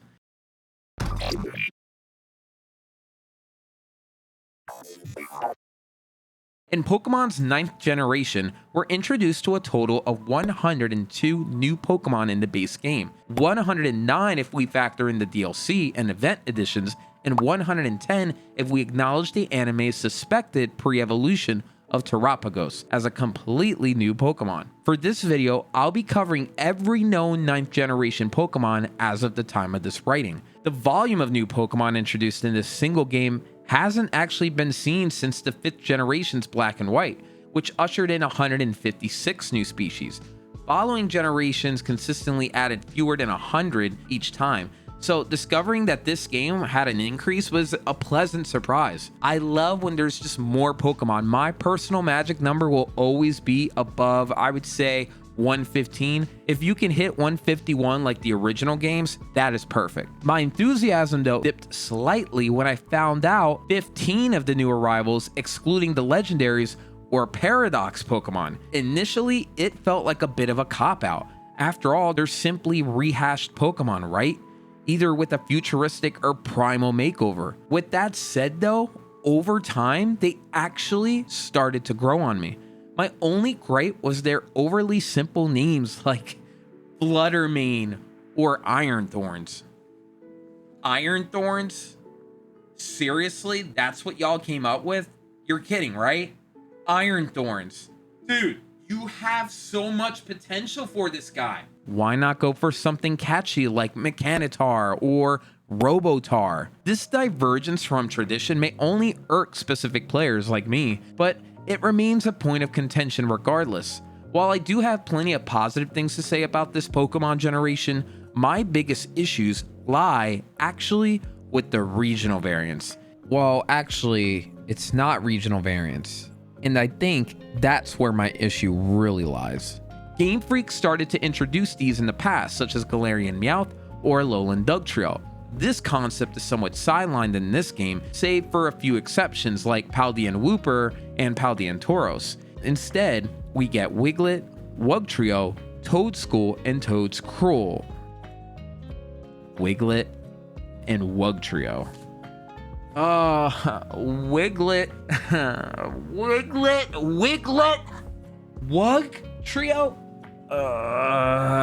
It's not a deal breaker, but I wish they just stuck to the tradition of crafting entirely new designs. I never was a fan of the regional variant when it came out, just because, again, I want entirely new Pokemon. But it's fine, I could be okay with that. But considering these four as new, I don't know about that. But then again, a counter argument can be made that Pokemon like Plusle and Minun aren't they the same and kind of copying off of each other? I guess. And yeah, that's actually a good point. Shouldn't I be annoyed that there's two of them instead of just one? But they are meant to be a duo. Yeah, it's a dicey topic, and I could see both sides of the picture, but me personally, regional variants are no-no. I am, however, quite fond of the Paradox Pokemon because honestly, they are just pretty cool. Look at them. Starting with our starters, I'll proceed down the whole list of every Pokemon we have. If you're keen on a deep dive into the full background, inspirations, and wordplay associated with all of these Pokemon, I recommend this video by Loxton and Noggin, who dissects it all splendidly. So without further ado, let the journey begin. Sprigatito. This charming grass cat is absolutely endearing. I love it. Look at it. It's so cute. Although I do have just one request. Stay on your legs. Do not get up. Whatever you do, do not stand up. Floragato. Oh no, it got up. It got up. No. A perplexing choice to say the least. It's kind of okay, it's not the worst, but it got up. Meowscarada. A striking design, though, again, I wish you would just stay on your legs. Don't stand up. I don't get it. Why is it that Game Freak just can't help themselves but make Pokemon stand on their legs like some sort of humanoid creature? It's a design choice that I've seen people frown down upon, but Game Freak just still does it. Just don't stand up. That's all I'm asking. For Coco. Oh, dude, this Firecroc, dude, he looks like a Totodile. This little guy is just awesome. He's so happy. I fully embrace it. Look at the cheerful, unhinged expression. It makes me happy seeing it happy. I love it. Crocolore. The design here feels a little underwhelming or maybe overwhelming, especially with its head. Pokemon with an excess of patterns and colors often just make me feel a little uncomfortable, and Crocolore for me just teeters on the brink of what I'm willing to tolerate. Skeledirge. My enthusiasm deflated immediately when I saw this design. While the idea of a fire crocodile is pretty cool, the execution here just feels overly complicated. It just doesn't resonate with me. I'll take a pass. Quaxley. What an absolute delight. Look, it even has a little pompadour. How can you not like it? Quaxwell. A bit of a mixed bag for me. It's not terrible, but it doesn't exactly thrill me. I feel like something is just off here. The pompadour remains, which saves the day, but it earns a hesitant B- from me. Quaquaval. Yeah, it pains me to admit it, but Quaquaval seems probably more unsettling to me than Skeledirge. Something about this Pokemon honestly just grates on my nerves. Maybe it's just the consistent dancing it does. Despite understanding the Brazilian carnival dancer inspiration here, the overall design just leaves me exasperated, particularly considering how awesome we started out with Quaxley. What went wrong? Lechonk. Ha. Well, this is our Rattata or Sentret equivalent for the generation, and surprise, surprise, I adore it. The name, the chunky appeal, what's not to like? Oinkalone. Not much to elaborate on here, it's just, you know, a bigger pig. But the names, wait, Oinkalone or Oinkalone? It's probably Oinkalone, but that GNE, the English language bothers me sometimes. Tarantula. Say hello to our customary regional bug. Initially, I was unsure about it, but that face, it did grow on me. I actually kind of like it. Spidops, a pure bug type that channels covert ninja-like energy. The evolution trajectory from Tarantula took me by surprise, but it works out splendidly. It's a well-designed and aptly named Pokemon. I love it. It's good job, Game Freak. Nimble. It's a grasshopper Pokemon. Its eyes resembling flowers add just a little bit of charm to it. It's pretty neat. Lokix. This edgy locust Pokemon is really small, but that's fitting for, well, a bug. The spiky accents warn you to keep your distance, which only add to the thrilling design of it. I like it. Palmy. No. Palmy, Pomo, and Palmont. Palmont instantly reminded me of Cherubimon from Digimon. These three, I bring them up at the same time because, dude, look at them. They're all the same, especially Palmo and Palmont. This begs the question, was the final evolution especially necessary? As the Pikachu equivalent of this generation, it fits well design-wise, I guess. And the fact that Palmo and Palmont are electric and fighting types too makes sense because the arms are a little bit bigger. But the creativity in the evolution is just slightly lackluster. I guess this works. Tandemaus and Mousehold.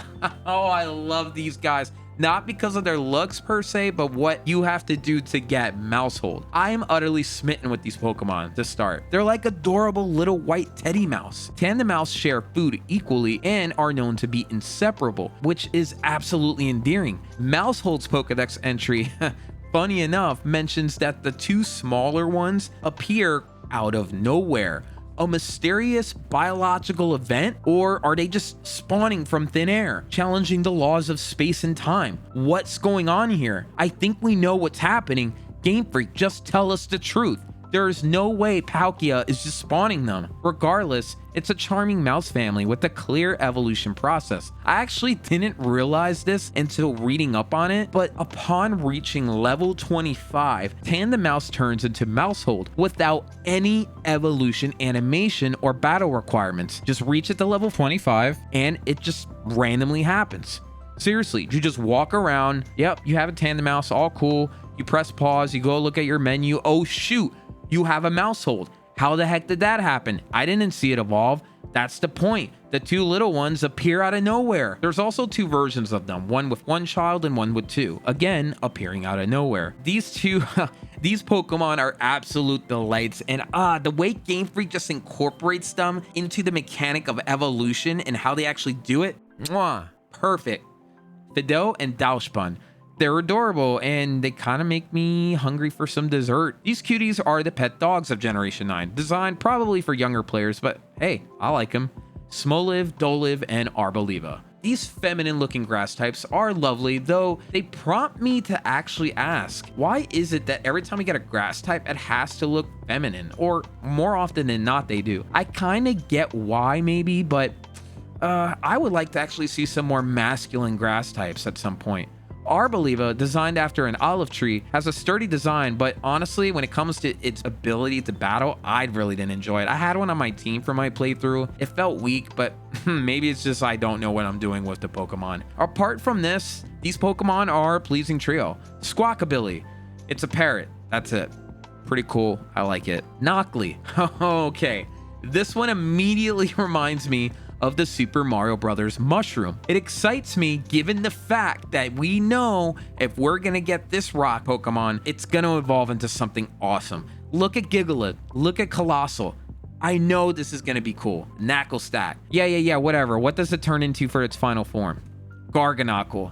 This one rockets straight to the top tier of designs for me. The almost pyramid-like structure may deter some, but it's just that distinct shape that actually allows it to shine. Even the intricacies in the rocky layers forming its legs are worthy of admiration. I love it. It's awesome. And the fact that it's based off of Salt Rock, good job, Game Freak. Stellar work. Now, we come to what is without a doubt my favorite Generation 9 designs. Charcadet, Amarouge, and Ceruledge.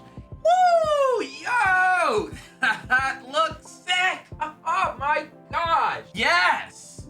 Game Freak's decision to take a soldiery cadet gunner approach has paid off handsomely here. Armarouge, seemingly the natural evolution of Charcadet, can turn its arms into a blaster, which kind of reminds me of Mega Man actually. A feature that surprisingly I never noticed as it's exclusive to Pokemon Scarlet. Meanwhile, for those drawn to the dark and edgy and who happen to possess Pokemon Violet, Ceruledge will be the perfect companion. The name says it all. Look at it, man. Dude, it's sick. I don't know what else to say. All I gotta tell you is just look at it. This trio essentially represents the generation's equivalent to Lucario or Zoroark. Edgy, cool, humanoid Pokemon. Ceruledge is strikingly cool with its fiery sword-like arms. Plus, it's a ghost fire type, which aesthetically is a perfect combo. There is a caveat though with them. Evolving Charcadet can be quite a nuisance. The auspicious or malicious armor is a requirement, and actually getting these is the issue. In order to get these items, you need to venture to the town of Zapapico and interact with a particular NPC. For Ceruledge, you'll need to get 10 Sinistea chips, and for Armarouge, you need 10 Bronzor fragments. Capturing or defeating these specific wild Pokemon is the only way to get these. And well, of course, the spawn rate isn't generous either, so patience is going to be essential for you, and maybe use those meal powers. Regardless, I think the effort is worth it because they look so great. Tadbulb and Bellybulb. I absolutely love this little guy. The name is perfect and the design fits to a T. It's a light bulb, but a tadpole. Perfect. I actually expected this to be a water type, but nope, it's purely electric here. Bellybulb is also sick. It was actually a staple on my team in the early part of the game. There was an interesting tidbit that I also learned. Those things on the side, those eyes, well, they're not eyes. They are organs, as according to the Violet Pokedex. Huh. So wait a minute. Does that mean... What? Those dots are his eyes? Wattrel and Kilowattrel. Well, these are, you know, electric birds. Finally, we got something that's not a Zapdos. Pretty good. That's all I got. Mastiff and Mabostiff. These two Pokemon are a clever nod to the Mafia. Mastiff won me over when I first encountered it in the wild, and oddly enough, I thought that this Pokemon was going to turn into something sick. And if anything, this was the type of Pokemon I actually wanted to see stand up, but of course it doesn't. As for Mabostiff, it's not terrible. Pretty cool, but I was envisioning something a little more menacing for a dark type, even though the dark typing here does also fit. It's not terrible, but it's just not my cup of Sinnerstee. Sorry, I'll stop. Shroodle and Grafai, if that's how you say it. These designs are sick. Shroodle is pretty cool. I love poison type Pokemon, and Shroodle was pretty great. But Grafai, dude, it looks so sick. It clearly has inspiration drawn from punks and graffiti. I will say though, this felt like it deserved a final evolution. I think that would have truly sealed the deal. Not every Pokemon requires a third stage, but this one could certainly have benefited from it. Nonetheless, this is top-notch Pokemon design. Bramblin and Bramblegast. Interestingly, I feel the exact opposite here. Bramblin is awesome. It's a tumbleweed Pokemon. I never even thought of something like that. Usually I would be a little annoyed at, wow, we're turning inanimate objects into Pokemon, but I've kind of just gone over it at this point. I mean, remember that ice cream cone? That was the last time I was annoyed with stuff like that. As for Bramblegast, I mean, it looks cool. It's an evolution, I guess, but all it gets is eyes that are a little bit creepier and it gets spikier. I don't know if this deserved an evolution, but hey, I'm not going to complain about it. I like these two. Cloth. Big claw, big eye. Good job. Capsicid and Scovillain. Some argue there should have been a third Pokemon here featuring a yellow pepper as a third head, which I get, but these are not meant to represent bell peppers, but rather a jalapeno and chili pepper noted for their spiciness, hence the Scoville reference in its name and the fact it's also a fire type. By the way, first ever grass and fire type, pretty sweet. Capsicid's face, looks a little weird to me. I don't know, it just bothers me. In Scovillain, well, it's just more of it. It looks rather nefarious, so I don't know, not for me. Rellor and Rapska. Dung beetles served as the basis for these Pokemon, but instead of dung, it's dirt. Of course.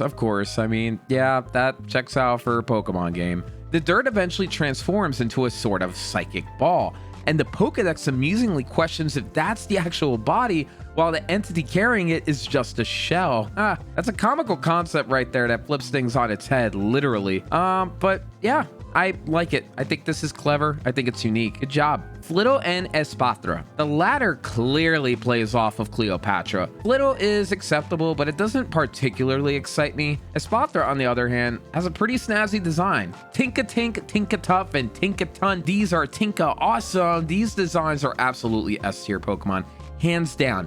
Fun fact, Tinka-Tink's little hammer, which I perceive as a baby's play bauble, remains a constant throughout its life. As it evolves, it simply builds upon it. The original hammer is still there when it becomes a Tinkaton. Look. Interestingly, a poll in Japan towards the end of 2022 declared Tinkaton as the fan favorite Pokemon for Scarlet and Violet, and I can definitely see why. Not only is it just super cute, but it packs a punch in battles with its signature move Gigaton Hammer. And just look at that face. Love it. Wiglet and Wugtrio. I was a fan of the hair when Diglett got that, but this Wiggly, Wuggly, a Wug? What the wug indeed? Bombardier. The name hits the nail on the head. It's a bird that drops bombs. I'm surprised this didn't come up sooner. Finizen. Oh, we finally get a dolphin Pokemon. Oh my gosh. Oh my gosh. Oh my gosh. Oh my gosh. We did it. We got a dolphin. As soon as I spotted this little guy in the wild, I knew it was destined to be a permanent member of my team. It's utterly adorable, and it's something I've been waiting for so long. But what comes after shocked me even more. Palafin. What the heck? It looks just like Finizen. So, to evolve Finizen into Palafin, you need to form what they call a union circle. Oh, these names. It's just co-op. You need to play in co-op, and it will evolve there. As soon as another player joins, you level it up at least once, and voila, the evolution is complete. What baffled me was why the only noticeable change was the little heart on its belly. I was genuinely confused and even resorted to actually looking online. Was there something wrong? Am I missing something? It just gets a heart. What the heck? The answer actually lies in its special ability, Zero the Hero, which allows it to transform into a new form when it switches out.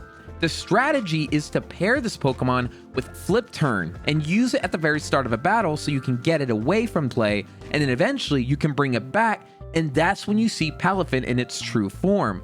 When it transforms, its stats shoot through the roof. In terms of design of its hero form, I was initially kind of like, it doesn't look like a dolphin anymore. But hold on, there's a deeper meaning here. It's Clark Kent turning into Superman in an alleyway. It's even reflected in the name of its previous evolution. Finizen, Citizen.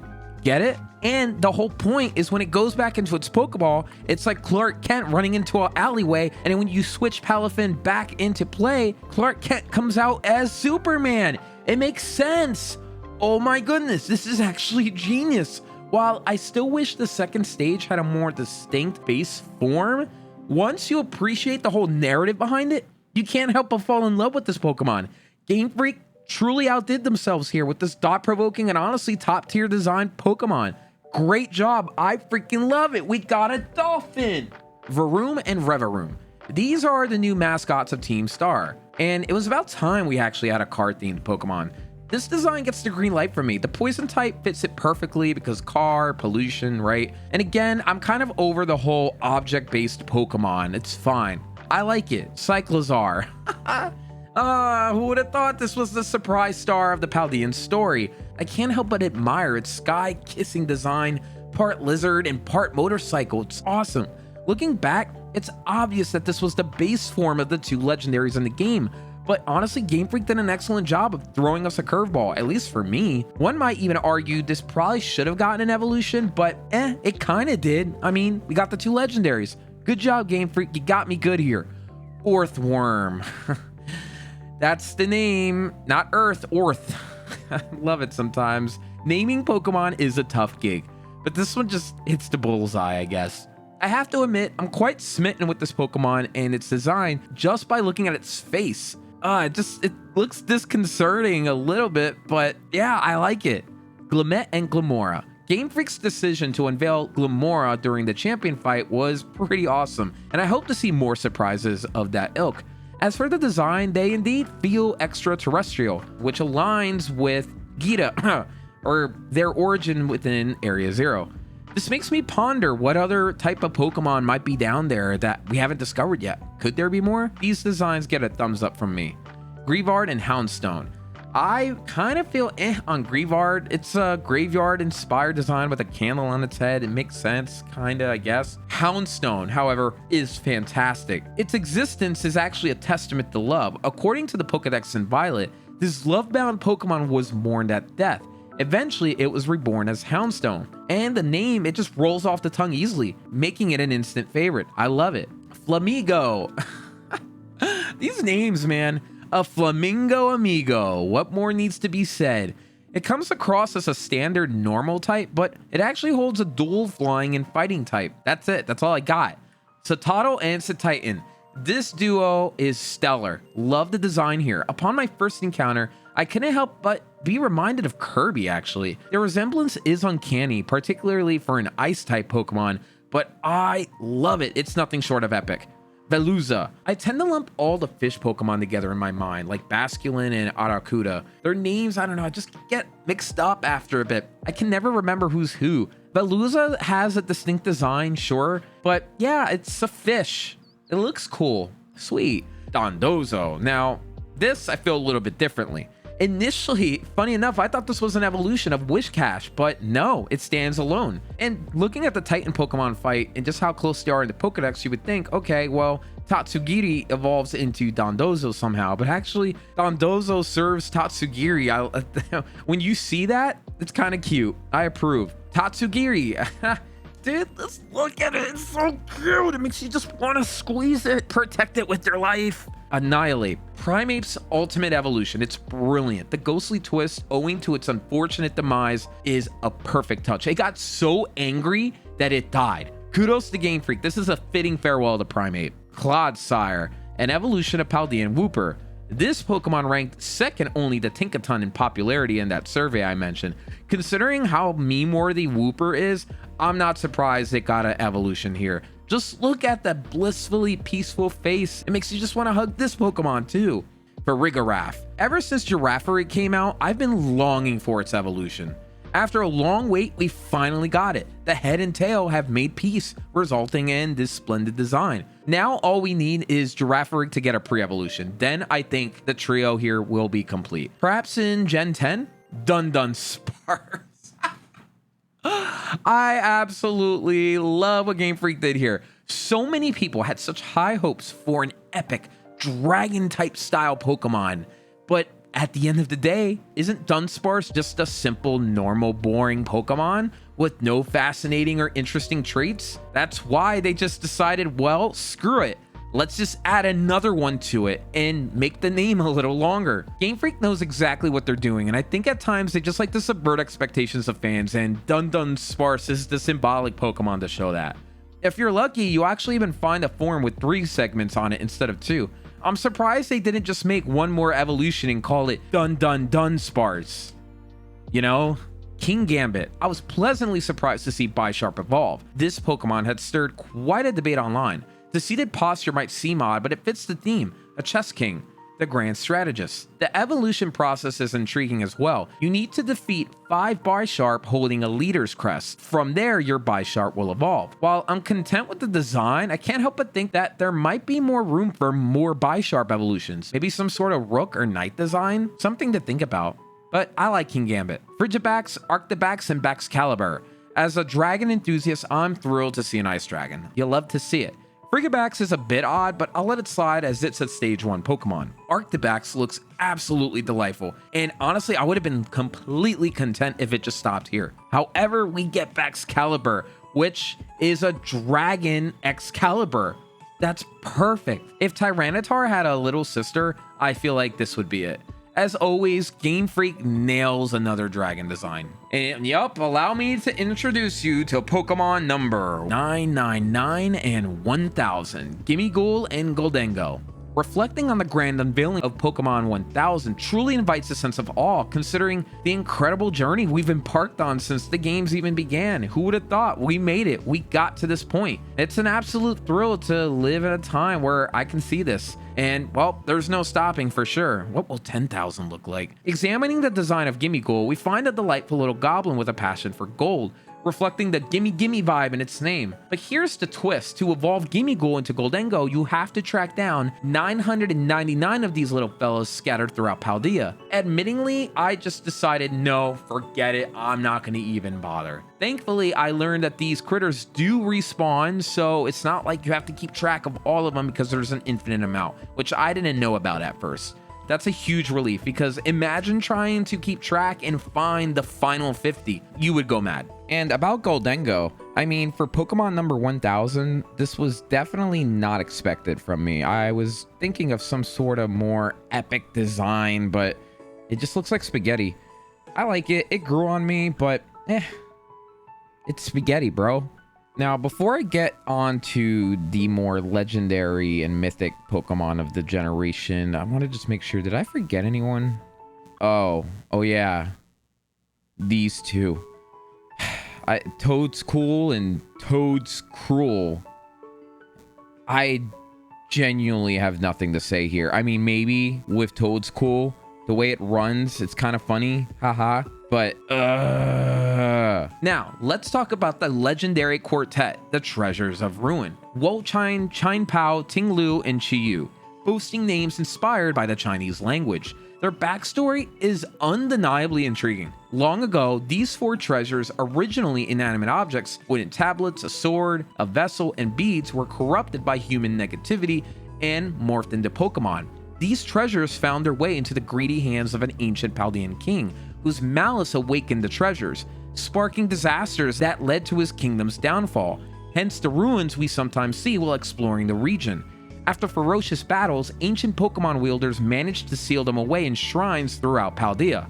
The stakes scattered across Paldea represent these treasures, each corresponding to colored seals or doors that can only be opened after all matching stakes have been removed from the ground. You're bound to stumble upon at least one of them, but I personally recommend a guide to just keep track and save time. Encountering these vaults for the first time was absolutely exhilarating, reminding me of the time when I first found that cave that led me to this mysterious braille wall in Ruby and Sapphire, which eventually led to the Reggie. As for the Pokemon themselves, their designs distinctly reference the treasures mentioned in the ancient tale. What makes this quartet really awesome is that they all look different. It's not as if they're going for a theme here like the legendary dogs or the birds, right? They're all way different. Wochane and Tinglu exude a more menacing aura than Chinpao and Chiyu. Chiyu's petite size is actually quite refreshing because whenever you think of a legendary Pokemon, you're thinking of some grandiose creature, but no, it's this little guy. And Chinpao's sword-like fangs are awesome. It's a nice little touch. This quartet showcases that Game Freak can deliver stunning legendary Pokemon designs even after all this time.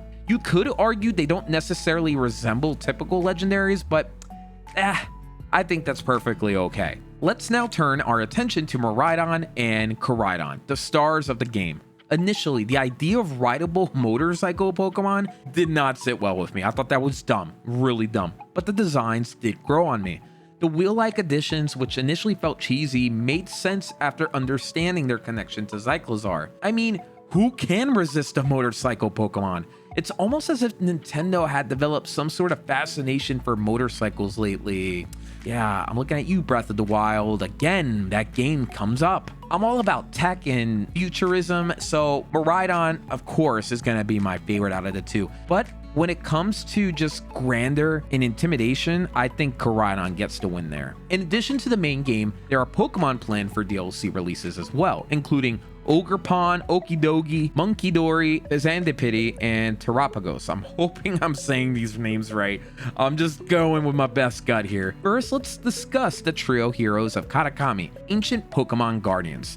To be honest, they are odd. Fezandipiti bears an uncanny resemblance to Unfezant, but the other two seem more reminiscent of, guess what, Yokai Watch characters of all things. Seriously, they look like yokai. It's a bit jarring, and I doubt they're gonna grow on me like the Ultra Beast did. The mysterious purple chain-like item is probably going to get explored as well in the DLC. Like, what is it? Why is it there? I even found someone online that actually redesigned the Pokemon, which goes to show I think a lot of people don't like the designs here. Next, we see Ogerpon, the mascot of the Teal Mask DLC. Its mask and the symbol on its head generate some intrigue. Could there be some sort of link to terrestrialization here? I mean, look at that. And will we see a maskless form in other artworks or in the game itself? You can see a little of it here, but that's as much as we get unless you go and look for fan art. Lastly, we have Terapagos, the Pokemon supposedly responsible for the terrestrialization phenomenon. It appears otherworldly, quite distinct from its predecessor legendaries. The symbols on its back represent all 18 types. Its fur is reminiscent of the crystals from Area Zero as well. I just can't wait to get some backstory from this guy, along with confirmation or debunking of the existing theories out there. I think this Pokemon looks pretty sick. It just screams otherworld, like I mentioned. And yeah, I'm just intrigued to find out more here. Before wrapping up, let's briefly delve into the mysterious Paradox Pokemon, whose nature extends beyond what's revealed in the game's story. From the copy of the Violet book found in the Uva Academy library, we can start to comprehend their history. So sit down, Buttercup, because we are about to really try and figure out what the heck they are. 2 centuries prior, within the enigmatic depths of Area Zero in Paldea's Great Crater, Paradox Pokemon were first sighted. This remarkable discovery was chronicled by Heath, a member of the Area Zero exploration team, in the renowned Violet book. This region, the heart of Paldea, soon became a hotbed for scientists delving into the mysteries of the Paradox Pokemon and the terrestrial phenomenon. Regrettably, their expedition was marred by tragedy when an aggressive Iron Treads viciously attacked, resulting in a fatality among the team. Despite the shot, the team managed to capture an image of the Paradox Pokemon they encountered. Moreover, Heath crafted an imaginative sketch of the Iron Leaves he encountered, merging elements of the Swords of Justice, of all things. The origin of these first Paradox Pokemon in Paldea, however, remained shrouded in mystery. As the intrigue around these extraordinary creatures grew, a paranormal magazine titled A Culture began featuring articles speculating the nature of the Paradox Pokemon.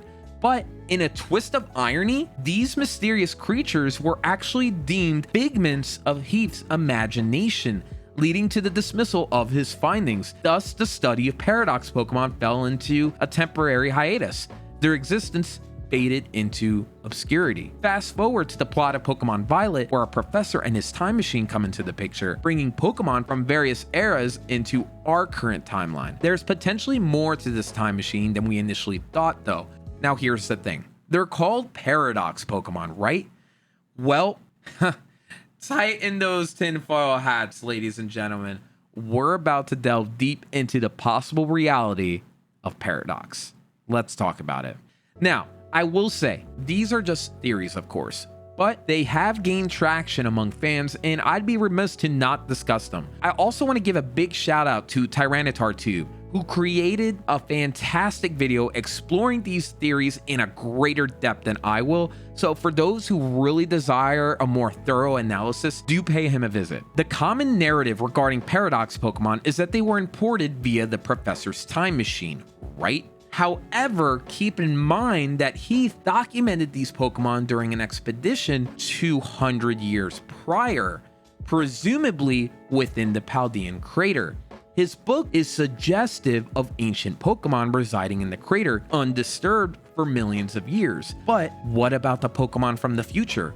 They are not relics of the past and thus wouldn't naturally exist in the crater at this point. Yet, how could Heath have sketched them without the aid of a time machine? The Violet book clearly contains illustrations of future Paradox Pokemon. So what the heck? How did they appear naturally? One theory is out there that a more advanced civilization might have existed far back in time, possibly possessing their own time machine or advanced technology that allowed these so-called future Pokemon to survive and thrive. Could these future Pokemon actually, paradoxically, be creatures of the past? This directly contradicts Pokemon Violet's premise, though, wherein a professor eager to experience the future endeavors to bring future Pokemon into our present world. It's perplexing considering that Heath had already discovered these Pokemon and documented them. Doesn't AI Turo journey to the future at the game's conclusion to be with these Pokemon? The narrative actually gets a little murky here, but as Arven confirms, the Violet book predates the time machine.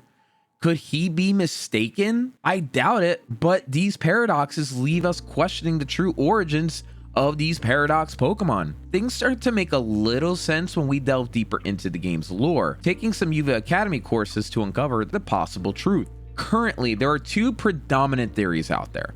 The first is the Area Zero pool theory, positioning that Area Zero, most likely influenced by the 3rd legendary, Terapagos, naturally pulls Pokemon from different timelines. The second, the imagination theory, suggests that when Turo received the book as a child, evidenced by the childlike scribbling with the book, that's the only evidence of that. It can be breaking apart a little bit. Either way, he traveled to Area Zero only to find no Paradox Pokemon actually. As Turo navigated the depths of the Crystal Cave and lost his team, he heard a voice similar to Heath, instructing him on how to create a machine that wasn't a time machine. This voice belonged to Terapagos. This Pokemon, with its power to terrestrialize, allows Pokemon to become whatever type they wish, right? Wasn't Sylveon encouraged by Penny to be whatever it wanted? Could it have been Sylveon's dream, or actually Eevee, to be the fairy type that it eventually became? This isn't a time machine then, but rather a dream machine that fuels Turos' visions of exotic, undiscovered Pokemon, bringing them into existence. The Paradox Pokemon are nothing but a fabrication, a tall tale spun by Heath. The Pokedex entries are rife with such examples, such as a billion-year-old Jigglypuff and an extraterrestrial Volcarona. The reality is that these are actually Turos' Pokemon conjured up by his imagination and the Dream Machine, not real Paradox Pokemon. He looked at Heath's drawings and thought, oh wow, that must be real. He imagined it, and from that, they actually became real. Wow. The plausibility of Heath's deception is brilliantly discussed in Tyranitartube's video, which again, I highly recommend for a comprehensive understanding. Here's just a little quick snippet of the explanation. He made all these cool stories, maybe without ill intentions in mind, but maybe he made everything up. And so Sada as a kid reads this book, becomes so infatuated with this billion-year-old Jigglypuff, and Turo with this mad scientist Gardevoir Gallade creature and Iron Thorns, which is apparently said to be a Tyranitar from a billion years in the future, that when they go down to Area Zero, that the machine the Pokemon teaches them to make is really creating these Pokemon that don't exist from the book, creating their deepest desire to see the Pokemon. This discourse is genuinely intriguing, and I believe that the forthcoming DLC will shed light on much of the ambiguity surrounding the mystery. If these theories prove to be accurate, Game Freak has truly woven a tale of amazing brilliance. I love seeing the community try to figure these things out, and if Game Freak did this all on purpose, kudos to them. The depth of Pokemon lore often transcends its facade as a children's game, offering layers of complexity and intrigue, this being a clear example of it. As for the actual Paradox Pokemon themselves, at the time of this writing, we've been introduced to 16. I'll discuss them in groups due to the similar nature of my feedback on their designs. We'll start with Pokemon of the past: Great Tusk, Brute Bonnet, Fluttermane, Slitherwing, Sandy Shocks, Walking Wake, Roaring Moon, and Screamtail. These Pokemon draw inspiration from the past in Pokemon Scarlet. Screamtail, despite its name, seems out of place here. I get it, Jigglypuff is the singing Pokemon, so this is meant to contrast against it, but Screamtail doesn't really scream, especially in its cry. Listen. Wait a minute. Is that Zacian I hear? Walking Wake's transformation of Suicune into a semi-dinosaur is particularly interesting. Most of these primal Pokemon feature a more vibrant color palette and enhanced features relative to their original or future forms, so makes sense here. I was very surprised to see Suicune get involved of all things. You would think Entei would have been the main Pokemon here. Great Tusks flaunt its tusks, Fluttermane its mane, Slitherwing its wings, and Sandy Shocks its magnets, I guess. Lastly, we have Roaring Moon, bearing an uncanny resemblance to Mega Evolution. There's even a theory that Mega Evolutions are actually a reversion to their ancient primal form.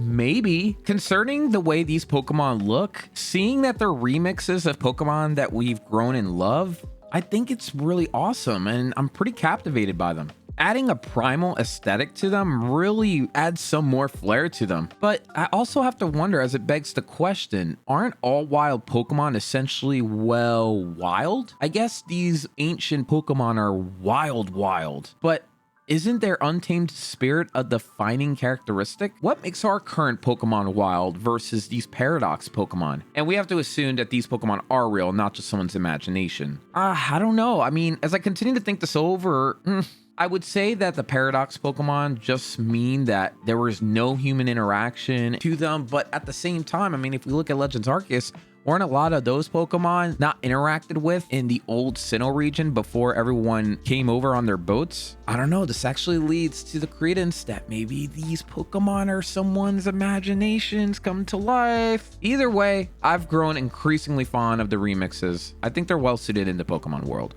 Shifting gears to our Paradox Pokemon from the future, Iron Treads, Iron Bundle, Iron Hands, Iron Jugulus, Iron Moth, Iron Thorns, Iron Valiant. You won't believe this one. Iron leaves. Perceiving a common thread, perhaps?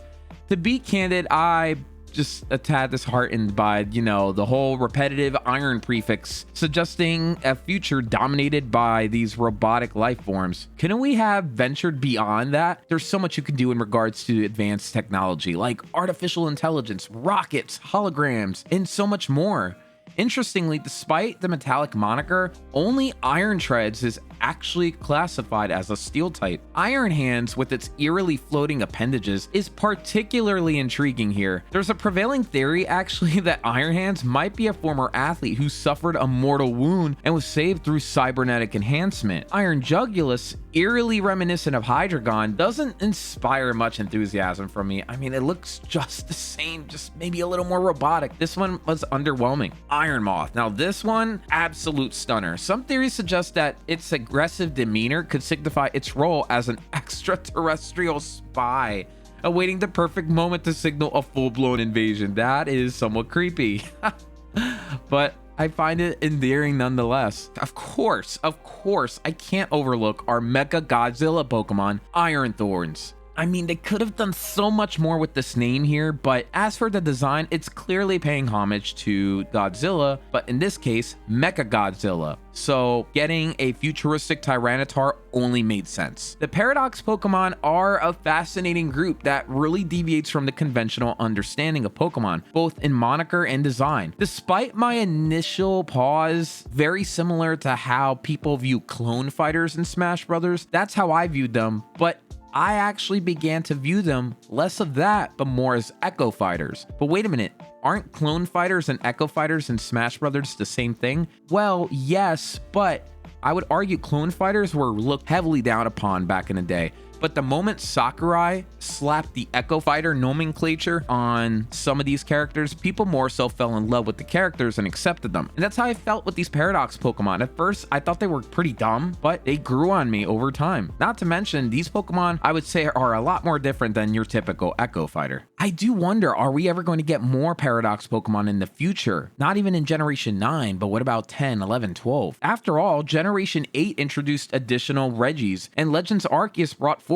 a fourth force of nature. So why halt the creative progression? Maybe in a decade and a half, when we inevitably get a remake of Scarlet and Violet, we'll probably get even more. Gosh, to think one day we're gonna get a remake of this game. Ugh, wild. In a franchise spanning over 25 years and boasting over 1,000 Pokemon, the introduction of Paradox Pokemon is not just well-earned, but it fits perfectly in the extension of the Pokemon cosmos, and I welcome it. I hope we get more. I really like what Game Freak did here, and I think they were very clever in it. There's also this unconfirmed pre-evolution of Terapagos, which I don't know what else I can say about it. It looks cute, but that's about it. We're gonna need to get more information here. I don't know if this is another form of Terapagos, but I figured let me slot this at the end just to at least acknowledge it. Assessing Generation 9 as a whole, I predict that it's going to be retrospectively regarded with a lot of warmth and appreciation, but the final verdict is ultimately going to be subjective. Everyone loves and hates different designs. A design I find appealing might not resonate with another individual. I firmly believe that Pokemon should always aim for a delicate balance between the fantastical and exotic and the relatable and plausible, reserving the more crazy designs for probably legendaries and mythics. By and large, this generation I think hits the middle very well. It's pretty up there, close to my personal favorite, Generation 5, Black and White. A generation that struck me as off-kilter was the third one, featuring Ruby and Sapphire, because the Pokemon were a little bit more wacky there. As my tastes have evolved though, I've grown more receptive to the diverse possibilities of what Pokemon designs could look like. On the whole, I commend the designers at Game Freak on their brilliant work in this game. It's not easy creating new Pokemon after such a long time, and they do have a rigorous process in doing so. Of course, there are a few designs that do baffle me. I'm looking at the Yokai Trio and Bramblebass to name a couple, but overall, I believe they've crafted a series of Pokemon that fans will cherish for years and even decades to come.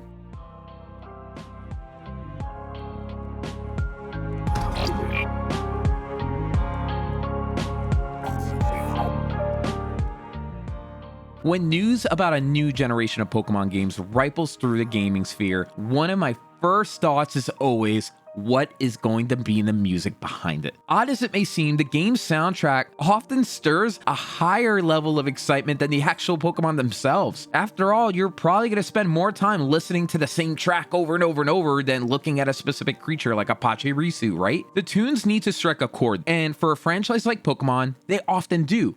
A prime example being the Gym Leader battle theme from Sword and Shield.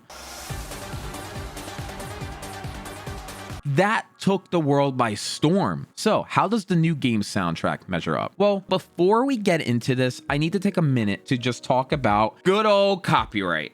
It's common knowledge how strict Nintendo can be when it comes to copyright infringement, handing out strikes and demonetizing videos like candy on Halloween. I had to put a lot of thought into how I wanted to handle this, and unfortunately for this, I'm just going to avoid playing music flat out. I might play a track that I speak over, but for now, I'm just going to talk about the tracks, and if you want to listen to it unadulterated, I would recommend just opening up another video, unfortunately. I just want to play it really safe here because I did not put all this time into this video and just to get it stricken down, you know? I'm sure you understand. Additionally, I'm not going to go over every single track in the game because quite frankly, I don't want to do that. I'll focus on the standout pieces, whether they shine brilliantly or they just falter. And if a track goes unmentioned, it's just because I don't really have a response for it. I just feel very mid about it. The composers of the game follow as such: Minako Adachi, Junichi Masuda, Goichi Nose, Hiromitsu Maeba, Taro Taniguchi, Hitomi Sato, and last but certainly not least, Robert F. Fox, better known as Toby Fox, the creative genius behind the indie gem Undertale. Now, when dissecting the music of a Pokemon game, it's tradition to start with the title theme, the opening act that sets the stage for each generation. This theme carries a special place in my heart. Remember the thrill of booting up Ruby for the first time? From Red and Blue to Silver and Gold and onto Ruby and Sapphire, each title theme just escalated in epicness. Over the years though, since there's been so many games, Game Freak has toned down maybe the epicness of it and taken more liberties adding vibrant colors to these themes, like the techno vibes in Sword and Shield. With Scarlet and Violet, we're treated to what I believe is the most well-rounded rendition of this title theme in recent memory. The theme here is evocative of a school marching band with a steady tempo, repeated melody that's easy to march to, call and response sections where different parts of the band take turns playing specific parts of the melody, all adorned with brass and percussion instruments such as trumpets and snare drums. It's a thematic triumph that fits like a glove with the academy and student setting, providing the backdrop for the story. It all makes sense. And I found myself once or twice just chilling on the title screen listening to the theme. Next in line for discussion is, of course, the Overworld theme, the most ubiquitous tune you'll hear in the entire game. It has this sense of adventure, courtesy of its upbeat and rhythmic nature. The music propels you forward, creating a feeling of momentum akin to setting out on an adventure, exploring a new exhilarating world. It makes sense here. The Overworld theme also employs dynamic changes as well, alternating between calm and excitement, creating that sense of anticipation and surprise. This adds to the unpredictable nature of the adventure, where the player may encounter challenges that require quick reflexes and on-the-spot decision-making. Even though in this game the quote-unquote sudden danger is mostly limited to powerful wild Pokemon, from an immersion perspective, the music adds some depth to the idea that you are really in a wild, open world. With that being said, this theme isn't something I'm wildly passionate about, but it does achieve what it set out to do. I should also mention, there are 4 different Overworld themes, so that you don't have to listen to the same one song throughout your entire adventure. My feedback is mostly similar across the board. I found interesting the North theme had a more epic sounding feel to it, probably because, well, 1, you're climbing up the highest mountain in the entire region, and 2, the North province typically is going to house the highest level Pokemon, so that sense of danger and scale is definitely noticeable within the track. East and West themes are a little bit more laid back, and I feel as though the beaches surrounding the areas have something to do with them, inspiring you to just take it easy a little bit and enjoy your journey. A bit of trivia. Toby Fox not only wrote this song, but it originally served as the Academy theme, which was then repurposed. So what's the verdict on, well, the Academy theme? The initial element that drew my attention was the inclusion of school bells in the soundtrack, accompanied by an uptick in tempo, a clear nod to the hustle and bustle of academy life, rushing from one activity to another. That being said, the charm fades somewhat when you just find this tune cropping up at so many pivotal story moments in the game, where its jolliness just kind of feels a little out of place. Like the scenes with Clive or Clavel, it just felt a little annoying after a while. Now, without a doubt, the pieces I eagerly wait the most out of any Pokemon game is just the battle themes. Violet certainly doesn't disappoint with its collection. I'll start with the wild battle theme, which for me doesn't stir any emotions to the same extent like Ruby and Sapphire and Black and White, which will forever hold a special place in my heart. I do appreciate that there's also 4 trainer battle themes, each matching up with the different province of the region. So kudos to Game Freak for adding some diversity. I do like that, and I hope that kind of thing moves forward in future games. Then there's the gym theme. Sword and Shield arguably has one of the most legendary battle themes in the franchise's history. It's a melody that just gets your heart pumping, and it's clear that Game Freak drew inspiration from this fan favorite or Violet's version. This is particularly noticeable in the vocal interjections when the game gym leader unleashes their final ace Pokemon. It's an incredibly catchy tune that, when paired with the dynamic camera angles in a battle, really immerses you in the world. Although you're not going to have the same crowd that you had in Sword and Shield yelling in the background, since we're going from a full-on stadium to more just a smaller battlefield, there's still that lively atmosphere that perfectly complements the intense action. Just like with any good piece of music, there have been times where instead of battling the gym leader, I just kind of chilled there and appreciated the soundtrack. I'm sure this reoccurring theme is gonna come up again in future games. The inside gym music is another notable highlight, with each iteration of past generations adding a different twist. This time around, we're treated to a more subdued, accordion-infused melody that echoes the charm of Spanish culture while wandering the building. During the gym challenges, the rhythm ramps up to the more familiar fast-paced beat, though it's decidedly less grandiose than in previous games, which I really don't mind because you can only make a theme so epic before you need to take it down a notch. And for this game, I think they just nail the gym theme both in the building and while you're doing the challenges. Moving on to Team Star, their soundtrack encapsulates their rebellious attitude perfectly, courtesy of some punk-themed musical elements. Their theme, underscored by the raw, aggressive strains of electric guitars, embodies the wild, free-spirited ethos of the punk genre. The high volume, heavily distorted guitar riffs create that potent wall of sound that resonate with intensity and defiance. This punk aesthetic, characterized by the use of electric guitars, also mirrors the genre's do-it-yourself spirit. Many punk musicians began their journey on inexpensive or secondhand instruments, tweaking their guitars to create a unique sound. This approach to music creation aligns perfectly with the punk culture's disdain for mainstream conformity and its celebration of individuality and self-expression. The Team Star theme isn't something I'm necessarily going to write home about, but when it comes to doing what it's meant to do, it does it well. When it comes to the Elite Four, their musical score is, as one would expect, utterly epic. After all, it's the Elite Four we're talking about. What I particularly appreciate is how this music maintains a distinct identity while still echoing elements of Elite Four themes of the past. Now, if I'm going to talk about the Elite Four, I have to talk about the champion music.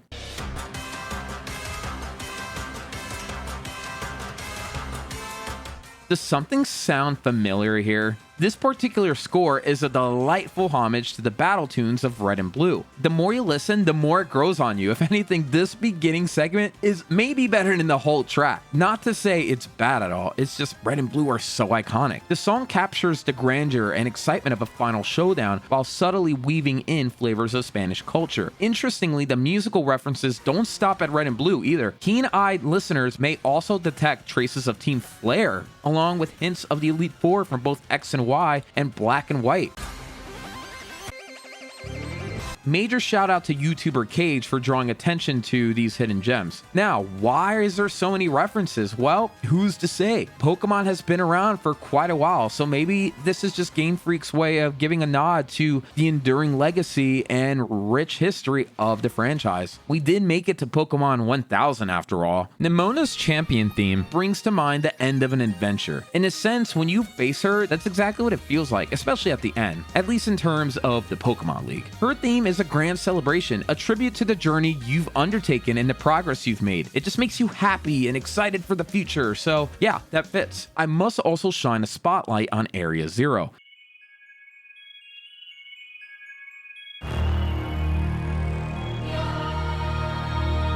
The music here, it's unlike anything else in the game. Area Zero is a place of abandonment, a forbidden, mystical locale with a dangerous history. The threat may be unknown, but it's palpable in every note of the soundtrack. I must admit, I've never encountered a more distinctive track in any Pokemon game. The entrance theme is one thing, but once the vocals kick in, ooh, you are well aware that you have ventured into the dangerous territory. Personally, the music isn't to my taste, but I think that's part of the point.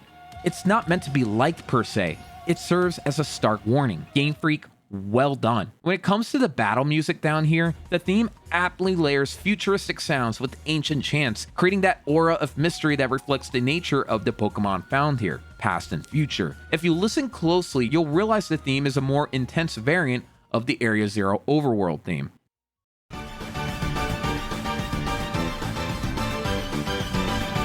The Academy Ace Tournament's soundtrack echoes the Battle Tower theme from Sword and Shield. This makes sense given that, well, guess who made it? Toby Fox. This upbeat melody signals an imminent challenge, not one steeped in malevolence, but a fun, thrilling culmination of your achievements. Toby Fox has indeed done it again, producing a score to me that just combines the cheeriness of the end with a hint of grandeur. I love this track. I find myself listening to it every once in a while, even though it may not be my favorite song. It just grabs you and makes you want to listen to more of it. Let's discuss the Treasure of Ruin.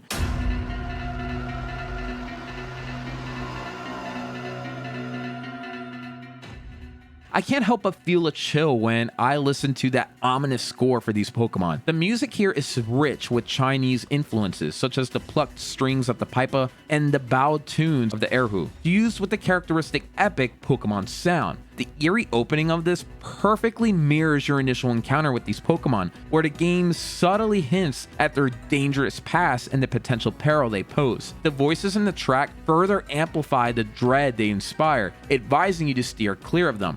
It fits perfectly. These aren't meant to be cheerful Pokemon. They are dangerous. Now, for the AI battle.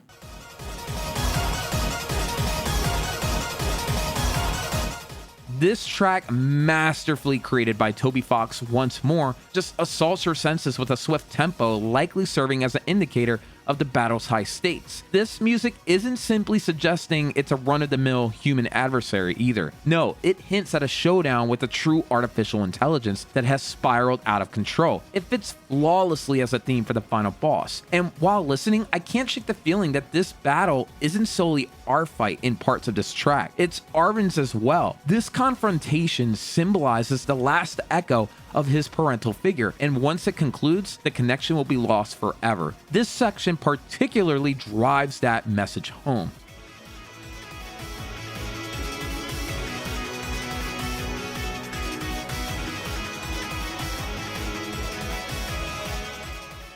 It's a song that I really love, but it has this weird hint of hopefulness, yet sadness at the same time. It's hard to explain. Now, of course, the ultimate clash in the narrative is against Violet's legendary Pokemon rival, Miraidon, the alpha one. And let me just say, this is my favorite track in the game.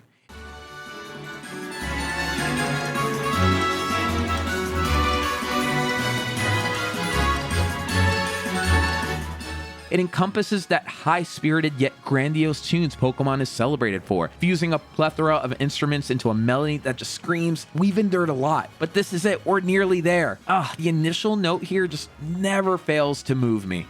It's so good. This is the track that I've listened to the most, even on walks outside or working out. Looking back, I really believe the 9th generation of Pokemon music may just be the most diverse we've ever experienced in a single game. Frequently cited as one of the most treasured and memorable soundtracks in video game history, Pokemon music is lauded for its catchy tunes, unique instrumental arrangements, and its remarkable ability to kindle feelings of nostalgia and enthusiasm in fans of every age group. In my view, what sets Pokemon Violet apart from the pack is just its distinct instrumentation. While Pokemon game music typically flaunts a medley of electronic and acoustic instruments, synthesizers, drum machines, guitars, and orchestral instruments, Pokemon Violet achieves this in a way that not only varies throughout the game, but also cleverly incorporates callbacks to previous games while introducing elements of Spanish culture. This singular sonic blend bestows upon the music a unique and instantly recognizable style, separating it from other video game soundtracks. soundtracks, from techno beats and classical folk tunes to ominous melodies and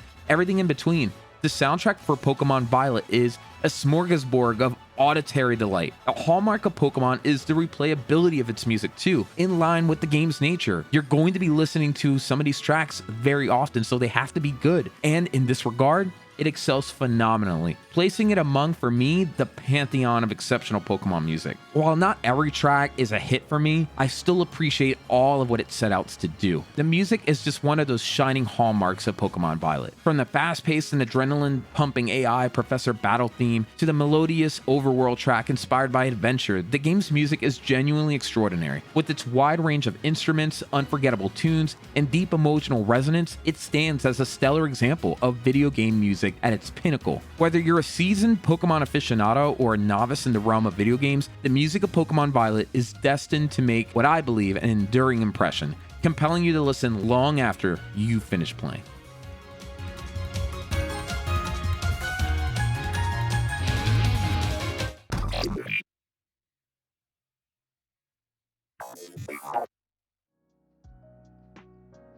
Naturally, the most critical facet of any video game, and my primary criteria for assessing if it's a fit for my gaming palette, is of course, its gameplay.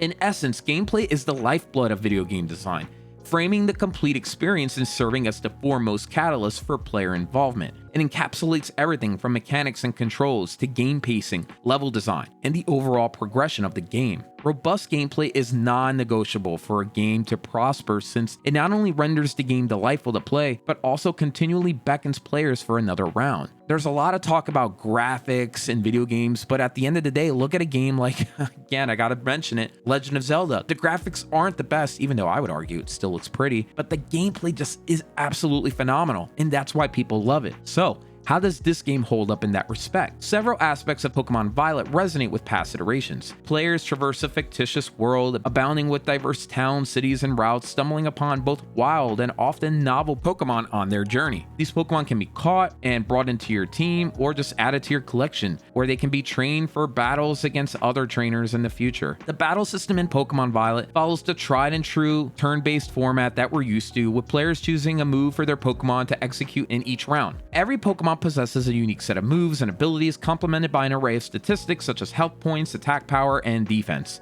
And this is where I must stop everything and just bring up something that really gets my gears grinded. Where in the love of Arceus is the action speed mechanic from, well, Legends of Arceus? In that game, you were able to use moves in either an agile style or strong style, and that affected how often the move would occur, how quick your Pokemon were, and overall the power of that specific move. And not to mention, the battles were just super fluid, but in this, one, that feature is completely gone, and two, the battles revert back to this monotonous, slow, text-ridden format. Dude, like, why did they get rid of that? I don't get it. That was actually a feature that I've been predicting for a long time, where the speed stat would actually be more fluid. So instead of who goes first, now it determines, hey, how often you can go in a set period of time. And I thought it was super novel, but no, it's gone. Why? This really bothers me. That feature was so cool and like innovative in the Pokemon world. And now we don't have it. And now there's sandstorms, and my Pokemon's confused, and Pin Missile hits 5 times!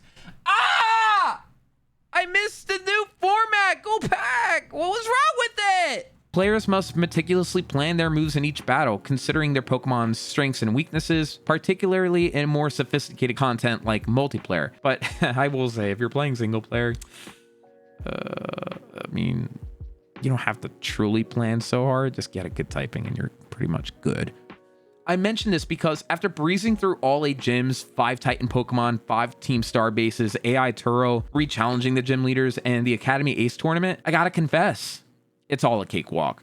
I understand, Pokemon is renowned for being easy, but why? To me, it boils down to the readily available items, coupled with ensuring your Pokemon type matches up against the opponent, which is a breeze if you employed the switch option. Wait. Hold on. It's not in the game? What? So hold on, let me take a step back for a minute.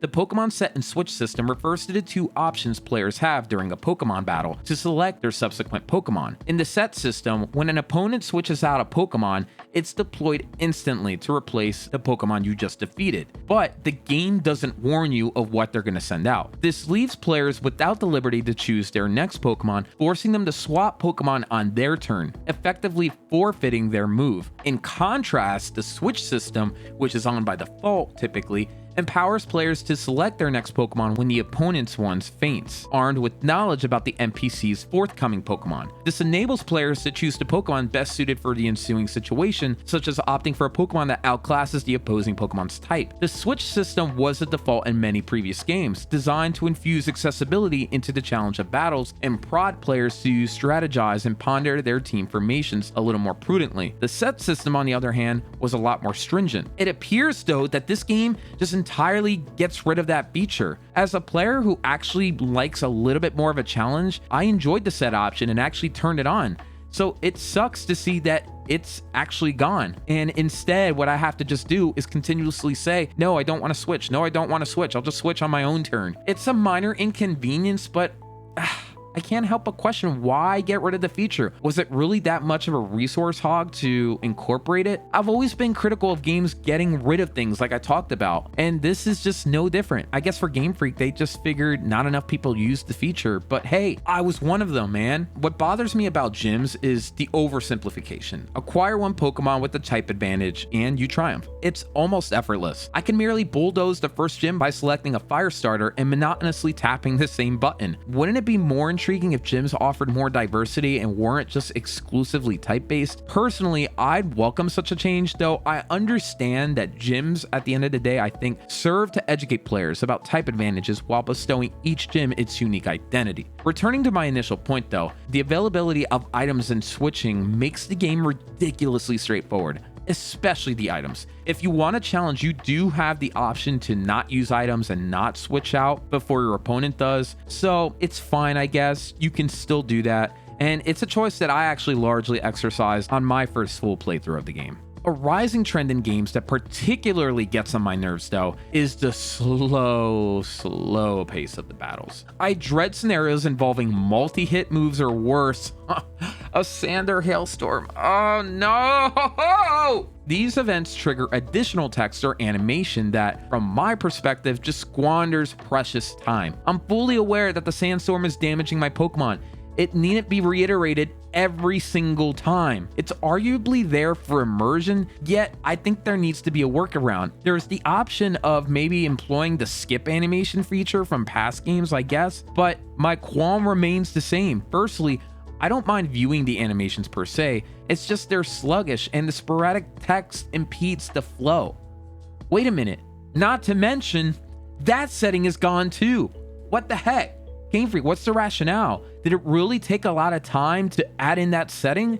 I guess not a lot of people turned that on, but A novel addition is the Let's Go feature, an ode to the Let's Go games. Let's Go enables you to dispatch your lead Pokemon into the wild to go gather items, or more intriguingly, initiate battles on your behalf without any direct involvement. Your Pokemon in this case requires no direction from you and battles autonomously, allowing you the liberty to just keep exploring around. Your Pokemon can stray pretty considerably far away before it teleports back to you, which I was fairly surprised about.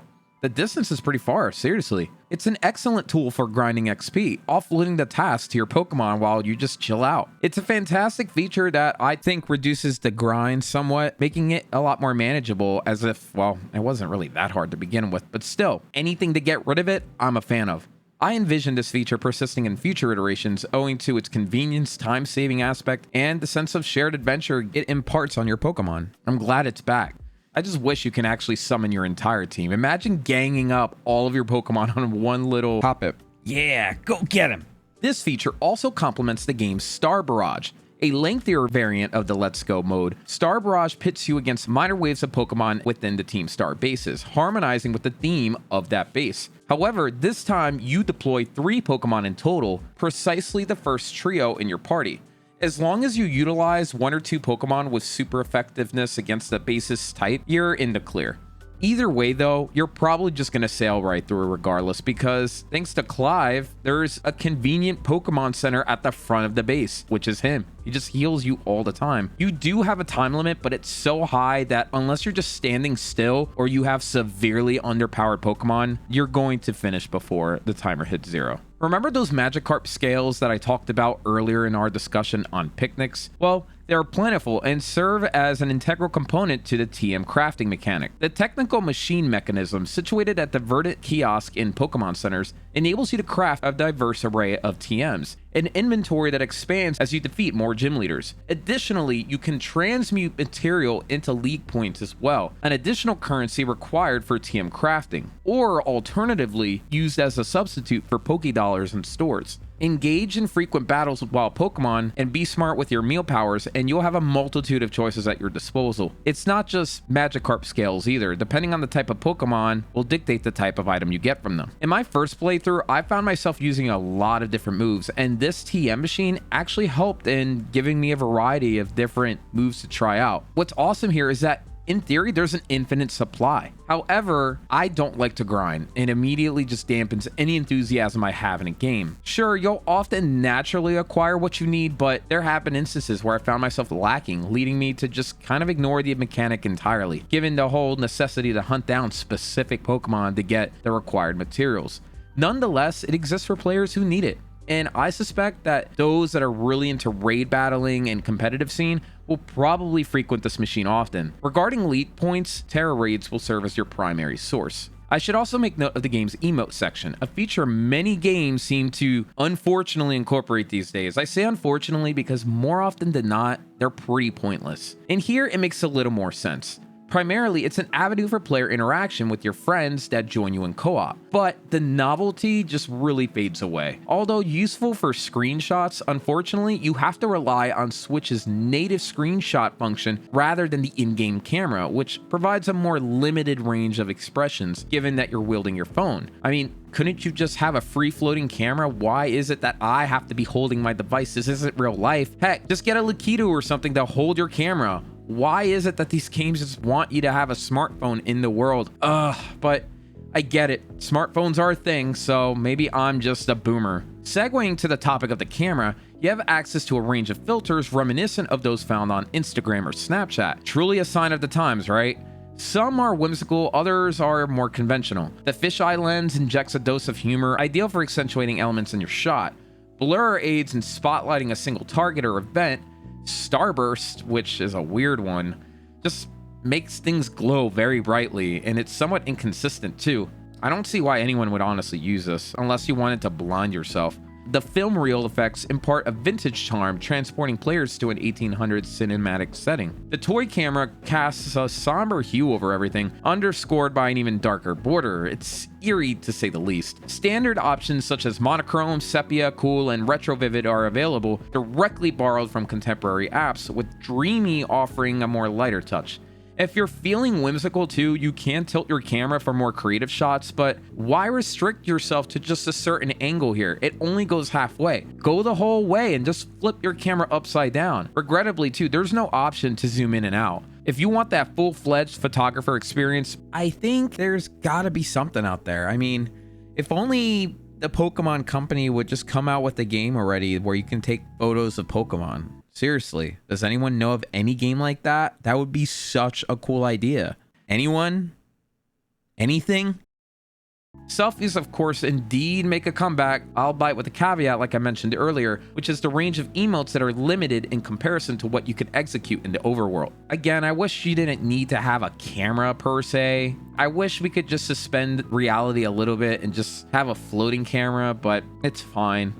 The extent of customization you can implement is adjusting your character's gaze direction, but this is only achievable when no emote is active, oddly enough. It's a small detail, but it does affect the creative expression that you have in the game if that's something you care about. Despite these constraints though, I'm confident players will probably find some enjoyment in the feature, and a quick scan of the internet will reveal that there have been sparks of creativity kindled by it. In this era of social media, including a camera in your game seems to just have evolved from a novelty to more of a necessity, if anything. As for myself, I don't really frequently dabble in it, given the fact that I don't even use social media too much anymore. I don't even take a lot of photos in real life to begin with, so yeah, probably not for me. Nonetheless, it's pretty cool that this is here, but again, we need a Pokemon game dedicated to taking pictures of them in the wild. Come on, someone's gotta make it. That's such a good idea, right? Right? Finally, let's discuss one remaining facet of the in-game camera, not in the context of immortalizing moments, but rather its function during gameplay. Curiously, a quick spin of the character seems to outpace the camera's ability to track you. I don't get it. Why is this the case? Why not just have the camera follow you? Why does it have to lag behind like that? Despite it being their first attempt at a feature of this nature in an open world, the concept is by no means novel in the realm of video games. Tons of open worlds do a camera justice, so why is it that Game Freak just can't do it right here? I don't get it. Dude, just get a ton of Lakitus already and hire them. Steering the conversation back to photography, if you're venturing into that territory, wouldn't you prefer to look pretty cool while doing it? Well, let's talk about fashion and UI.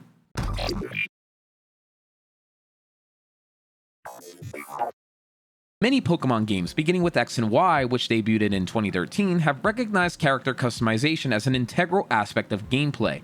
The era of being shackled to a monotonous image of the quote-unquote Pokemon trainer have been left in the dust. Today, your character is a canvas, able to mirror your personal style and flair through their clothing and accessories. You're even at liberty to tweak your hairstyle, eyebrow shape, and the placement of your freckles even. Firstly, let's focus on fashion. In Paldea, there are 3 hotspots, Cascarafa, Levincia, and Mesagoza, each offering a spectrum of styles from minimalist to more out there designs. Customization categories span accessories such as bags, shoes, legwear, gloves, glasses, and uniforms. While most items are standard fare, occasional surprises like helmets appear. Given our own motorcycle and Paldea's Cyclozar reputation, this doesn't seem too out of the box. It makes sense. Regardless of your character's gender, clothing options are evenly distributed as well. However, despite such an array, it's actually still very restrictive. The game insists that you adhere to a school uniform, limiting what you can wear. I guess this makes sense because you are at an academy, but dang it, I don't want to wear a uniform. There are 4 seasonal versions available along with 4 additional DLC outfits to come, but it just feels somewhat stifling compared to the wardrobe diversity in Sword and Shield.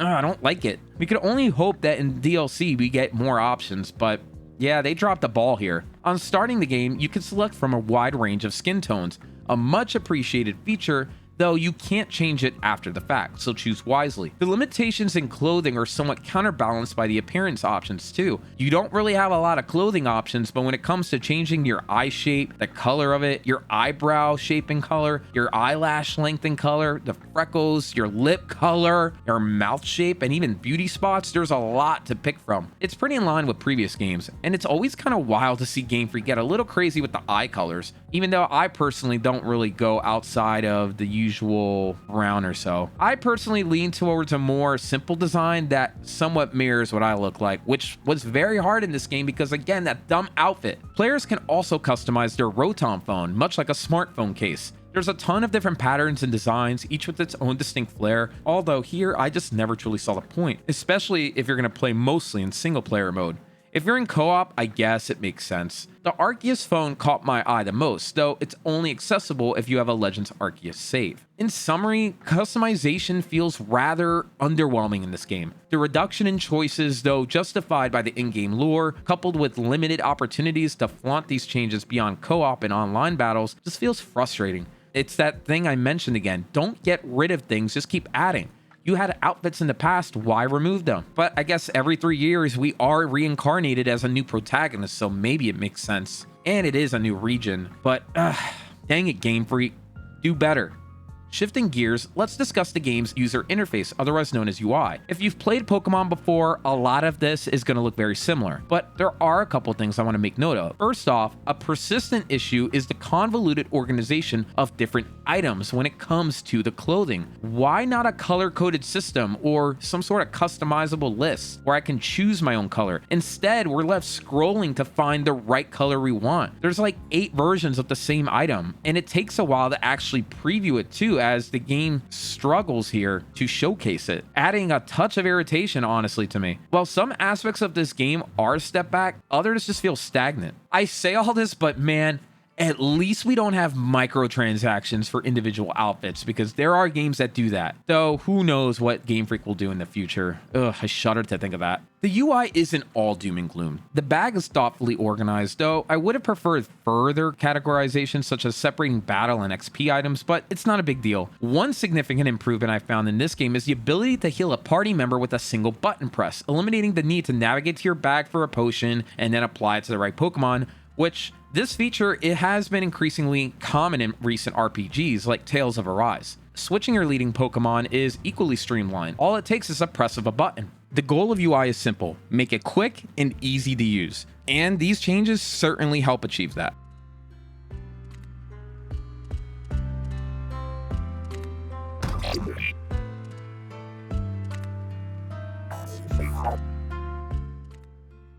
Cooperative play, or co-op as it's popularly known, injects a vibrant new life into gaming. It allows interaction with other people in a shared virtual space, exponentially widening the scope of potential encounters and just dialogue in general, because, you know, you're talking to a real life person, not some NPC with the same 2 lines. Co-op can introduce unique content specific to co-op play, like the conundrums in Portal 2 or joint missions in Overcooked. Great games, by the way. With recent games like Sea of Thieves, Far Cry 6, Ghost Recon Wildlands, embracing not just co-op but open world co-op, it seemed inevitable for Game Freak to follow suit. And here we are. From its inception, Pokemon has prioritized player interactions, a characteristic evident since the release of Red and Blue, which required to complete the Pokedex 2 trainers to come together and actually trade Pokemon between versions. It was the whole justification on why there were 2 versions to begin with. So, at last, we have the first core Pokemon game that features not just co-op, but open world co-op. Now, what do I think about that? Well, regrettably, yeah, for me, the implementation was very underwhelming. Really just fading into the background, ultimately having me forget about it. The process to connect involves the Poke Portal in your menu or the yellow mat at the Pokemon Center, where you'll form a union circle. These names, man. These names are just so silly to me. Either way, it's followed by either hosting or joining another player's world via a shared link code. From there, you're transported into their rendition of Paldea. What's funny here is that Nintendo just harbors a fascination for codes. I remember back in the Wii, you had friend codes, and ever since then, they just stuck around. At first, I used to make fun of them all the time, but I think I'm more okay with it as time goes on, but still, it just feels a little archaic. It's not the worst thing in the world, because all you have to do is share the code with a friend, and if you're on Discord, the process is pretty seamless. Sadly, the game lacks any integrated voice chat, and the Switch, I mean, in general, doesn't have voice chat. It doesn't even have a basic messaging system. Even the Wii had that, and no, that dumb app doesn't count. Co-op mode offers a handful of functionalities. The way co-op is handled here is interesting. When a player joins someone else's world, they bring their version exclusive Pokemon to that world, which is great because it eliminates the need to hop between both worlds to view the exclusive Pokemon. On top of that, any Pokemon encountered in a co-op session can be battled and caught, although you can't do it together. There's only one-on-one battles, but man, this would have been a great chance to do double battles, but I guess it's just not here. What's also weird here is that players can just kind of get in the way. I was in the middle of a battle and my friend's just standing right in the middle, like, dude, get out of the way, you're gonna get hurt. Or, okay, it just goes right through. Ugh. The bizarre visuals are somewhat forgivable, given the whole quirkiness of the entire game. I mean, we have bigger issues than this. Amusingly, should a shiny Pokemon surface as well, it's gonna go to whoever catches it first, which is hilarious, and it only adds to just how rare the shiny Pokemon are. But imagine, you can be in someone else's Paldea and just steal their shiny. But was it really theirs to begin with? Gosh, I can imagine just someone doing that. That's awful, but also funny. Contrary to expectations based on the way the game runs, there's no player radius to remain connected. You're free to explore the entire region wherever you want. You don't have to stand next to each other, which is awesome.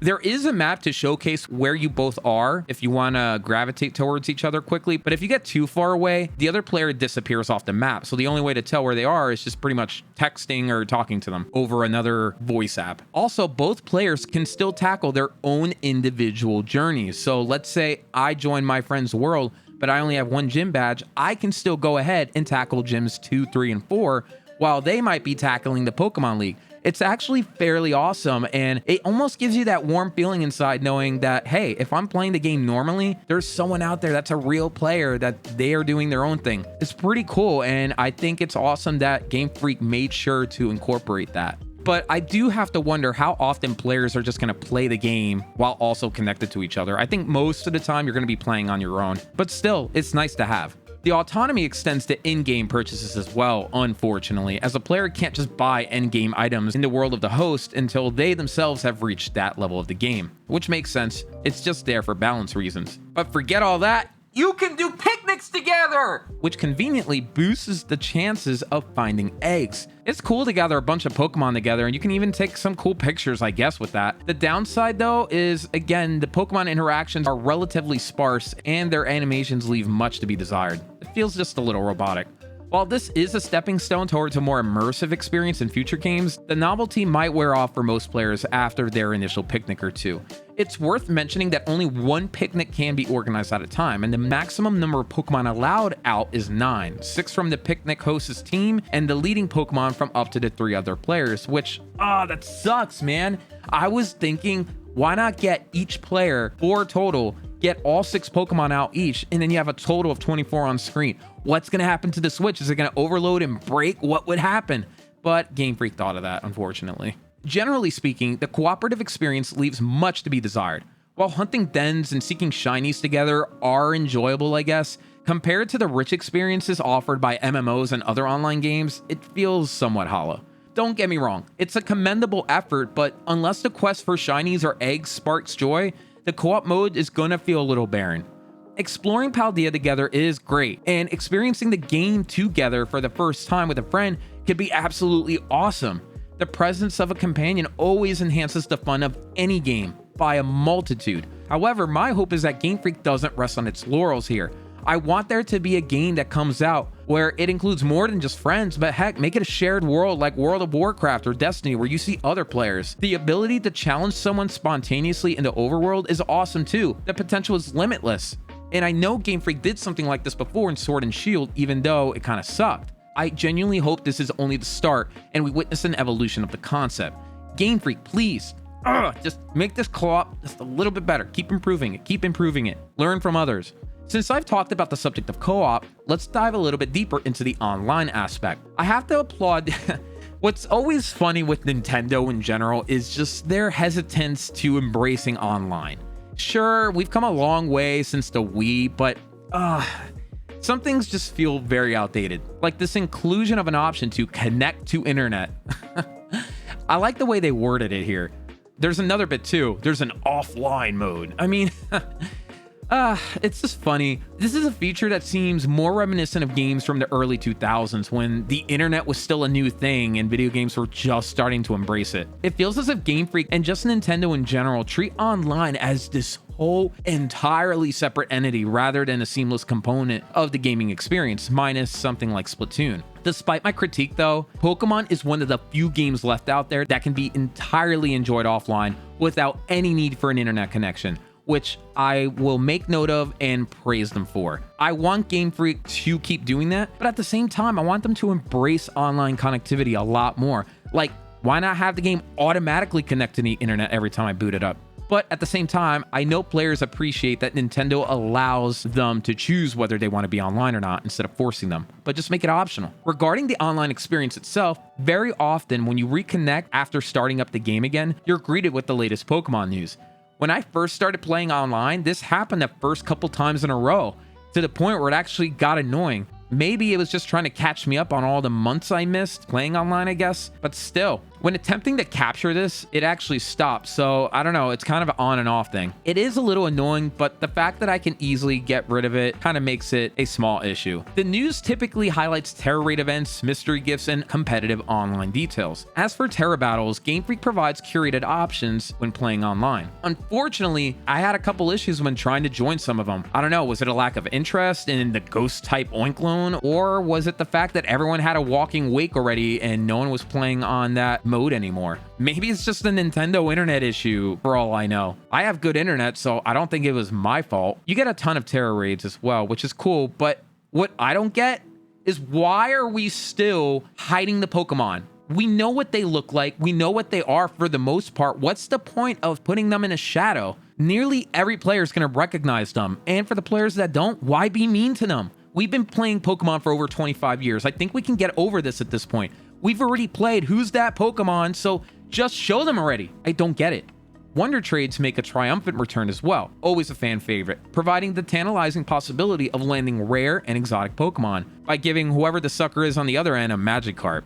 That's just mean. As for battling, you have a slew of options as expected. If you're in a laid-back mood, casual battles are available, but if you're ready to turn up the heat, ranked matches are also there. Depending on your points in the ranked system, you'll be placed into tiers, with each level offering escalating rewards. For instance, reaching the Master Ball tier gives you 10,000 league points and a precious gold bottle cap. The latter can be traded with Mr. Hyper and Hau'oli City Mall to max out all the IVs of a Pokemon, which is big for trainers that really care about the stats of their team, which is typically going to be important for someone involved in the competitive scene. Online competitions also make a show where you can either flaunt your rule-making prowess or participate in an official match. What's the reward? Well, you get league points again and backpacks.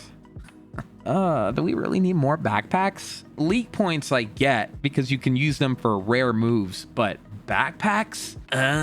I guess. I mean, the fact that this game is going to disappear in 3 years when we get another generation and the backpack is useless kind of make me not care for that. Truth be told, my venture into the Pokemon online realm has never been extensive, largely thanks to alternatives. And who could forget Shofu's infamous video here?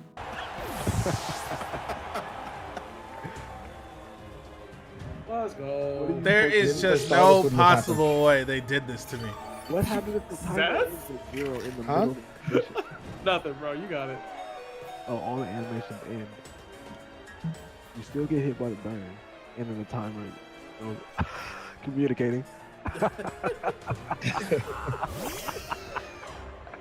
This is his last Pokemon, so I probably won regardless, but... Why is stuff still happening? Wait, what? There's another turn? It finishes. Wait, what? wait. Oh, maybe they... Huh? Maybe there's like no. after the time.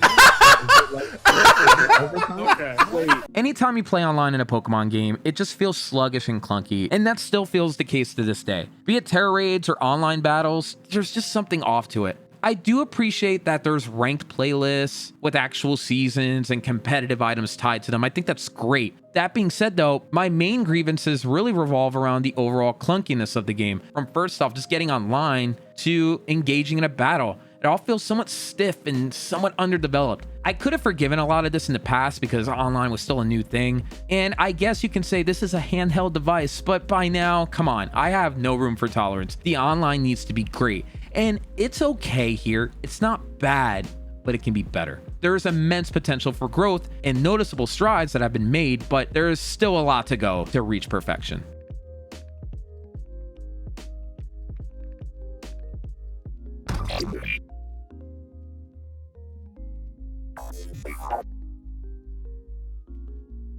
It wouldn't be a full-on video if I didn't address the DLC in this discussion. Depending on when you're viewing this video, the DLC might already be out. So if that's the case, consider this some sort of time capsule of anticipation. First is the Teal Mask, set for release of fall 2023. What we have so far is a trailer from the June Nintendo Direct, along with a little blurb on the website. Quote, step out of the Paldea region as you take a school trip to the land of Kirikami. There you'll meet new people and Pokemon while unraveling the mysteries behind the area's folktales. As for the Indigo Disc, it says, the story continues as you become an exchange student and visit Blueberry Academy. Most of the unusual school is located under the ocean? And its curriculum emphasizes Pokemon battling. Indigo Disc is slated for release in winter 2023. So, among the two, I think it's obvious to say, and it's crystal clear, that Indigo Disc takes center stage, as it will finally shed light on the mysterious third legendary, probably the architect of Paldea's crater. The fact that it's in the second of the two DLCs makes sense because you would want to save the best for last, right? Both DLCs appear intriguing, but the concept of an underwater academy is so out there that I actually kind of want to check that out more than anything. How does that work? Is it Atlantis? What's also interesting is that the Academy emphasizes Pokemon battling, so I wonder, are they going to play around with that idea? Is there going to be some extremely challenging or eccentric mode? I don't know. It's purely speculation. Also, if you look carefully in this trailer, the map is insane. I mean, on one end, you're in the desert, and next thing you know, the environment is completely different. Is this a completely brand new large-scale world? I don't think it's going to be as large as Paldea, but it seems pretty big with plenty of biodiversity. Kinda nuts, and this alone gets me excited. After looking at the trailer more carefully, this is the Academy's terrarium. It looks to be some sort of training ground on an environmental basis. So if you want to train in the cold, you can, in the desert, etc. These artworks introduce a myriad of new characters too. Most seem really forgettable, but I can't help but wonder which among them will play the villain's role. I wonder, are these characters here the academic staff of the Academy? Who knows? Furthermore, the Academy is called Blueberry Academy. Which is a weird name considering this is all underwater. Couldn't you have called it, I don't know, something more watery? My mind just teems with questions, mostly stemming from the second DLC. It's unfortunate for Teal Mask because it's like, yeah, get out of the way, I want to play Indigo Disc. But that's just the way the dice rolls sometimes. Apart from the initial announcement from Game Freak, I don't really anticipate any major news or developments from the expansions. Maybe a delay, but any significant revelation, they'll probably just save it for the DLC itself or when it comes out. I'm sure most of the updates are going to be story focused, but I also wonder, are we going to get any other new Pokemon in this? Doubt it, but the possibility is there. Despite the uncertainties, I'm looking forward to it, and who knows, I might do a video on it. We'll see. Let me know if you want that.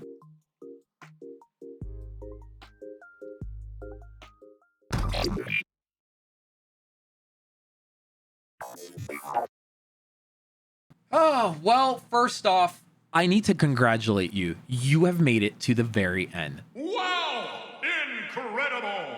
Good job, you did it.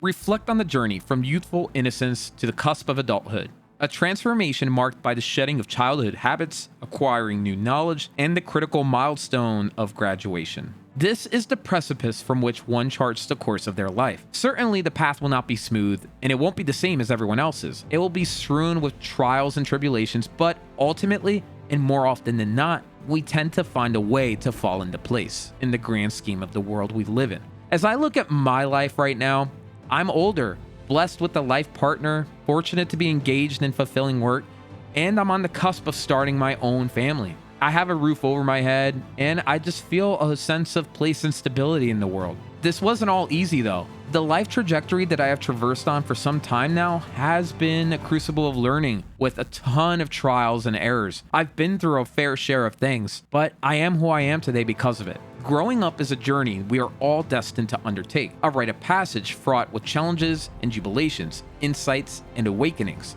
It is a transformative phase, a period where we explore our identities, establish our convictions, and discover the true extent of our potential. As we evolve, we encounter fresh experiences and hurdles, each contributing a brushstroke to the complex canvas of our character. Similarly, certain aspects of our early years also evolve over time, navigating a path of progression and adaptation to resonate with newer audiences and meet emerging challenges. A quintessential example that has journeyed alongside many of us, especially me, is the world of Pokemon. Over the course of over 25 years, Pokemon has served as a steadfast ally for me, offering companionship from the moment I first clutched the Game Boy under my bed covers, shielding it from the watchful eyes of my mother, to the present day interactions while waiting for my car to be worked on, pulling out my Nintendo Switch to pass the time. It's remained a constant through thick and thin in my life, unveiling a rich world of adventure, fascination, and joy. As I've matured, so did Pokemon. Each new generation marked an evolution of the series, expanding the menagerie of creatures, introducing innovative mechanics, creating captivating worlds, and spinning intriguing narratives that held us enthralled. The gameplay became more nuanced, the storytelling more sophisticated. What began as a straightforward RPG with endearing monsters has blossomed into an intricate universe of mythology, strategy, and exploration. The process of growing up is often a roller coaster ride, a slew of awkwardness, uncertainty, and self-doubt. As we navigate the tumultuous seas of being a teenager and a young adult, we face trials that challenge our resilience, our patience, our self-assurance. Certainly, Pokemon is experiencing a very similar metamorphosis, grappling with criticisms about poor graphics and performance hiccups, while making the daunting leap into a three-dimensional, open and expansive world. However, much like the journey of growing up, There's a depth to Pokemon that transcends superficial judgment. Despite its perceived flaws, it is a game that offers valuable lessons. Lessons about empathy for those that are downtrodden, patience, and acceptance. It underscores the reality that life is inherently imperfect, that plans go awry, and it is perfectly alright to struggle. It implores us to embrace imperfections, to discover beauty amidst flaws, and to treasure the journey as much as the destination. That for me encapsulates the essence of Pokemon Violet. The awkwardness of growing up and the evolution of Pokemon share a curious kinship here.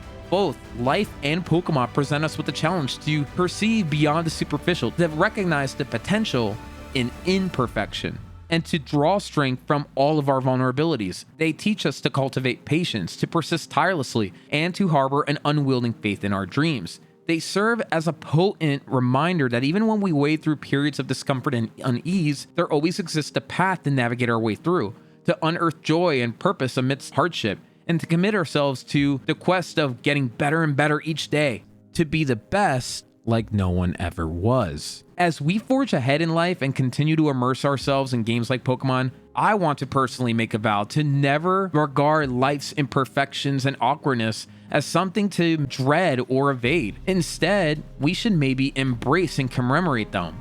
But why? Why would one want to embrace something that's not perfect or not even good? Well, think about it. For it's within our struggles that we discover our fortitude. It's with our flaws, our awkwardness, that we appreciate who we are and that we only get better from there. It's through this revelation that we truly evolve, both individually and collectively.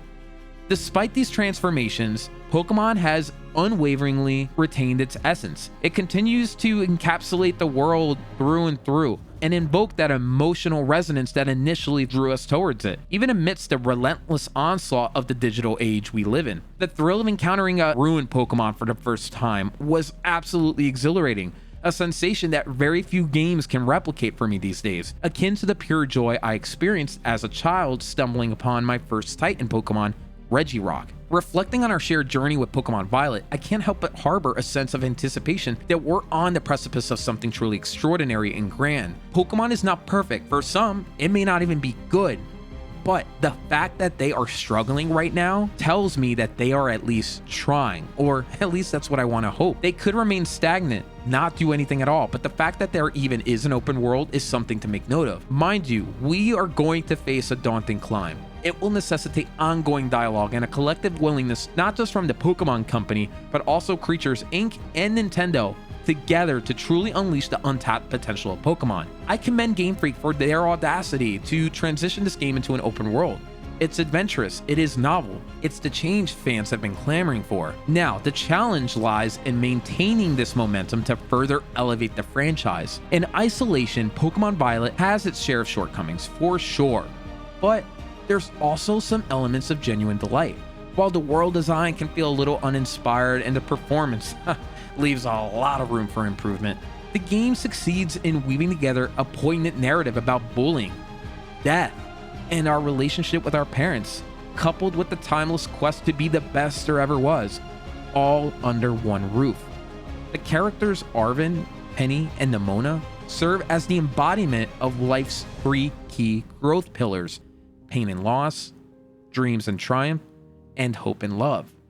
As I look into these characters deeply, it reveals a reflection of the various stages in my life, and perhaps on closer introspection, you might find a resonance with your life's journey as well, not just with these characters, but with the game franchise as a whole, as it begins to grow from a child to a teenager to an adult. Pokemon Violet was an expectation, yet it held an element of surprise.